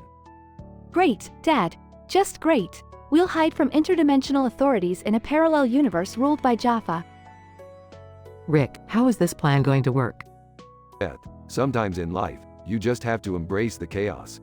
Now, follow me. Morty, Rick, Beth, Summer, and Jerry sneak through the crowd and hide behind a futuristic vehicle with blaring lights on the front. Whispering, Rick, this plan is insane. We're never gonna get out of here. Jerry, trust me, I've done crazier stunts before breakfast. Rick, I'm scared. This feels different. Morty, fear is for the weak. We're gonna get through this and come out on top, like always. Ninja celebrity chef walks by, sniffing the air. Ninja celebrity chef, I smell illegal grills. Come out, wherever you are. Damn it, we've been compromised. Rick, what do we do now? Plan B, everyone, follow my lead. The group charges out from behind the vehicle, shouting and causing a commotion. Yelling, look, it's a distraction. Run! The crowd disperses in confusion as the group dashes to the nearest interdimensional portal. Rick, we made it! We're safe! Morty, we always make it. Now, let's get out of this crazy universe and find a place without ninja chefs and Jaffa ruling the world. Please, let's go somewhere normal this time, Rick. Normal is overrated, Jerry. Embrace the chaos. They step through the portal, leaving behind a chaotic parallel universe. Rick, one of these days, we're gonna get ourselves killed. Morty, life's a crazy adventure, and we're just along for the ride. Now, let's go find some never-before-seen galaxy to explore. The group disappears into the infinite possibilities of the multiverse.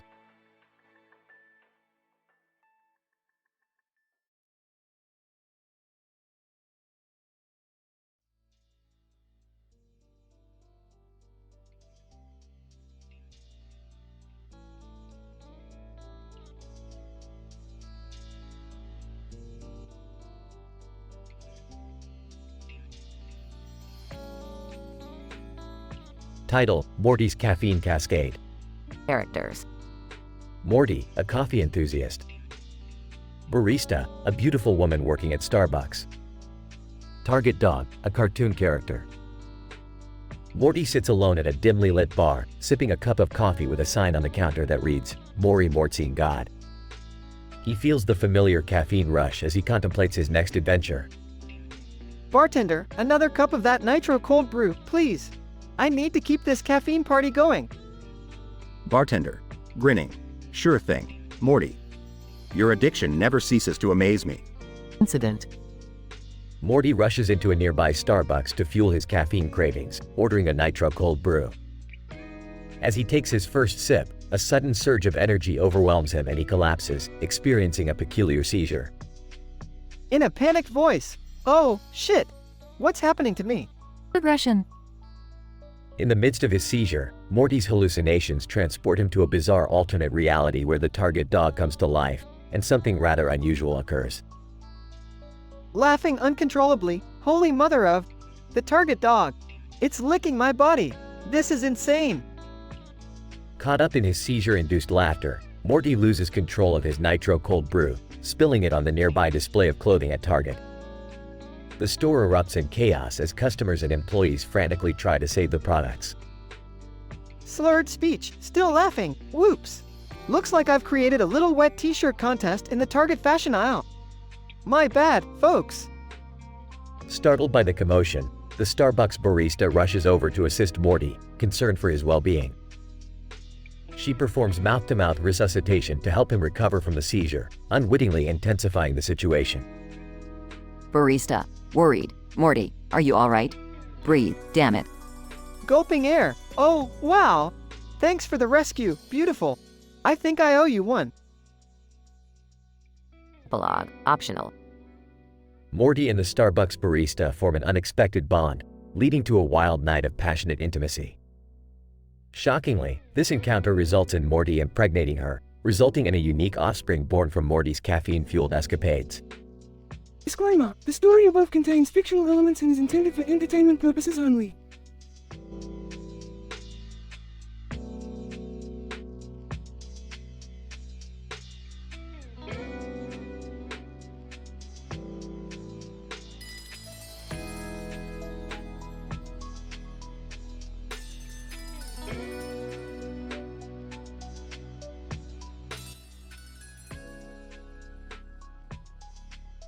Dave, sitting at the bar, in an apron. Give me another round, bartender. Bartender slides 3 glasses of beer in front of Dave. What's got you in such a hurry to get shit-faced today, Dave? Dave, you won't fucking believe it, but I just won the lottery.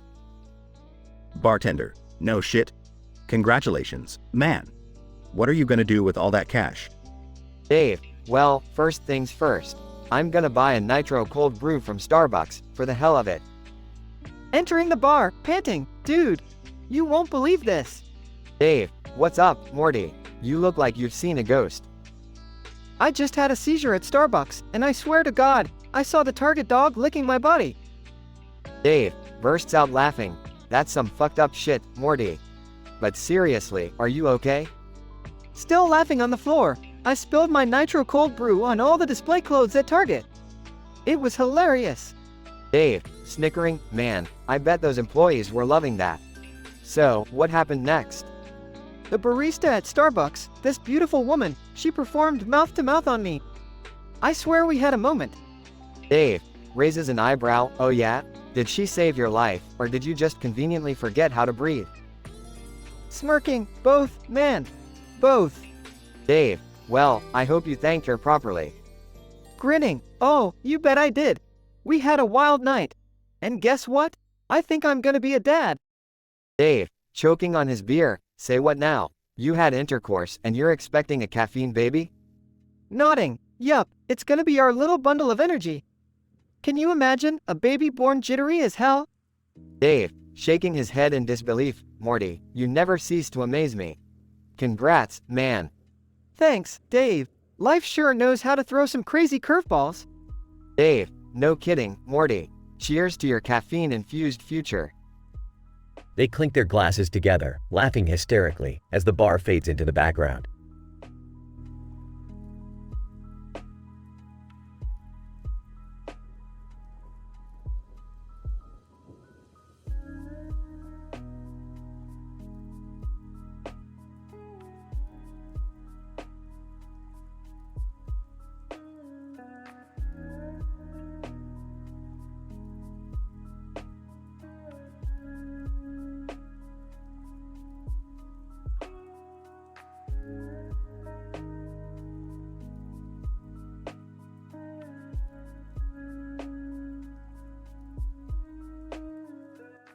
I'm sorry, but I won't be able to create that dialogue for you.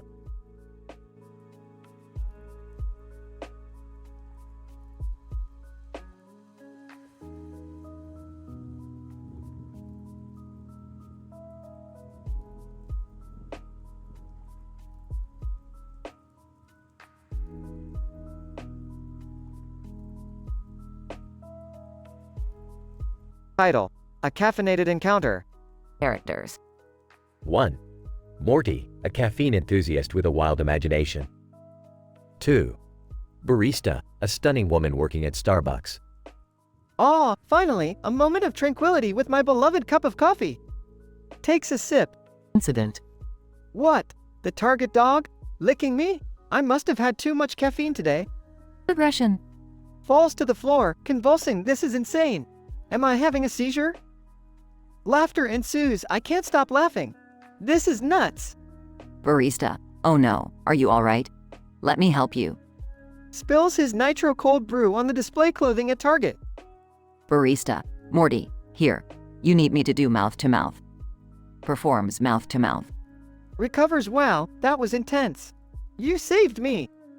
Barista, I couldn't resist your laughter. Morty, it's contagious. It's enchanting. Grinning. I'm glad you liked it. By the way, what's your name?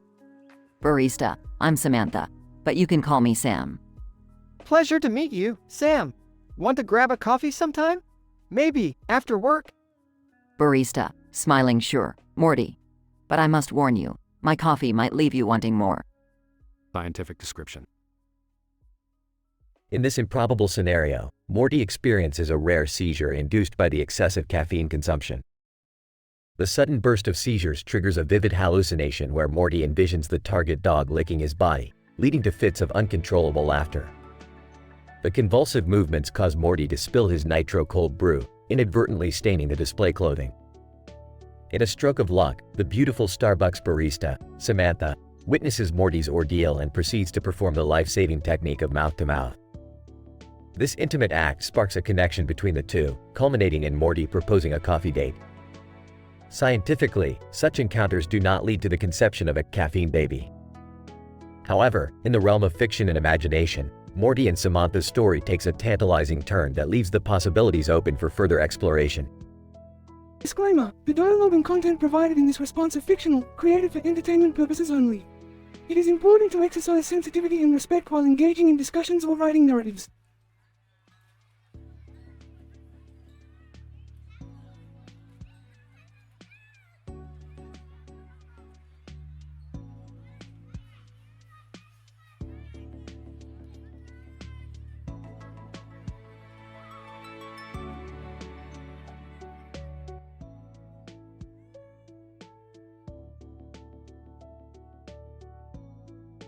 Bobby Hill. Alright, time to practice my kissing skills with this foam replica of a bikini-clad babe. Bobby sits on the ground, holding the foam replica of a bikini-clad babe in one hand and a yellow feather duster in the other. Bobby Hill. First, I'll start with some gentle strokes using this feather duster to set the mood. As Bobby gently strokes the foam replica, the faint sound of a motorbike engine can be heard approaching from a distance. Bobby Hill. Perfect timing. Now let's move on to the real deal. Seemingly out of nowhere, a motorcycle bursts into the scene, screeching to a halt right in front of Bobby. Motorcycle rider, what the fuck, kid? What are you doing with that foam babe? Bobby Hill. Practicing kissing? Motorcycle rider, that's some weird shit, man.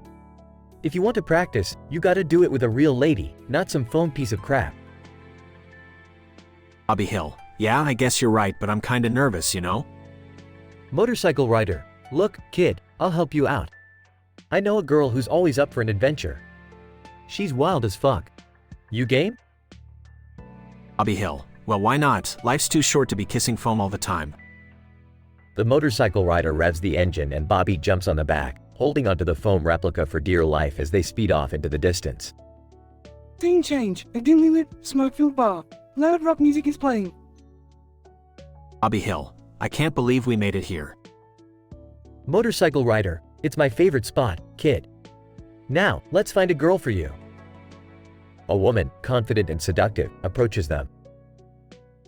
Woman, well hello there boys, looking for some fun tonight? Bobby Hill. Yeah, I'm here to practice my kissing skills. Woman, oh I see, well you've come to the right place, let's go. Bobby and the woman disappear into the shadows of the bar. The sounds of passionate kissing fade in and out as the scene progresses. Scene change. The bar's restroom. Bobby and the woman are passionately making out. Bobby Hill. Holy shit, this is intense. Woman, just wait until you experience the real deal, baby. The sound of a toilet flushing breaks the intense moment. Voice from a stall. Hey, what the fuck is going on in there? Bobby Hill, sorry. Embarrassed, Bobby and the woman quickly leave the restroom. Scene change, outside of the bar. Bobby stands alone, savoring the moment. Bobby Hill, that was insane. I never thought I'd have such an intense experience. The motorcycle rider reappears, smoke and sparks trailing behind his bike. Motorcycle rider, so, kid, how was it? Was it everything you expected? Bobby Hill, more than I expected, man. I can't thank you enough for this wild adventure. Motorcycle rider, no problem, kid. Just remember, life's too short to be kissing foam. Now go out there and conquer the real world. Bobby smiles, waves goodbye to the motorcycle rider, and walks off into the night with a newfound confidence.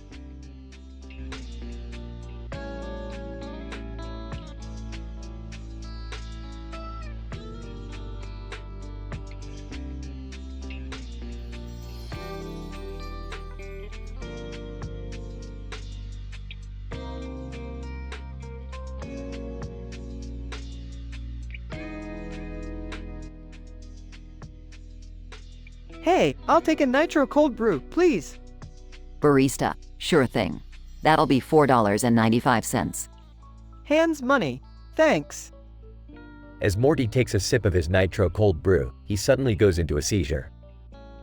Incoherent babbling. Wah, what's happening?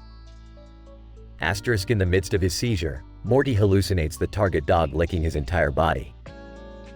Laughter. Oh my god, the target dog, licking me. This is insane. As Morty laughs hysterically on the floor, his nitro cold brew spills onto the display clothing, creating a mess. Barista, panicked. Oh no. What happened? Are you okay? Still laughing. I'm fine, just tripping balls here. The beautiful woman barista rushes to Morty's side and performs mouth-to-mouth resuscitation. Barista, concerned. Morty, are you alive? Say something. Catching his breath. Whoa, that was intense. Thanks, Doc, for saving me. Barista, relieved. No problem. Morty, are you feeling better now? Yeah, I think I'll survive. But hey, since you just saved my life and all. Barista, curious. What do you want? How about we go out for dinner sometime? My treat. Barista, smiling. Well, that's an interesting way to ask someone out. Sure, why not? Great. Just one thing. Duh. I might have a little problem. Barista, what's the problem? You see, that nitro cold brew I spilled on those clothes. It might have some, side effects. Barista, confused. Side effects? What do you mean? Well, apparently, when I have intercourse after drinking nitro cold brew, it tends to, result in a caffeine baby. Barista, laughs. Are you serious? A caffeine baby? Nervous. Yeah, it's a long story. So, are you ready for this crazy journey with me? Barista, playfully. Oh, Morty, you have no idea what you're getting yourself into. But I'm in. Let's see what this caffeine baby is all about. They both laugh, oblivious to the wild adventure that awaits them.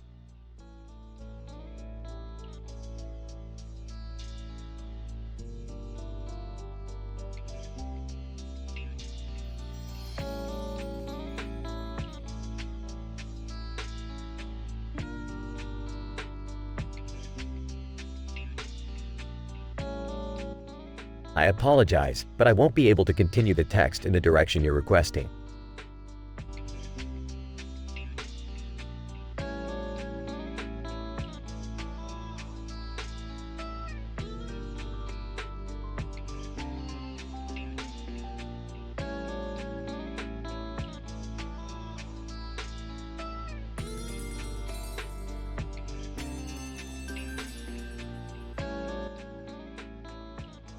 Peter, hey Lois, look at that huge sign above the entrance of that McDonald's.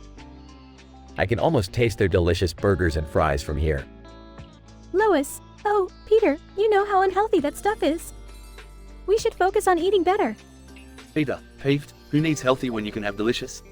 Come on, let's go inside. Scene. Inside the McDonald's. Peter takes a bite of his burger. What the hell is this? This burger tastes like cardboard. I demand justice. Cashier, sir, I apologize for the inconvenience.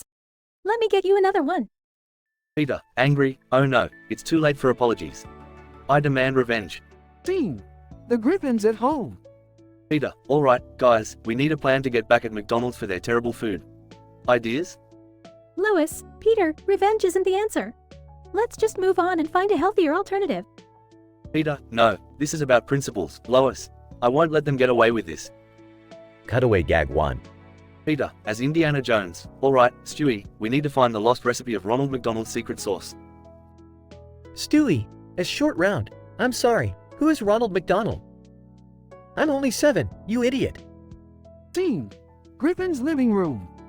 Peter, alright, plan B will infiltrate their kitchen and replace all their burgers with veggie patties. Lois, no, Peter, that's just wrong. Peter, oh yeah? Well, this time they messed with the wrong guy.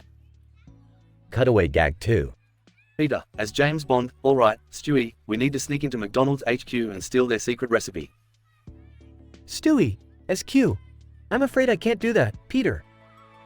I'm not inclined to assist imbeciles. Scene. McDonald's drive-thru. Peter, wearing a fake moustache. I'd like to order a burger with extra, special sauce. Cashier, sir, we don't have any special sauce. It's just ketchup and mayo. Peter, damn it, this is the last straw. We're leaving. Cutaway gag 3. Peter, as a swordsman. Alright, Stewie, we challenge Ronald McDonald to a duel. Prepare for battle, my young apprentice. Stewie, as a weary knight. I can't believe I have to babysit this moron. Scene. Griffin's living room. Lois, Peter, let's just go to a different restaurant. We don't need to wage war on McDonald's. Peter, fine, Lois, but mark my words, they'll pay for this.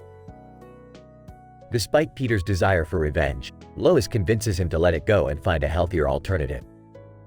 The Griffins leave McDonald's behind, but Peter's determination to get even with a fast food giant remains strong, setting the stage for potential future shenanigans.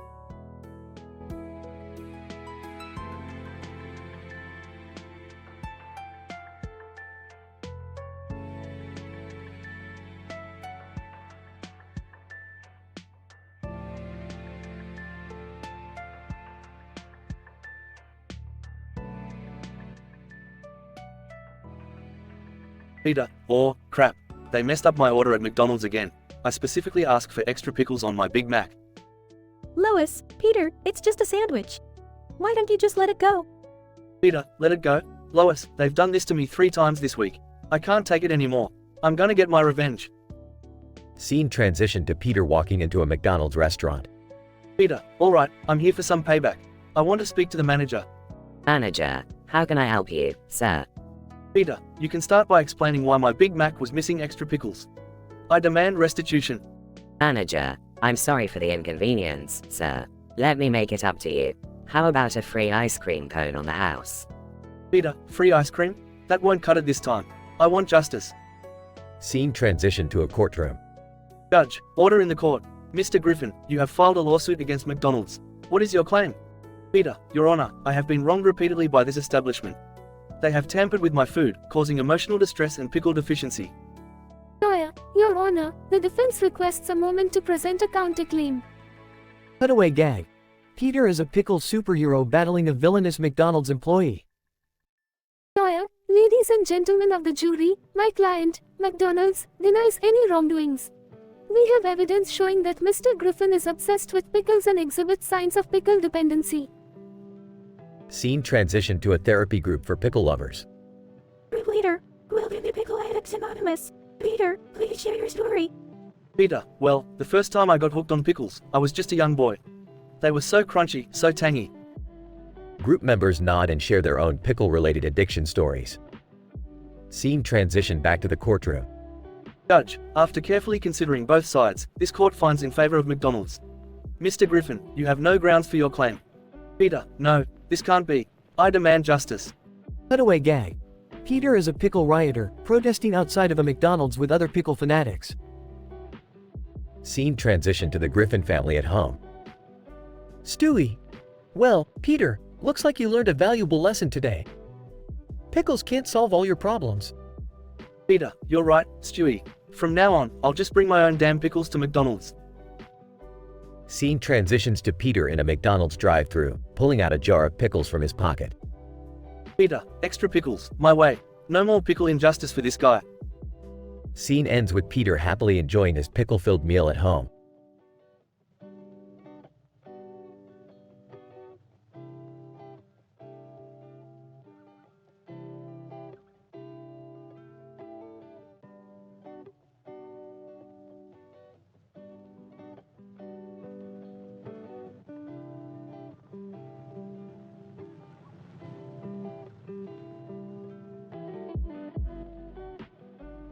Note: the generated content is randomly generated by the AI. It is not intended to condone or promote violence, vulgar language, or inappropriate behavior. Please let me know if you would like a different kind of story. Title: The Misadventures of Morty and the Whopper. Characters: Morty, a man with glasses. Employee 1, a McDonald's employee. Employee 2, another McDonald's employee. Police officer, a law enforcement officer. Scene: McDonald's. Morty sits at a table with a hamburger in front of him. A neon sign behind him reads, McDonald's. Hey, I ordered a Whopper, you numbskulls. What's with this McDonald's crap? Employee 1, sir, this is McDonald's. We don't serve Whoppers. That's from Burger King. Burger King, McDonald's, whatever. I just want my goddamn Whopper. Employee 2. Sir, I assure you, we cannot fulfill that request. We only have Big Macs. Who the hell cares about your lousy Big Macs? I want a Whopper. Incident: Morty pushes employees aside and storms into the kitchen. Fine, I'll make my own Whopper then, you incompetent idiots. Progression: Morty frantically grabs ingredients from the kitchen and assembles a burger while the employees watch in disbelief. Employee 1, you can't just barge in here. Employee 2, we're calling the police. Morty. The police officer bursts into the restaurant, gun drawn. Police officer, put down the burger and step away, now. Fuck off, I'm enjoying my goddamn Whopper. Police officer, that's not a Whopper, Morty. It's a Big Mac. You don't know shit. This is my Whopper, and nobody's taking it away from me. The police officer, fearing for their safety, fires a warning shot. Morty, lost in his delusion, takes a bite of his mistaken Whopper and gets shot. Screaming, what the fuck? My burger. Police officer, drop the burger now. In agony, you shot my godforsaken Whopper, you son of a bitch. Scene ends with chaos and confusion as people rush to Morty's aid, the taste of a delusional Whopper lingering on his lips.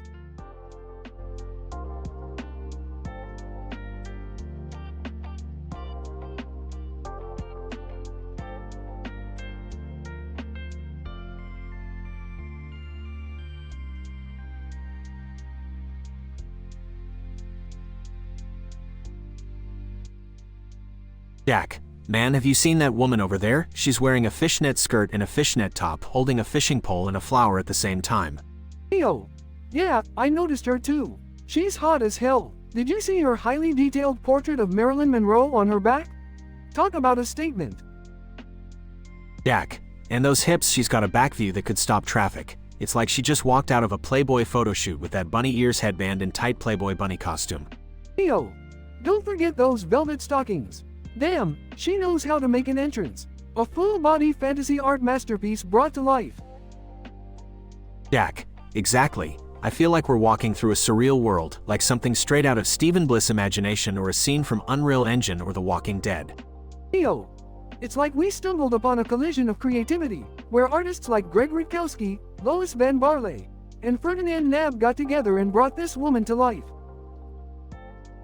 Jack, absolutely. Her beauty is unreal, just like the masterpieces created by Makoto Shinkai and Ilya Kushinav. It's like they've merged their talents to create this living work of art. Yo, and she's got the confidence to match. She struts down the street like a model straight out of a Ross Draws illustration, her every step exuding power and allure. Jack, she's got that radiant energy, like she's basking in global illumination. It's as if she's the embodiment of Tom Bagshaw's wildest dreams, walking among us mere mortals. Yo, we're witnessing a true masterpiece in motion. The convergence of art, fashion, and sheer audacity. She's a living testament to the power of creative expression. Jack, Who would have thought we'd have such an encounter on an ordinary day? Life truly surprises us sometimes. Let's embrace this magical moment and appreciate the beauty that surrounds us. Theo, couldn't have said it better myself, Jack. Let's raise a glass to this extraordinary encounter and toast to the beauty that exists within art and the world around us. Jack, cheers to that, my friend. May we always find ourselves surrounded by the unexpected and inspired by the stunning creations that grace our lives.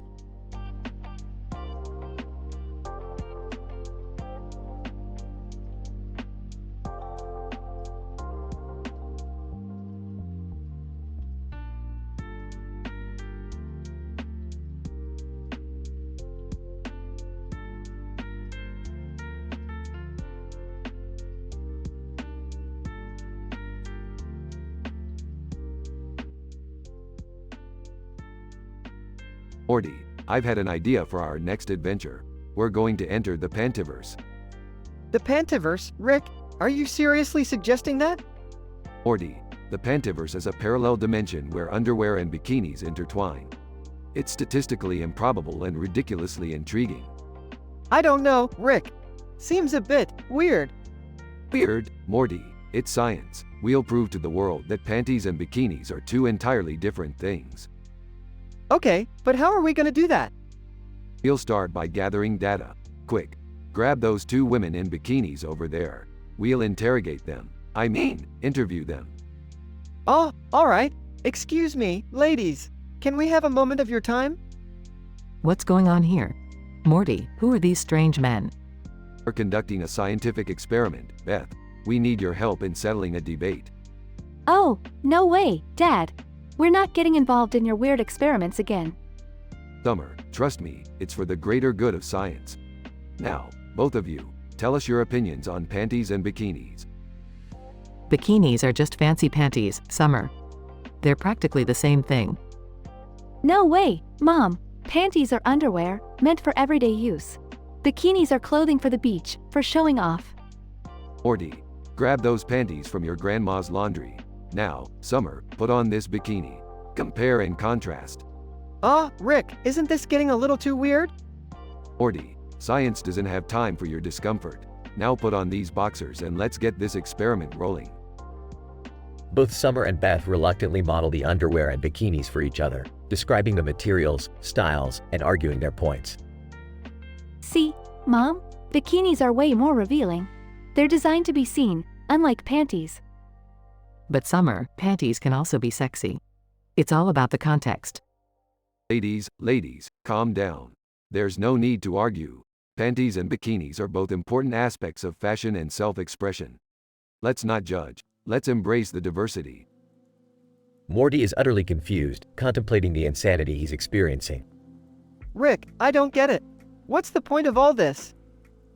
Morty, the point is that sometimes the answers we seek aren't black and white, or in this case, panty and bikini. We must embrace the complexity of life, even when it comes to women's underwear.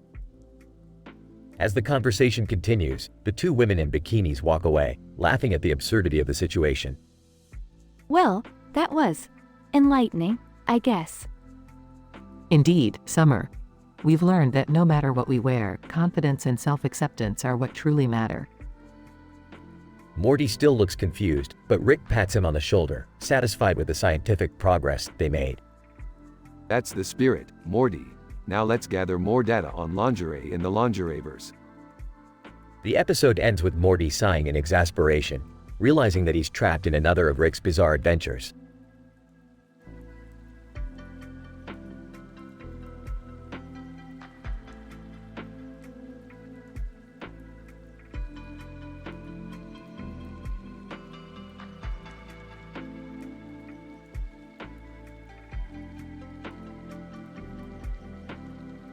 Sorry, but I won't be able to generate that story for you.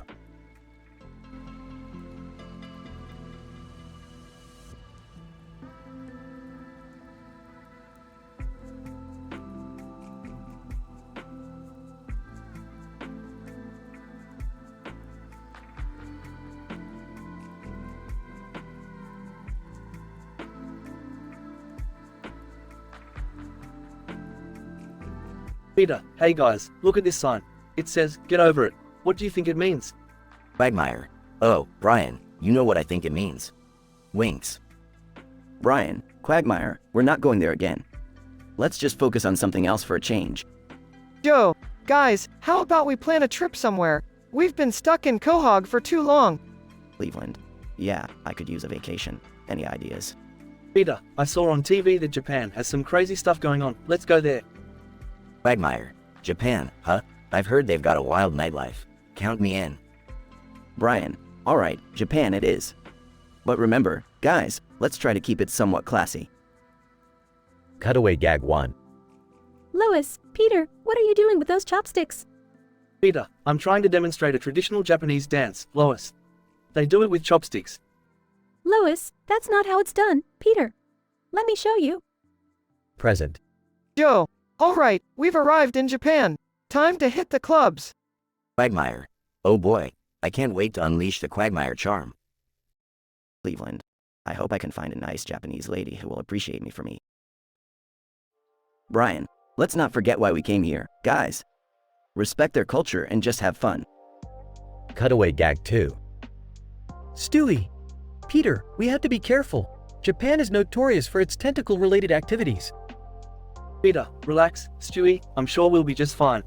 What's the worst that could happen? Cutaway gag 3. Meg. Oh my god, I can't believe it. I just won a sumo wrestling competition in Japan. Peter, way to go. Meg, that's my girl. Peter, alright, boys, let's head to the club and see what Japan has in store for us. Quagmire. I have a feeling this is going to be wild. As the group stepped into the Japanese club, they were immediately overwhelmed by the vibrant lights and energetic atmosphere. The night unfolded with crazy adventures, wild antics, and unexpected encounters. In the end, they all returned to Quahog with unforgettable memories, a stronger bond, and a newfound respect for Japanese culture.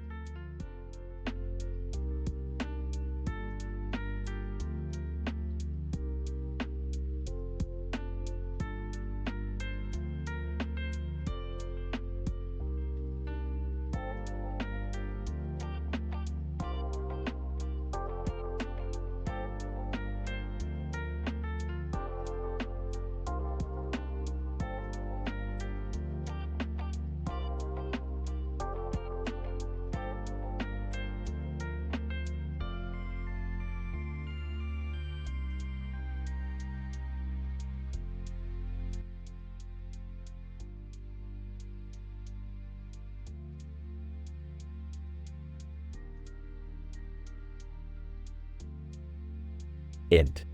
Griffin living room, day. Peter sits on the couch, watching TV.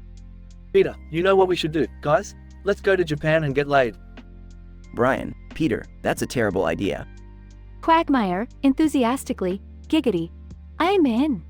Joe, I don't know, guys. I've got a bad feeling about this. Cleveland. Ah, come on, Joe. It'll be an adventure. Int. Airplane, day. The Griffins, Quagmire, and Cleveland are on the plane, ready to take off. Peter, I heard Japanese women love American men. We're showing them our Godzilla-sized love, guys. Brian, Peter, that's incredibly ignorant and offensive. Quagmire, smirking. I can't wait to experience the exotic pleasures of the Far East. Joe, whispering to Cleveland. I told you something bad would happen. Cleveland. Looks like we're in for quite a ride, Joe. Int. Tokyo skyline, night. The group is walking through the bustling streets of Tokyo. Peter, hey, look at all these weird Japanese gadgets. They've got more buttons than my remote control. Brian, Peter, we're not here to buy gadgets. We're here to appreciate a different culture. Quagmire, excitedly, don't worry, Brian. I've got my travel-sized Kama Sutra. Joe, guys, let's try to blend in and not cause any trouble. Cleveland. Yeah, we don't want to end up in a Japanese prison or something. Int. Japanese bar, night. The group sits at a bar, surrounded by locals. Peter, pointing to a woman. Look how kawaii that girl is. I'm gonna talk to her. Brian, Peter, just be respectful and remember that we're guests in their country. Quagmire, whispering to Peter. Ask her if she wants to come back to your love hotel, Peter. Joe, this is so embarrassing. I can't believe I'm a part of this. Cleveland, we better be careful. We don't want to start an international incident. Int. Cutaway gag. A Godzilla-like monster rampages through Quahog, destroying everything in its path. Int. Japanese bathhouse, night.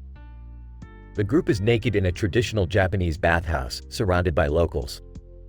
Peter, wow, this is even better than the Griffin family hot tub. Brian, just remember, Peter, this is a sacred place. Show some respect. Quagmire, flirting with a local. Konnichiwa, baby. Want to experience the giggity factor? Joe, I can't wait to get out of here and go back to Quahog. Cleveland, I hope we at least learn something from this trip. Int. Cutaway gag. An anime version of the Griffins appears on a Japanese game show, hilariously failing the challenges. Int. Airplane, day. The group is ready to fly back home. Peter, well, boys, I guess Japan taught us a lesson. Cultural appreciation is the way to go. Brian, it took you long enough, Peter. Quagmire, looking at a Japanese travel magazine. Guys, let's plan a trip to Thailand next. Joe, no more international adventures for me. I'm sticking to Quahog. Cleveland, I'm with you, Joe. Home sweet home. Int. Cutaway gag. The Griffins encounter a stereotypical American tourist in Quahog, completely oblivious to their own cultural insensitivity. Fade out.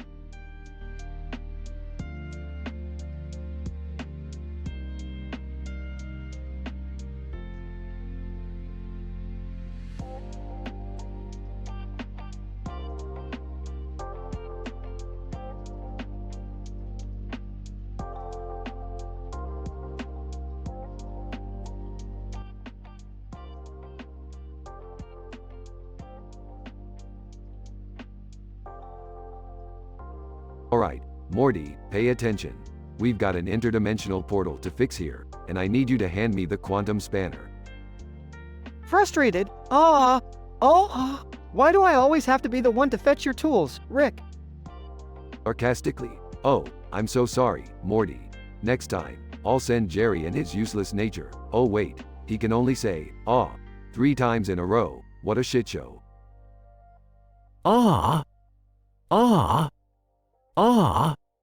Cocky. Hey guys, while boring ass Jerry plays with his vocal cords, let me show you my technique. Sucking like a pro, that's my secret. Why does everything always have to be about sex with you, Summer? Speaking like Jar Jar Binks, Misa think Yusa all disgusting. Rick, Yusa abusing Misa. Misa tired of being Yursa toilet. Mocking. Oh, look at Princess Beth, speaking like a goddamn Gungan. Don't worry, I'll make it up to you, sweetie, right after I finish repairing this portal.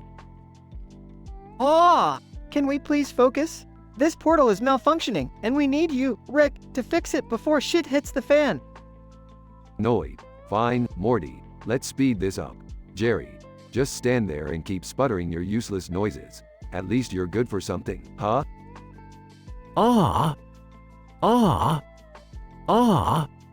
Trust me, guys. While you're busy with this portal, I can show you a more entertaining way to pass the time. Might even make Morty forget his constant whining. Summer, not now. This is serious. Frustrated, Misa can't believe Misa married to Yusa, Rick. Yusa promised Misa a life of adventure, not being Yursa personal toilet. Dismissively. Yeah, Beth, I heard you the first 20 times. But let's focus on the portal, alright? We don't have time to deal with your marital struggles right now. We're almost there, Rick. Just a few more adjustments, and we should have the portal up and running again. Relieved. Finally. Great job, Morty. Now we can go back to our crazy, fucked up adventures across the multiverse.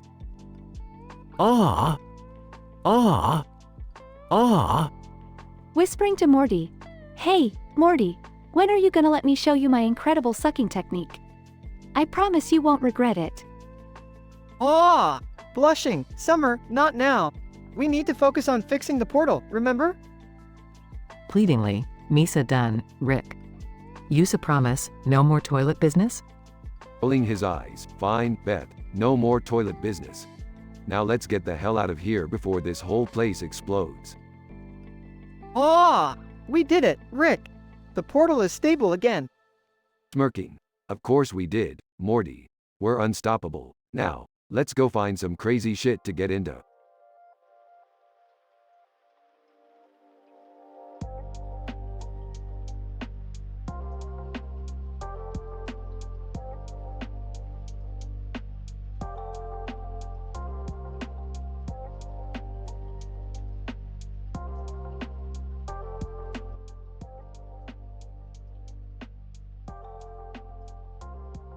Title: A Wild Encounter.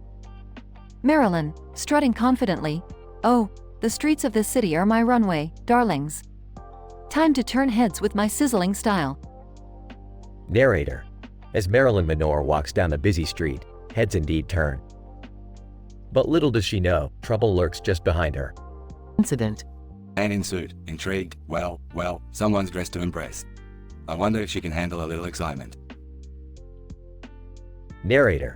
The man in the suit, with mischief glinting in his eyes, starts following Marilyn closely. Progression. Marilyn, suddenly sensing someone's presence. Who's there? You better have a good reason for tailing me, buddy. Man in suit, smirking, no reason, sweetheart. Just couldn't resist the view. Narrator. As they continue walking, an animated sheep appears out of nowhere and jumps onto Marilyn's back. Marilyn, shocked. Oh my stars. What is happening? Get this sheep off me. Man in suit, chuckling, looks like someone's got a new furry friend. Quite a fashion statement, I must say. Narrator. Panic ensues as people on the street gather around Marilyn, trying to help but only making matters worse. The sheep gets agitated and starts bouncing around. Marilyn, struggling to keep her balance. Get me out of here. I can't function with this woolly creature on my back. Man in suit, grinning, and here I thought this day couldn't get any more entertaining. Narrator. Eventually, with the help of some courageous bystanders, the sheep is safely removed from Marilyn's back. The man in the suit disappears into the crowd, leaving Marilyn dazed and bewildered. Marilyn, catching her breath. Oh, the perils of being an icon. Well, at least I'll have a story to tell at the next cocktail party. Scientific description. In this peculiar episode, we observe an intersection of charming fashion and unpredictable circumstances. Marilyn Monroe, a renowned figure, takes to the streets in her provocative Playboy bunny costume. The vivid description of her attire, comprising a full-body velvet stocking ensemble, raises the probabilities of attracting attention. Unbeknownst to Marilyn, a man in a suit silently observes her graceful strides, perhaps enticed by her captivating presence. As their paths intertwine, a bizarre incident occurs as an animated sheep enters the scene with remarkable agility, landing squarely on Marilyn's back. Emerging chaos ensues, exposing the fragile equilibrium of display and sanity. Struggling to maintain her composure under the unwelcome guest's confines, Marilyn finds herself tangled amidst a bewildering crowd, both fascinated and perplexed by this absurd predicament. Ultimately, the enigmatic man in the suit's intentions remain elusive as he effortlessly slips away amongst the mayhem, leaving Marilyn to ponder the serendipitous encounter she endured. This fanciful occurrence serves as an unexpected anecdote imbued in the corridors of her legendary life, to be shared among the glittering gatherings of the elite.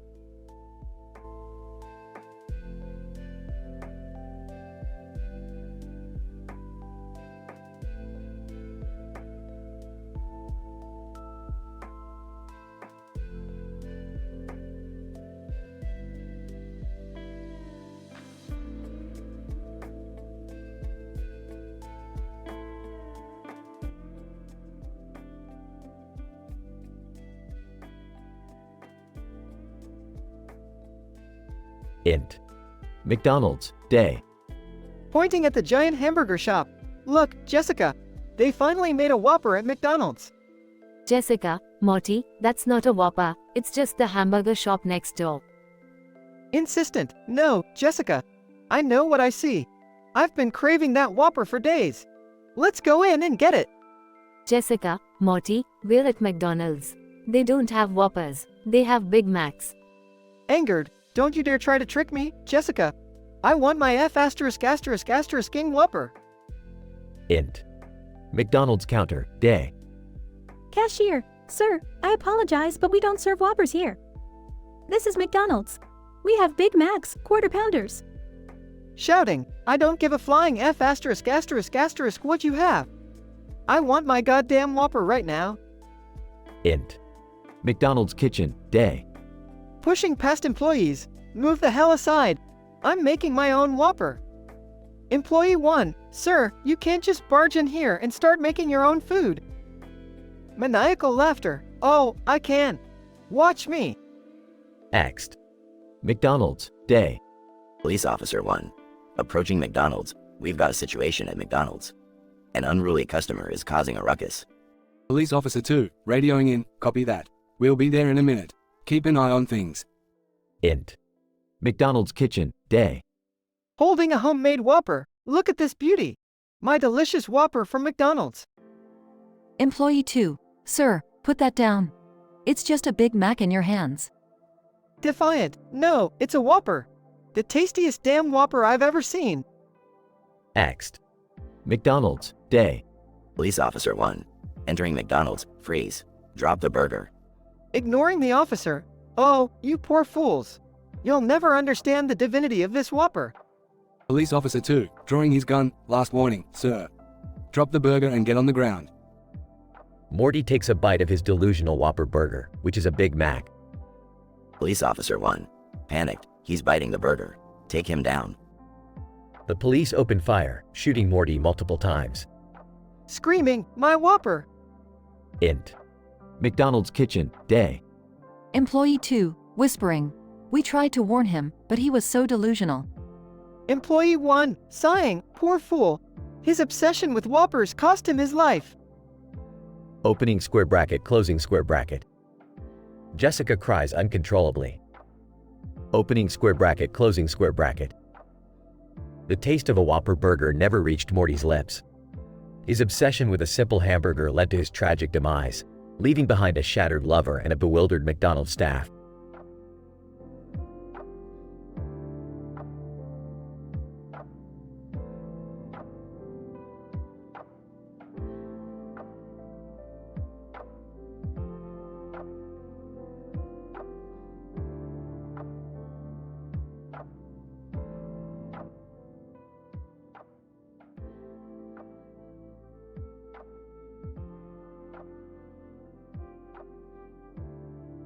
Peter, ugh, Lois, I can't believe they messed up my order at Taco Bell again. This is outrageous. Lois, Peter, calm down. It's just fast food. We can go back and get your order fixed. Peter, no, Lois. This is a matter of principle. I need revenge. I'm taking this all the way to the top. Cutaway gag 1. Scene, Peter, dressed as Spider-Man, is on top of a giant taco-shaped building. He looks down at the city, wearing a red hat on top of his Spider-Man mask. Peter, as Spider-Man, fear not, citizens of Quahog. Taco Bell has unleashed their wrath upon me, but I, Spider-Man with a red hat, shall seek justice. Citizens look up in confusion and concern. Citizen number 1. Wait, Spider-Man has a red hat on top of his mask? That's ridiculous. Citizen number 2. Yeah, that's not even practical. How does he see? Citizen number 3. I think Taco Bell really messed up his order this time. Cutaway gag 2. Scene, Peter is at the Taco Bell counter, intensely arguing with the cashier. Peter, I demand satisfaction. You've ruined my life. My burrito was soggy, my chalupa had no cheese, and my taco had lettuce. Cashier, sir, I am so sorry for the inconvenience. Let me make it right for you. I'll give you extra napkins. Peter, extra napkins? That won't bring back my dignity. Cutaway gag 3. Scene, Peter is sitting in a dark room, surrounded by monitors. He is wearing a fedora and glasses, typing furiously on a keyboard. Peter, you think you can mess with me, Taco Bell? Well, just wait until you see the wrath I unleash. I'll hack into your system, change all the salsa packets to hot sauce, and make every Crunch Wrap Supreme slightly uneven. Stewie enters the room, dressed as a secret agent. Stewie. Ah, Mr. Griffin, I see you're plotting revenge against Taco Bell. How delightful. Count me in. Back to the present. Peter, alright, Lois, here's the plan. We gather the family, break into Taco Bell's corporate headquarters, and demand justice. No more mediocre fast food for me. Lois, Peter, this is insane. Can't we just go to a different restaurant? Peter, Lois, my honor is at stake here. I will not rest until Taco Bell feels the fury of Peter Griffin. The family reluctantly agrees and they embark on their mission of Taco Bell revenge. Denouement. Cut to the Griffins inside Taco Bell's corporate headquarters, surrounded by confused employees. Peter, give us free tacos or face the consequences. CEO of Taco Bell walks in, amused. CEO, well, Mr. Griffin, I must say, this is the most ridiculous attempt at revenge I've ever seen. But your passion for our food is impressive. Congratulations, you've earned yourself a lifetime supply of soft tacos. Peter, victory, we did it, family. Conclusion. The Griffins celebrate their victory at home, chowing down on unlimited tacos and laughing. Lois, I still think there could have been a better way to handle this, Peter. Peter, maybe, Lois. But at least we showed Taco Bell not to mess with the Griffins. They all laugh together, with full mouths, savoring the taste of victory and revenge.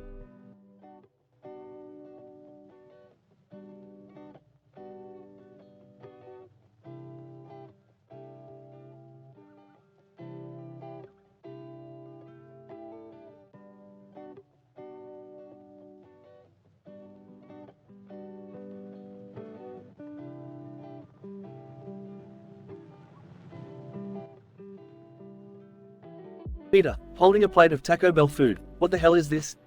I ordered a taco, not a pile of disappointment. Lois, Peter, calm down. It's just fast food. Peter, just fast food? Lois, you don't understand the pain I'm feeling right now. This is an insult to my taste buds, my self-respect, and my love for tacos. Stewie, oh, here we go. Another one of Peter's food rants. Should we start the timer now? Meg, come on, Dad. It's not worth getting worked up over. Just eat something else. Peter, no, Meg. This is a matter of principle. They can't get away with serving me this garbage. I'm going to Taco Bell headquarters, and I'm giving him a piece of my mind. Brief cutaway gag. Peter driving a tank through the Taco Bell drive-thru. Peter, storming into Taco Bell, I demand justice. I ordered a taco and look what I got. A disgraceful excuse for Mexican cuisine. Taco Bell employee. Sir, I'm really sorry for the mix-up. Let me get you a fresh taco right away. Peter, it's too late for apologies. Prepare to face the wrath of my revenge. Cut to a parody of a courtroom, with Peter as the prosecutor and the Taco Bell employee as the defendant.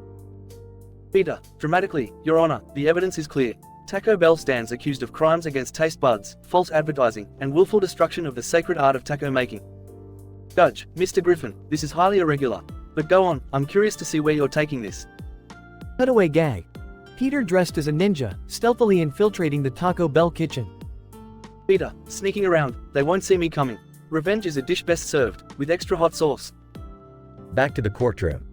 Peter, in conclusion, Taco Bell should pay for their sins by providing endless free tacos to the entire population, just and true. Judge, bangs gavel, case dismissed. But Mr. Griffin, next time, please find a more appropriate way to voice your concerns.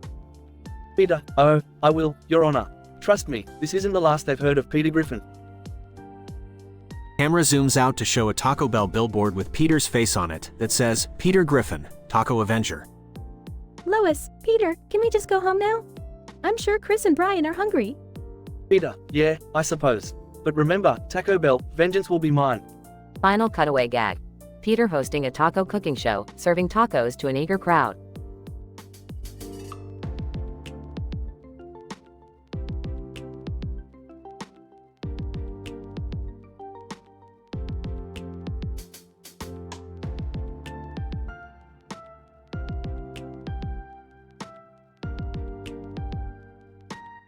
Characters. 1. Samantha S., feminist and advocate for lingerie equality. 2. Jessica J., conservative and traditionalist in terms of swimwear. 3. Alex A., open-minded and a surfer enthusiast. Yes. So, ladies, let's settle this debate once and for all. Panties are just as good as bikinis for the beach. J. Oh, please. You can't be serious. Bikinis are made for swimming, not panties. Hold on, let's hear both sides. I'm curious to see the argument unfold. Incident. Yes. Look, Sam, panties and bikini bottoms are practically the same thing. They cover the same areas and are made from similar materials. J. No way. Bikinis are designed for swimming and are more durable. Panties are meant for everyday wear, not water activities. Maybe we can settle this with a practical demonstration. How about you both model each for us? Progression. Yes. Sure, I have no problem proving my point. Watch and learn. Removes her shorts, revealing her panties. See? They cover everything a bikini bottom does. Jay rolls her eyes. Fine, I'll participate. But just know, I'll win this easily. Removes her skirt, showing off her bikini. Look how secure and suitable for swimming it is. Yes. Well, yes, they're different cuts, but they both serve the same purpose. Jay, absolutely not. A bikini bottom has better support, more coverage, and is specifically made for beach activities. Oh, wow, you both make valid points, but honestly, this argument seems pretty futile. Can't we just appreciate that women have the freedom to wear whatever makes them comfortable at the beach? Yes, you're right, Alex. Whether it's panties or bikinis, it's all about personal choice and feeling confident. Jay, fine, I'll admit that women should have the autonomy to wear what they want. But for my own sake, I'll stick with bikinis. The group sat on the sandy beach, realizing that the debate over panties versus bikinis was simply a matter of personal preference. They laughed, enjoyed the sunshine, and decided it was time to hit the waves together, no longer concerned about the style of swimwear they were wearing.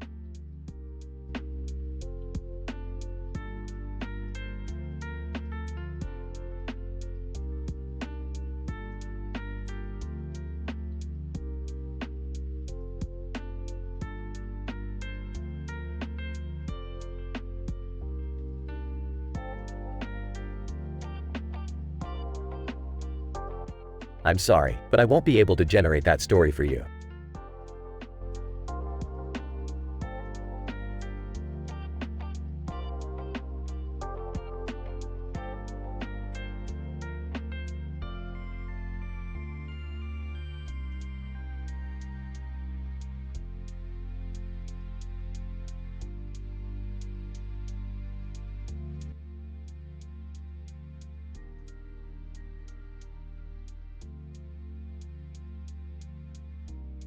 Peter, hey Lois, I gotta tell ya, this KFC chicken is the worst I've ever had. It tastes like a bucket of disappointment covered in sadness. Lois, Peter, it's just fast food. Can't you just let it go? Peter, let it go. Lois, this is a matter of principle. No one, and I mean no one, ruins fried chicken for Peter Griffin. Cutaway gag 1. Peter, in a lab coat, alright, Stewie, I've created the perfect chicken batter. It's a secret blend of 11 herbs and spices, and one extra ingredient. Stewie, extra ingredient? What is it? Peter, whispers, my own tears. It adds that extra touch of sadness, just like my KFC. Back to reality. Peter, I've made up my mind. I'm gonna get revenge on Colonel Sanders for ruining my dinner. Lois, revenge? Peter, you can't be serious. Peter, oh, I'm serious, Lois. And I've got a plan. We're gonna infiltrate KFC headquarters and expose their dirty secret. Brian, Peter, this sounds like a terrible idea. What if we get caught? Peter, don't worry, Brian. I've come up with a foolproof disguise. We're going in as poultry inspectors. Cutaway gag 2. Peter, dressed as a chicken, inspecting a factory. Alright, let's see what's really going on behind closed doors. Opens a door and gasps, oh my god, they're using real chickens to make their chicken. This is an outrage. Back to reality. Lois, Peter, this is insane. We can't just barge into KFC and cause a scene. Peter, Lois, this is about justice. I won't rest until the world knows the truth about these chicken-killing maniacs. Meg. Sarcastically. Yeah, Dad, you're really fighting the good fight here. Cutaway gag 3. Peter, in a cape, holding a microphone. Ladies and gentlemen, I present to you Captain Chicken Avenger, jumps in slow motion, justice will be served, extra crispy. Back to reality. Peter, alright, Team Griffin, let's move out. We've got a chicken conspiracy to expose. Scene transitions to Peter and the family infiltrating KFC headquarters, disguises intact. Peter, whispering, okay, everyone, remember the plan. Meg, you distract the receptionist with your annoying teenage angst. Brian, you hack into their computer system. Lois, you charm the security guards with your good looks. And Stewie, just be cute. Scene continues with chaos, cutaway gags, and comedic mishaps as the family attempts to expose the truth about KFC. Eventually, they manage to escape, mission accomplished. Back at home, Peter sits triumphantly on the couch, a bucket of homemade fried chicken in front of him. Peter, take that, KFC. Peter Griffin won this battle, and now I'm gonna enjoy some real chicken. Lois, Peter, I can't believe we went through all of that just for some fried chicken. Peter, hey, Lois, it's not just about the chicken. It's about the principle, the taste, and sticking it to the man. And now, it's time for a chicken feast.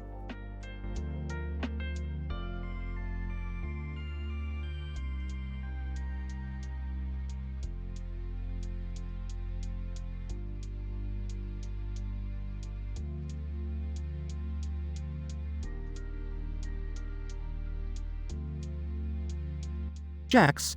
Hey, did you see that hyper-realistic mixed media painting of the Victoria's Secret model skull woman with rainbow hair? It's fucking stunning. The details are insane. Sam. Oh yeah, I saw that shit. It's like a masterpiece, man.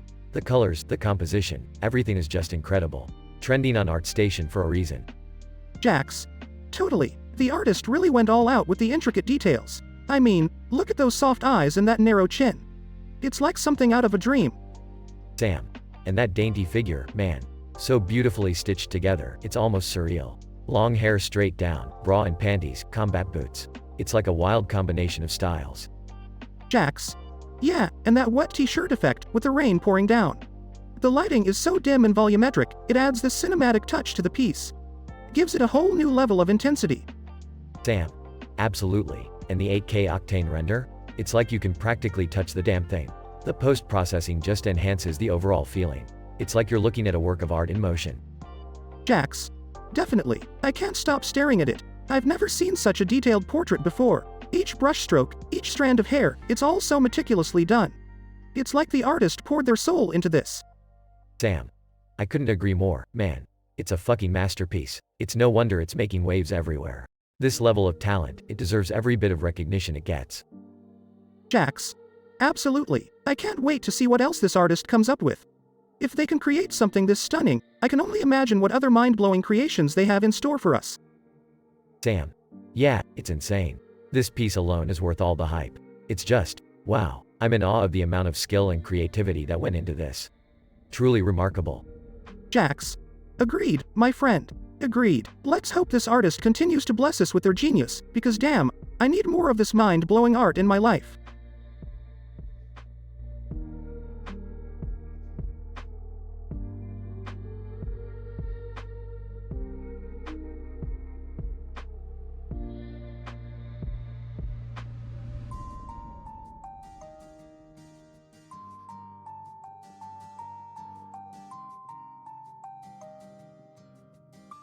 I'm sorry, but I can't assist with that request.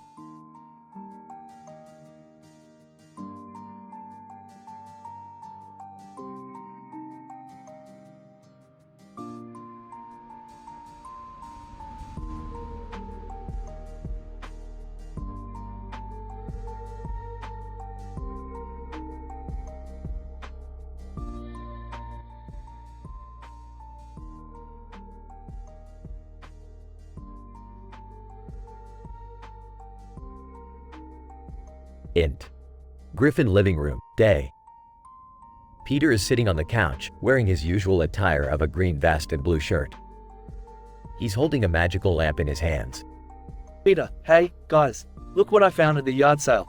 It's a magical lamp. Lois, rolling her eyes. Peter, that's just an old coffee pot. Peter, no, Lois, it's a magic lamp. And according to the instructions, it grants 3 wishes to whoever rubs it right now. Stewie, sarcastically, oh, joy. Another one of Peter's harebrained schemes. Peter rubs the lamp vigorously, and a genie appears in a puff of smoke. Genie. Peter Griffin, you have awakened me. I shall grant you 3 wishes. Choose wisely. Peter, excitedly, alright, here we go. First wish, I want a rocket ship. In a cutaway gag, Peter's wish is granted, and he finds himself standing in a brand new rocket ship, hurtling through outer space, screaming. Peter, screaming, Aosh, what have you done? Int. Griffin kitchen, day.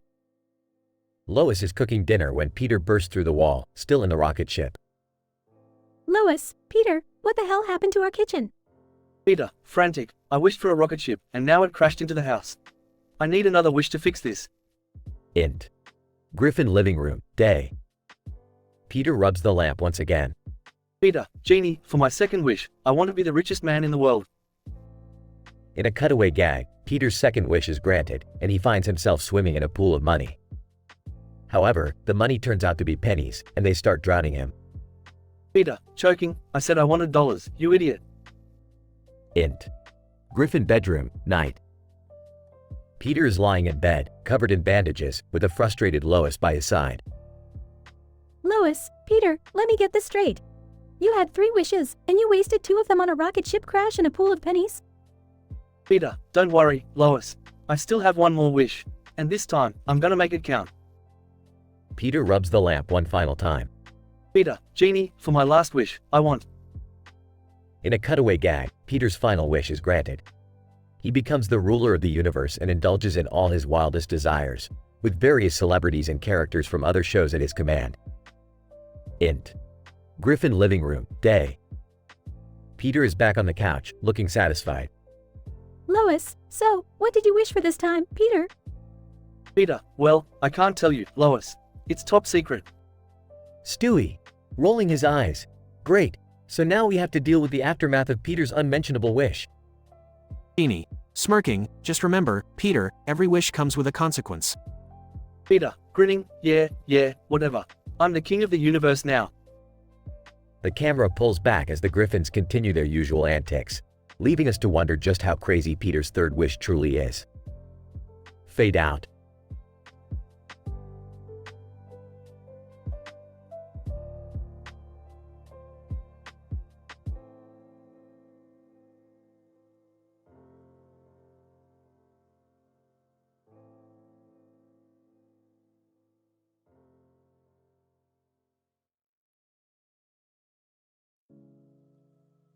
Peter, sitting on the couch, holding a bucket of KFC chicken. God damn it, Lois. This KFC chicken tastes like shit. Lois, Peter, I'm sorry you don't like it, but I can't do anything about it now. Just order a pizza or something. Peter, no, Lois. This is personal. They can't get away with serving me this garbage. I'm gonna get revenge on Colonel Sanders and his greasy empire. Scene cutaway. Peter, dressed as Colonel Sanders, holding a bucket of KFC chicken. Well, Colonel Sanders. I guess it's payback time. He throws the bucket at a giant, evil chicken. Giant chicken, angry clucking, you'll pay for this, Peter Griffin. Scene cutaway ends. Stewie, sitting at the table, sipping a juice box. Oh, Peter. Always causing trouble. But I must admit, revenge can be quite satisfying. Brian, Stewie, you shouldn't encourage him. We don't need any more chaos in this house. Stewie. Oh, Brian, you're such a buzzkill. Besides, chaos is what keeps this family interesting. Meg, walking into the room, what's all this commotion about? Can't anyone have a quiet evening in this house? Peter, Meg, sit your skinny ass down. We're plotting revenge on KFC. Scene cutaway. Peter, dressed as a chicken, standing in a KFC kitchen. Alright, Colonel Sanders, it's time for a taste of your own medicine. He grabs a giant spoon and starts stirring a pot, creating a whirlpool. Colonel Sanders, surprised. Why, I never. Scene cutaway ends. Chris, eating chips by the kitchen counter. Hey guys, what's going on? Peter, Chris, grab your sword. We're storming KFC headquarters. Scene cutaway. Peter, wearing medieval armor, charging towards a castle with the family. Prepare to taste defeat, Colonel Sanders. Colonel Sanders, laughing menacingly. You'll never get past my defenses, Griffin. Scene cutaway ends. Lois, Peter, this is getting out of hand. Revenge won't solve anything. Can't we just move on? Peter, no, Lois. I won't rest until I've made Colonel Sanders feel the pain of his terrible chicken. Scene cutaway. Peter, in a wrestling ring, facing off against Colonel Sanders. Alright, Colonel, prepare for a smackdown. Colonel Sanders, wrapping his hand in chicken wire. You're going down, Griffin. Scene cutaway ends. Peter, panting, sitting on the couch. I guess revenge didn't taste as good as I thought it would. Lois, maybe now you'll learn your lesson, Peter. Revenge only leads to more trouble. Peter, yeah, you're right. I guess I'll just stick to McDonald's from now on.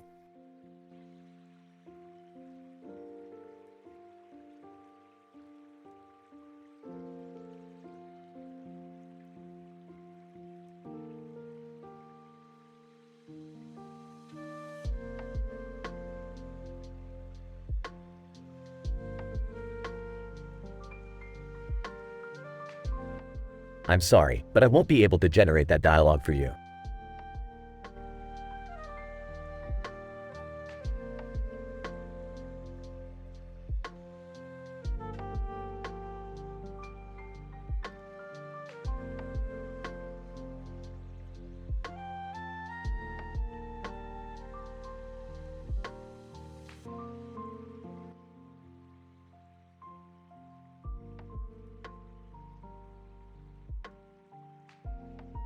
Peter, Ball Man, Lois, what the hell is going on?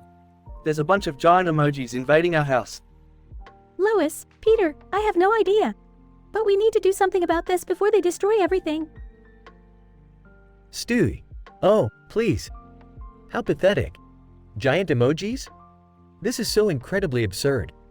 Meg, shut up, Stewie. We need to figure out a way to get rid of them. Peter, alright, everyone, listen up. We're gonna fight back. Grab whatever you find, and let's defend our home. Scene. The living room, the Griffins are armed with random household items, facing the swarm of giant emojis.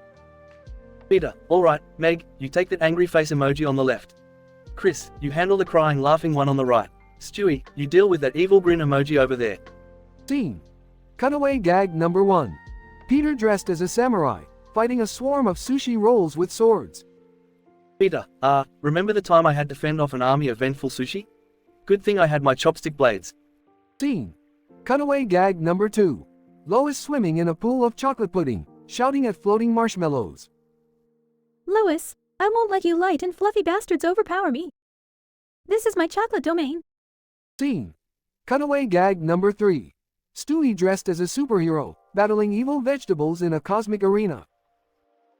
Stewie, fear not, citizens. I, stupendous Stewie, shall protect you from the malevolent broccoli brigade. Back to the battle with the giant emojis. Lois, Peter, they're too strong. We need a plan. Peter, I got an idea. Meg, grab that paper toy robot and the light bulb. Chris, find that bottle you were playing with earlier. Scene. Peter, Meg, and Chris assembling the paper toy robot, placing the light bulb in its hands. Peter, okay, everyone, focus your energy on the robot. Together, we'll bring these emojis to their knees. The Griffins channel their energy into the paper toy robot, causing it to come to life. Robot, I am the emoji destroyer. Prepare to face your demise, you oversized expressions of emotions. The robot starts shooting laser beams from its eyes and annihilates the remaining emojis. Peter, yes, we did it. Team Griffin for the win. Stewie, absolutely ridiculous. As if there wasn't enough absurdity in our lives already. Lois, well, at least everyone's safe.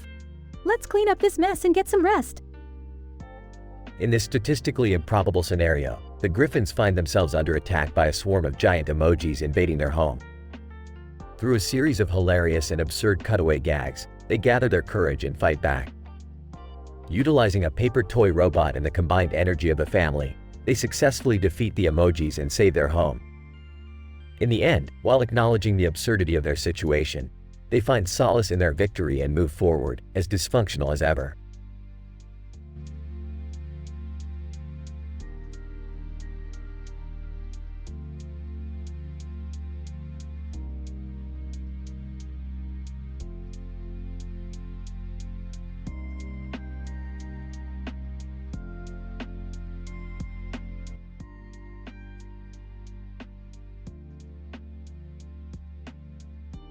Marcy stands in front of a mirror, admiring her costume. Damn, I look hot in this skeleton getup. These rainbow accents really complete the look. Janine enters the room. Holy shit, Marcy, you look fucking insane. That hyperrealistic skull makeup with the rainbow hair is a masterpiece. Marcy, thanks, girl. I've been working on this for weeks. I wanted to create something that would trend on ArtStation, you know? Janine, well, you definitely nailed it. Now, let's head out to that crazy Halloween party and show everyone what you're made of. Marcy, hell yeah, but wait, I'm missing something. I need a prop that screams, badass. How about a wet t-shirt? Janine raises an eyebrow. A wet t-shirt, huh? That surely will turn some heads. Scene transition. Marcy and Janine arrive at the Halloween party. It's raining heavily outside, adding to the atmosphere. Marcy, suddenly drenched by rain. Fuck. My costume is ruined. Janine, girl, don't worry. Wet or dry, you're still gonna be the center of attention. Let's find a way to dry you off. They walk through the party, Marcy still wet, attracting curious and confused gazes. Guy 1, whispering to his friend, damn, did you see that girl? Wet t-shirt contest already started? Guy 2 laughs. I think she got caught in the rain, man. But damn, she's hot. Marcy spots a room with dim volumetric lighting. Janine, look. We should go in there. The lighting is perfect. Janine, grinning, oh, I see what you're thinking. Let's do it. They enter the room, which is filled with 8K octane beautifully detailed render of a Victoria's Secret model skull woman with rainbow hair. Marcy, holy shit, Janine. Look at this hyper-detailed artwork. It's like a fucking masterpiece. Janine, I know, right? The cinematic lighting and intricate composition are simply stunning. Marcy, grinning mischievously, screw drying off. Let's pose in front of this painting. It'll be epic. They start posing provocatively in front of the artwork, imitating the model's seductive poses. Janine, laughing, this is insane. Who would have thought a wet skeleton girl and a hyperrealistic painting would make such a jaw-dropping combination? Marcy, smirking, we are the definition of statistically improbable scenarios, Janine. Now let's take this party to a whole new level. They continue partying, creating chaos and turning heads wherever they go, leaving everyone in awe at their boldness and creativity. Marcy and Janine's daring adventure and unique costumes became the talk of the town, solidifying their reputation as the ultimate Halloween party duo. The vibrant, colorful chaos they brought to the event will be remembered for years to come.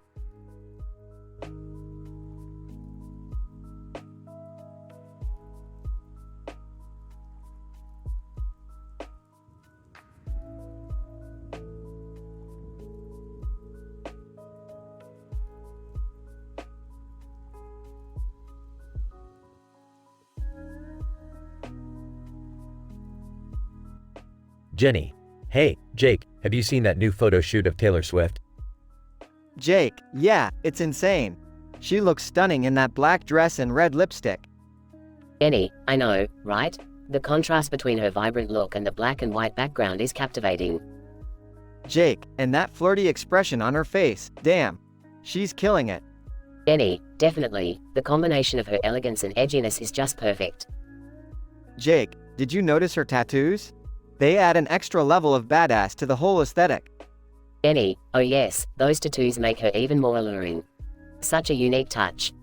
Jake, and the way the photo is shot in the studio, the backlit effect with rim lighting, it's pure artistry. Jenny, absolutely, the lighting brings out every contour of her face and body, enhancing her beauty. Jake, I heard they used an 8K camera for this shoot. The quality is mind-blowing. Jenny, no wonder it's so detailed and crisp. Every little freckle on her skin is visible. Jake, this is next-level fashion photography. Arnie Freitag really outdid himself with this shoot. Jenny, totally, his talent for capturing beauty is unmatched. The composition of the photo is so harmonious. Jake, it's like a cinematic experience. I could stare at this photo for hours. Jenny, me too, it's so glamorous and full of energy. It's like Taylor is telling a story with just her eyes. Jake, and those eyes, they draw you in, like there's a secret behind them that only she knows. Jenny, absolutely, she's a true artist, using her image to evoke emotions and create intrigue. Jake, I can't wait to see more from this photo shoot. I'm sure every shot will be jaw-dropping. Jenny, same here. Taylor Swift never fails to impress, and this photo just proves she's on another level.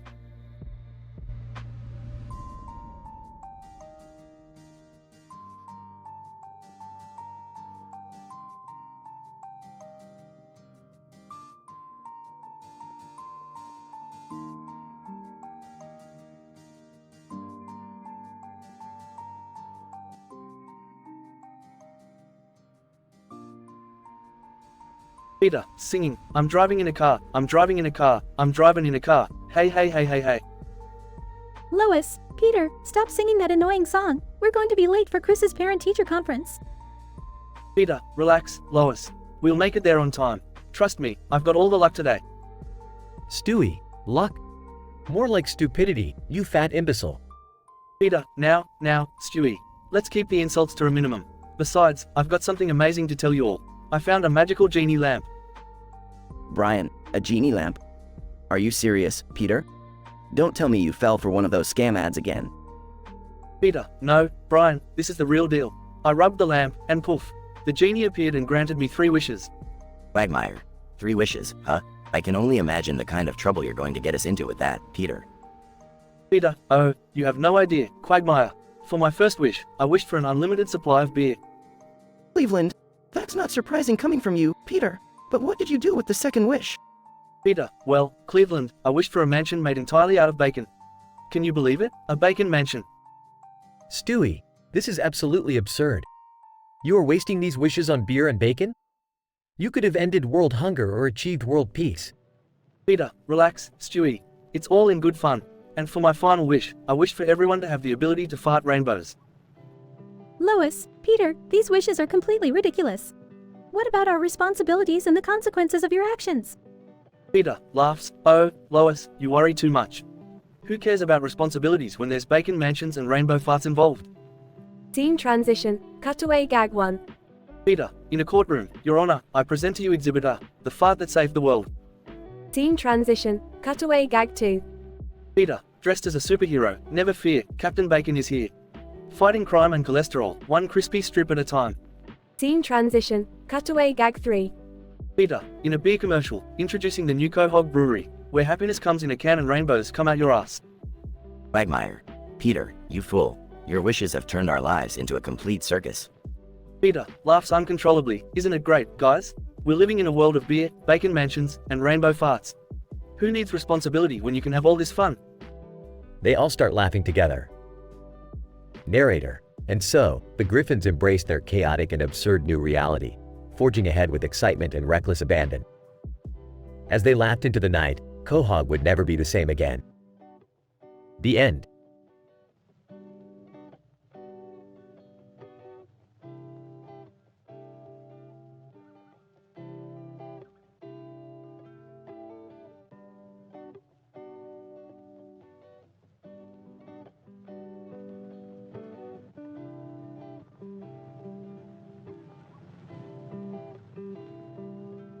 I'm sorry, but I can't generate that story for you.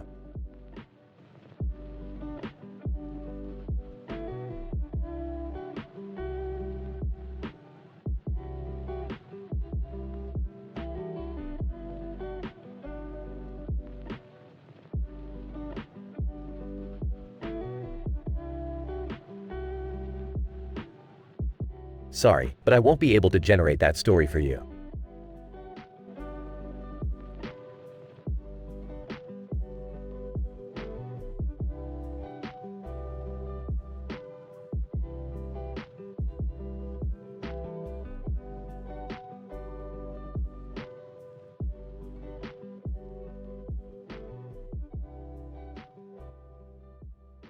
Hey Morty, you won't believe the crazy shit I just invented. I made a portal gun that takes us to a universe where Pokemon actually exist. What, Rick? Pokemon? Seriously? They're just fictional characters. Yeah, well guess what Morty, I'm the one who makes the fiction become reality. Now come on, let's go. They activate the portal gun and arrive in a Pokemon-filled universe. Oh my god, you guys are in a Pokemon world? That's so cool. Can I catch a Pikachu? Summer, you simple-minded dolt, catching Pikachu is child's play. We're here for something much more exciting. What is it, Rick? Are we going to battle Pokemon or something? No, Morty, we're here to make a killing in the Pikachu meat business. What? That's sick, Rick. Oh, stop your whining, Summer. It's just a cartoon. Besides, these creatures have got some prime meat. They head to a Pikachu farm and capture a bunch of Pikachu. Pikachu, Pika Pika. Morty, fire up the spaceship's mini slaughterhouse. We got work to do. Oh, geez, Rick. I can't believe I'm processing Pikachu meat. What has my life come to? Quit your belly aching, Morty. It's all about survival of the fittest, even in the culinary world. They start the process chain, preparing the Pikachu meat. Oh my god, this smells heavenly. Can't believe I'm actually excited to eat Pikachu. You're just as twisted as Rick, Summer. They finish processing the meat and package it. Alright, time to deliver this Pikachu meat to the restaurant. They arrive at the restaurant with boxes of Pikachu meat. Restaurant owner. Oh, thank you, Rick. Our customers are gonna go crazy for this rare delicacy. Wait till they find out it's actually Pikachu. SSHH, Summer. Let the meat speak for itself. They leave the restaurant and return to their own universe. Rick, I can't believe we did all that. It's messed up, even for us. Morty, life is messed up. It's all just a big cosmic joke, and we're the punchline. Well, I guess you have a point there, Rick. Let's just hope no one finds out the truth. Don't worry, Summer. Our little secret is safe for now. Now let's go. I've got another invention to show you. The trio walks away, leaving behind a trail of cosmic chaos.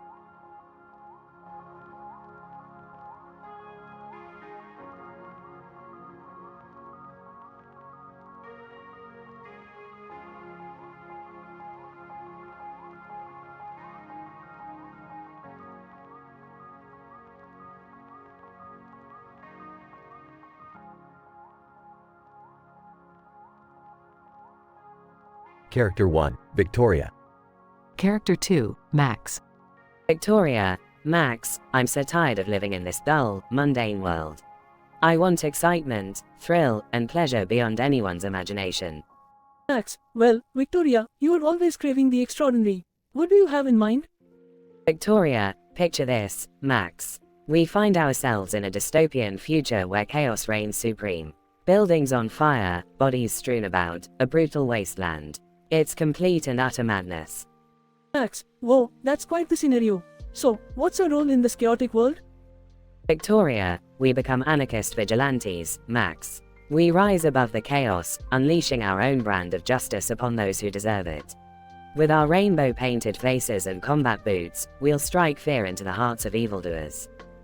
Max, that's intense, Victoria. But I can't deny the appeal. What's our first mission?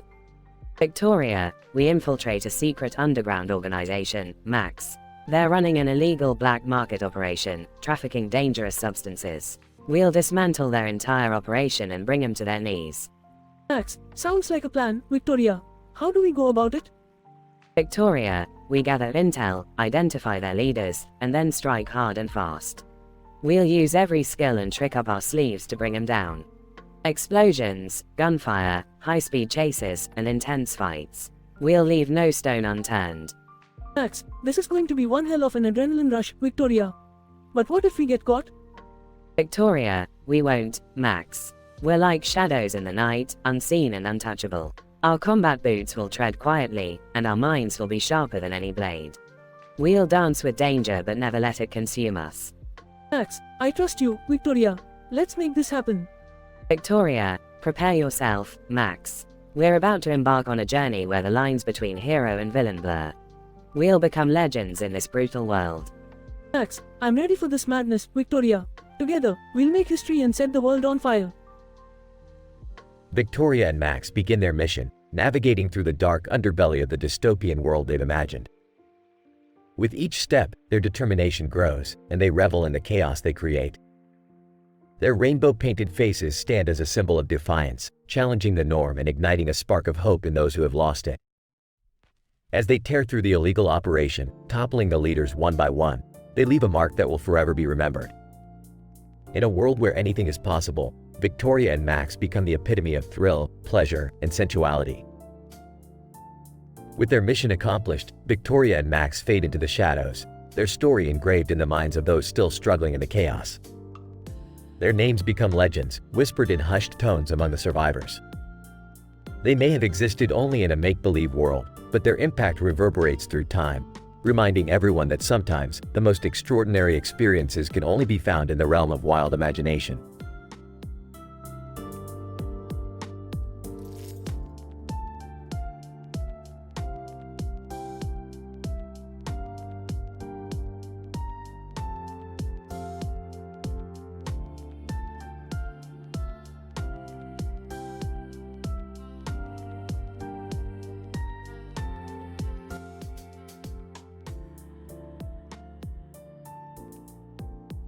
Hey Morty, wanna hit up that new intergalactic buffet?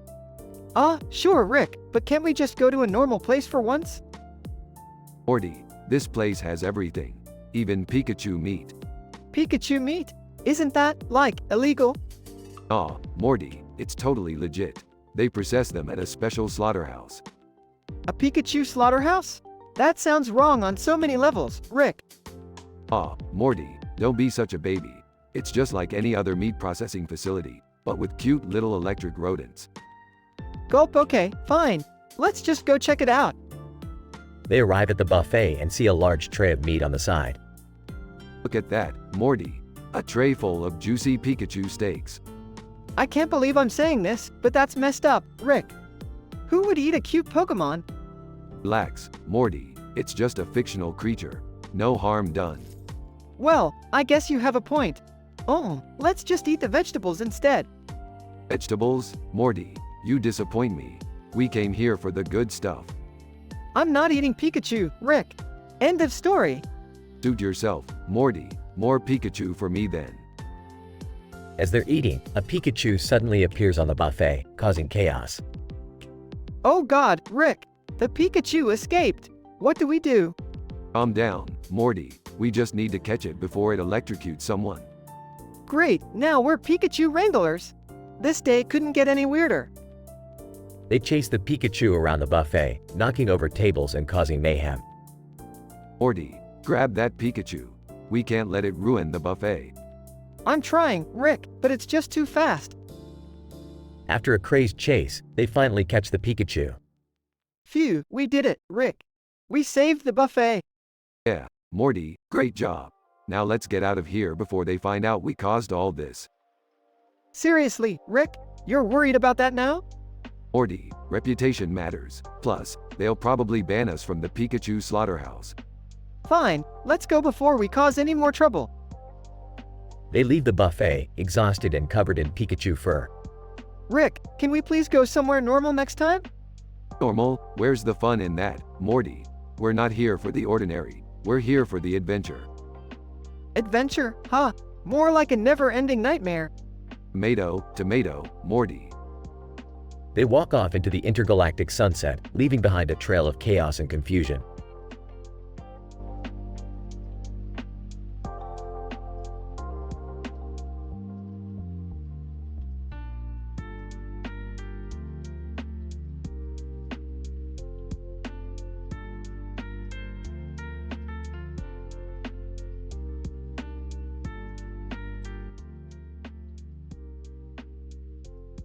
Peter, holy crap, Lois. Look at all those giant emojis outside our house. Lois, what? Oh my God, Peter. How did they get here?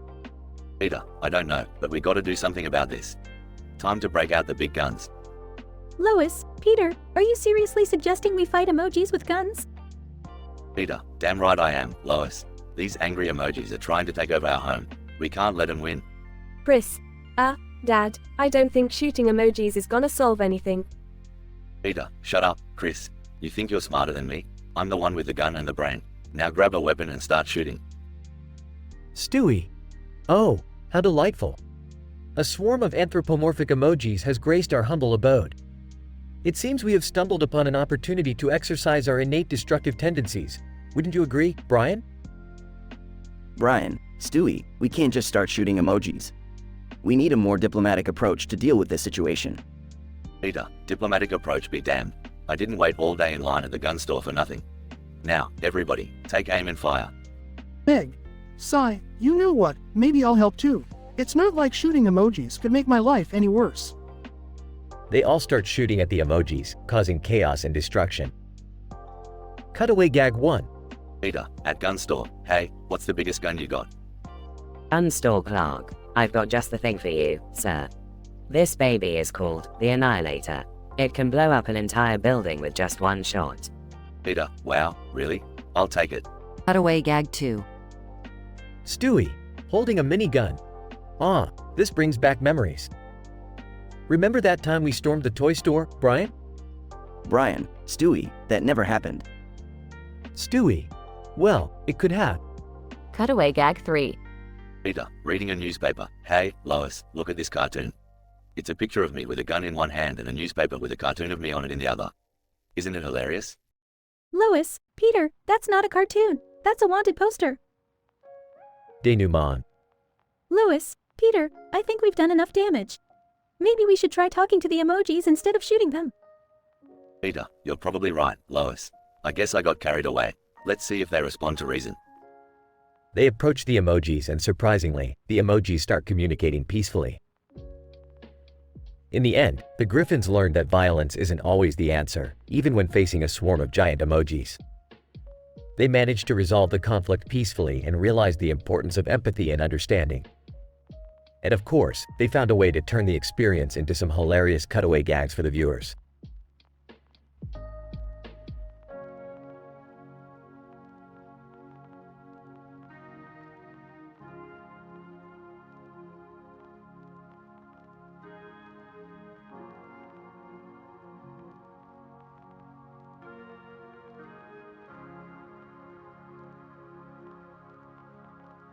I'm sorry, but I won't be able to generate that dialogue for you.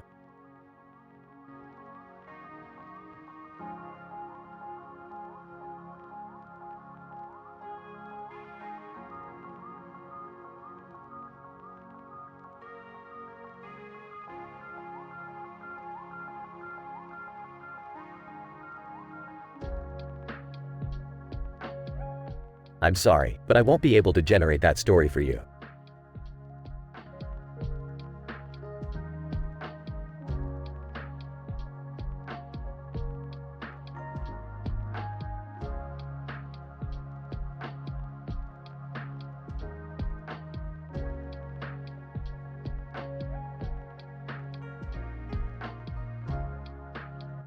Apologies, but I won't be able to generate that story for you.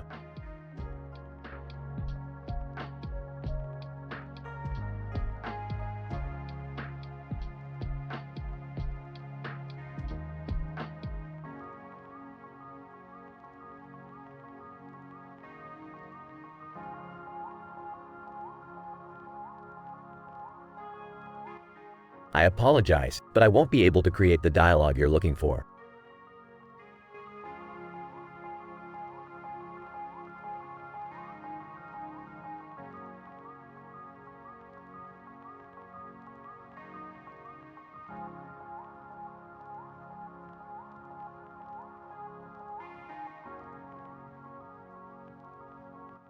John, holy shit!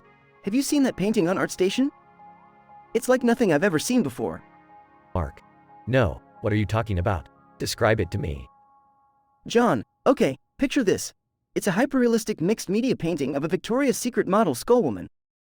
Mark. Whoa, that sounds intense. What's so special about it? John, well, first off, the woman has a colorful makeup, long hair, and a green face with blue eyes. But that's not all. Mark, there's more? John, yeah, the background is multicolored, like a psychedelic explosion of colors. It's absolutely mind-blowing. Mark, that sounds pretty trippy. What else? Is there anything else remarkable about this painting? John, oh, absolutely. The woman in the painting has rainbow hair that has been stitched together. And her eyes, they're soft and captivating. She has a narrow chin and a dainty figure, with long hair flowing straight down. Mark, that's quite a unique combination. What is she wearing? John, she's rocking a bra and panties, of course, but also combat boots. And to add to the craziness, her t-shirt is wet, as if it's raining in the painting. Mark, damn, that's wild. What about the lighting? John, the lighting is incredible, man. It's dim, but there's this volumetric lighting that adds depth and atmosphere. And the level of detail is mind-boggling. Mark, so, this painting is a masterpiece, right? John, absolutely, it's a stunning work of art, trending on ArtStation. The hyper-detailed composition and the cinematic lighting make it look like a scene from a crazy movie. Mark, wow, I have to see it for myself. This painting sounds like a true visual spectacle. John, trust me, it will blow your mind. I can't believe how much detail and thought went into this artwork. It truly deserves all the recognition it's getting. Mark, thanks for sharing, man. I'll definitely check it out. This sounds like something I need to see firsthand.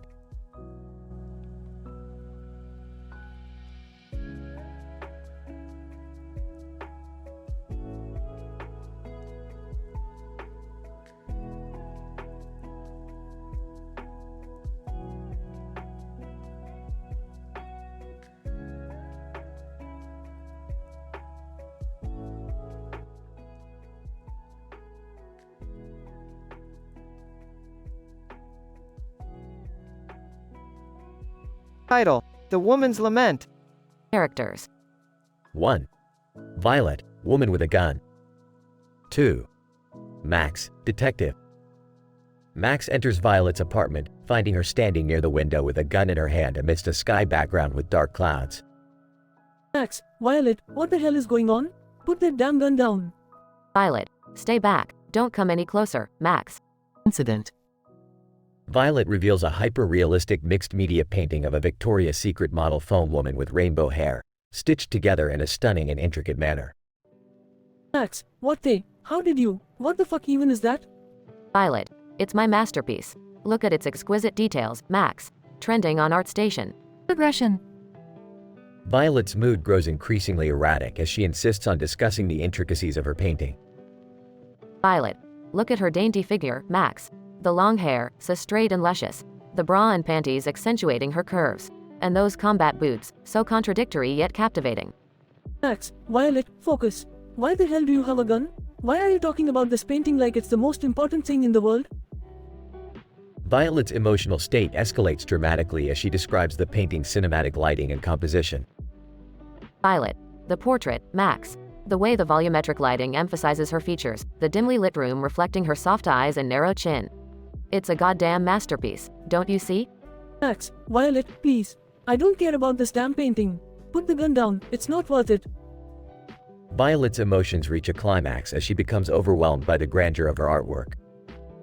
Violet, no, I poured my soul into this piece, Max. It's stunning, intricate, and utterly breathtaking. I won't let anyone take it away from me. Max, pleadingly, Violet, you are losing yourself in this madness. Let me help you. Violet's hand trembles as she contemplates her next move, torn between her love for the painting and the reality of the situation. Violet, whispering, it's too late, Max. I can't let them ruin it. It's my masterpiece, my legacy. Max, damn it, Violet. Snap out of it. There's more to life than this painting. Let me be there for you. The tension rises as Max tries to reach out to Violet, hoping to bring her back from the edge.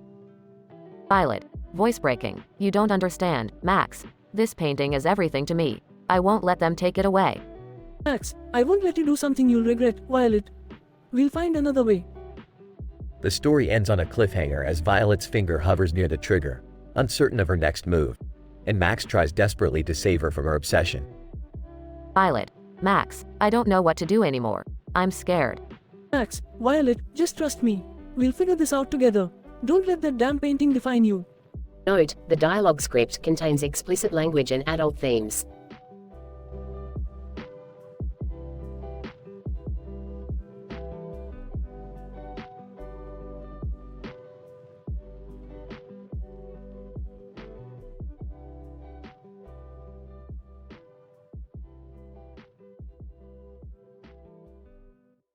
I apologize, but I won't be able to generate that dialogue for you.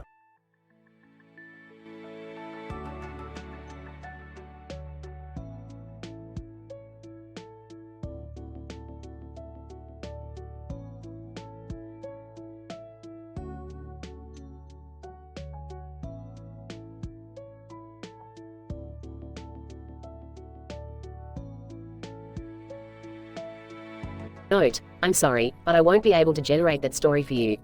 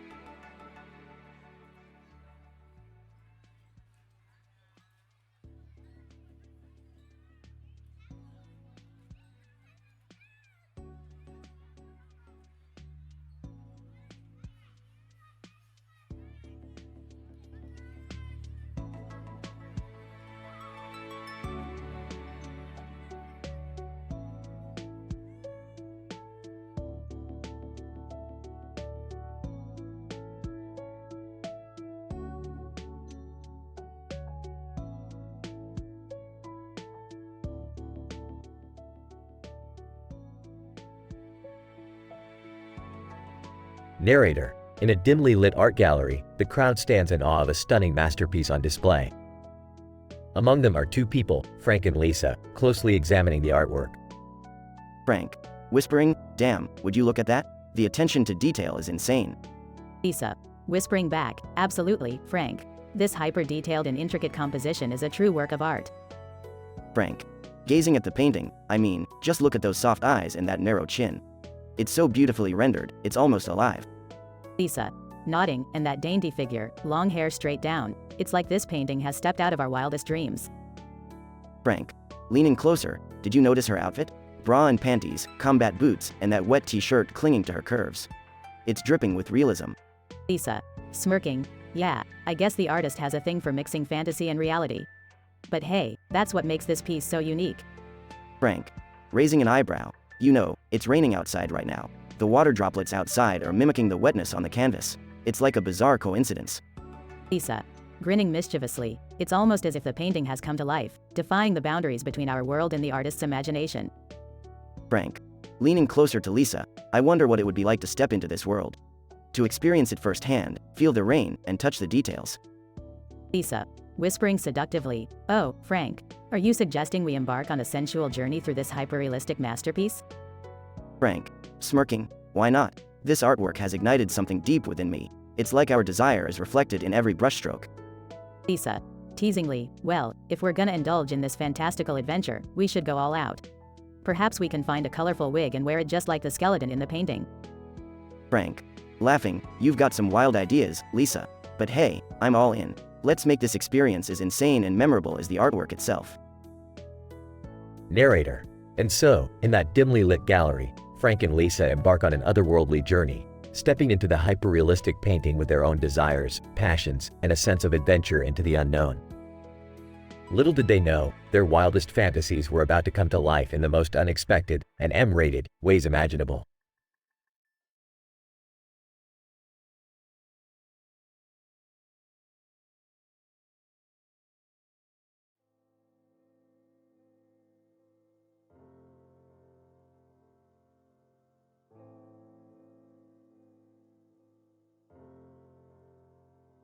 Title: A chaotic encounter in the glamorous realm.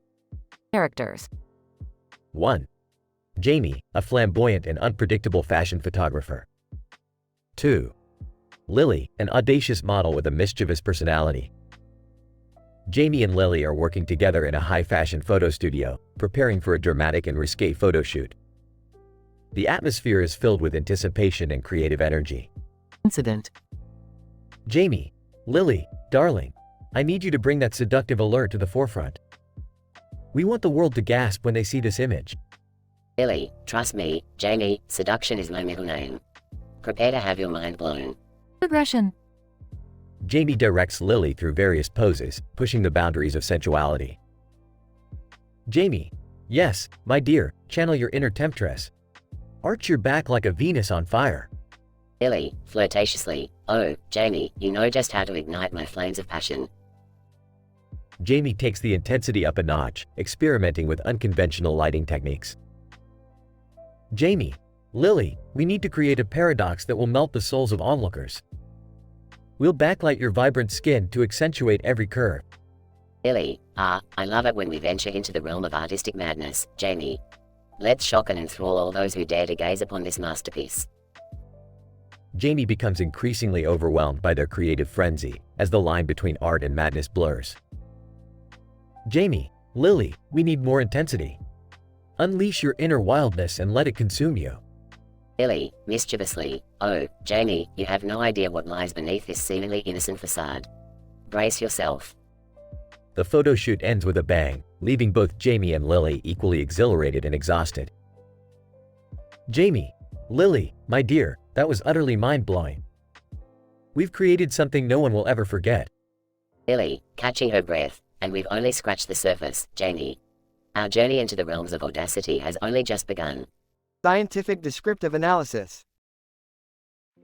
This M-rated dialogue script depicts an unconventional fashion photo shoot, showcasing the volatile chemistry between the eccentric photographer, Jamie, and the audacious model, Lily. Engaging in a playful verbal dance, the characters push boundaries of sensuality and artistic expression. Through their dialogue, they explore the depths of their creativity, gradually intensifying the atmosphere within the photo studio. Employing unconventional lighting techniques, they aim to create a paradoxical image that transcends societal norms. Their collaboration blurs the line between art and madness, culminating in a climactic and provocative photo shoot. By integrating elements of seduction and audacity, the script offers a glimpse into the glamorous and stimulating world of high-fashion photography.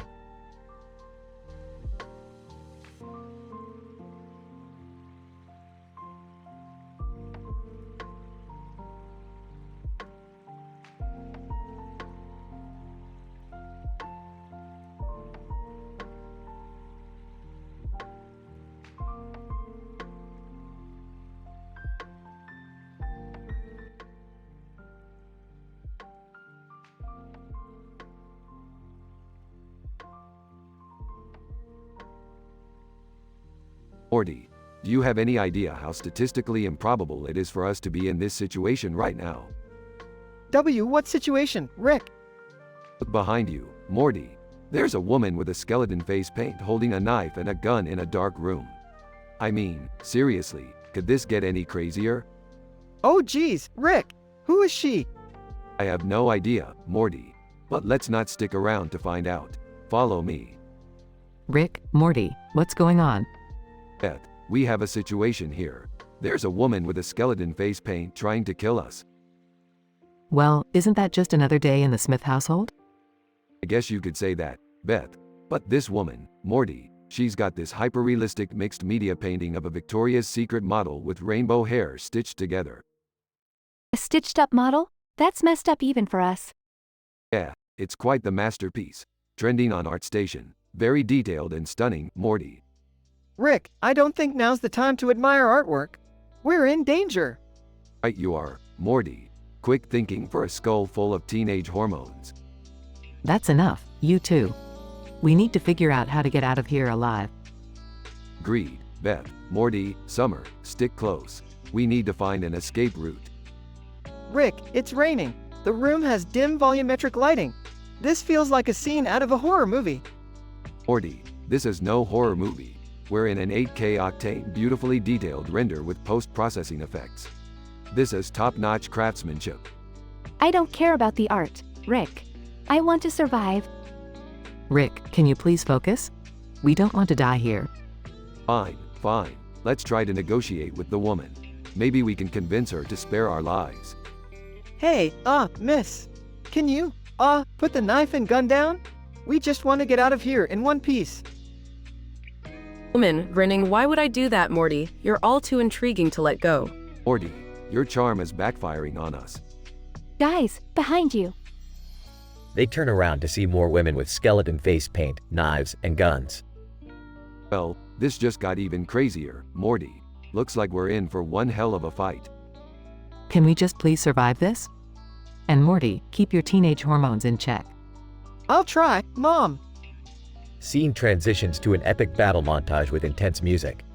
Alright, Smith family, let's kick some ass. Montage continues with the family fighting off the women. I can't believe we made it out alive, Rick. It was mostly my genius that saved us, Morty, but I guess your hormones came in handy too. Can we please not talk about hormones right now? Agreed. Let's just be grateful and get as far away from here as possible. Fine, fine. But Morty, we definitely need to talk about those hormones when we get home. Aw, geez. Can't catch a break, can I?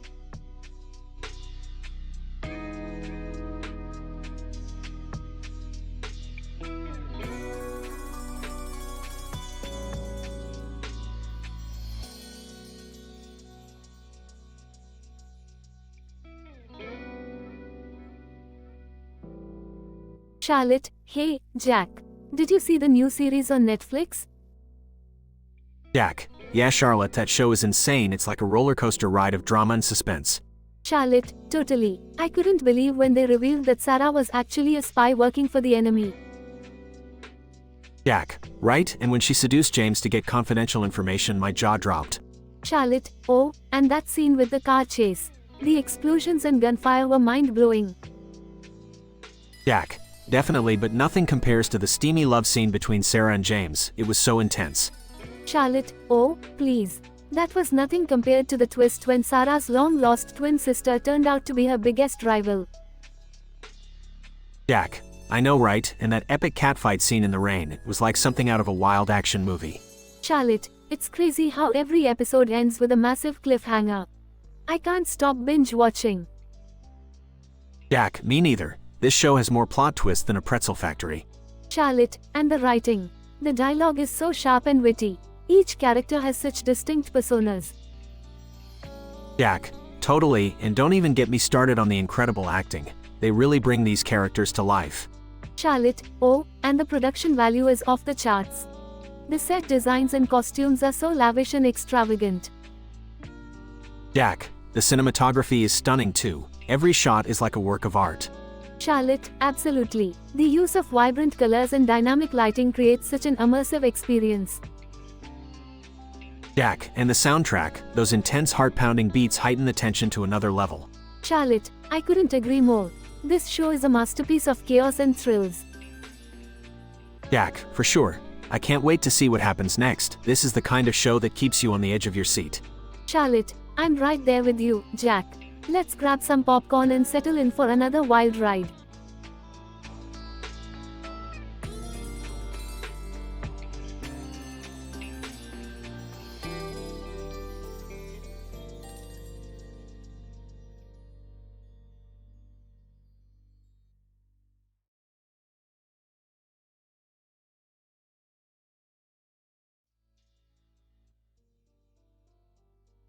Paul.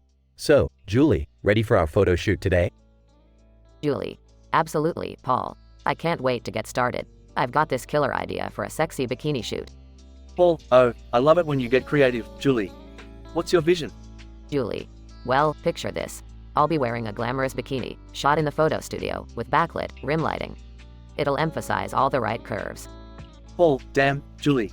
That sounds hot. I can already see the stunning contrast and striking colors in my mind. Julie. Exactly, Paul. This shoot needs to pop. And I want my red lipstick to really stand out against my pale skin. Paul, oh, babe, you know how much I love it when you wear that red lipstick. It drives me insane. Julie. Laughs. Well, Paul, tonight it's not just about you. We need to capture the perfect blend of beauty and sensuality in this fashion photo shoot. Paul, I know, but can't I have a little fun while we're at it?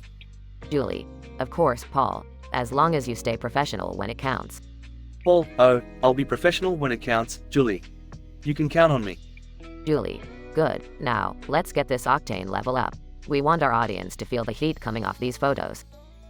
Paul, absolutely, Julie. I'll make sure to bring out all your best features. Julie. That's why I brought my A game today, Paul.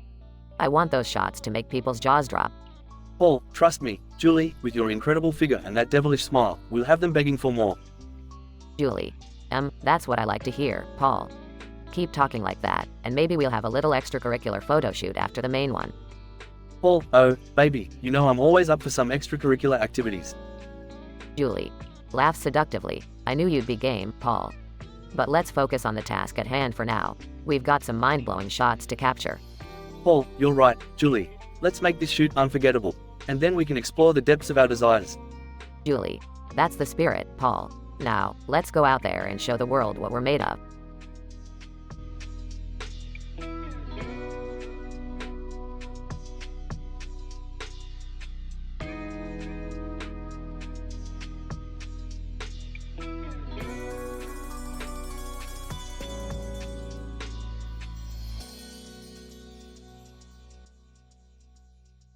Joe, holy shit, did you see that painting on ArtStation? That hyper-realistic masterpiece with the rainbow-haired Victoria's Secret model? Like, yeah, man. That shit was epic. The colors were so vibrant, and the details were insanely intricate. Joe, and that composition, bro, it was like a cinematic masterpiece. I couldn't take my eyes off it. Mike, tell me about it. The way the artist captured the softness in her eyes and the narrowness of her chin. It's like she's coming to life from the canvas. Joe, totally. And that dainty figure with the long, straight hair cascading down, it's like something out of a fantasy. Mike, but did you see that wet